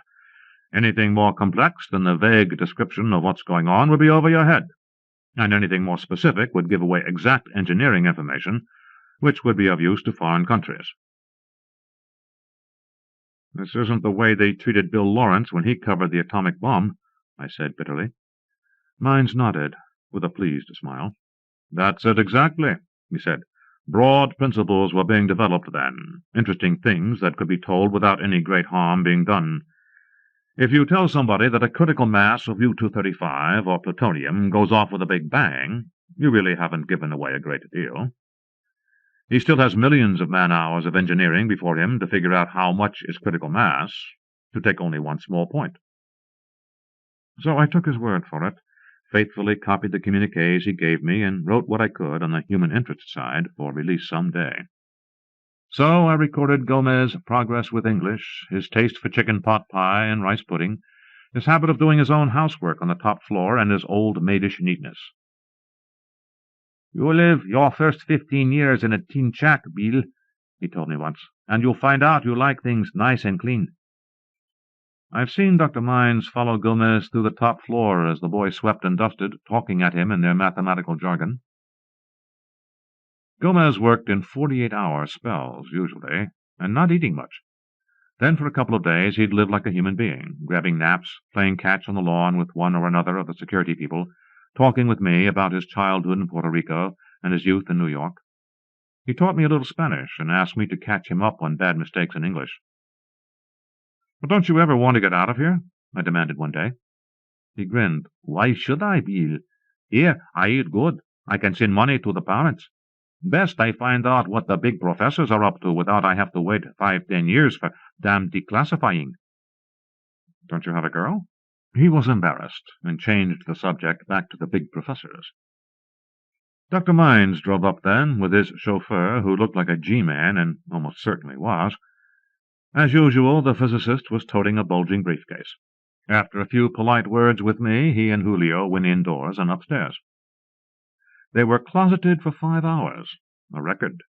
When Dr. Mines came down, I expected the usual briefing session, but he begged off.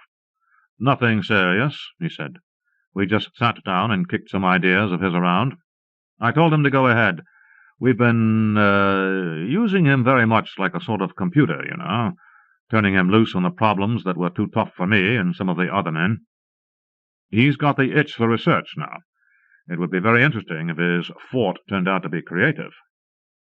I agreed. Julio didn't come down for dinner. I woke up in darkness that night when there was a loud bump overhead, and went upstairs in my pajamas. Gomez was sprawled, fully dressed, on the floor. He tripped over a footstool, and he didn't seem to have noticed. His lips were moving, and he stared straight at me without knowing I was there. "You all right, Julio?" I asked, and started to help him to his feet. He got up mechanically and said, "Real values of the zeta function vanish." "How's that?" He saw me then and asked, puzzled, "How you get in here, Bill? Is dinner time? It's 4 a.m., por Dios. Don't you think you ought to get some sleep?" He looked terrible. No, he didn't think he ought to get some sleep. He had some work to do. I went downstairs and heard him pacing overhead for an hour until I dozed off. This splurge of work didn't wear off in 48 hours. For a week I brought him meals, and sometimes he ate absently with one hand as he scribbled on a yellow pad. Sometimes I'd bring him lunch to find his breakfast untouched. He didn't have much beard, but he let it grow for a week. Too busy to shave, too busy to talk, too busy to eat, sleeping in chairs when fatigue caught up with him. I asked Leitzer, badly worried, if we should do anything about it. He had a direct scrambler phone connection with the New York Security and Intelligence Office, but his orders didn't cover anything like a self-induced nervous breakdown of the man he was guarding. I thought Dr. Mines would do something when he came, call in an MD, or tell Gomez to take it easy, or take some of the load off by parceling out whatever he had by the pail. But he didn't. He went upstairs, came down 2 hours later, and absently tried to walk past me. I headed him off into my room. "What's the word?" I demanded. He looked me in the eye and said defiantly, "He's doing fine. I don't want to stop him." Dr. Mines was a good man. Dr. Mines was a humane man, and he wouldn't lift a finger to keep the boy from working himself into nervous prostration. Dr. Mines liked people well enough, but he reserved his love for theoretical physics. "How important can this thing be?" He shrugged irritably. "It's just the way some scientists work," he said. "Newton was like that. So was Sir William Rowan Hamilton." "Hamilton schmamilton," I said. "What's the sense of it? Why doesn't he sleep or eat?" Mine said, "You don't know what it's like." "Of course," I said, getting good and sore. "I'm just a dumb newspaper man." "Tell me, Mr. Bones, what is it like?" There was a long pause, and he said mildly, "I'll try. That boy up there is using his brain. A great chess player can put on a blindfold and play 100 opponents in 100 games simultaneously, remembering all the positions of his pieces and theirs, and keeping 100 strategies clear in his mind.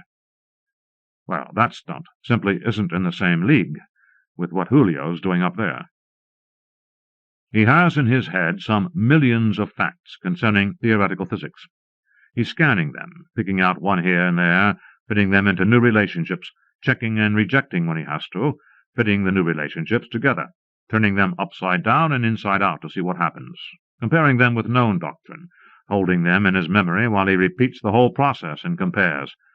And all the while he has a goal firmly in mind against which he's measuring all these things. He seemed to be finished. For a reporter, I felt strangely shy. "What's he driving at?" I asked. "I think," he said slowly, "he's approaching a unified field theory." Apparently that was supposed to explain everything. I let Dr. Mines know that it didn't. He said thoughtfully, "I don't know whether I can get it over to a layman. No offense, Vilcek. Let's put it this way. You know how math comes in waves, and how it's followed by waves of applied science based on the math. There was a big wave of algebra in the Middle Ages. Following it came navigation, gunnery, surveying, and so on. Then the Renaissance and a wave of analysis, what you'd call calculus. That opened up steam power and how to use it, mechanical engineers, electricity. The wave of modern mathematics, since, say, 1875, gave us atomic energy. That boy upstairs may be starting off the next big wave." He got up and reached for his hat. "Just a minute," I said. I was surprised that my voice was steady. "What comes next? Control of gravity? Control of personality? Sending people by radio?" Dr. Mines wouldn't meet my eye. Suddenly he looked old and shrunken. "Don't worry about the boy," he said. I let him go. That evening I brought Gomez chicken pot pie and a non-alcoholic eggnog. He drank the eggnog, said, "Hi, Bill," and continued to cover yellow sheets of paper. I went downstairs and worried. Abruptly it ended late the next afternoon. Gomez wandered into the big first-floor kitchen looking like a starved old rickshaw coolie. He pushed his lank hair back from his forehead, said, "Bill, what is to eat?" and pitched forward onto the linoleum. Leitzer came when I yelled, expertly took Gomez's pulse, rolled him onto a blanket, and threw another one over him. "It's just a faint," he said. "Let's get him to bed." "Aren't you going to call a doctor, man?" "Doctor couldn't do anything we can't do," he said stolidly, "and I'm here to see that security isn't breached. Give me a hand." We got him upstairs and put him to bed. He woke up and said something in Spanish, and then apologetically, "Very sorry, fellows. I ought to take it easier." "I'll get you some lunch," I said, and he grinned. He ate it all, enjoying it heartily, and finally lay back gorged. "Well," he asked me, "what it is new, Bill?" "What is new?" "And you should tell me. You finish your work?" "I got it in shape to finish. The hard part is over." He rolled out of bed. "Hey," I said. "I'm okay now." He grinned. "Don't write this down in your history, Bill. Everybody will think I act like a woman." I followed him into his workroom, where he flopped into an easy chair, his eyes on a blackboard covered with figures. He wasn't grinning any more. "Dr. Mines says you're up to something big," I said. "See, big." "Unified field theory, he says." "That is it," Gomez said. "Is it good or bad?" I asked, licking my lips. "The application, I mean." His boyish mouth set suddenly in a grim line. "That it is not my business," he said. "I am American citizen of the United States." He stared at the blackboard and its maze of notes. I looked at it too, really looked at it for once, and was surprised by what I saw. Mathematics, of course, I don't know, but I had soaked up a very little about mathematics. One of the things I had soaked up was that expressions of higher mathematics tend to be complicated and elaborate, involving English, Greek, and Hebrew letters, plain and fancy brackets, and a great variety of special signs besides the plus and minus of the elementary school. The things on the blackboard weren't like that at all. The board was covered with variations of a simple expression that consisted of 5 letters and 2 symbols, a right-handed pothook and a left-handed pothook. "What do they mean?" I asked, pointing. "Some things I made up," he said nervously. "The word for that one is Enfields. The other one is enfielded by. What's that mean? His luminous eyes were haunted. He didn't answer. It looks like simple stuff. I read somewhere that all the basic stuff is simple once it's been discovered. Yes, he said, almost inaudibly. It is simple, Bill. Too darn simple, I think. Better, I carried it in my head, I think. He strode to the blackboard and erased it. Instinctively, I half rose to stop him. He gave me a grin that was somehow bitter and unlike him. Don't worry, he said. I don't forget it. He tapped his forehead. I can't forget it. I hope I never see again on any face the look that was on his. Julio, I said, appalled. why don't you get out of here for a while? Why don't you run over to New York and see your folks and have some fun? They can't keep you here against your will. They told me I shouldn't, he said uncertainly. And then he got tough. You're done right, Bill. Let's go in together. I get dressed up. You tell Leitzer, eh? He couldn't quite face up to the hard-boiled security man. I told Leitzer, who hit the ceiling. But all it boiled down to was that he sincerely wished Gomez and I wouldn't leave. We weren't in the army. We weren't in jail. I got hot at last and yelled back that we were damn well going out and he couldn't stop us. He called New York on his direct wire, and apparently New York confirmed it, regretfully. We got on the 405 Jersey Central, with Higgins and Dalhousie tailing us at a respectful distance. Gomez didn't notice them, and I didn't tell him. He was having too much fun. He had a shine put on his shoes at Penn Station and worried about the taxi fare as we rode up to Spanish Harlem. His parents lived in a neat little three-room apartment. A lot of the furniture looked brand new, and I was pretty sure who had paid for it. The mother and father spoke only Spanish and mumbled shyly when mi amigo Bill was introduced. I had a very halting conversation with the father, while the mother and Gomez rattled away happily, and she poked his ribs to point up the age-old complaint of any mother anywhere that he wasn't eating enough. The father, of course, thought the boy was a janitor or something in the Pentagon, and as near as I could make out, he was worried about his Julio being grabbed off by a man-hungry government girl. I kept reassuring him that his Julio was a good boy, a very good boy, and he seemed to get some comfort out of it. There was a little spat when his mother started to set the table. Gomez said reluctantly that we couldn't stay, that we were eating somewhere else. His mother finally dragged from him the admission that we were going to the Portobello, so he could see Rosa. And everything was smiles again. The father told me that Rosa was a good girl, a very good girl. Walking down the 3 flights of stairs with yelling little kids playing tag around us, Gomez asked proudly, "You not think they in America only a little time, eh?" I yanked him around by the elbow as we went down the brownstone stoop onto the street. Otherwise he would have seen our shadows for sure. I didn't want to spoil his fun. The Portobello was full, and the pretty little girl was on duty as cashier at the table. Gomez got a last-minute attack of cold feet at the sight of her. "No table," he said. "We better go someplace else."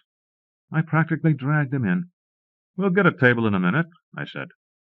"Julio," said the girl when she saw him. He looked sheepish. "Hello, Rosa. I'm back for a while." "I'm glad to see you again," she said tremulously. "I'm glad to see you again, too." I nudged him.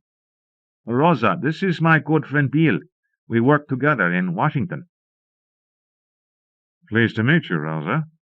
Can you have dinner with us? I'll bet you and Julio have a lot to talk over." "Well, I'll see. Oh, look, there's a table for you. I'll see if I can get away."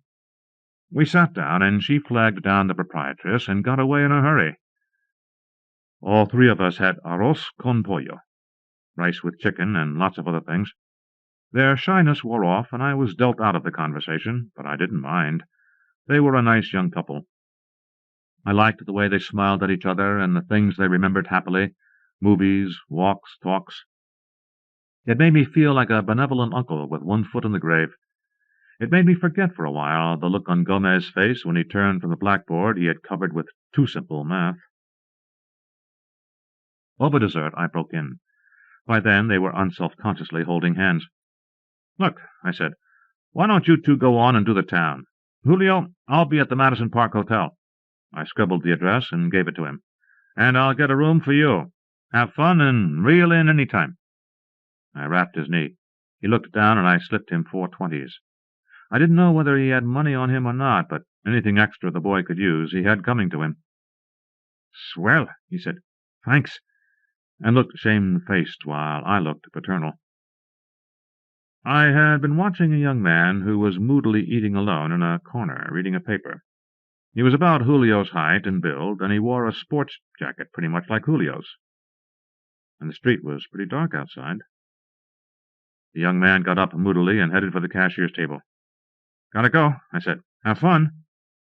I went out of the restaurant right behind the young man and walked as close behind him as I dared, hoping we were being followed. After a block and a half of this, he turned on me and snarled, "What are you, mister? A wolf? Beat it." "Okay," I said mildly, and turned and walked the other way. Higgins and Dalhousie were standing there, flat-footed and open-mouthed. They sprinted back to the Portobello, and I followed them, but Julio and Rosa had already left. "Tough fellows," I said to them as they stood in the doorway. They looked as if they wanted to murder me. "He won't get into any trouble," I said. "He's just going out with his girl." Dalhousie made a strangled noise and told Higgins, "Cruise around the neighborhood. See if you can pick them up. I'll follow Vilcek." He wouldn't talk to me. I shrugged and got a cab and went to the Madison Park Hotel, a pleasantly unfashionable old place with big rooms where I stay when business brings me to New York. They had a couple of adjoining singles. I took one in my own name and the other for Gomez. I wandered around the neighborhood for a while and had a couple of beers in one of the ultra-Irish bars on 3rd Avenue. After a pleasant argument with a gent who thought the Russians didn't have any atomic bombs and faked their demonstrations, and that we ought to blow up their industrial cities tomorrow at dawn, I went back to the hotel. I didn't get to sleep easily. The citizen who didn't believe Russia could maul the United States pretty badly or at all had started me thinking again, all kinds of ugly thoughts. Dr. Mines, who had turned into a shrunken old man at the mention of applying Gomez work. The look on the boy's face. My layman's knowledge that present-day atomic energy taps only the smallest fragment of the energy locked up in the atom. My layman's knowledge that once genius has broken a trail in science, mediocrity can follow the trail. But I slept at last, for 3 hours. At 4:15 a.m., according to my watch, the telephone rang, long and hard. There was some switchboard and long-distance operator mumbo-jumbo, and then Julio's gleeful voice. "Bill, congratulate us! We got marriage!" "Married," I said fuzzily. "You got married, not marriage." "How's that again?" "We got married, me and Rosa. We get on the train. The taxi driver takes us to the Justice of Peace. We got married. We go to hotel here." "Congratulations," I said, waking up. "Lots of congratulations. But you're underage. There's a waiting period." "Not in this state," he chuckled. "Here is no waiting period, and here I have 21 years, if I say so." "Well," I said, "lots of congratulations, Julio. And tell Rosa she's got herself a good boy." "Thanks, Bill," he said shyly. "I call you so you don't worry when I don't come in tonight. I think I come in with Rosa tomorrow, so we tell her mama and my mama and papa. I call you at the hotel. I still have the piece of paper." "Okay, Julio. All the best. Don't worry about a thing." I hung up, chuckling, and went right back to sleep. Well, sir, it happened again. I was shaken out of my sleep by the strong, skinny hand of Admiral MacDonald. It was 7:30 and a bright New York morning. Dalhousie had pulled a blank canvassing the neighborhood for Gomez, got panicky, and bucked it up to higher headquarters. "Where is he?" the Admiral rasped. "On his way here with his bride of one night," I said. "He slipped over a couple of state lines and got married." "By God," the Admiral said, "we've got to do something about this.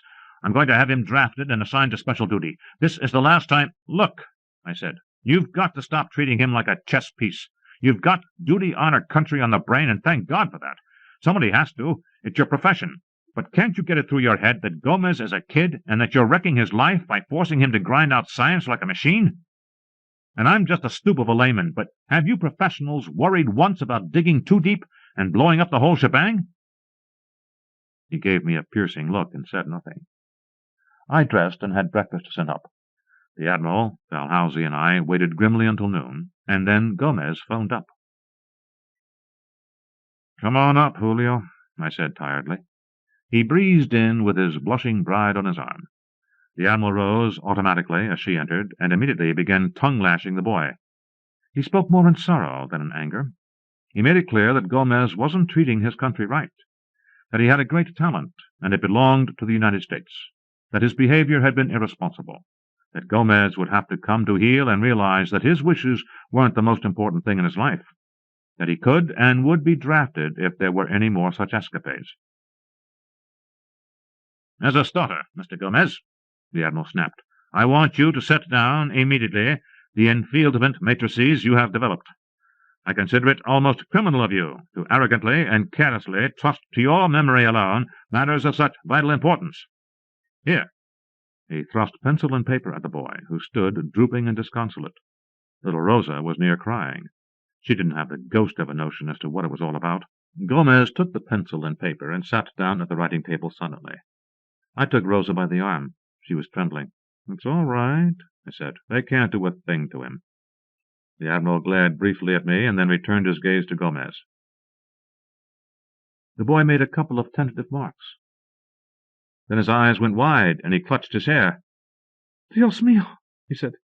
"Está perdido. Olvidado." Which means, "My God, it's lost, forgotten." The Admiral turned white beneath his tan. "Now, boy," he said slowly and soothingly, "I didn't mean to scare you. You just relax and collect yourself. Of course you haven't forgotten, not with that memory of yours. Start with something easy. Write down a general biquadratic equation, say." Gomez just looked at him. After a long pause, he said in a strangled voice, "No puedo. I can't. It, too, I forget. I don't think of the math or physics or all since—" He looked at Rosa and turned a little red. She smiled shyly and looked at her shoes. "That is it," Gomez said hoarsely. "Not since then. Always before in the back of my head is the math, but not since then." "My God," the Admiral said softly. "Can such a thing happen?" He reached for the phone. He found out that such things can happen. Julio went back to Spanish Harlem and bought a piece of the Portobello with his savings. I went back to the paper and bought a car with my savings. McDonald never cleared the story, so the Sunday editor had the satisfaction of bulldozing an Admiral, but didn't get his exclusive. Julio and Rosa sent me a card eventually, announcing the birth of their firstborn, a 6-pound boy, Francisco, named after Julio's father. I saved the card, and when a New York assignment came my way, it was the National Association of Dry Goods Wholesalers. Dry goods are important in our town. I dropped up to see them. Julio was a little more mature and a little more prosperous. Rosa, alas, was already putting on weight, but she was still a pretty thing and devoted to her man. The baby was a honey-skinned little wiggler. It was nice to see all of them together, happy with their lot. Julio insisted that he'd cook arroz con pollo for me, as on the night I practically threw him into Rosa's arms, but he'd have to shop for the stuff. I went along. In the corner grocery he ordered the rice, the chicken, the garbanzos, the peppers, and swept along by the enthusiasm that hits husbands in groceries, about 50 other things that he thought would be nice to have in the pantry. The creaking old grocer scribbled down the prices on a shopping bag and began painfully to add them up, while Julio was telling me how well the Portobello was doing and how they were thinking of renting the adjoining store. $17.42, the grocer said at last. Julio flicked one glance at the shopping bag and the upside-down figures. "Should be $17.39, he said reprovingly. "Add up again." The grocer painfully added up again and said, "It's $17.39. Sorry." He began to pack the groceries into the bag. "Hey," I said. We didn't discuss it then, or ever. Julio just said, "Don't tell, Bill," and winked. Stirring Science Stories, March 1942, as by Kenneth Falconer. Masquerade. A man can wake one morning to read in his tabloid that his father has been shot fleeing the scene of a bank robbery. In these times, there is no guarantee against the unexpected striking one down harder than a thunderbolt and almost as quick. From the vast spreading matrix of the ordinary, there may fly into your face the grotesque, the shocking, even the horrible. Why did Leonard die? Who were the Wellmers, silent partners in the most horrid nightmare that ever rose to walk the streets of New York? Mac Leonard, who is now compressed into the small confines of a crematory urn, had always seemed to me to be one of the chosen of the Lord. In Columbia University, where we both studied, he was a shining campus light. I said both studied, but that is a misconception.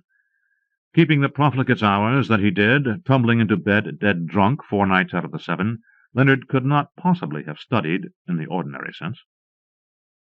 Resolving the matter carefully, I realized that Leonard could not possibly have done anything in the ordinary sense. He was a blinding flash of a man, the hardest liver, the most brilliant scholar, and the coolest head on the block's-long campus was his. If he had gone to a smaller school, he would have stood out like a beacon. He would, probably, furthermore, have been thrown out like a bum for his vices and dissipations. As far as I was concerned, of course, they were his business. He drank and went with the Joe College set, but had no illusions about their capacities.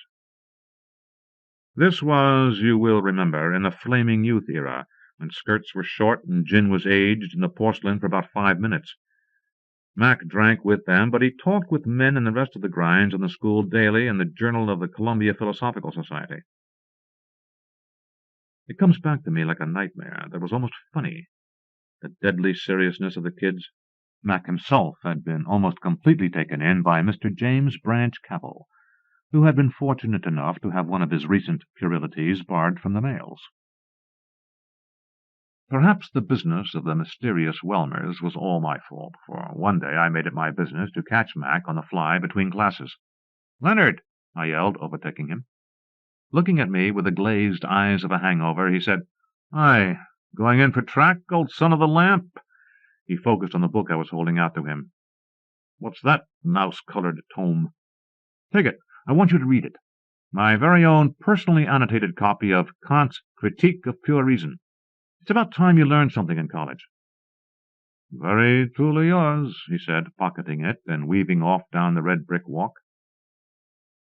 That, of course, wasn't the last of it. He came around that night, standing up his gin and jazz crowd, to chew the rug about Kant. He had actually read the book in 6 hours, and assimilated most of the meat. "It is," he said, "quite a changeover from math and science to beat one's brow against a thing like this. Have I been neglecting the eternal verities in my pursuit of hard facts? Speak, O serpent of the 1,000 diamond scales." Modestly I assured him that that had been the idea. And what did he think of Kant in the light of his scientific attainments? "Stinking," said Mac briefly, "but at least a Googleplex advanced above Mr. Cabell. Imbued with that quasi-mystic hogwash, I could do naught but agree with a simple-minded laddie that the world is what you make it, and that the eternal verity is to get along with one's neighbours. Your friend Kant is all wet, but by no means as wet as that." With that he wandered away. When I saw him next, he had enrolled in several philosophy courses at the same time. In the Philosophical Society, we pinned his ears back with ease whenever he tried to enter into debate, but that was only because he didn't quite know how to use the quaint language of the gentle science. I have been rambling badly. The point that I wanted to bring out was that Mac Leonard was brilliant as they come in the current mortal mold. Also that he was a student of the physical sciences, and the only philosophy they have, mathematics. By a kind of miracle, I survived the crash of 1929 with a young fortune in gold certificates. The miracle was an uncle who had burned his fingers in the crash of 1922 and warned me, "When you see the boardrooms crowded with people who have no business there, laundrymen, grocers, taxi drivers, then sell." Ignoring the optimistic fictions of Mr. Roger W. Babson, prophet of the Stock Exchange, now, I believe, candidate for the presidency on the Prohibition Party's ticket. I sold and came out on top. I didn't even trust to the safe deposit vaults the money I had made. It went into the fireproof, burglar-proof, earthquake-proof warrens of the Manhattan Storage and Warehouse Corporation. Quick-money imbeciles who had been stuck considered me a traitor not to have lost by the crash. For years I was as good as ostracized by former friends. That was all right with me. I was a scholar and intended to remain one while my capital lasted, which it did. A man can be a recluse in the middle of New York. That much I found out in 10 years of study. It wasn't in any of the books I read. It was what I proved with my own quiet life. And at the end of many years I heard again from Mac Leonard. A scenic postal card marked Uvalde, Mexico. Characteristically laconic, the message was, "and wife." That and his signature was supposed to be all I wanted to know about him and his fortunes, since we had parted at commencement. Hoping that he would not already be gone, who but a tourist would write on a scenic postal card, I mailed a long letter giving my own story to date and demanding his. His answer came very much later, 3 months or more, from Council Bluffs, Iowa. Dear Vulcan, the nickname in reference to my slight limp. So the plumy anaconda has found his forked tongue after these long years.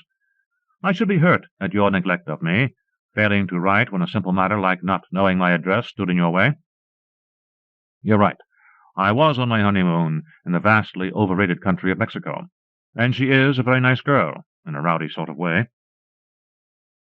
I'm still playing with paper boxes and numbers. The chair of mathematics at one of our little high schools out here is all mine, and very uncomfortable it is. Still, civil service is nothing to be sneezed at in these troubled times. My life seems to have slipped into a slap-happy routine of examination papers and recitations. The really heartbreaking part is that none of my excessively brilliant students get my jokes. Aside from that, all is milk and honey. I live in a bungalow with my wife. Seems damned strange to write that down, as though it never really happened. And we are like a pair of larks in the springtime. Whenever quarrels come, I demonstrate by the calculus of symbolic logic that she's wrong and I'm right, and that settles the matter. Theoretically, at least. Honestly, old dish-towel, I'm happy. A truly representative specimen of that rarest work of God, the man who is contented with his lot in life.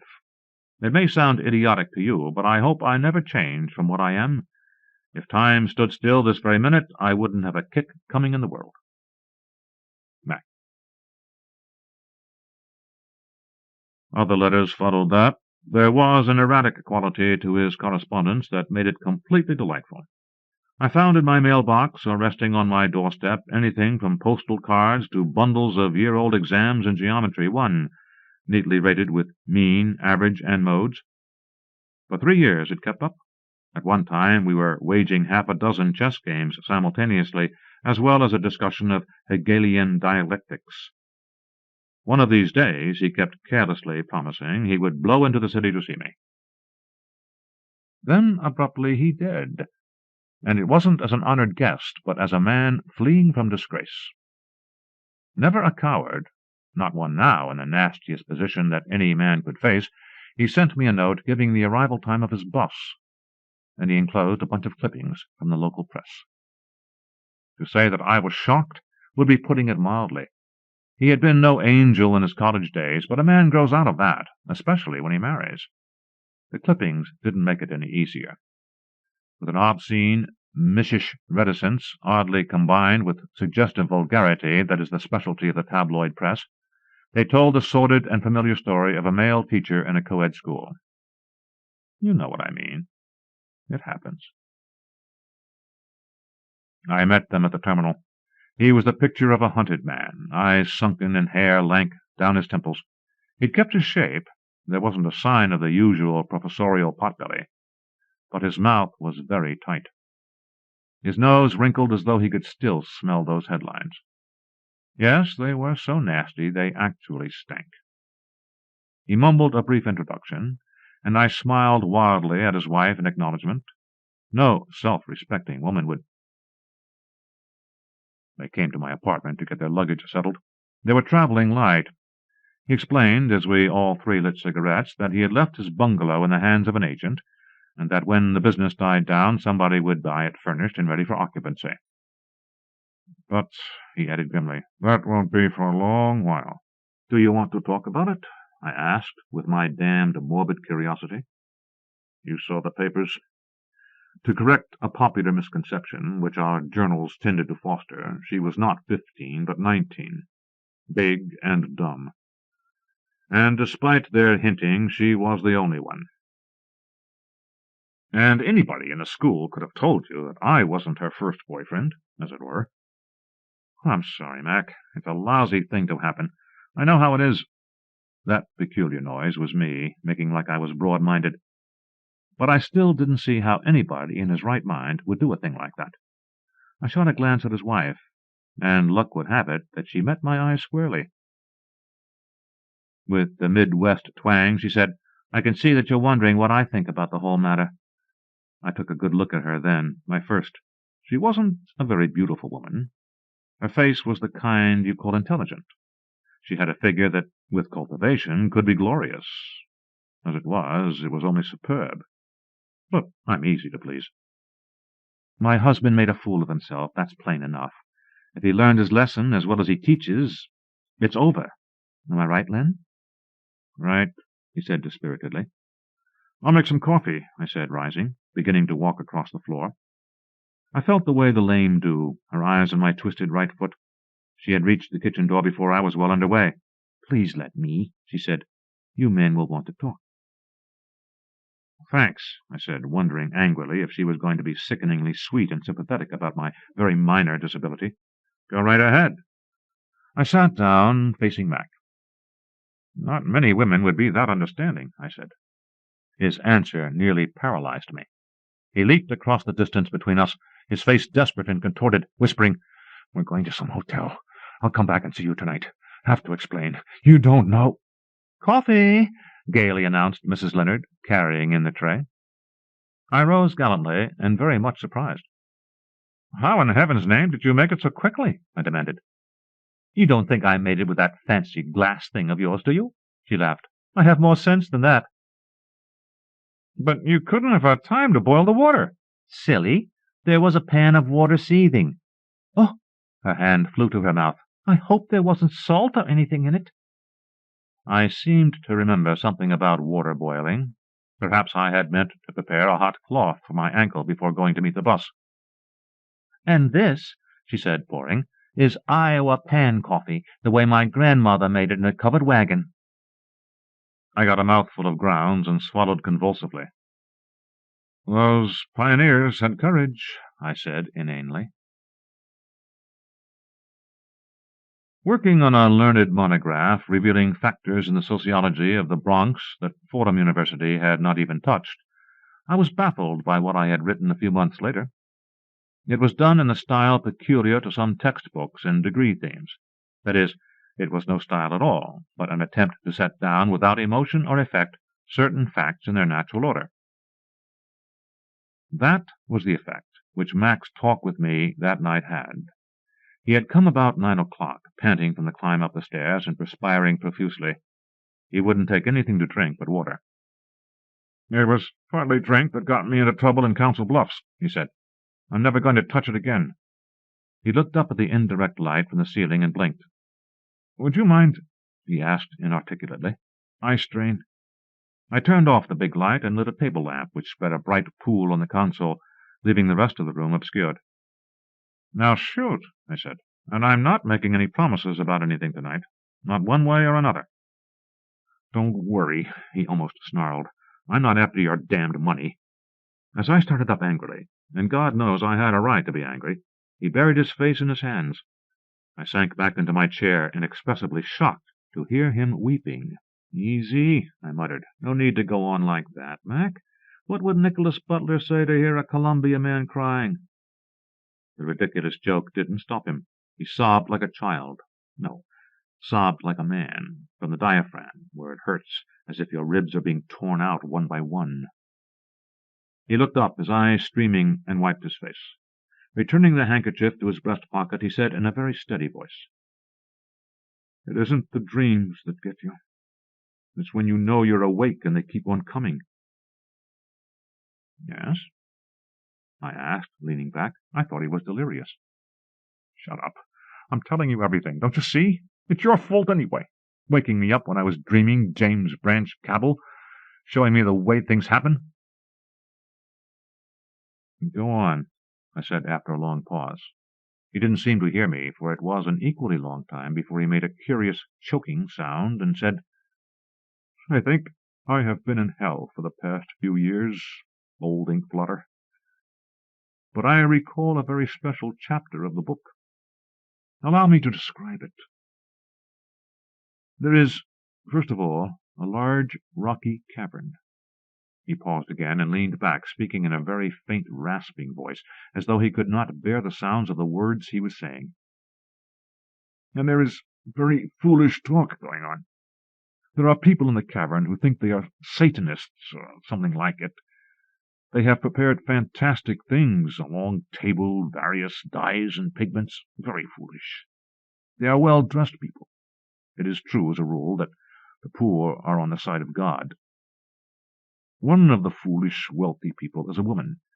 She finds it necessary to undress and begin to dance as the others clap their hands. Did I mention that there were fires lighting this cavern? She spins close by the fires, one by one, and makes it a point to burn herself badly in various places. Then, as she falls to the floor, another, a man, has reasons for doing, essentially, what she has done. But the man wears a chain around his neck, which he does not remove, and from this chain hangs a small medallion. When the man is very badly burned, another woman makes a fool of herself in the same manner, and after her, a man. Would you believe it if I told you that in all 24 people willingly subjected themselves to widespread first-degree burns? After hours of this folly, they sat in a circle, still without their clothes, and mumbled gibberish for 20 minutes or more. At that point, they had conjured up Satan, theoretically. My guess is that they did nothing of the sort. The incarnation of evil? No, he would not have let them live or praise him. Something they did conjure up. What it was, I do not know, but this is what happened. There was, first of all, a noticeable diminution of the firelight. Then appeared a definite blue glow at what would be the apex of the cone about whose basal circumference they were sitting. As that glow grew, the fires went out. There was definitely a presence there. I don't know what to call it. It was not Satan. There probably is no Satan. But there was a presence. And it had horns and a tail and great shining teeth and lustful shining eyes. I stood up from my chair. That's enough! I yelled at him. He looked at me and then, shockingly, suddenly, gave a low chuckle. Quaint tale, isn't it? What's the matter? You tell me, I snapped. What's on your mind? Allow me to get on with the story? I'm afraid I was becoming hypnotized by my own rhetoric.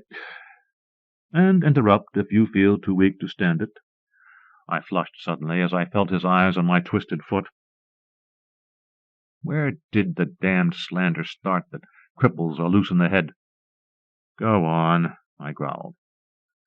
To be brief, direct, and crude, the women then proceed to caress this creature, and then there appears a man in that cavern who does not wear a pendant from his neck.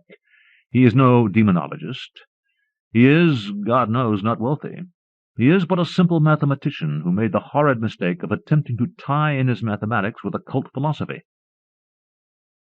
Another very long pause. Go on, I said. Don't get me wrong, said Mac. Don't do that. I didn't know what I was doing. If I'd known, I would have cut off my hand before I wrote the supersonic equations.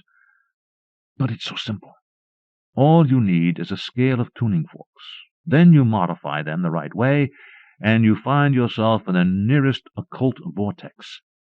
It's so simple. The clue is in several of Madame Blavatsky's meditations. That old hag didn't know what she was writing, I suppose. You need money, millions, to get into the circle. I was an outsider. The presence vanished, and I was cursed by those people, cursed while I was waking, sleeping, talking, walking, dancing, writing, and reading. Then they opened a door and threw me out. "A door?" I asked. "In a cavern?" He laughed like the closing of a lock. "The rocks," he said, "were papier-mâché. The cavern was the third-floor ballroom of a hotel on 32nd Street. "And so?" I asked. "I wired back to Council Bluffs for bus fare. I was back there in 2 days with a tale of urgent business in New York." "That's plenty, Leonard. Now you can get the hell out of my house.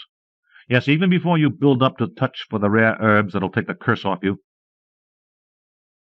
"Sorry," he said, rising. "I tried to let you know. It wasn't a touch. I remembered that you have a cousin, or had, the one you wrote that Bronx monograph on. He's up the river. Dewey got him with the rest of Murder Incorporated." "Did you want a bodyguard against the demons? Or do you want to become a policy banker?" He had his hat on. From the door he said, "I wanted to have a murder done for me. But now I suppose I'll have to do it myself." I locked the door and went to bed, fuming like a tea kettle. I'm from a short-lived clan. We break down early and live in the fear of death. That night I found myself with a hacking cough, which didn't add to my sense of well-being, for my father and sister had died of throat infections. You could accurately say that between Max turning out to be a chiseling phony and my fears that in a week I'd be a dead man, I bordered on distraction. There was a heightening of the sensory powers, all the sensory powers. The darkest room was not dark enough for me, and the traffic below jerked me up in bed, repressing shrieks of pain. It was as though I had been flayed alive, for the silk bed-sheets I used for that very reason were like sacking cloth, or sandpaper. How I managed to fall asleep I didn't know. Certainly the quality of my dreams was horrid enough to wake me up screaming. I got disconnected scraps and images from Leonard's story of that night.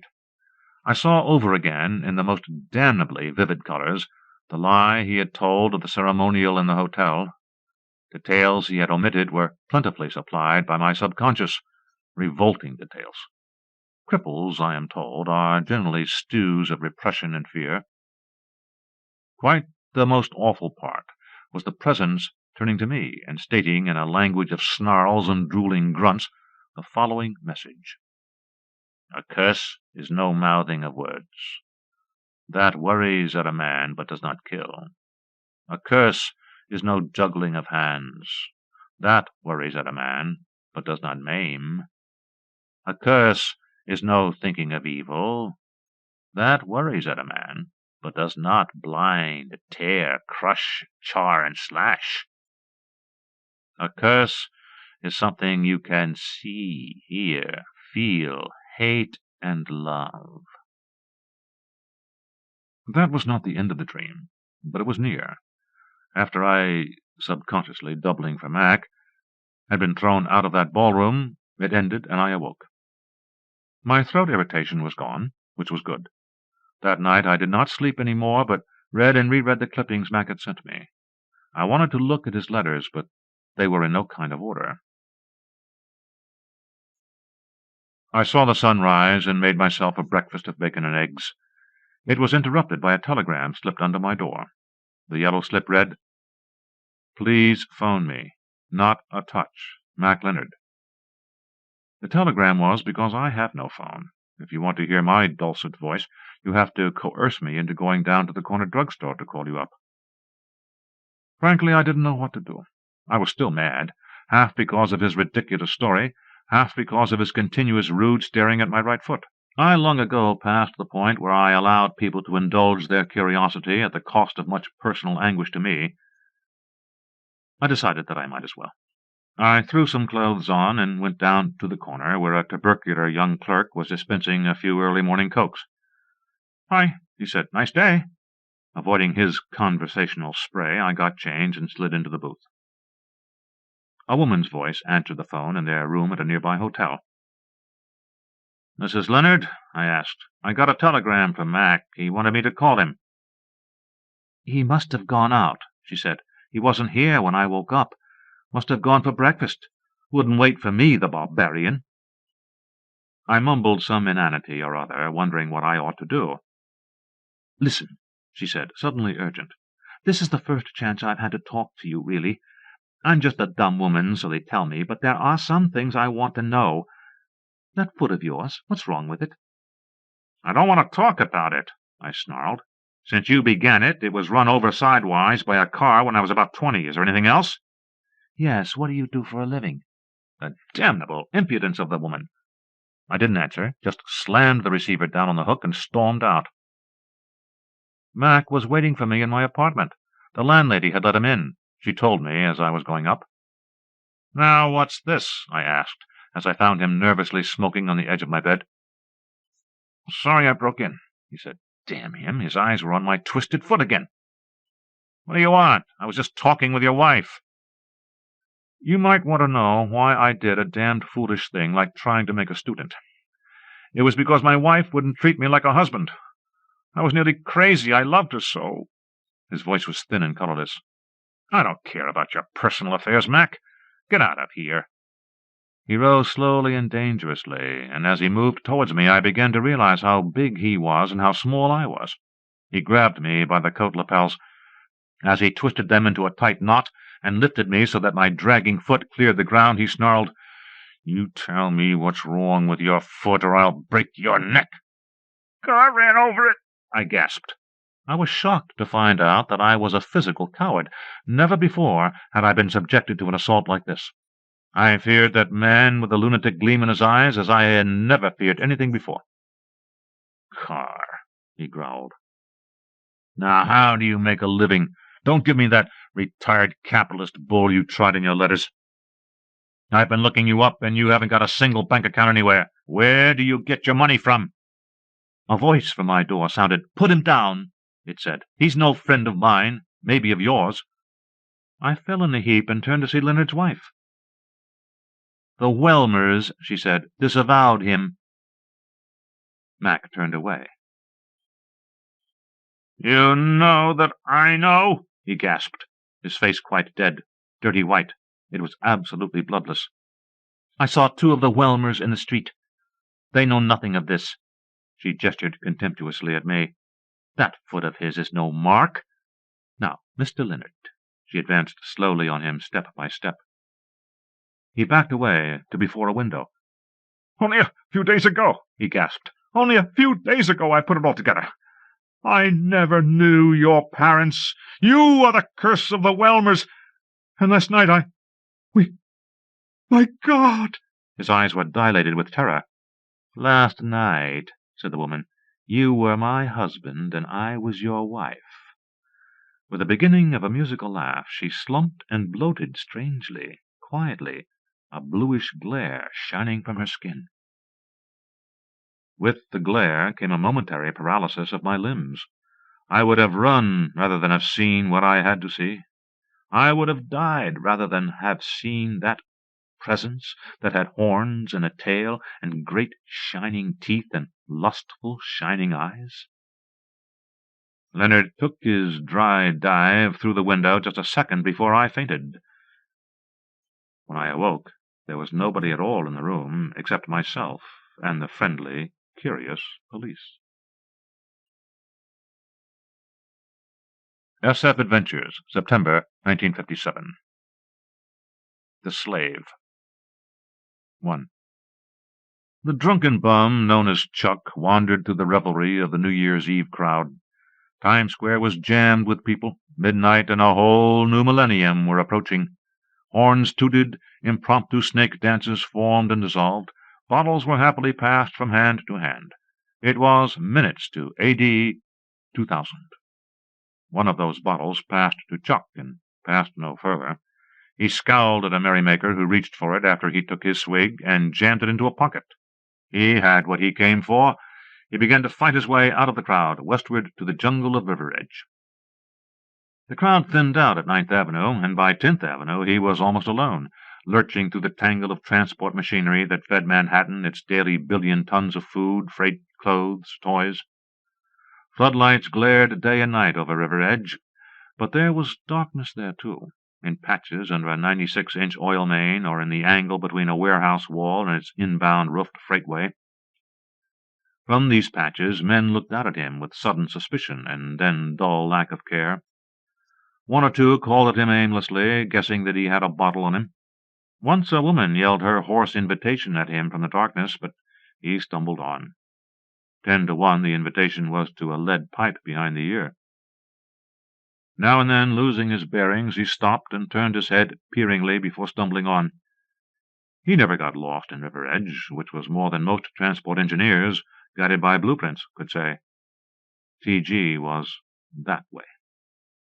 He crashed at last into his own shared patch of darkness, the hollow on one side of a titanic I-beam. It supported a freightway over which the heaviest castings and forgings for the city rumbled night and day. A jagged sheet of corrugated metal leaned against the hollow, enclosing it as if by accident. "Hello, Chuck," T.G. croaked at him from the darkness as he slid under the jagged sheet and collapsed on a pallet of nylon rags. "Yeah," he grunted. "Happy New Year," T.G. said. "I heard it over here. It was louder than the freightway. You scored." "Good guess," Chuck said skeptically, and passed him the bottle. There was a long gurgle in the dark. T.G. said at last, "Good stuff." The gurgle again. Chuck reached for the bottle and took a long drink. It was good stuff. Old Huntsman. He used to drink it with— T.G. said suddenly, pretending innocent curiosity. "Jocko who?" Chuck lurched to his feet and yelled, "God damn you, I told you not to do that! If you want any more of my liquor, keep the hell out of my head! And I still think you're a phony." T.G. was abject. "Don't take it that way, Chuck," he whined. "I get a belt of good stuff in me, and I want to give the talent a little workout, that's all. You know I would not do anything bad to you." "You'd better not. Here's the bottle." It passed back and forth. T.G. said at last, "You've got it, too." "You're crazy." "I would be if it wasn't for liquor. But you've got it, too." "Oh, shut up and drink." Innocently, "I didn't say anything, Chuck." Chuck glared in the darkness. It was true he hadn't. His imagination was hounding him. His imagination, or something else he didn't want to think about. The sheet of corrugated metal was suddenly wrenched aside, and blue-white light stabbed into their eyes. Chuck and the old man cowered instinctively back into the hollow of the I-beam, peering into the light and seeing nothing but dazzle. "God, look at them!" a voice jeered from the other side of the light. "Like turning over a wet rock." "What the hell's going on?" Chuck asked hoarsely. "Since when did you clowns begin to pull vags?" T.G. said, "They aren't the clowns, Chuck. They want you. I can't see why." The voice said, "Yeah, and just who are you, Grandpa?" T.G. stood up straight, his eyes watering in the glare. "The great Hazelton," he said, with some of the old ring in his voice. "At your service." "Don't tell me who you are, sir. The great Hazelton knows. I see a man of authority, a man who works in a large white building." "Knock it off, T.G., Chuck said. "You're Charles Barker," the voice said. "Come along quietly." Chuck took a long pull at the bottle and passed it to T.G. "Take it easy," he said. "I'll be back sometime." "No," T.G. quavered. "I see danger. I see terrible danger." The man behind the dazzling light took his arm and yanked him out of the shelter of the I-beam. "Cut out the mauling," Chuck said flatly. "Shut up, Barker," the man said with disgust. "You have no beefs coming." So he knew where the man had come from, and could guess where the man was taking him. At 1:58 a.m. of the third millennium, Chuck was slouching in a waiting room on the 89th floor of the new Federal Building. The man who had pulled him out of River Edge was sitting there, too, silent and aloof. Chuck had been there before. He cringed at the thought. He had been there before, and not to sit and wait. Special Agent Barker of Federal Security and Intelligence had been ushered right in with the sweetest smile a receptionist could give him. A door opened, and a spare, well-remembered figure stood there. "Come in, Barker," the chief said. He stood up and went in, his eyes on the gray carpeting. The office hadn't changed in 3 years, neither had the chief. But now Chuck waited until he was asked before sitting down. "We had some trouble finding you," the chief said absently. "Not much, but some. First, we ran some ads addressed to you in the Open Service Code. Don't you read the papers any more?" "No," Chuck said. "You look pretty well shot. Do you think you can still work?" The ex-agent looked at him piteously. "Answer me." "Don't play with me," Chuck said, his eyes on the carpet. "You never reinstate." "Parker," the chief said, "I happen to have an especially filthy assignment to deal out. In my time, I've sent men into an alley at midnight after a mad dog killer with a full clip. This one is so much worse, and the chances of getting a sliver of usable information in return for an agent's life are so slim that I couldn't bring myself to ask for volunteers from the roster. Do you think you can still work?" "Why me?" the ex-agent demanded sullenly. "That's a good question. There are others. I thought of you because of the defense you put up at your departmental trial. Officially, you turned and ran, leaving Jocko McAllister to be cut down by the gunrunners. Your story was that somehow you knew it was an ambush, and when that dawned on you, you ran to cover the flank. The board didn't buy it, and neither do I. Not all the way. You let a hunch override standard doctrine, and you were wrong, and it looked like cowardice under fire. We can't have that. You had to go. But you've had other hunches that worked out better. The Bruni case, locating the photostats we needed for the Wayne County civil rights indictment, digging up that louse Sherrard's wife in Birmingham. Unless it's been a string of lucky flukes, you have a certain talent I need right now. If you have that talent, you may come out alive. And cleared." Parker leaned forward and said savagely, "That's good enough for me. Fill me in." 2. The woman was tall, quietly dressed, and a young 40-odd.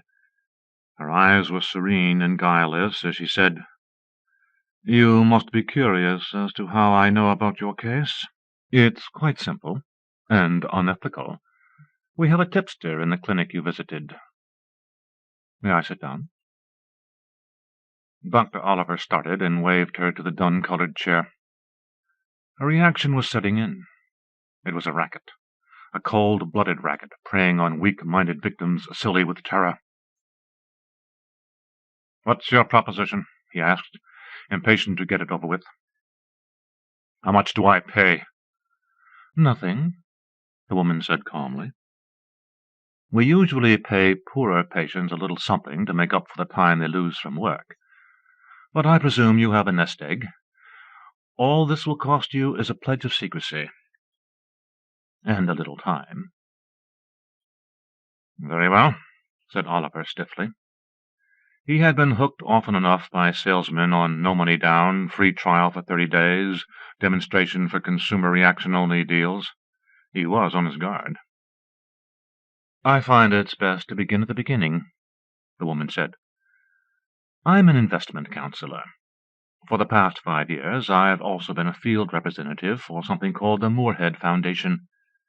The Moorhead Foundation was organized in 1915 by Oscar Moorhead, the patent medicine millionaire. He died very deeply embittered by the attacks of the muckrakers. They called him a baby poisoner and a number of other things. He always claimed that his preparations did just as much good as a visit to an average doctor of the period. Considering the state of medical education and licensing, maybe he was right. His will provided for a secret search for the cure of cancer. He must have got a lot of consolation daydreaming about it.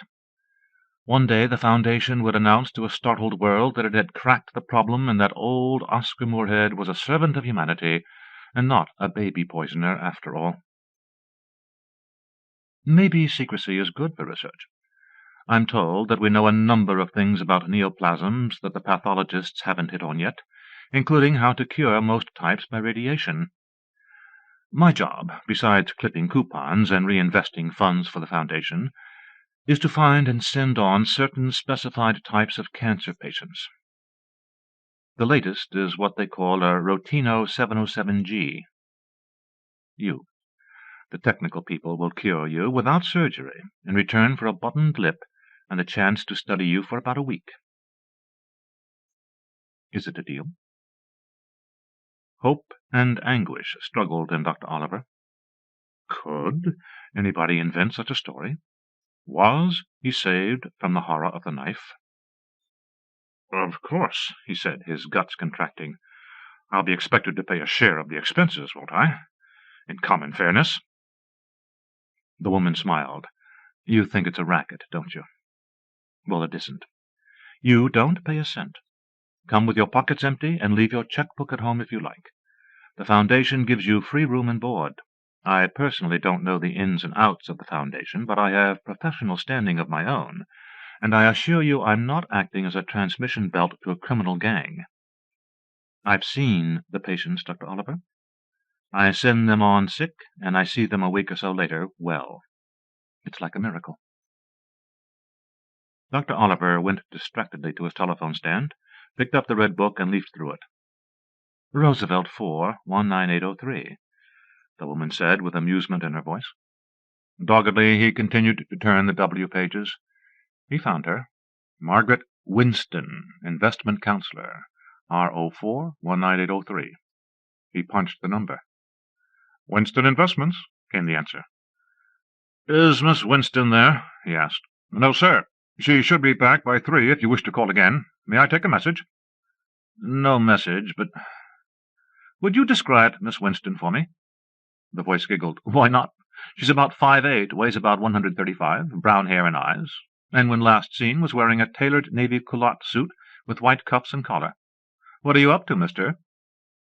Not a thing, he said. Thanks. He hung up.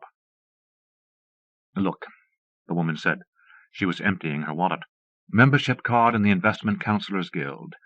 UMT, honorable discharge, even if it is a reduced photostat. City license to do business. Airline credit card. Residential rental permit. Business rental permit.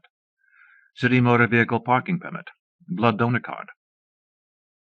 He turned them over in his hands. The plastic laminated things were unanswerable, and he gave himself up to relief and exultation. I'm in, Miss Winston, he said fervently. You should have seen the fellow they showed me after an operation like mine. He shuddered as he remembered Jimmy and his splendid adjustment. I don't have to, the woman said, putting her wallet away. I saw my mother die, from one of the types of cancer they haven't licked yet. I get the usual commission on funds I handle for them, but I have a little personal interest in promoting the research end. Oh, I see. Suddenly she was brisk. Now, Dr. Oliver, you've got to write whatever letters are necessary to explain that you're taking a little unplanned trip to think things out, or whatever you care to say, and pack enough things for a week. You can be on the jet in an hour if you're a quick packer and a quick letter writer. Jet to where? He asked, without thinking. She smiled and shook her head. Dr. Oliver shrugged and went to his typewriter. This was one gift horse he would not look in the mouth. Not after Jimmy. 2 hours later, the fat sophomore Gillespie arrived, full of lies and explanations, with his overdue theme on the Elizabethan dramatists, which was full of borrowings and evasions. On Dr. Oliver's door was pinned a small note in the doctor's handwriting. Dr. Oliver will be away for several days for reasons of health. Gillespie scratched his head and shrugged. It was all right with him. Dr. Oliver was practically impossible to get along with, in spite of his vague reputation for brilliance. A schizoid, his girl called him. She majored in psych.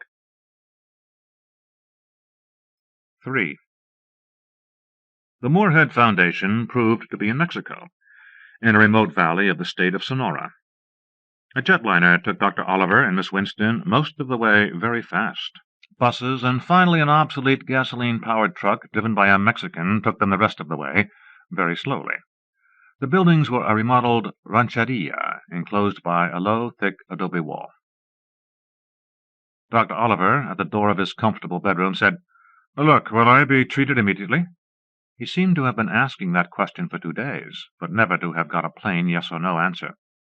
It all depends, Miss Winston said. Your type of growth is definitely curable, and they'll definitely cure it. But there may be a slight hold-up while they're studying it. That's your part of the bargain, after all. Now I'll be on my way. I expect you're sleepy, and the lab people will take over from here. It's been a great pleasure." They shook hands, and Dr. Oliver had trouble suppressing a yawn. He was very sleepy, but he tried to tell Miss Winston how grateful he was. She smiled deprecatingly, almost cynically, and said, "We're using you, too, remember? Well, goodbye." Dr. Oliver barely made it to his bed. His nightmares were terrible. There was a flashing light, a ringing bell, and a wobbling pendulum that killed him inch by inch, burying him under a mountain of flashes and clangs and blows, while he was somehow too drugged to fight his way out. He reached fuzzily in the morning for the dial-it, which wasn't there. Good God, he marveled. Was one expected to get up for breakfast? But he found a button that brought a grinning Mexican with a breakfast tray. After he dressed, the boy took him to Los Medicos. The laboratory, far down a deserted corridor, was staffed by 2 men and a woman. "Dr. Oliver," the woman said briskly. "Sit there." It was a thing like a dentist's chair, with a suggestion of something ugly and archaic in a cup-shaped headrest. Oliver sat uneasily. "The carcinoma," one of the men said to the other. "Oh, yes." The other man, quite ignoring Oliver as a person, wheeled over a bulky thing not much different in his eyes from a television camera. He pointed it at Oliver's throat and played it noiselessly over his skin. "That should do it," he said to the first man. Oliver asked incredulously, "You mean I'm cured?" And he started to rise. "Silence!" the woman snarled, rapping a button. Dr. Oliver collapsed back into the chair with a moan. Something had happened to him, something terrible and unimaginable. For a hideous split second he had known undiluted pain, pure and uniform over every part of his body, interpreted variously by each. Blazing headache, eye ache and earache, wrenching nausea, an agony of itching, colonic convulsions, stabbing ache in each of his bones and joints. "But," he began piteously. "Silence!" the woman snarled, and rapped the button again. He did not speak a third time, but watched them with sick fear, cringing into the chair. They spoke quite impersonally before him, lapsing occasionally into an unfamiliar word or so. "Not more than 27 Vich, I should say, cardiac. Under a good master, would you call it? Who can pace him? More. Perhaps, at any rate, he will not be difficult. See his record. Stimulate him again." Again there was the split second of hell on earth. The woman was studying a small sphere in which colours played prettily. "A good surge," she said, "but not a good recovery. What is the order?" One of the men ran his finger over a sheet of paper. But he was looking at the woman. 3 military." "What kind of military, sir?" The man hastily rechecked the sheet with his index finger. "Off Igor. I do not know what you would call it. A small ship, a kill ship?" The other man said scornfully, "Either a light cruiser or a heavy destroyer." "According to functional analogy, I would call it a heavy destroyer," the woman said decisively. "A good surge is important to Igor. We shall call down the destroyer to take on this Oliver and the 2 Stosses. Have it done." "Get up," one of the men said to Oliver. He got up. Under the impression that he could be punished only in the chair, he said, "What?" "Silence!" the woman snarled, and rapped the button. He was doubled up with a wave of pain. When he recovered, the man took his arm and led him from the laboratory. He did not speak as he was half-dragged through endless corridors and shoved at last through a door into a large sunlit room. Perhaps a dozen people were sitting about and turned to look. He cringed as a tall, black-haired man said to him, "Did you just get out of the chair?" "It's all right," somebody else said. "You can talk. We aren't them. We're in the same boat as you. What's the story? Heart disease? Cancer?" "Cancer," he said, swallowing. "They promised me—" "They come through on it," the tall man said. "They do come through on the cures. Me, I have nothing to show for it. I was supposed to survey for minerals here. My name's Brockhouse, and this is Johnny White from Los Angeles. He was epileptic, bad seizures every day, but not any more. And this— but never mind. You can meet the rest later. You better sit down. How many times did they give it to you?" "4 times, Dr. Oliver said. "What's all this about? Am I going crazy?" The tall man forced him gently into a chair. "Take it easy," he said. "We don't know what it's all about." "God damn it," somebody said. "The hell we don't! It's the commies, as plain as the nose on your face. Why else should they kidnap an experienced paper salesman like me?" Brockhouse drowned him out. "Well, maybe it's the Reds, though I doubt it. All we know is that they get us here, stick us in the chair, and then take us away. And the ones they take away don't come back." "They said something about cruisers and destroyers," Oliver mumbled, "and surges."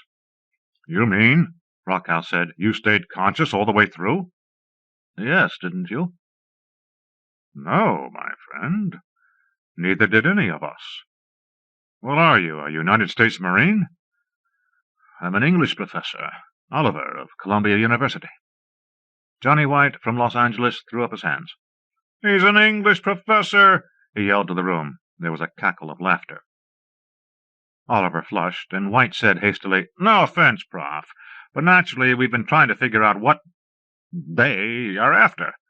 Here we've got a poetess, a preacher, 2 lawyers, a salesman, a pitchman, a mining engineer, a dentist, and now an English professor." "I don't know," Oliver mumbled, "but they did say something about cruisers and destroyers and surges." Brockhouse was looking skeptical. "I didn't imagine it," Oliver said stubbornly. "And they said something about 2 Stosses."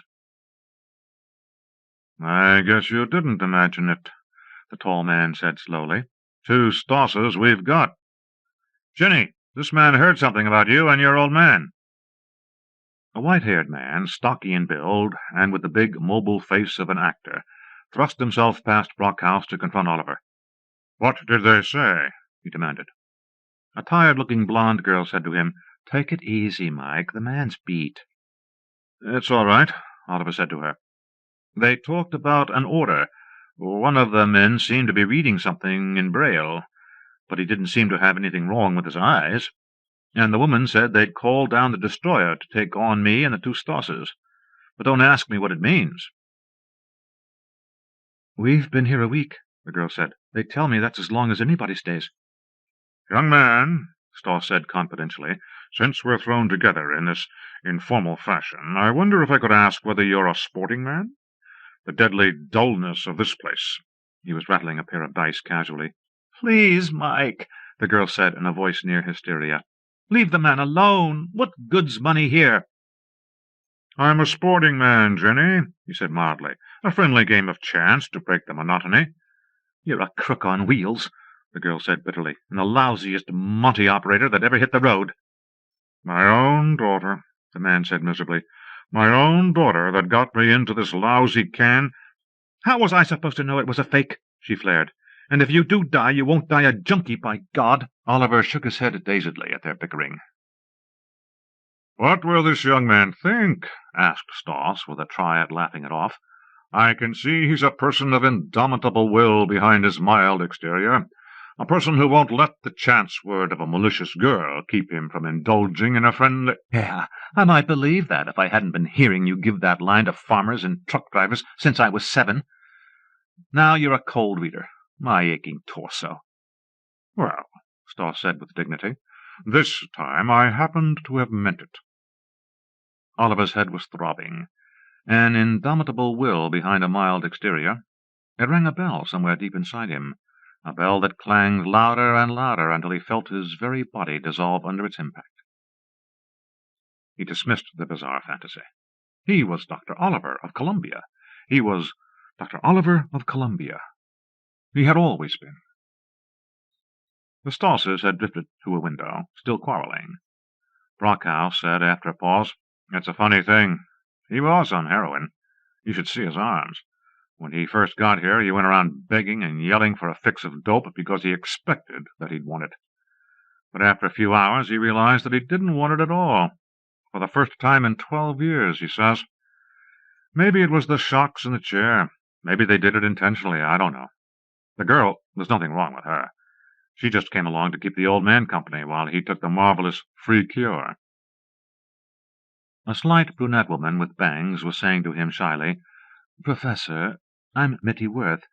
You may have heard of me. Or not. I've had some pieces in the New Review."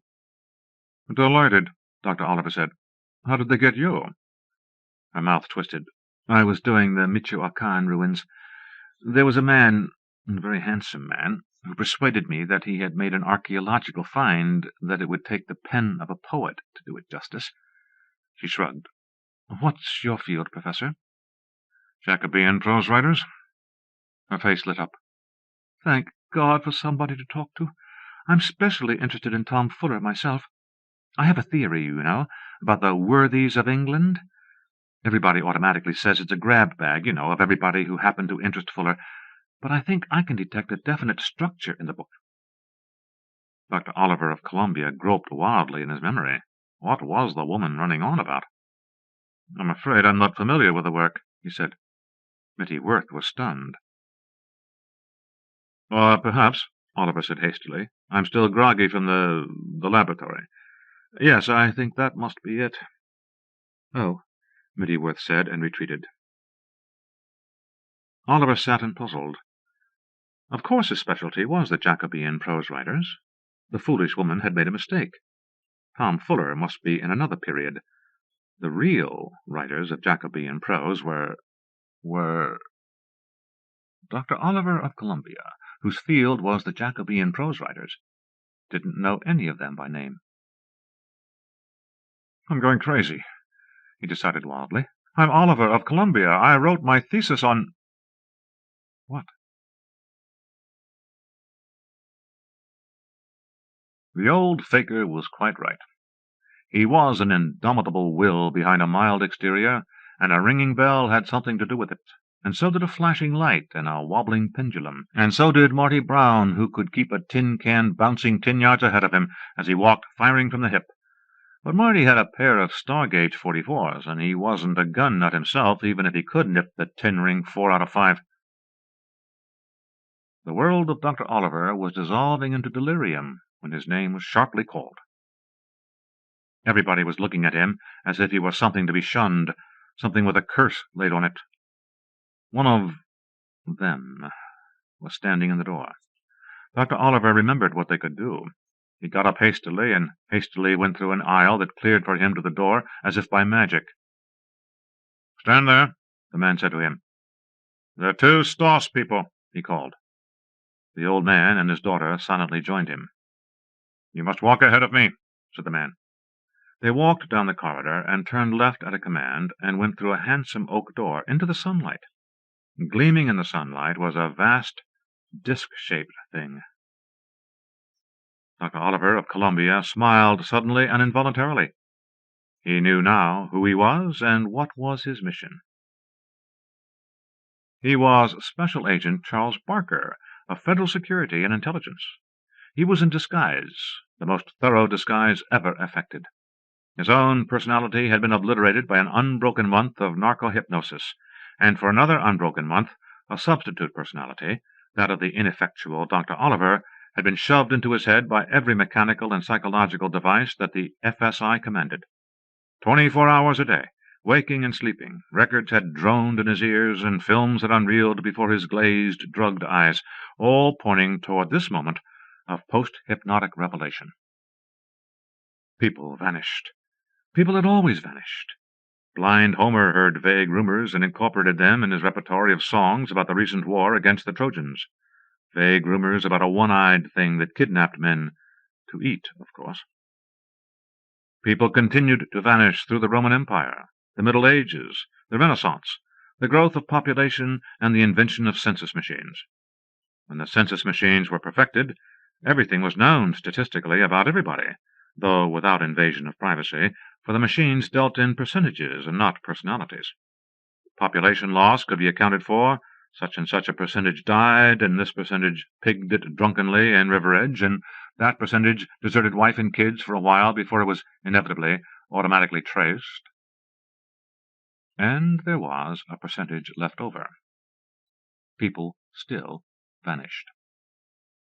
The FSI noted that 3 cancer patients in Morningside Heights, New York, had vanished last year, so they gave temporary Special Agent Charles Barker a cancer by nagging a harmless throat polyp with dyes and irritants, and installed him in Morningside Heights to vanish and do something about it. The man marched the two Stosses and Barker Oliver into the spaceship. Minutes later, a smashing takeoff acceleration dashed them unconscious to the deck. 4. In an earthly navy, they would have called Gorry Guns in the wardroom. He didn't look like an officer and a gentleman, or a human being for that matter, and the batteries of primary and secondary weapons he ruled over did not look like cannon. But Gorry had a pride and a class feeling that would have made familiar sense in any navy. He voiced it in his needling of Lockroot, a brother officer but no fighting man, a sweat-soaked ruler of the propulsion division whose station was between decks, screwing the last flicker of drive from the units. Languidly, Gorry let his fingertips drift over a page of text. He was taking a familiarization course in propulsion. "I don't understand," he said to Lockroot. "Why one shouldn't treat the units with a little more formality. My gun pointers, for example." Lockroot knew he was being needled, but had to pretend otherwise. Gorry was somewhat his senior. "Gun pointers are one thing," he said evenly. "Propulsion units are another. I presume you've worked the globes." Gorry raised his fingers from the page in surprise. "Evidently you people between decks don't follow the games," he said. "I have a smooth award from the last meet but one." "What class vessel?" "Single-seater, and a beauty. Built to my orders, stripped to a bare hull microns in thickness." "Then you know working the globes isn't easy. But, with all respect, I don't believe you know that working a globe under orders, shift after shift, with no stake in the job and no hope of relief ever, is most infernally heartbreaking. You competed for the Smooth Award and won it, and slept for a week, I dare say, and are still proud, don't misunderstand me, rightly proud, of the effort. But the propulsion units aren't competing for anything. They've been snatched away from their families. I'm not certain. I believe a family system prevails, and they don't like it. We must break them of that. Come and see the new units." Gorry reluctantly followed Lockroot to the import, where unconscious figures were being stacked. "Pah, they stink," he said. "A matter of diet. It goes away after they've been on our rations for a while." Gorry felt one of the figures curiously. "Clothes?" he said in surprise. "I thought—" Lockroot told him wearily. "They have been wearing clothes for quite a while now, some 5,000 of their years." That had been a dig, too. Gorry had been reminding him that he was not greatly concerned with the obscure beasts between decks, that he, Lockroot, must clutter his mind with such trivial details, while Gorry was splendidly free to man his guns, if there should be need. "I'll go and see my driver," he snapped. When he left, Gorry sat down and laughed silently. Lockroot went between decks to the banks of units and swiftly scanned them. Number 7 was sleeping, with deep lines of fatigue engraved on his mind. He would be the next to go. Indeed, he should have been shot through the space lock with 3, 8 female, and 12. At the first opportunity, his driver approached. "Baldwin," he snapped to the driver, "will you be able to speak with the new units?" Baldwin, a giant who had been a mere propulsion unit 6 months ago, and was fiercely determined never to be one again, said in his broken speech, "Believe it. We'll make to understand somewise. They may not converse my language called English. We'll make to understand somewise." Barker awoke, staring into dull red lights that looked unbelievably like old-fashioned incandescent lamps. Beside him a girl was moaning with shock and fear. In the dull light he could make out her features. Jenny Stoss. Her father was lying unconscious with his head in her lap. A brutal hand yanked him to his feet. There was gravity. But there was no time to marvel over it. A burly giant in a grey kilt was growling at him. "You speak English?" "Yes. What's all this about? Where are we?" He was ignored. The giant yanked Jenny Stoss to her feet and slapped her father into consciousness as the girl winced and Barker balled his fists helplessly. The giant said to the three of them, "My name's Baldwin. You call me Mister. Come on." He led them, the terrified girl, the dazed old man, and the rage-choked agent, through spot-polished metal corridors to— "A barber shop," Barker thought wildly. Rows and rows of big adjustable chairs gleaming dully under the red lights, people sitting in them, at least 100 people. And then you saw there was something archaic and ugly about the cup-shaped headrests fitted to the chairs. And then you saw that the people Men and women were dirty, unkempt, and hopeless-eyed, dressed in rags or nothing at all. Jenny Stoss screamed sharply when she saw Lockrut. He was not a pretty sight, with this single bulging orb above the nose. It pointed at her, and Lockrut spat guttural syllables at Baldwin. The burly giant replied, cringing and stammering. The monster's orb aimed at Barker, and he felt a crawling on the surface of his brain, as if fingers were trying to grasp it. Barker knew what to do. More important, he did it. He turned off Barker. He turned on Dr. Oliver, the erudite scared rabbit. Lockrut scanned them suspiciously. The female was radiating sheer terror. Good. The older male was frightened too, but his sense of reality was clouded. He detected a faint undertone of humor. That would go. The younger man. Lockrut stooped forward in a reflex associated with the sense of smell. The younger man. Men? No, man. The younger man. Lockrut stopped trying to scan him.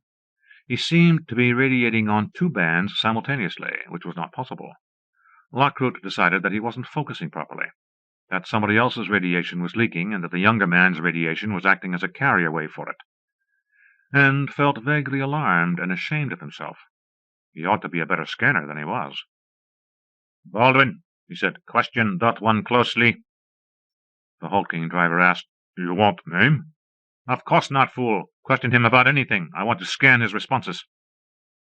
Baldwin spoke to the fellow unintelligibly, and the fellow replied unintelligibly. Lockrut almost smiled with relief as the questioning progressed.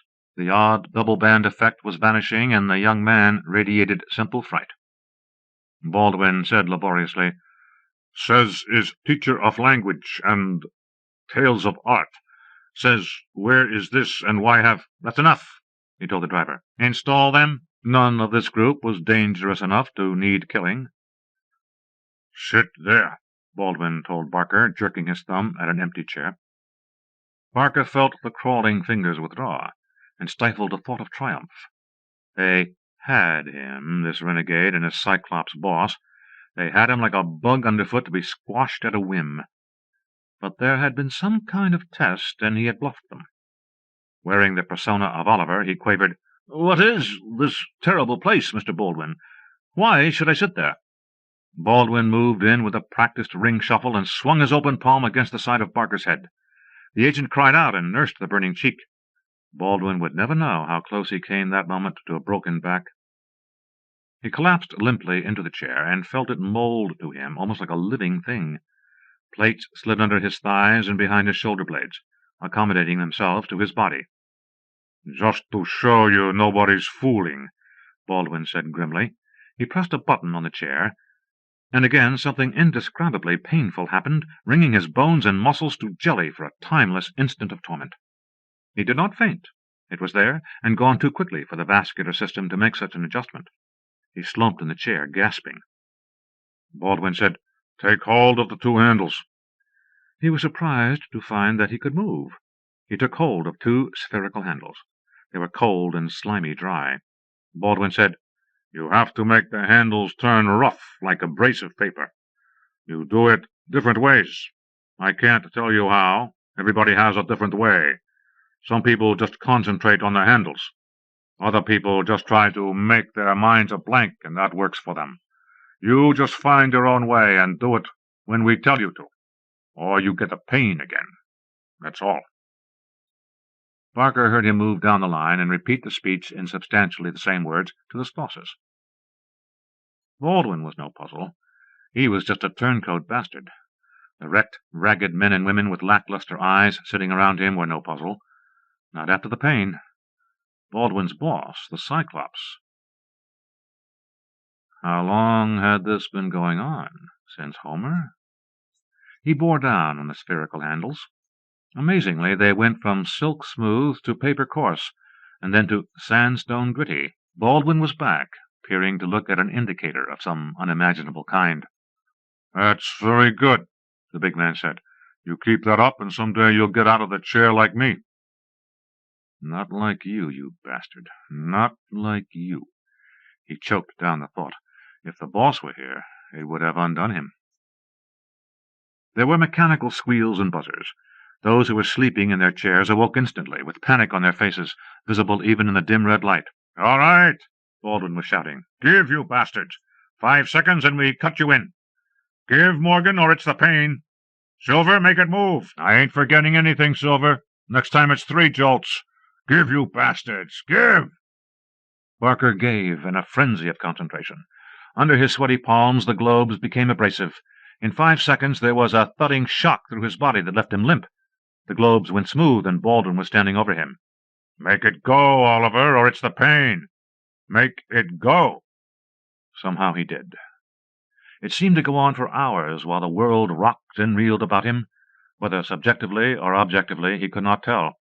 And at last there was the roar. "Let it go now. Everybody off."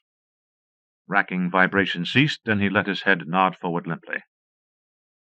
From the chair in front of him came an exhausted whisper.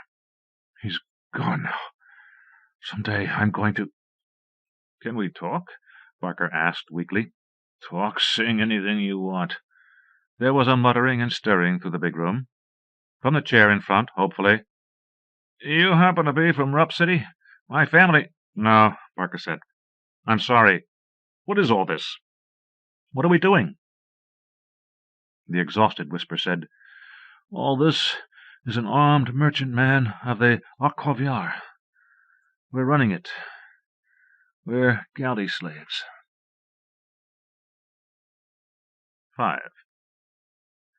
3 feedings later, the man from Rupp City leaped from his chair howling and threw himself on a tangle of machinery in the center aisle. He was instantly electrocuted. Before he died, he had told Barker in rambling, formless conversations that he had it figured out. The Star people simply knew how to amplify psychokinetic energy. He thought he could trace 18 stages of amplification through the drive machinery. The death was a welcome break in the monotony. Barker was horrified to discover that was his principal reaction to it, but he was not alone. They were fed water and moist yellow cakes that tasted like spoiled pork. Normally they worked 3 shifts in rotation. Only now and then were they all summoned for a terrific surge. Usually they had only to keep steerage way on the vessel. But 8 hours spent bearing down on the spherical handles, concentrating, was an endless agony of boredom and effort. If your attention wandered, you got the pain. Barker got it 5 times in 15 feedings. Others got it 10 or 12. Ginny Stoss was flighty of mind. She got it 20 times, and after that never. She mumbled continuously after that and spent all her time in practice, fingering the handles and peering into the bad light with dim, monomaniac eyes. There was an efficient 4-holer latrine, used without regard to sex or privacy. Sex was a 0 in their lives, despite the mingling of men and women. When they slept in their chairs, they slept. The pain and then death were the penalties for mating, and also their energy was low. The men were not handsome, and the women were not beautiful. Hair and beards grew and straggled. Why not? Their masters ignored them as far as clothing went. If the things they wore when they came aboard fell apart, very well, they fell apart. They weren't going anyplace. It was approximately 8 hours working the globular handles, 8 hours sleeping, and 8 hours spent in rambling talk about the past, with many lies told of riches and fame. Nobody ever challenged a lie. Why should they? Bull-necked Mr. Baldwin appeared for feedings, but he did not eat with them. The feedings were shift-change time, and he spent them in harangues and threats. Barker sucked up to Baldwin disgustingly, earning the hatred of all the other units. But they knew next to nothing, and what he desperately needed was information. All they knew was that they had been taken aboard a year ago, 6 years ago, a month ago. They could only guess. It was impossible to keep track of time within the changeless walls of the room. Some of them had been taken directly aboard. Some had been conveyed in a large craft with many others and then put aboard. Some had served in other vessels, with propulsion rooms that were larger or smaller, and then put aboard. They had been told at one time or another that they were in the Arcoviar fleet, and disputed feebly about the meaning and pronunciation. It was more of a rumor than a fact. Barker picked a thread from his tie each day to mark the days, and sucked up to Baldwin. Baldwin liked to be liked, and pitied himself. "You think he asked plaintively. I'm inhuman? You think I want to drive the units like I do? I'm as friendly as the next guy, but it's dog-eat-dog, isn't it? If I wasn't driving, I'd be in a chair getting driven, wouldn't I? I can see that, Mr. Baldwin. And it takes character to be a leader like you are. You're goddamn right it does. And if the truth was known, I'm the best friend you people have. If it wasn't me, it'd be somebody else who'd be worse. Lockroot said to me once that I'm too easy on the units, and I stood right up to him and said there wasn't any sense to wearing them out and not having any drive when the going gets hot. I think it's amazing, Mr. Baldwin, the way you picked up the language. That takes brains. Baldwin beamed modestly. Oh, it ain't too hard. For instance... Instruction began. It was not too hard, because Baldwin's vocabulary consisted of perhaps 400 words, all severely restricted to his duties. The language was uninflected. It could have been an old and stable speech. The grammar was merely the word order of logic, subject, verb, object. Outstandingly, it was a guttural speech. There were remnants of tonality in it. Apparently it had once been a sung language like Chinese, but had evolved even out of that characteristic. Phonemes that once had been low-toned were now sounded back in the throat. Formerly high-toned phonemes were now forward in the throat. That sort of thing he had picked up from Oliver. Barker hinted delicately at it, and Baldwin slammed a figurative door in his face. I don't know, he growled. I don't go asking smart questions. You better not either. 4 more threads were snapped from the fringe of Barker's tie before Baldwin came back, hungry for flattery. Barker was on shift, his head aching with a pointless, endless, unspeakably dull act of concentration, when the big man shook his shoulder and growled, You can lay off. 7, 8, it don't matter. The others can work harder. He slobbered thanks. Well, that's all right. I got a good side to me, too, see? I said to Lockroot once... And so on, while the other units glared. Mr. Baldwin, this word cassette, does it mean the whole propulsion setup, or the energy that makes it work? You say, Lockroot ag cassette, for Lockroot is the boss of propulsion, right? Baldwin's contempt was kindly. For a smart man, you can ask some goddamn stupid questions. What difference does it make? He turned to inspect the globes for a moment and snarl at Ginny Stoss. What's the matter with you? You want the pain again? Give! Her lips moved in her endless mutter, and her globe flared bright. The bull-necked man said confidingly, Of course I wouldn't really give her the pain again, but you have to scare them a little from time to time. Of course, Mr. Baldwin. You certainly know psychology. One of these days I'm going to murder you, you bastard. Sure, it's the only way. Now, you know what galt means? No, Mr. Baldwin. The bull-necked pusher was triumphant. There is no word for it in English. It's something they can do and we can't. They can look right into your head if they want to. Lockroot galt Toclieur Baldwin means Lockroot looks right into Under-Chief Baldwin's head and reads his mind. Do they do it all the time? No, I think it's something they learn. I don't think all of them can do it either. Well, maybe not all of them learn to do it. I got a theory that Lockroot's a galt specialist. Why, Mr. Baldwin? Baldwin grinned. To screen out troublemakers? No hard feelings, Oliver. But do you notice what a gutless bunch of people you got here? Not a rebel in a carload. Chicken-livered. Don't take it personal. Either you got it or you don't. But you, Mr. Baldwin, why didn't the screening stop you? I got a theory about that. I figure he let me through on purpose because they needed a hard guy to do just what I'm doing. After I got broke in on the globes, it wasn't hardly any time at all before I got to be Toclieur. You're wrong, you bastard. You're the yellowest coward aboard. That must be it, Mr. Baldwin. They know a leader when they see one. 4 threads later, he knew that he had acquired all of the language Baldwin had to give him. During his sleep period, he went to old Stoss's chair. Stoss was on rest. He was saying vaguely to a gray-haired woman in the chair in front of his, Boston, Atlanta, Kansas City, all the prominent cities of the nation, my dear lady. I went in with a deck of cards and came out of each with a diamond ring and a well-filled wallet. My hands were sure, my voice was friendly.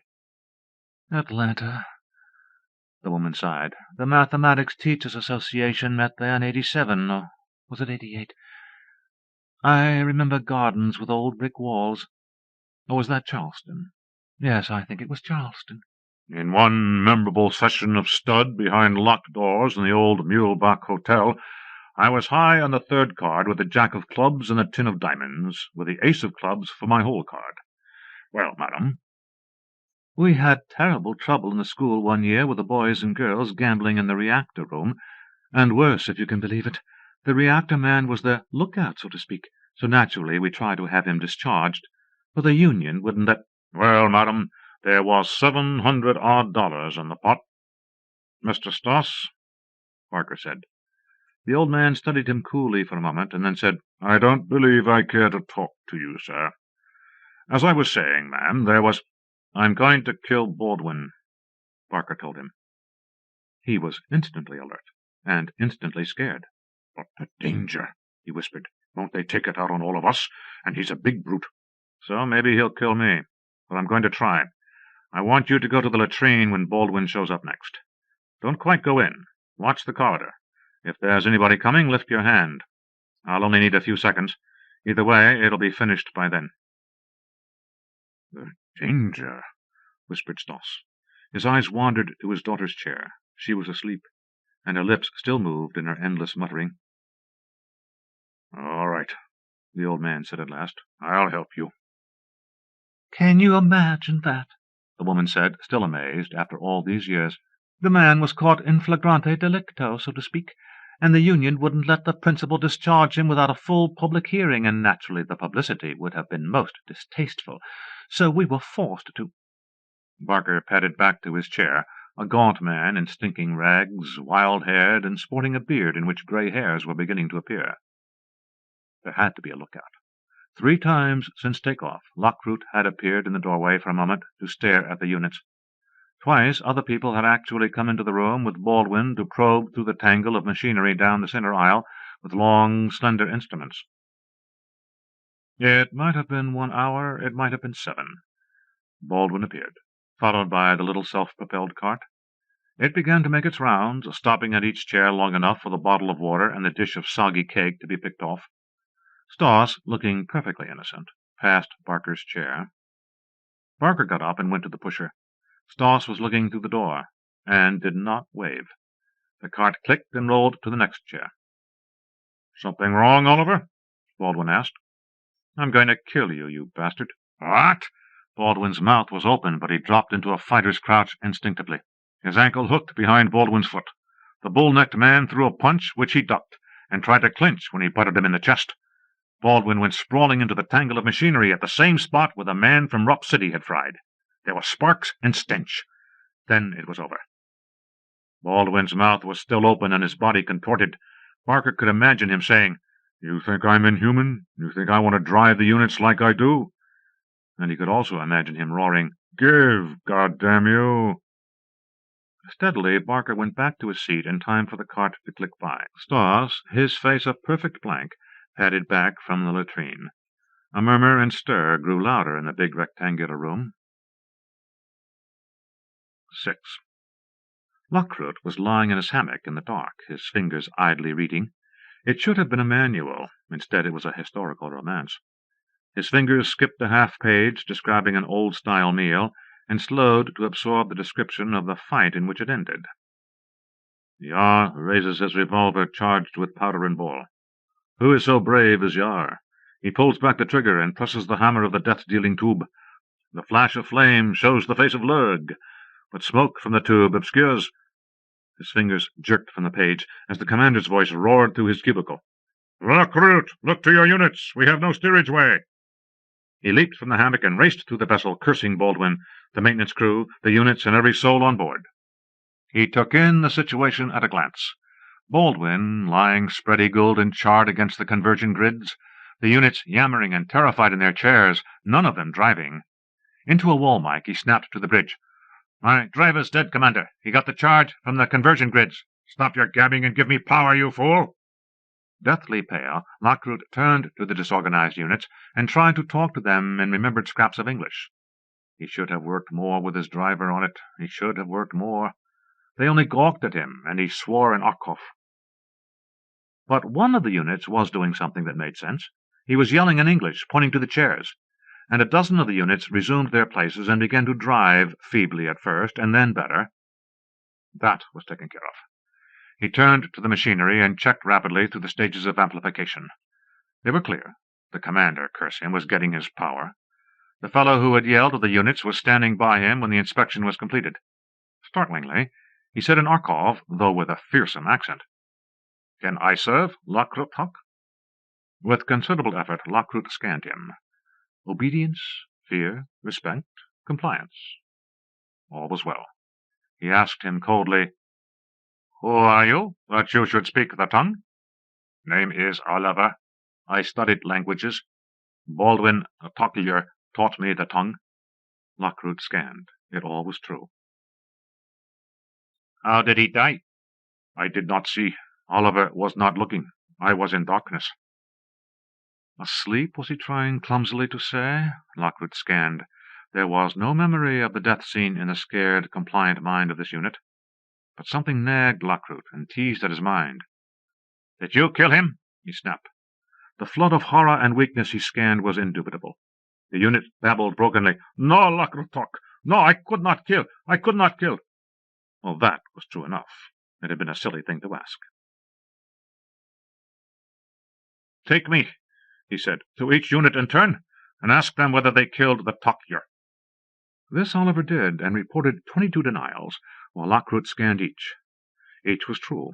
None of the 22 minds into which he peered was shuddering with the aftermath of murder. None seemed to have the killer's coldness and steel. Lockroot said to the wall mic, "Power is restored. I have established that my driver's death was accidental. I have selected a new driver from among the units." He turned off the mic after a curt acknowledgement and said to Oliver, "Did you understand? I meant you." At the mic again, he called 2 maintenance men to clear the conversion grid and space the body. "Establish unit shifts, and then come with me," he told Oliver, and waited for the new driver to tell off the gangs. He ceased scanning. His head was aching abominably. Barker felt the fingers leave his brain and breathed deeper. Dr. Oliver of Columbia, the whining incubus on him, was bad company. His own memory of the past few minutes was vague and fragmentary. In jittery terror, Dr. Oliver had yelled at the units to man their chairs before they were all killed for disobedience. In abject compliance, Dr. Oliver had placed himself at Lockroot's orders, and he had heard that he would be the new slave driver with almost tearful gratitude. To be shaved and clean again, to dine again. Barker wanted to spit. Instead, he divided the units into new shifts and followed Lockroot from the oblong room. He washed and used a depilatory powder that burned horribly as the Cyclops monster called Lockroot silently watched. Somebody brought him shorts that fit. Apparently the concept of a uniform was missing, so even was style. He saw passing on the upper decks crew men in trousers, gowns, kilts, and indescribable combinations of these. The only common note was simplicity and a queer, vulgar absence of dash, as if nobody cared what he looked like as long as the clothes didn't get in his way.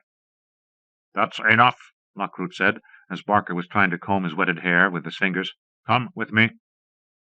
Back between decks, they went to a cubicle near the drive-room, a combination of kitchen, cramped one-man office, and hammock space. Lockroot briskly showed Barker how to draw and prepare the food for the units. It was the first time he suspected that Baldwin had cooked for them, and how to fill in a daily report on the condition of the units. It was hardly writing. He simply had to check a box in the appropriate column next to the unit's number. His pen flowed clear plastic, which bonded to the paper in a raised ridge.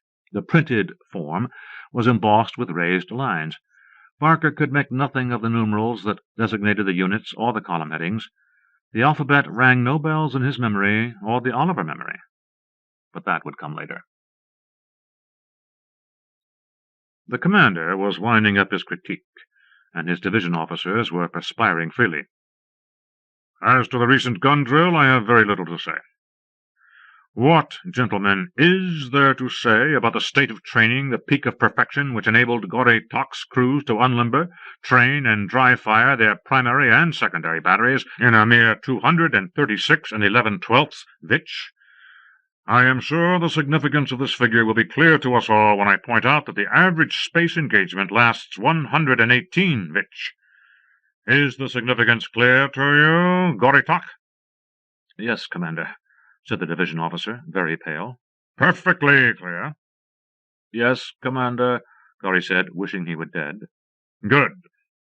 Then we will go on to pleasanter subjects. Propulsion has been excellent and uninterrupted since our last meeting.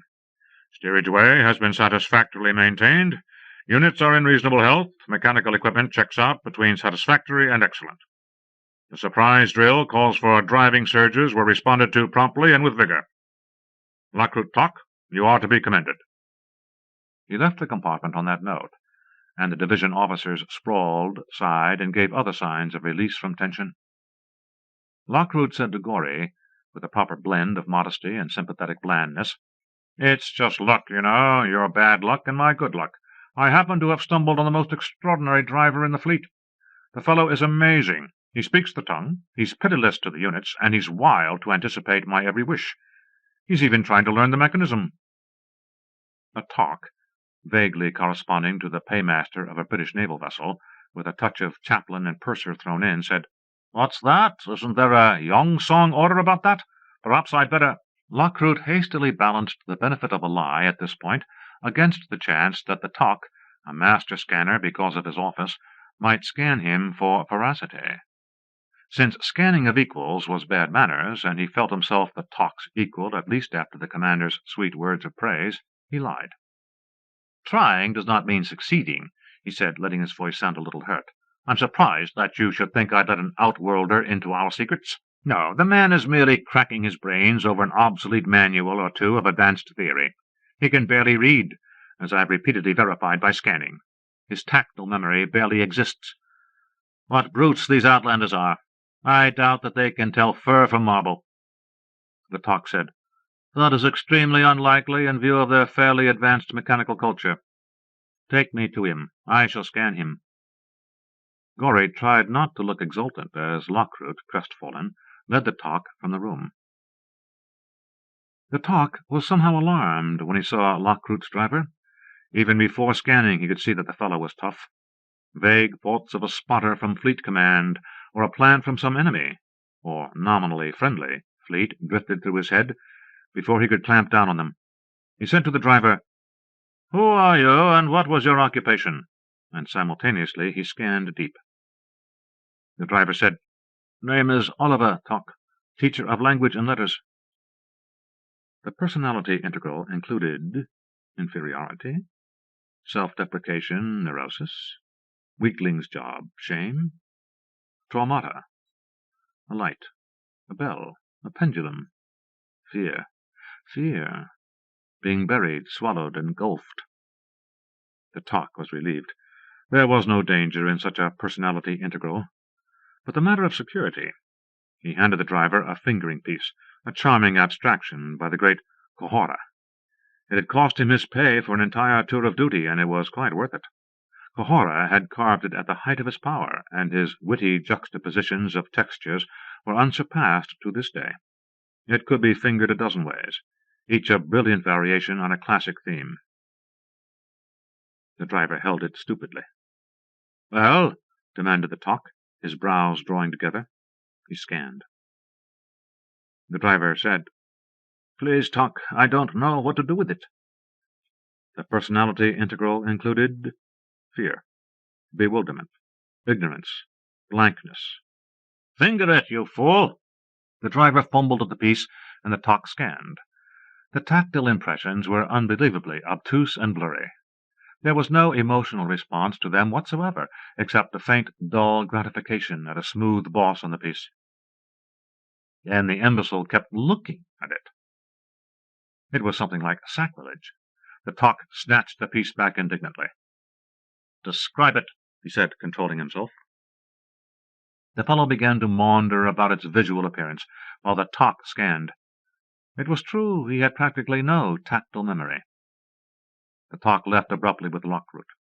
"You are right," he said. "If it amuses the fellow to pretend that he can read, I see no obstacle.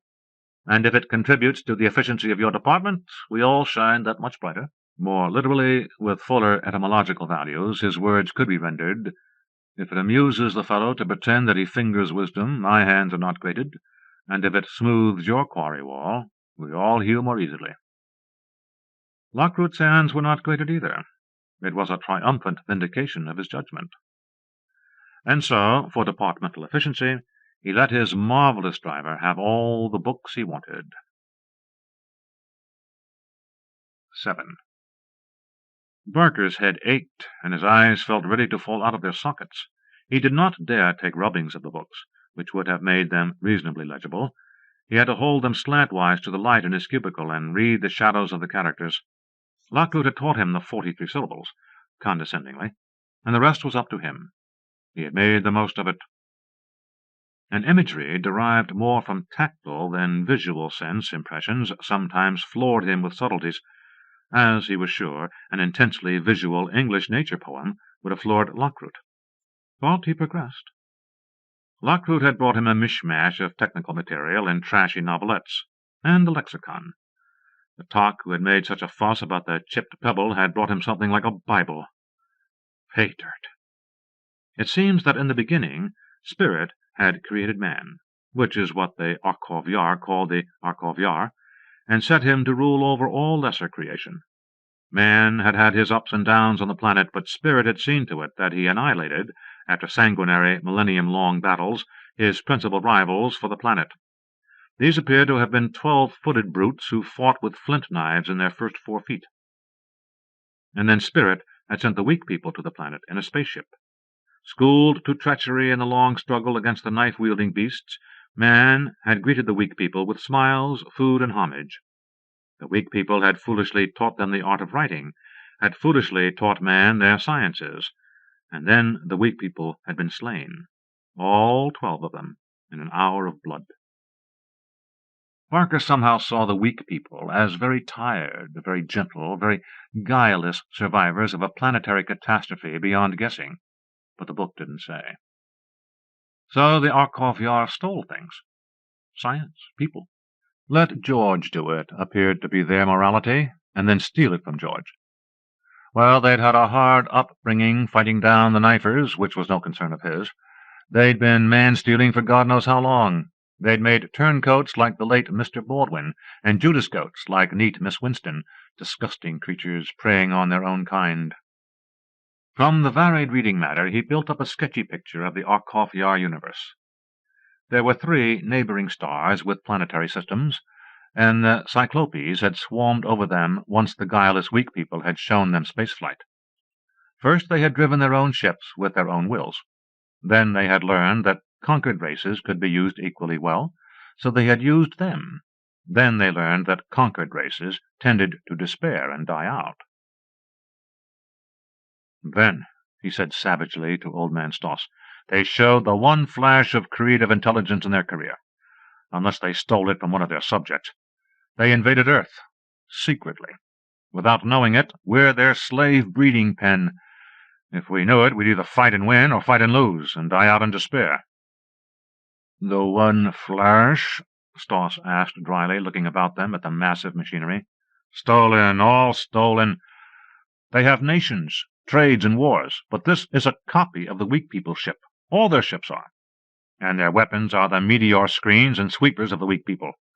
With stolen science, they've been stealing people, I think at a rate of thousands per year. God knows how long it's been going on. Probably since the Neolithic age. You want proof of their stupidity? The way they treat us. It leads to a high death rate and fast turnover. That's bad engineering, bad economics, and bad housekeeping. Look at the lights they use. Low-wattage incandescents. As inefficient lamps as were ever designed." "I've got a thought about those lights," Stoss said. "The other day, when Lockroot was inspecting and you were passing out the food, I took 2 cakes instead of 1, just to keep in practice. I used sleight of hand, misdirection, but Lockroot didn't misdirect worth a damn. He slapped the pain button and I put the extra cake back. What does it mean when the hand is quicker than the eye, but the sucker isn't fooled? I don't get you. What if those aren't very inefficient lamps, but very efficient heaters? They're blind, whispered Barker. My God, you've got to be right.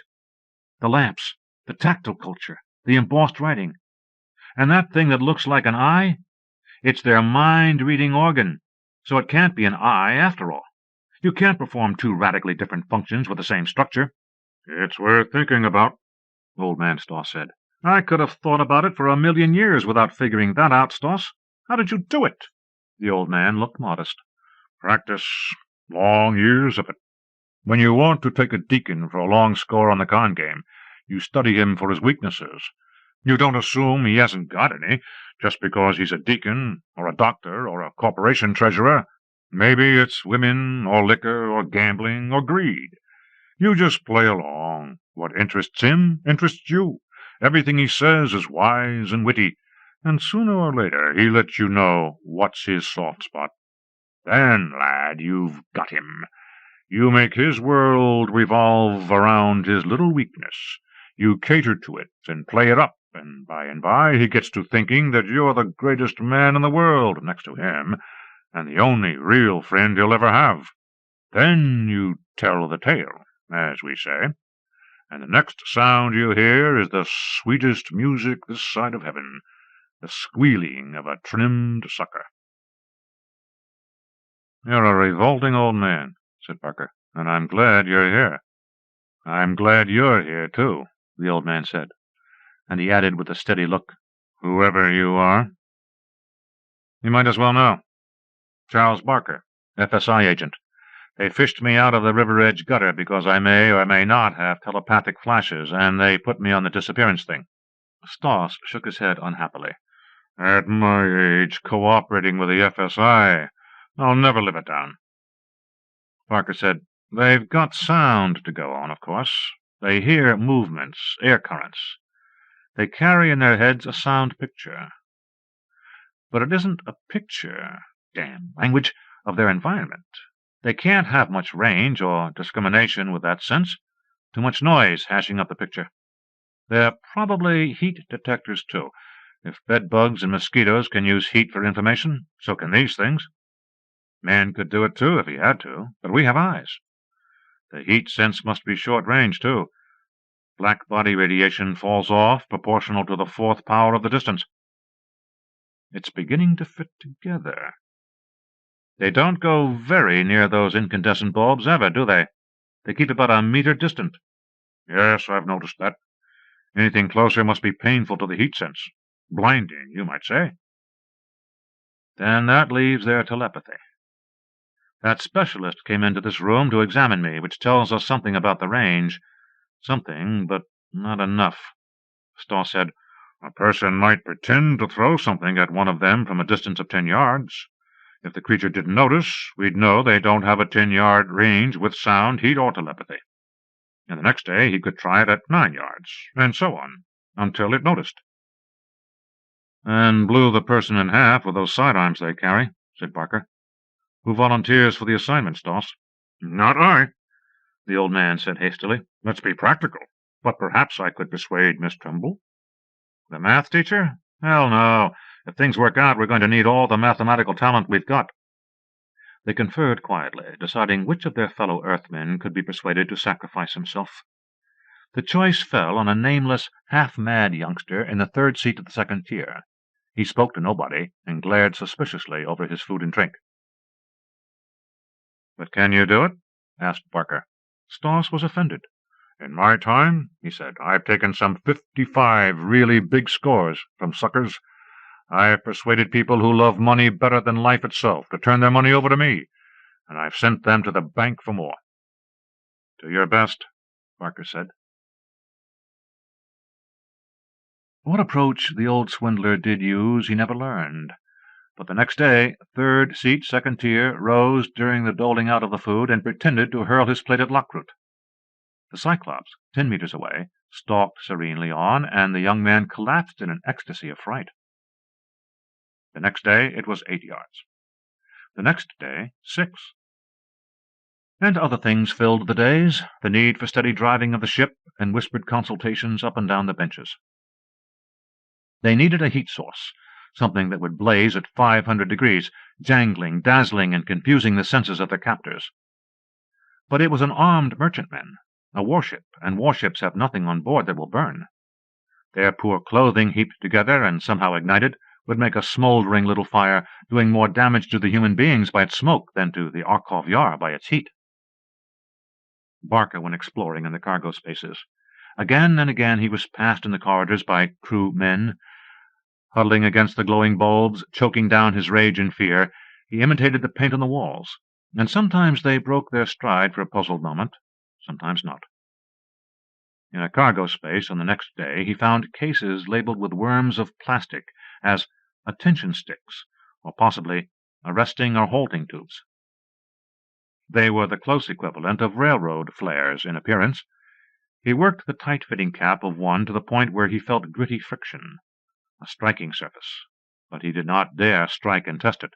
These things would have to put out hundreds of degrees of heat, or, if they were intended for use at any appreciable distance, thousands.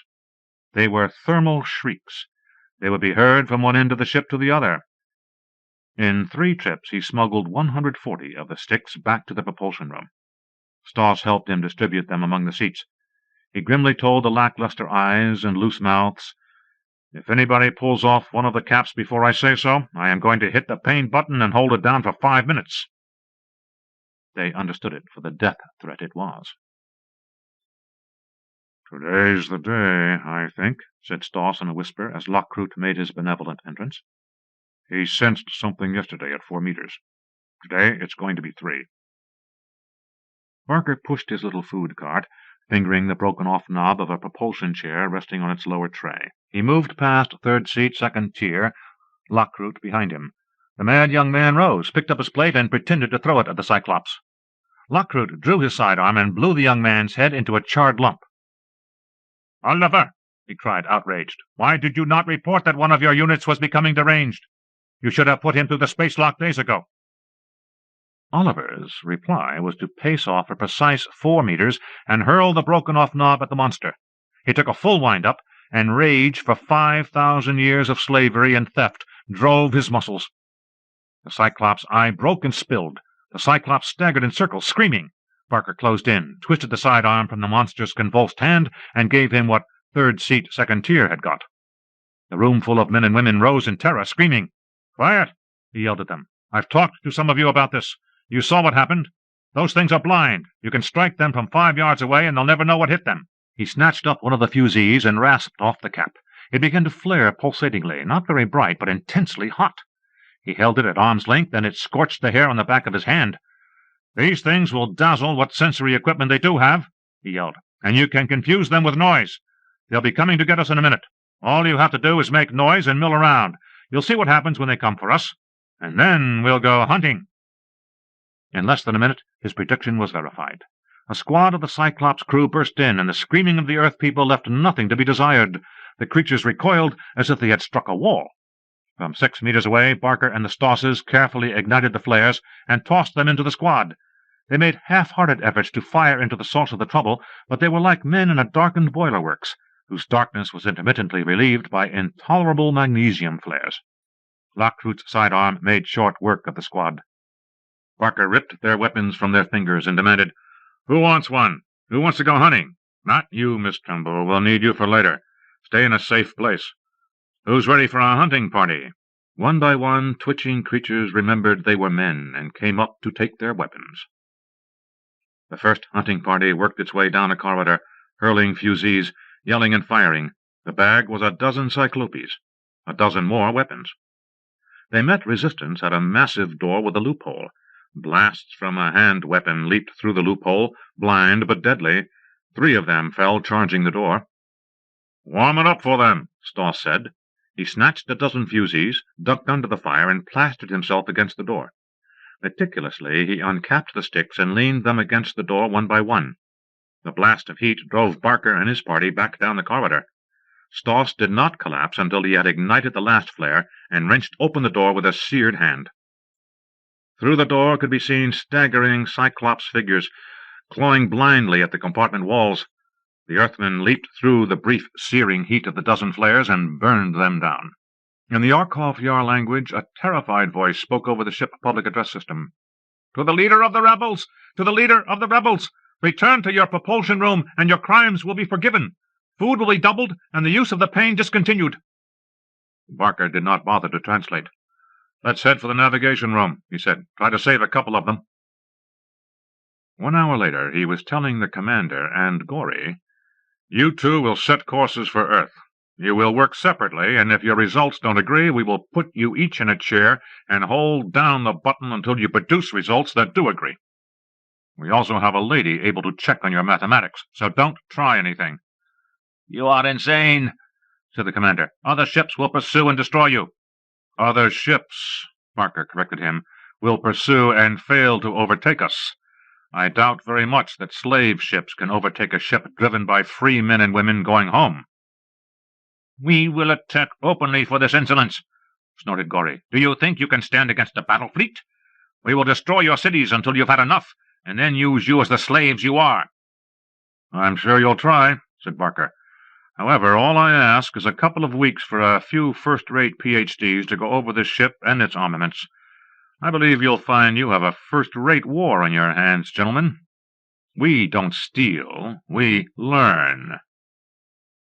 And now, if you please, start figuring that course. You're working for us now."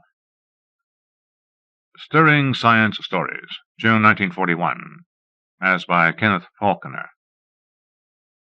The Words of Guru. Yesterday, when I was going to meet Guru in the woods, a man stopped me and said, "Child, what are you doing out at 1 in the morning? Does your mother know where you are? How old are you, walking around this late?" I looked at him and saw that he was white-haired, so I laughed. Old men never see. In fact, men hardly see at all.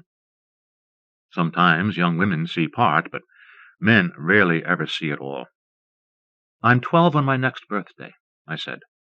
And then, because I would not let him live to tell people, I said, "And I'm out this late to see Guru." "Guru?" he asked. "Who is Guru? Some foreigner, I suppose? Bad business mixing with foreigners, young fellow. Who is Guru?" So I told him who Guru was, and just as he began talking about cheap magazines and fairy tales, I said one of the words that Guru taught me, and he stopped talking. Because he was an old man and his joints were stiff, he didn't crumple up, but fell in one piece, hitting his head on the stone. Then I went on. "Even though I'm going to be only 12 on my next birthday, I know many things that old people don't. And I remember things that other boys can't. I remember being born out of darkness, and I remember the noises that people made about me. Then when I was 2 months old, I began to understand that the noises meant things like the things that were going on inside my head. I found out that I could make the noises too, and everybody was very much surprised. 'Talking,' they said again and again, and so very young. 'Clara, what do you make of it?' Clara was my mother. And Clara would say, 'I'm sure I don't know. There never was any genius in my family, and I'm sure there was none in Joe's. Joe was my father.' Once Clara showed me a man I had never seen before, and told me that he was a reporter, that he wrote things in newspapers. The reporter tried to talk to me as if I were an ordinary baby. I didn't even answer him, but just kept looking at him until his eyes fell and he went away. Later, Clara scolded me and read me a little piece in the reporter's newspaper that was supposed to be funny, about the reporter asking me very complicated questions and me answering with baby noises. It was not true, of course. I didn't say a word to the reporter, and he didn't ask me even one of the questions. I heard her read the little piece, but while I listened, I was watching the slug crawling on the wall. When Clara was finished, I asked her, "What is that gray thing?" She looked where I pointed, but couldn't see it. "What gray thing, Peter?" she asked. I had her call me by my whole name, Peter, instead of anything silly like Petey. "What gray thing?" "It's as big as your hand, Clara, but soft. I don't think it has any bones at all. It's crawling up, but I don't see any face on the topward side, and there aren't any legs." I think she was worried, but she tried to baby me by putting her hand on the wall and trying to find out where it was. I called out whether she was right or left of the thing. Finally, she put her hand right through the slug. And then I realized that she really couldn't see it, and didn't believe it was there.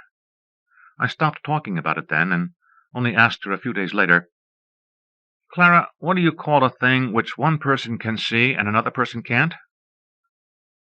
"An illusion, Peter," she said, "if that's what you mean." I said nothing, but let her put me to bed as usual. But when she turned out the light and went away, I waited a little while, and then called out softly, "Illusion, illusion." At once Guru came, for the first time. He bowed the way he always has since, and said, "I have been waiting." "I didn't know that was the way to call you," I said. "Whenever you want me, I will be ready. I will teach you, Peter, if you want to learn. Do you know what I will teach you?" "If you will teach me about the gray thing on the wall," I said, "I will listen. And if you will teach me about real things and unreal things, I will listen." "These things," he said thoughtfully, "very few wish to learn, and there are some things that nobody ever wished to learn. And there are some things that I will not teach." Then I said, "The things nobody has ever wished to learn, I will learn. And I will even learn the things you do not wish to teach." He smiled mockingly. "A master has come," he said, half laughing, "a master of Guru." That was how I learned his name, and that night he taught me a word which would do little things like spoiling food. From that day to the time I saw him last night, he has not changed at all, though now I am as tall as he is. His skin is still as dry and shiny as ever it was, and his face is still bony, crowned by a head of very coarse black hair. When I was 10 years old, I went to bed one night only long enough to make Joe and Clara suppose I was fast asleep. I left in my place something which appears when you say one of the words of Guru, and went down the drain-pipe outside my window. It always was easy to climb down and up, ever since I was 8 years old. I met Guru in Inwood Hill Park. "You're late," he said. "Not too late," I answered. "I know it's never too late for one of these things." "How do you know?" he asked sharply. "This is your first." "And maybe my last," I replied. "I don't like the idea of it. If I have nothing more to learn from my second than my first, I shan't go to another." "You don't know," he said. "You don't know what it's like. The voices and the body slick with unguent, leaping flames, mind-filling ritual. You can have no idea at all until you've taken part." "We'll see," I said. "Can we leave from here?" "Yes," he said. Then he taught me the word I would need to know, and we both said it together. The place we were in next was lit with red lights, and I think that the walls were of rock, though of course there was no real seeing there, and so the lights only seemed to be red, and it was not real rock. As we were going to the fire, one of them stopped us. "Who's with you?" she asked, calling Guru by another name. I did not know that he was also the person bearing that name, for it was a very powerful one. He cast a hasty, sidewise glance at me, and then said, "This is Peter, of whom I have often told you." She looked at me then and smiled, stretching out her oily arms. "Ah," she said softly, like the cats when they talk at night to me. "Ah, this is Peter. Will you come to me when I call you, Peter? And sometimes call for me in the dark when you are alone?" "Don't do that," said Guru, angrily pushing past her. "He's very young. You might spoil him for his work." She screeched at our backs, "Guru and his pupil, fine pair. Boy, he's no more real than I am. You're the only real thing here." "Don't listen to her," said Guru. "She's wild and raving. They're always tight-strung when this time comes around." We came near the fires then and sat down on rocks. They were killing animals and birds and doing things with their bodies. The blood was being collected in a basin of stone which passed through the crowd. The one to my left handed it to me. "Drink," she said, grinning to show me her fine white teeth. I swallowed twice from it and passed it to Guru. When the bowl had passed all around, we took off our clothes. Some, like Guru, did not wear them, but many did. The one to my left sat closer to me, breathing heavily at my face. I moved away. "Tell her to stop, Guru," I said. "This isn't part of it, I know." Guru spoke to her sharply in their own language, and she changed her seat, snarling. Then we all began to chat, clapping our hands and beating our thighs. One of them rose slowly and circled about the fires in a slow pace, her eyes rolling wildly. She worked her jaws and flung her arms about so sharply that I could hear the elbows crack. Still shuffling her feet against the rock floor, she bent her body backwards down to her feet. Her belly muscles were bands nearly standing out from her skin, and the oil rolled down her body and legs. As the palms of her hands touched the ground, she collapsed in a twitching heap and began to set up a thin wailing noise against the steady chant and hand-beat that the rest of us were keeping up. Another of them did the same as the first, and we chanted louder for her and still louder for the third. Then, while we still beat our hands and thighs, one of them took up the third, laid her across the altar, and made her ready with a stone knife. The fire's light gleamed off the chipped edge of obsidian. As her blood drained down the groove, cut as a gutter into the rock of the altar, we stopped our chant, and the fires were snuffed out. But still we could see what was going on, for these things were, of course, not happening at all, only seeming to happen, really, just as all the people and things there only seemed to be what they were. Only I was real. That must be why they desired me so. As the last of the fires died, Guru excitedly whispered, "The presence!" He was very deeply moved. From the pool of blood from the third dancer's body there issued the presence. It was the tallest one there, and when it spoke its voice was deeper, and when it commanded, its commands were obeyed. "Let blood," it commanded, and we gashed ourselves with flints. It smiled and showed teeth bigger and sharper and whiter than any of the others. "Make water," it commanded, and we all spat on each other. It flapped its wings and rolled its eyes, which were bigger and redder than any of the others. "Pass flame," it commanded, and we breathed smoke and fire on our limbs. It stamped its feet, let blue flames roar from its mouth, and they were bigger and wilder than any of the others. Then it returned to the pool of blood, and we lit the fires again. Guru was staring straight before him. I tugged his arm. He bowed as though we were meeting for the first time that night. "What are you thinking of?" I asked. "We shall go now." "Yes," he said heavily. "Now we shall go." Then we said the word that had brought us there. The first man I killed was Brother Pohl, at the school where I went to learn the things that Guru did not teach me. It was less than a year ago, but it seems like a very long time. I have killed so many times since then. "You're a very bright boy, Peter," said the brother. "Thank you, brother." "But there are things about you that I don't understand. Normally I'd ask your parents, but I feel that they don't understand either. You were an infant prodigy, weren't you?" "Yes, brother." "There's nothing very unusual about that. Glands, I'm told. You know what glands are?" Then I was alarmed.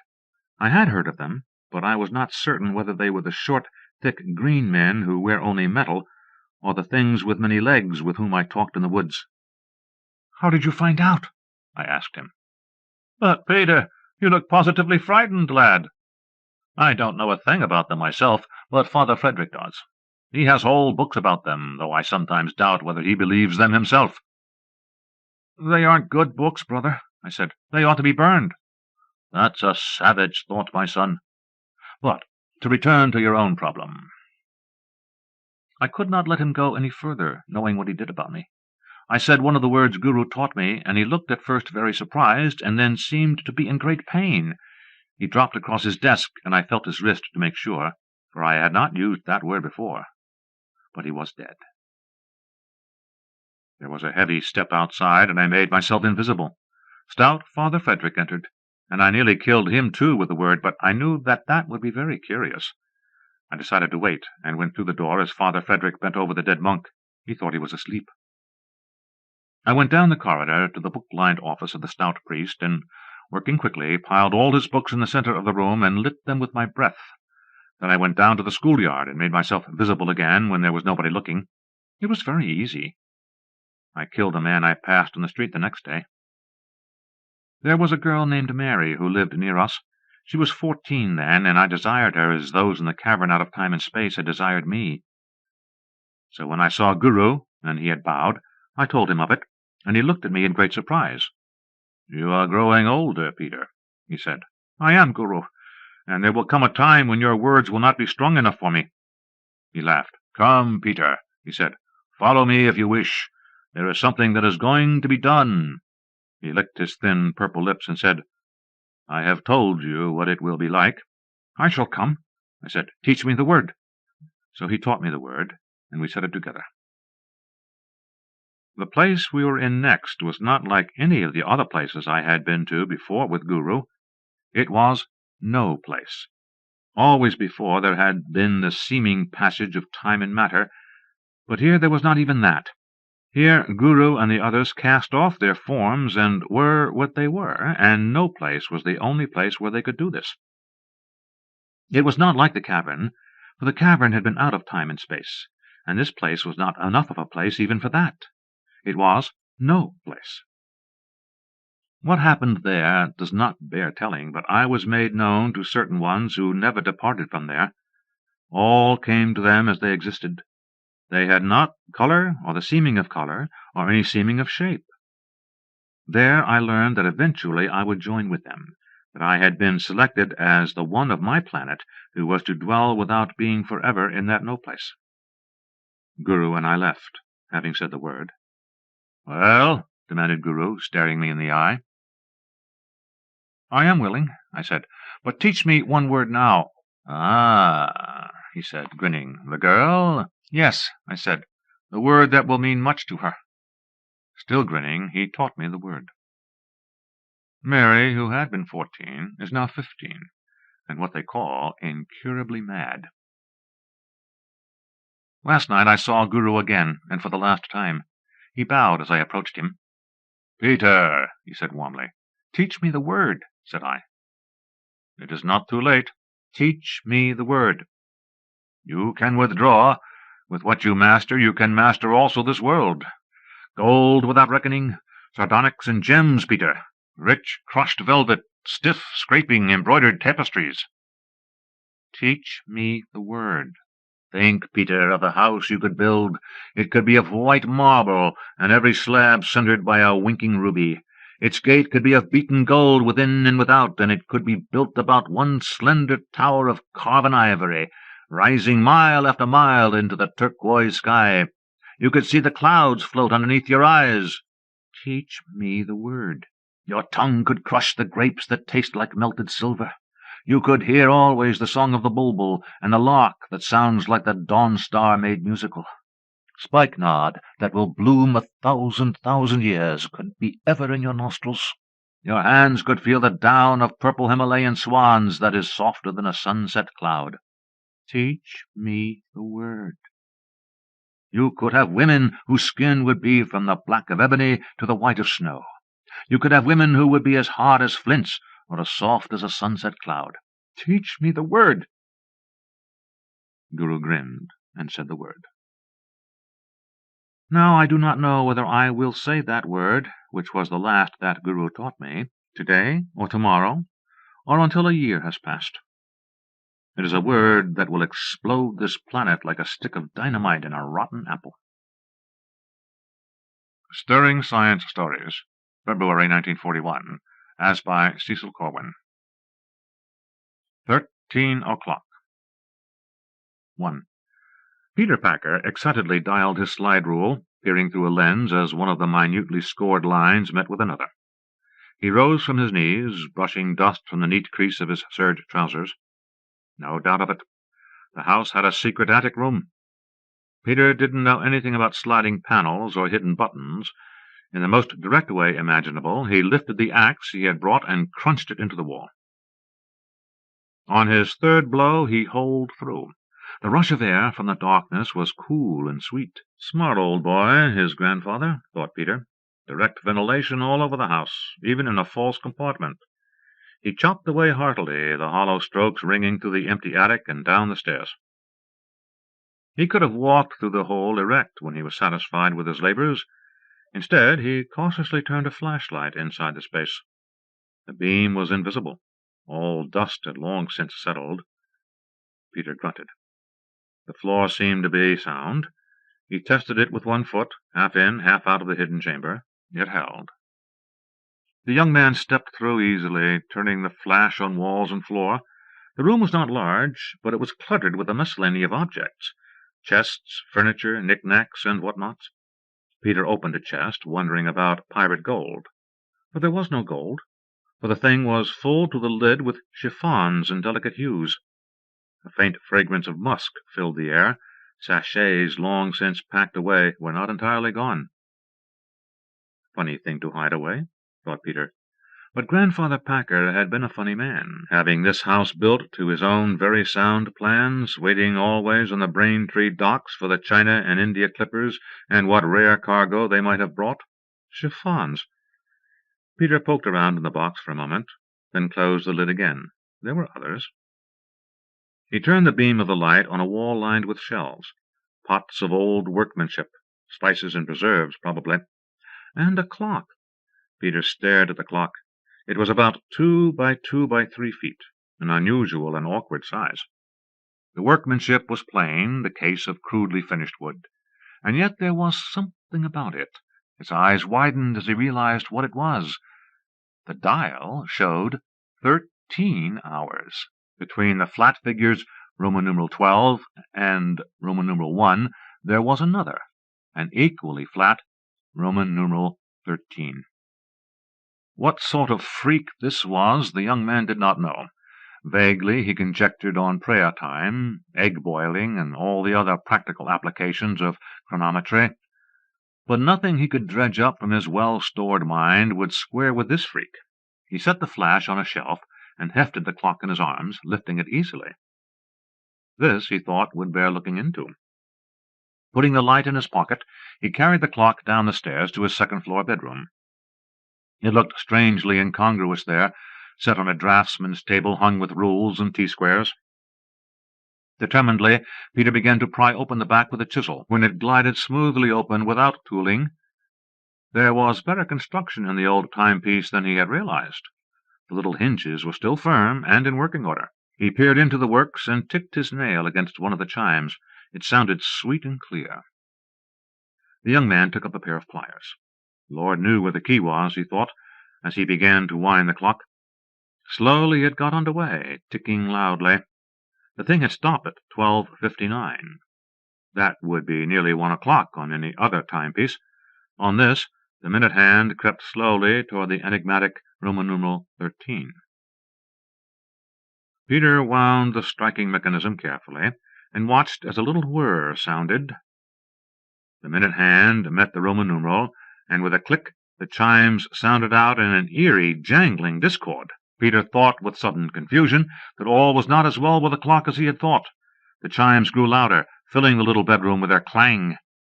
Horrified, the young man put his hands on the clock as though he could stop off the noise. As he shook the old cabinet, the peals redoubled until they battered against the eardrums of the draftsman, ringing in his skull and resounding from the walls, making instruments dance and rattle on the drawing-board. Peter drew back, his hands to his ears. He was filled with nausea, his eyes bleared and smarting. As the terrible clock thundered out its din without end, he reached the door feebly, the room swaying and spinning about him, nothing real but the suddenly glowing clock dial and the clang and thunder of its chimes. As he opened the door, it ceased, and he closed his eyes in relief as his nausea passed. He looked up again, and his eyes widened with horror. Though it was noon outside, a night wind fanned his face, and though he was on the second-story landing of his grandfather Packer's house, dark trees rose about him, stretching as far as the eye could see. For 3 hours, by his wristwatch's luminous dial, Peter had wandered, aimless and horrified, waiting for dawn. The aura of strangeness that hung over the forest in which he walked was bearable. It was the gnawing suspicion that he had gone mad that shook him to his very bones. The trees were no ordinary things. Of that he was sure, for he had sat under one forest giant and leaned back against its bole, only to rise with a cry of terror. He had felt its pulse beat slowly and regularly under the bark. After that he did not dare to rest, But he was a young and normal male. Whether he would or not, he found himself blundering into ditches and stones from sheer exhaustion. Finally, sprawled on the ground, he slept. Peter awoke stiff and sore from his nap on the bare ground, but he felt better for it. The sun was high in the heavens. He saw that it was about 11 o'clock. Remembering his terrors of the night, he nearly laughed at himself. This was a forest, and there were any number of sane explanations of how he had got here. An attack of amnesia lasting about 12 hours would be one cause, and there were probably others less disturbing. He thought the country might be Maine. God knew how many trains or buses he had taken since he lost his memory in his bedroom. Beginning to whistle, he strode through the woods. Things were different in the daytime. There was a sign ahead. He sprinted up to its base. The thing was curiously large, painted in red characters on a great slab of wood posted on a dead tree some 12 feet from the ground. The sign said, E-L-L-I-L. He rolled the name over in his mind and decided that he didn't recognize it. But he couldn't be far from a town or house. Ahead of him sounded a thunderous grunt. Bears, he thought in a panic. They had been his childhood bogies. He had been frightened of them ever since. But it was no bear, he saw. He almost wished it was, for the thing that was veering on him was a frightful composite of every monster of mythology, menacing him with saber-like claws and teeth and gusts of flame from its ravening throat. It stood only about as high as the man, and its legs were long, but to the engineer it seemed ideally styled for destruction. Without ado, he jumped for a tree and dug his toes into the grooves of the bark, shinning up it as he used to as a child. But there was nothing childlike about it now. With the creature's flaming breath scorching his heels, he climbed like a monkey, stopping only at the third set of main branches, 25 feet from the ground. There he clung, limp and shuddering, and looked down. The creature was hopping grotesquely about the base of the tree, its baleful eyes on him. The man's hand reached for a firmer purchase on the branch, and part came away in his hand. He had picked a sort of coconut, heavy, hard, and with sharp corners. Peter raised his eyebrows. Why not? Carefully noting the path that the creature below took around the trunk, he poised the fruit carefully. Wetting a finger, he adjusted the placing. On a free drop that long, you had to allow for windage, he thought. Twice more around went the creature, and then its head and the murderous fruit reached the same point at the same time. There was a crunching noise which Peter could hear from where he was, and the insides of its head spilled on the forest sward.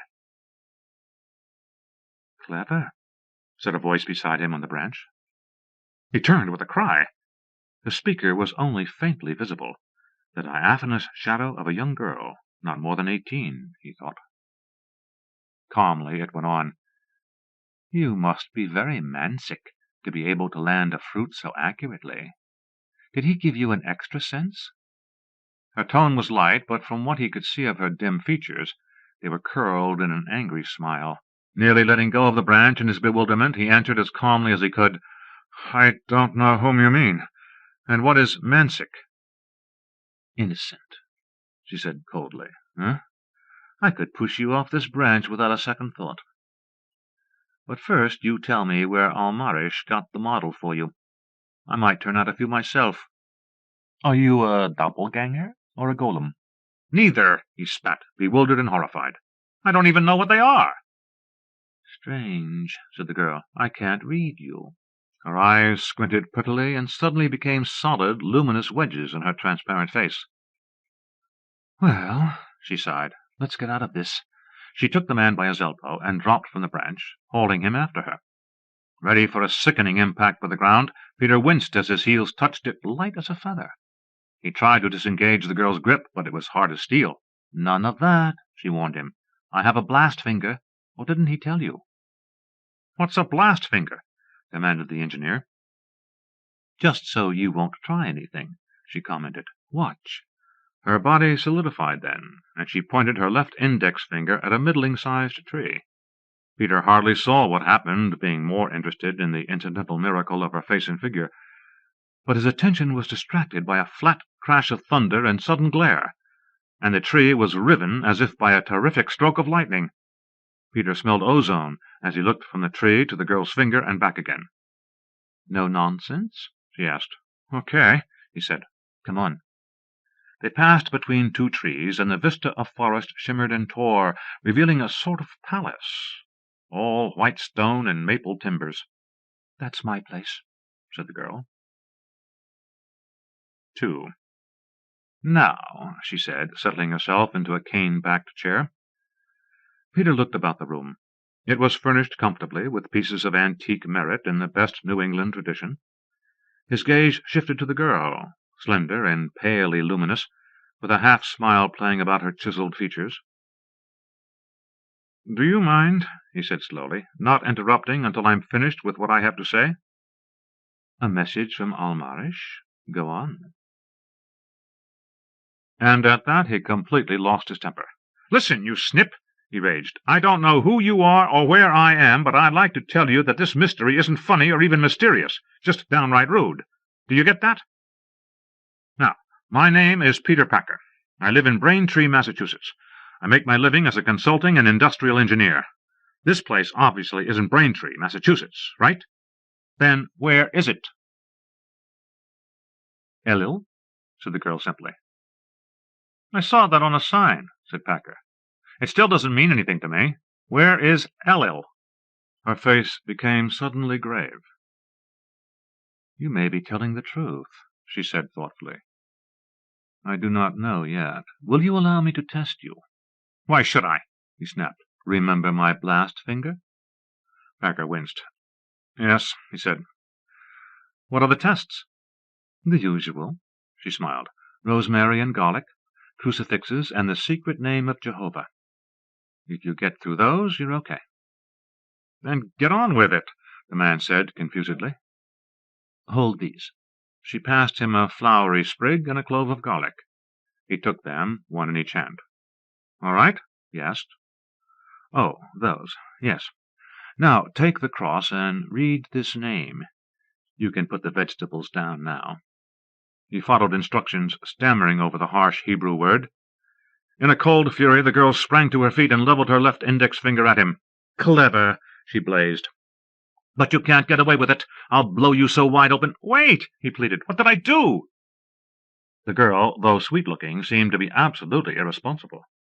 "Mispronounced the name," she snapped. "Because you can't say it straight without crumbling into dust." He looked at the paper again and read aloud, slowly and carefully. "Was that right?"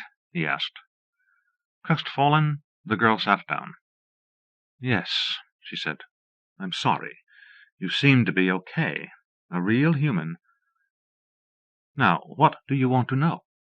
"Well, who are you?" "My name's Millicent."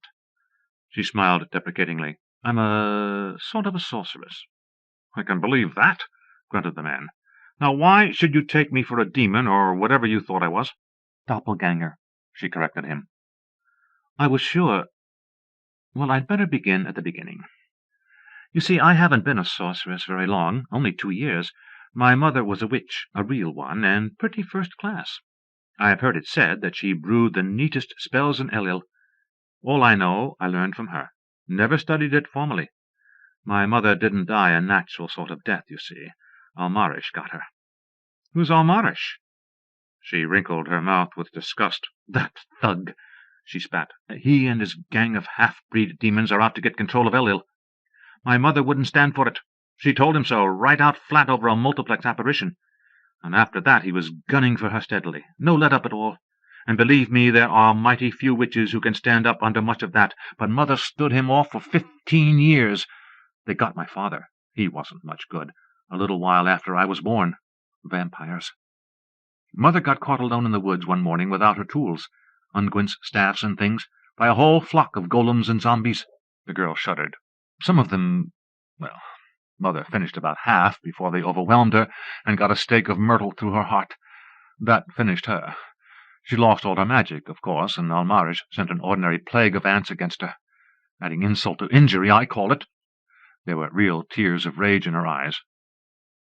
"And what's this Almarish doing now?" asked Peter, fascinated. Millicent shrugged. "He's after me," she said simply. "The bandeur you killed was one of my watchdogs, and I thought he'd sent you. I'm sorry." "I see," breathed the man slowly. "What powers has he?" "The usual, I suppose. But he has no principles about using them. And he has his gang. I can't afford real retainers. Of course, I whip up some simulacra whenever I hold a reception or anything of that sort. Just images to serve and take raps. They can't fight." Peter tightened his jaw. "He must be in a pretty bad way," he volunteered diffidently. The girl looked him full in the eye, her lip trembling. She choked out, "I'm in such a hell of a spot," and then the gates opened and she was weeping as if her heart would break. The man stared frozenly, wondering how he could comfort a despondent sorceress. "There, there," he said tentatively. She wiped her eyes and looked at him. "I'm sorry," she said, sniffling, "but it's seeing a fairly friendly face again after all these years. No callers but leprechauns and things. You don't know what it's like." "I wonder," said Peter, "how you'd like to live in Braintree." "I don't know," she said brightly, "but how could I get there?" "There should be at least one way," reflected the man. "But why— What was that?" shot out the girl, snatching up a wand. "Knock on the door," said Peter. "Shall I open it?" "Please," said Millicent nervously, holding up the slender staff. The man stood aside and swung the door wide. In walked a curious person of mottled red and white coloring. One eye was small and blue, the other large and savagely red. His teeth were quite normal, except that the 4 canines protruded 2 inches each out of his mouth. He walked with a limp. One shoe seemed curiously small, and there was a sort of bulge in the trousers that he wore beneath his formal morning coat. "May I introduce myself?" said this individual, removing his sleek black topper. "I am Balthazar Pike. You must be Miss Millicent. And this, zombie?" He indicated Peter with a dirty leer. "Mr. Packer, Mr. Pike," said the girl. Peter simply stared in horror, while the creature murmured, "Enchanted." Millicent drew herself up proudly. "And this, I suppose," she said, "is the end?" "I fear so, Miss Millicent," said the creature regretfully. "I have my orders. Your house has been surrounded by picked forces. Any attempt to use your blast finger or any other weapon of offense will be construed as resistance. Under the laws of civilized warfare, we are empowered to reduce you to ashes should such resistance be forthcoming. May I have your reply?" The girl surveyed him haughtily, then, with a lightning-like sweep of her wand, seemed to blot out every light in the room. Peter heard her agitated voice. "We're in a neutral screen, Mr. Packer. I won't be able to keep it up for long. Listen, that was one of Almarish's stinkers, the big cheese. He didn't expect any trouble from me. He'll take me captive as soon as they break the screen down. Do you want to help me?" "Of course," exploded the man. "Good. Then you find the 3rd oak from the front door on the left and walk widdershins 3 times. You'll find out what to do from them." "Walk how?" asked Peter. "Widdershins, counterclockwise. Lord, you're dumb." Then the lights seemed to go on again, and Peter saw that the room was filled with the half-breed creatures. With an expression of injured dignity, the formally attired Balthazar Pike asked, "Are you ready to leave now, Miss Millicent? Quite ready?" "Thank you, General, yes," said the girl coldly. 2 of the creatures took her arms and walked her from the room. Peter saw that as they stepped over the threshold they vanished, all 3. The last to leave was Pike, who turned and said to the man, "I must remind you, that you are trespassing. This property now belongs to the Almarish Realty Corporation. All offenders will be prosecuted to the fullest extent of the law. Good day, Mr. With which he stepped over the doorsill and vanished. Hastily Peter followed him across the line, but found himself alone outside the house, for which he was grateful. "3rd oak left from the door," he repeated. Simple enough. Feeling foolish, he walked widdershins 3 times around and stopped dead, waiting for something. What a sweet, brave kid she had been. He hoped nothing would really happen to her before he got there. He felt a sort of tugging at his serge trousers and stepped back in alarm. "Well?" shrilled a small voice. Peter looked down and winced. The dirtiest, most bedraggled little creature he had ever seen was regarding him with tiny, sharp eyes. There were others, too, squatting on pebbles and toadstools. "Miss Millicent told me to ask you what I should do," said Peter. As the little leader of the troop glared at him, he added hastily, "If you please." "Likely tale," piped the voice of the creature. "What's in it for us?" "I don't know," said the man, bewildered. "What do you want?" "Green cloth," the creature answered promptly. "Lots of it. And if you have any small brass buttons, them too." Peter hastily conducted an inventory of his person. "I'm sorry," he said hesitantly. "I haven't any green.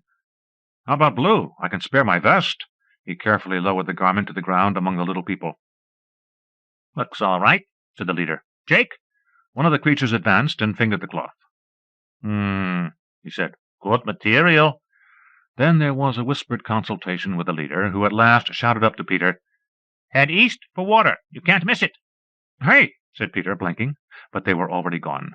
And though he Widdershin walked for the next half-hour, and even tried a few incantations remembered from his childhood, they did not come back, nor did his vest.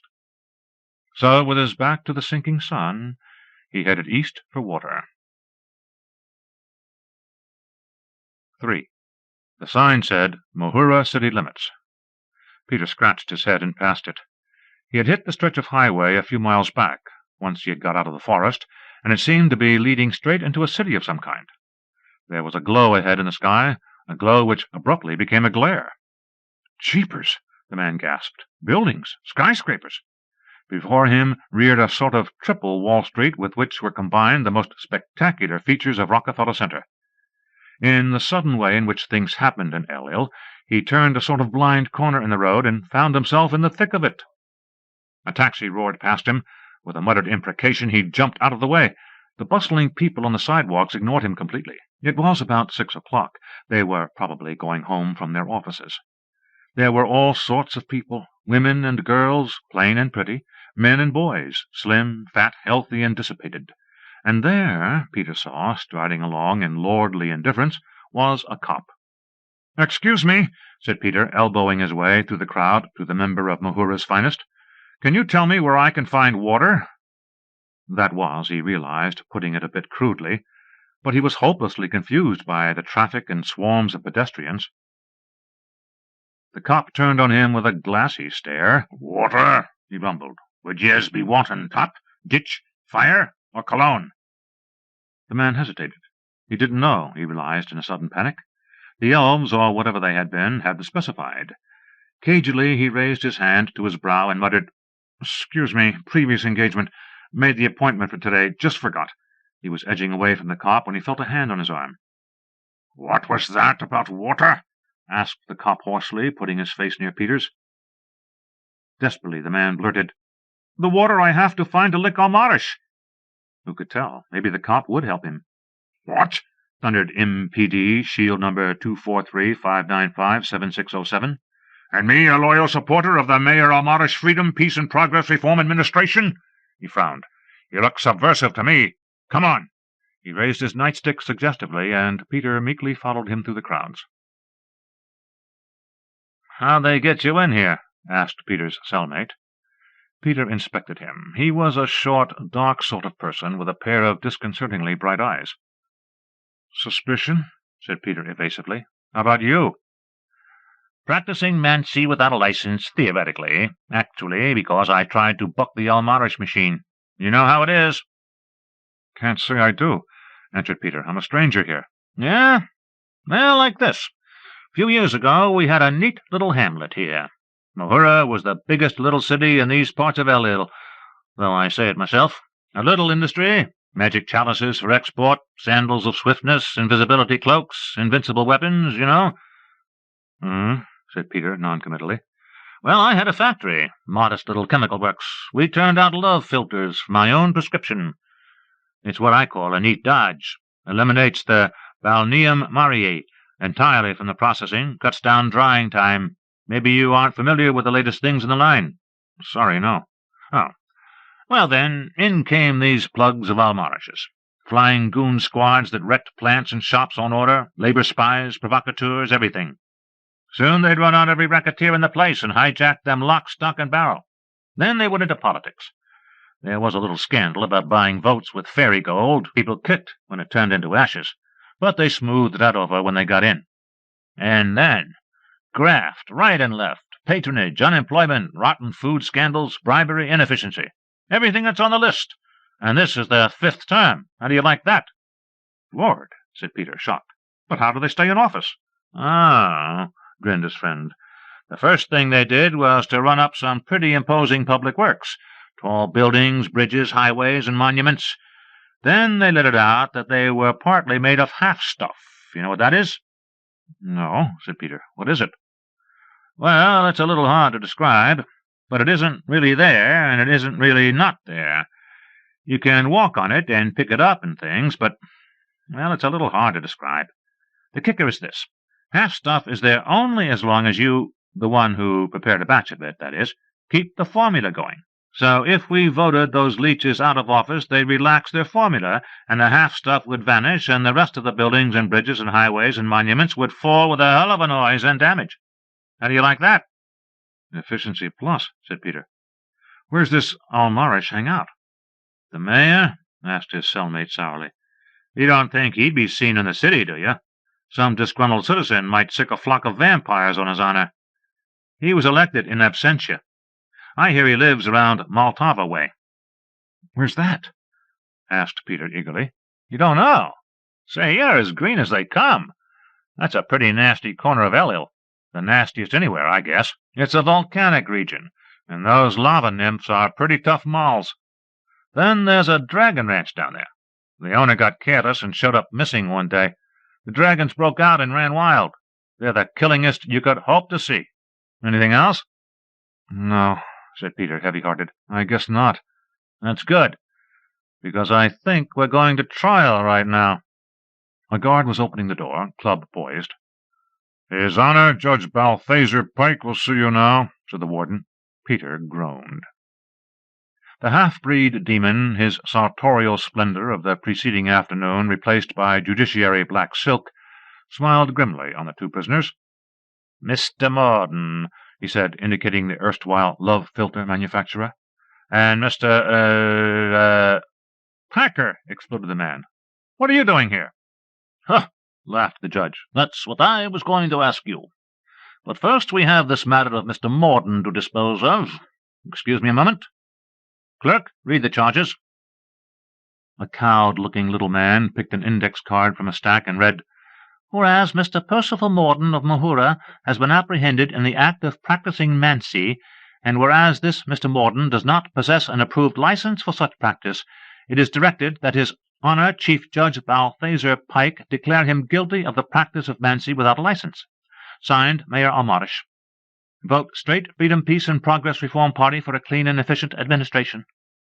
He paused for a moment and looked timidly at the judge, who was cleaning his talons. That's it, Your Honor, he said. Oh, thank you.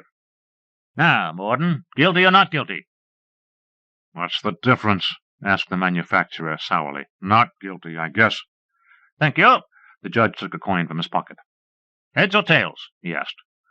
Tails, answered Morden. Then, aside to Peter, It's magic, of course. You can't win. The half-breed demon spun the coin dexterously on the judicial bench.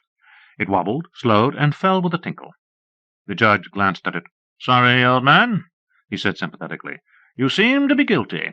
Imprisonment for life in an oak tree. You'll find Merlin de Blaze in there with you. You'll like him, I rather fancy. Next case, he called sharply as Morden fell through a trapdoor in the floor. Peter advanced before the bar of justice. Can't we reason this thing out? He asked agitatedly. I mean, I'm a stranger here, and if I've done anything, I'm sorry. Tut! Exclaimed the demon. He had torn the cuticle of his left index talon, and it was bleeding.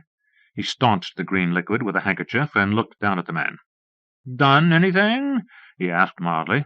Oh, dear me, no. Except for a few trifles, like felonious impediment of an officer in the course of his duty, indecent display, seditious publication, high treason, and unlawful possession of military and naval secrets. Done anything? His two odd eyes looked reproachfully down on the man. Peter felt something flimsy in his hand.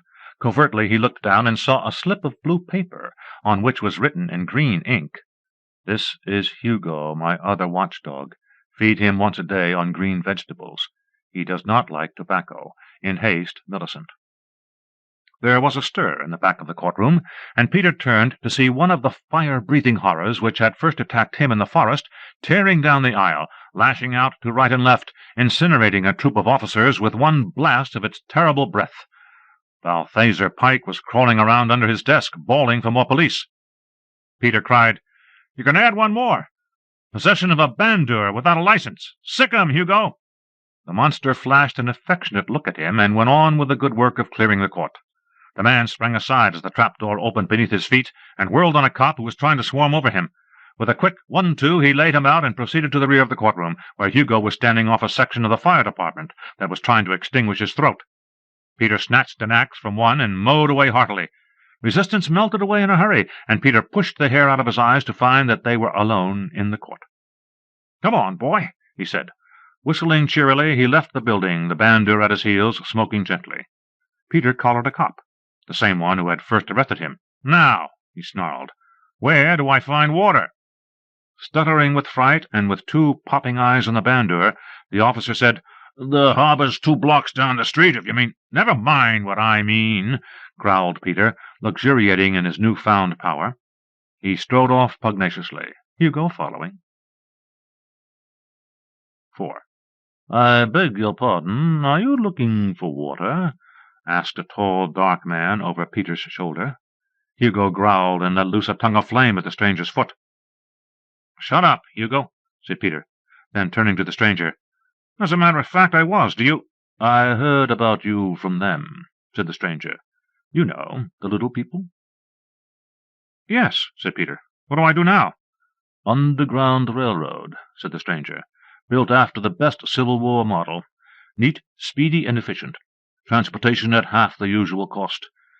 I hope you weren't planning to go by magic carpet." "No," Peter assured him hastily. "I never use them." "That's great," said the stranger, swishing his long black cloak. "Those carpet people. Stifling industry, I call it. They spread a whispering campaign that our road was unsafe. Can you imagine it?" "Unsafe?" scoffed Peter. "I'll bet they wish their carpets were half as safe as your railroad." "Well," said the stranger thoughtfully, "perhaps not half as safe. No, I wouldn't say half as safe." He seemed likely to go on indefinitely. Peter asked, "Where do I get the underground?" "A little east of here," said the stranger. He looked about apprehensively. "We'd better not be seen together," he muttered out of the corner of his mouth. "Meet you over there by the clock tower. You can get it there." "Okay," said Peter, "but why the secrecy?" "We're really underground," said the stranger, walking away. Peter rejoined him at the corner of the clock tower. With an elaborate display of unconcern, the stranger walked off, Peter following at some distance. Soon they were again in the forest that seemed to border the city of Mahura. Once they were past the city limit sign, the stranger turned, smiling. "I guess we're safe now," he said. "They could try a raid and drag us back across the line, but they wouldn't like to play with your bandeur, I think. Here's the station." He pressed a section of bark on a huge tree. Suddenly it slid open like a door. Peter saw a row of steps leading down into blackness. "Sort of spooky," he said. "Not at all. I have the place ghost-proofed once a year." The stranger led the way, taking out what looked like a 5-branched electric torch. "What's that?" asked Peter, fascinated by the weird blue light it shed. "Hand of glory," said the stranger casually. Peter looked closer and shuddered, holding his stomach. Magic, he thought, was probably all right up to the point where it became grave robbery. They arrived at a neatly tiled station. Peter was surprised to find that the trains were tiny things. The one pulled up in the tracks was not as high as he was. "You'll have to stoke, of course," said the stranger. "What?" demanded Peter indignantly. "Usual arrangement. Are you coming or aren't you?" "Of course, but it seems strange," complained Peter, climbing into the engine. Hugo climbed into the coal car and curled up, emitting short, smoky bursts of flame, which caused the stranger to keep glancing at him in fear for his fuel. "What's in the rest of the train?" asked Peter. "Freight. This is a through cannonball to Maltava. I have a special shipment for Almarish. Books and things, furniture, a few cases of liquor, you know." "Yes. Any other passengers?" "Not this month. I haven't much trouble with them. They're usually knights and things out to kill sorcerers like Almarish. They take their horses along or send them ahead by carpet. Do you plan to kill Almarish?" Peter choked. Yes, he finally said. What's it to you? Nothing. I take your money and leave you where you want to go.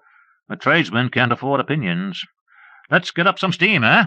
Amateurishly, Peter shoveled coal into the little furnace, while the stranger in the black cloak juggled with steam valves and levers. Don't be worried, he advised Peter. You'll get the hang of things after a while. He glanced at a watch. Here we go, he said, yanking the whistle cord. The train started off into its tunnel, sliding smoothly and almost silently along, the only noise being from the driving rods. Why doesn't it clack against the rails? Asked Peter. Levitation, didn't you notice? We're an inch off the track. Simple, really. Then why have a track? Asked Peter. The stranger smiled and said, Without, then stopped abruptly and looked concerned and baffled. And that was all the answer Peter got. Wake up, shouted the stranger, nudging Peter. We're in the war zone. Is that so?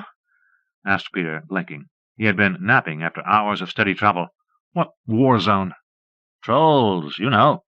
No, I don't, snapped Peter. What side are we on? Depends on who stops us, said the stranger, speeding the engine.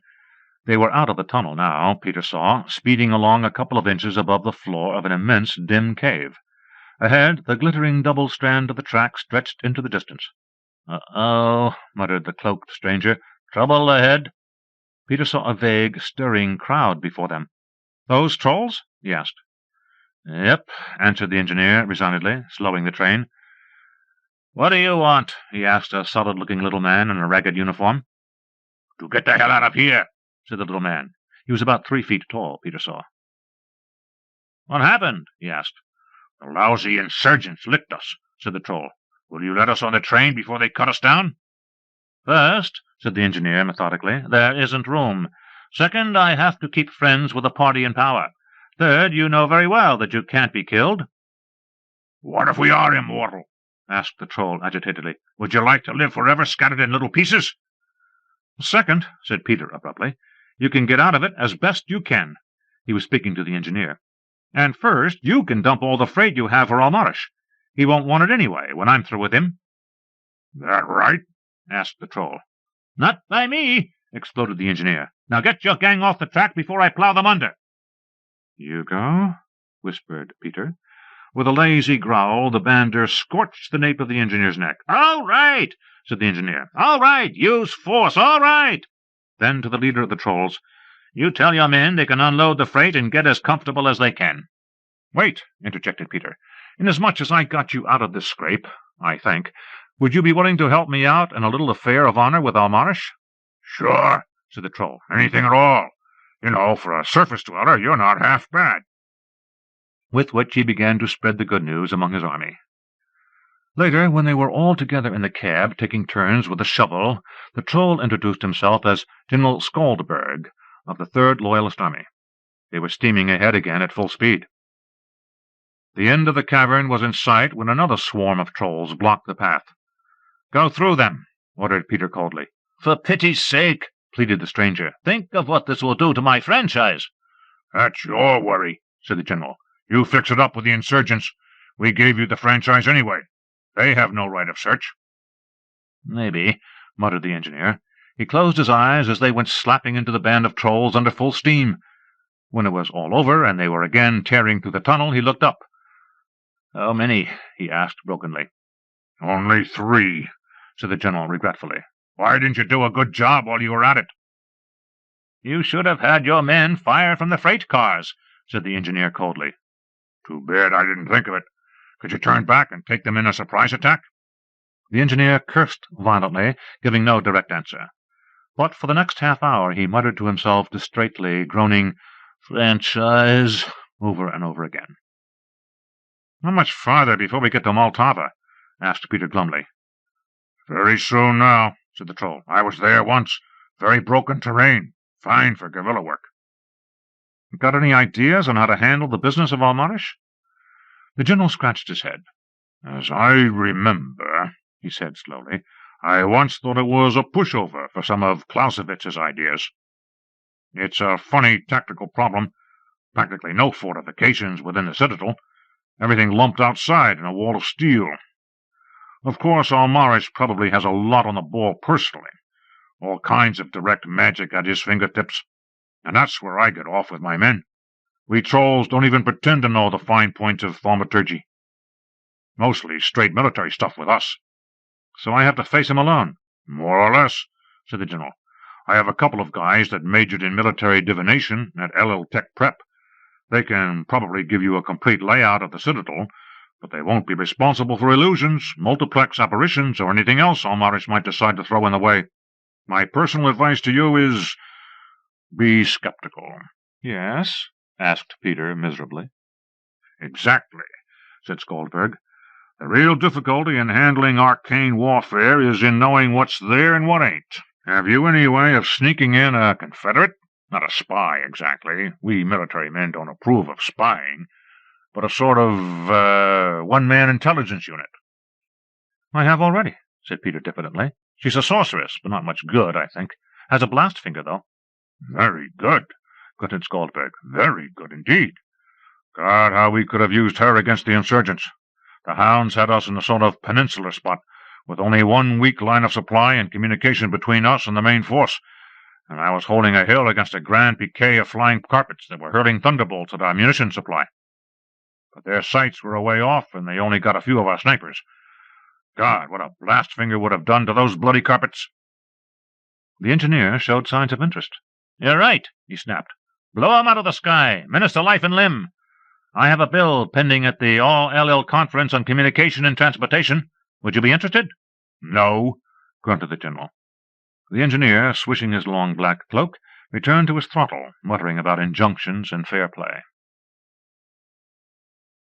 5. Easy now, whispered the general. Yes, sir, answered a troll, going through obvious mental strain, while his hand, seemingly of its own volition, scrawled lines and symbols on a sheet of paper. Peter was watching, fascinated and mystified, as the specialist in military divination was doing his stuff. Yeah, said the troll, relaxing. He looked at the paper curiously and signed it. Borgensen, Captain. Well, asked General Skoldberg excitedly. What was it like? The captain groaned. You should see for yourself, sir, he said despondently. Their air force is flying dragons, and their infantry is a kind of Kraken squad. What they're doing out of water, I don't know. Okay, said the general. He studied the drawing. How about their mobility? They haven't got any, and they don't need any, complained the diviner. They just sit there waiting for you in a solid ring, and the Air Force has a couple of auxiliary rocks that pick up the Krakens and drop them behind your forces. Pincer stuff. Very bad. I'll be the judge of that, thundered the general. Get out of my office. The captain saluted and stumbled out of the little cave, which the general had chosen to designate as GHQ. His men were barracked on the bare rock outside. Volcanoes rumbled and spat in the distance. There came one rolling crash that stood Peter's hair on end. Think that was for us? He asked nervously. Nope. I picked this spot for lava drainage. I have 100 men erecting a shut-off at the only exposed point. We'll be safe enough. He turned again to the map, frowning. This is our real worry. What I call impregnable, or damn near it. If we could get them to attack us, but those rocks smash anything along that line, we'd be cut off like a rosebud. And with our short munitions, we can't afford to be discovered and surrounded. Ugh, what a spot for an army man to find himself in. A brassy female voice asked, "Something bothering you, Shorty?" The general spun around in a fine purple rage. Peter looked in horror and astonishment on the immodest form of a woman who had entered the cave entirely unperceived, presumably by some occult means. She was a slutty creature, her hair dyed a vivid red and her satin skirt quite a few inches above the knee. She was violently made up with flame-colored rouge, lipstick, and even eyeshadow. "Well," she complained stridently, puffing on a red cigarette, "what are you joiks gawking at? Ain't you never seen a lady before?" "Madam," began the general, outraged. "Can that," she advised him easily. "I heard yous guys chewing the fat. I want to help yous out." She seated herself on an outcropping of rock and adjusted her skirt northward. "I concede that women," spluttered the general, "have their place in activities of the military, but that place has little or nothing to do with warfare as such. I demand that you make yourself known. Where did you come from?" "Where did I come from?" she asked mockingly.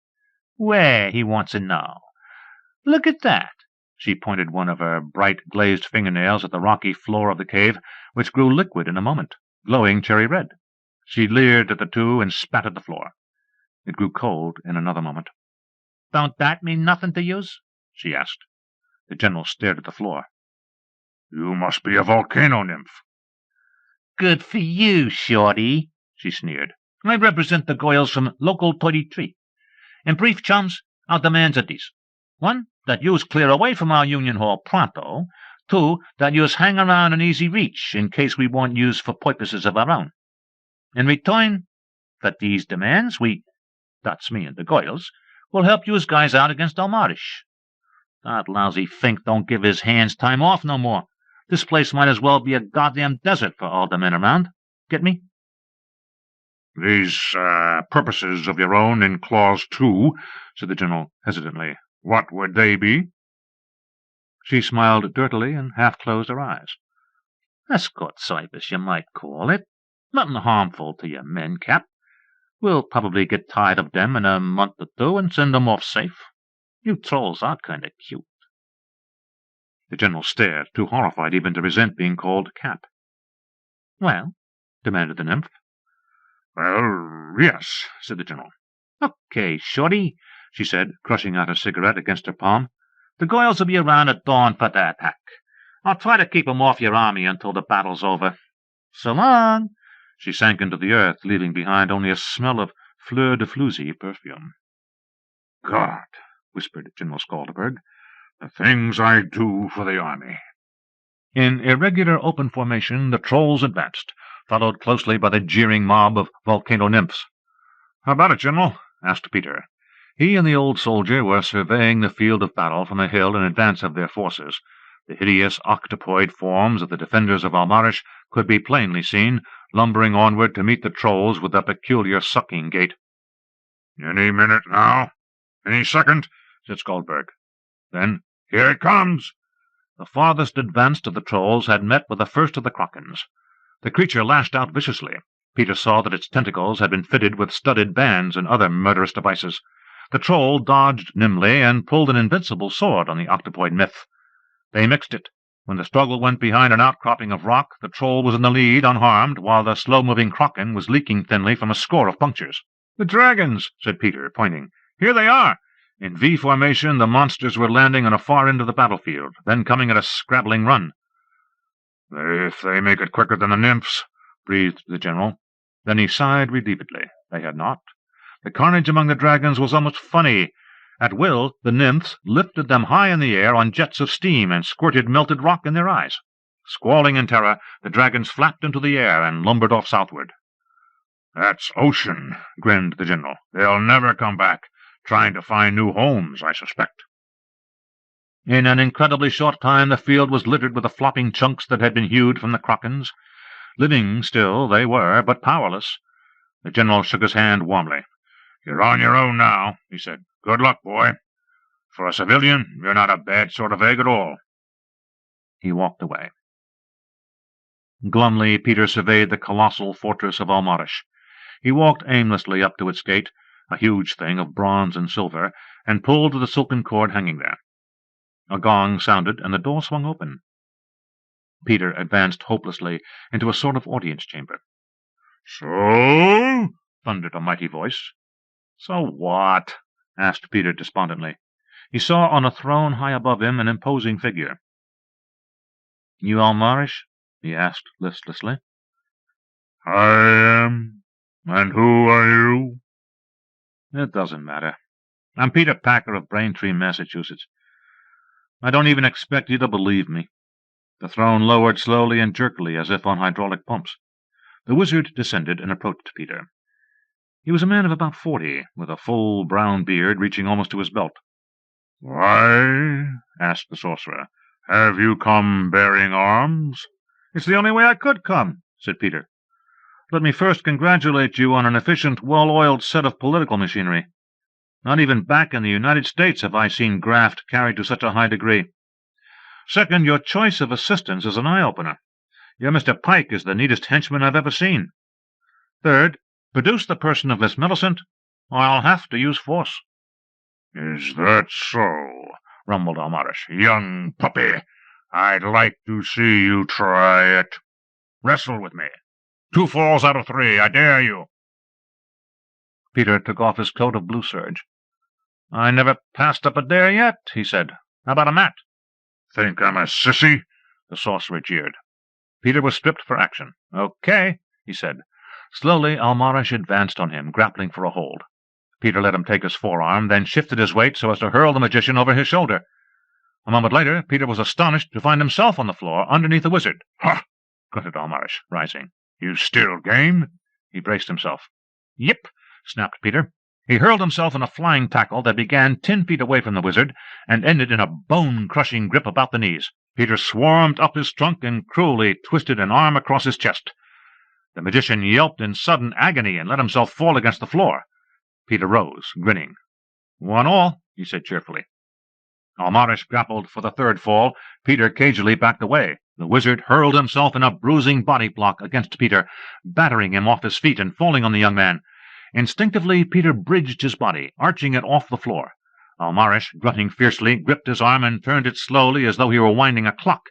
Peter snapped over, rolling on the wizard's own body as a fulcrum. He had his toe in his hand and closed his fist with every ounce of muscle he had. The sorcerer screamed and fell over on his face. Peter jammed his knee in the wizard's inside socket and bore down terribly. He could feel the bones bend in his grip. "Enough!" gasped the wizard. Peter let him loose. "You made it," said Almarish. 2 out of 3. Peter studied his face curiously. "Take off that beard, and you had—" "You said it, Grandfather Packer," said Peter, grinning. Almarish groaned. "It's a wise child that knows its own father. Grandfather, in this case," he said. "How could you tell?" "Everything just clicked," said Peter simply. "You disappearing, that clock, somebody applying American methods in Elil. And then I shaved you mentally, and there you are. Simple?" "Sure is. But how do you think I made out here, boy?" "Shamefully. That kind of thing isn't tolerated any more. It's gangsterism. You'll have to cut it out, Gramp." "Gangsterism be damned," snorted the wizard. "It's business. Business and common sense." "Business, maybe. Certainly not common sense. My boys wiped out your guard, and I might have wiped out you if I had magic stronger than yours." Grandfather Packer chuckled in glee. "Magic? I'll begin at the beginning. When I got that dad-blamed clock back in 63, I dropped right into Elil, onto the head of an assassin who was going for a real magician. Getting the set up, I pinned the killer with a half-Nelson, and the magician dispatched him. Then he got grateful, said he was retiring from public life, and gave me a kind of token good for any 3 wishes. So I took it, thanking him kindly, and wished for a palace and a bunch of gutty retainers. It was in my mind to run Elil like a business, and I did it the only way I knew how, force. And from that day to this I used only 1 wish, and I haven't a dab of magic more than that." "I'll be damned," whispered Peter. "And you know what I'm going to do with those other 2 wishes? I'm going to take you and me right back into the good old USA." "Will it only send 2 people?" "So the magician said." "Grandfather Packer," said Peter earnestly, "I am about to ask a very great sacrifice of you. It is also your duty to undo the damage which you have done." "Oh," said Almarish glumly. "The girl. All right." "You don't mind?" asked Peter incredulously. "Far be it from me to stand in the way of young love," grunted the wizard sourly. "She's up there." Peter entered timidly.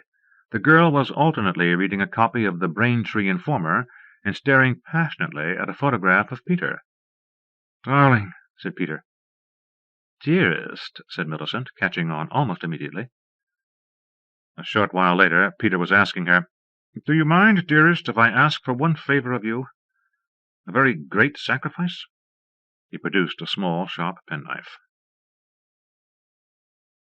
And all the gossip for a month in Braintree was of Peter Packer's stunning young wife, though some people wondered how it was that she had only 9 fingers.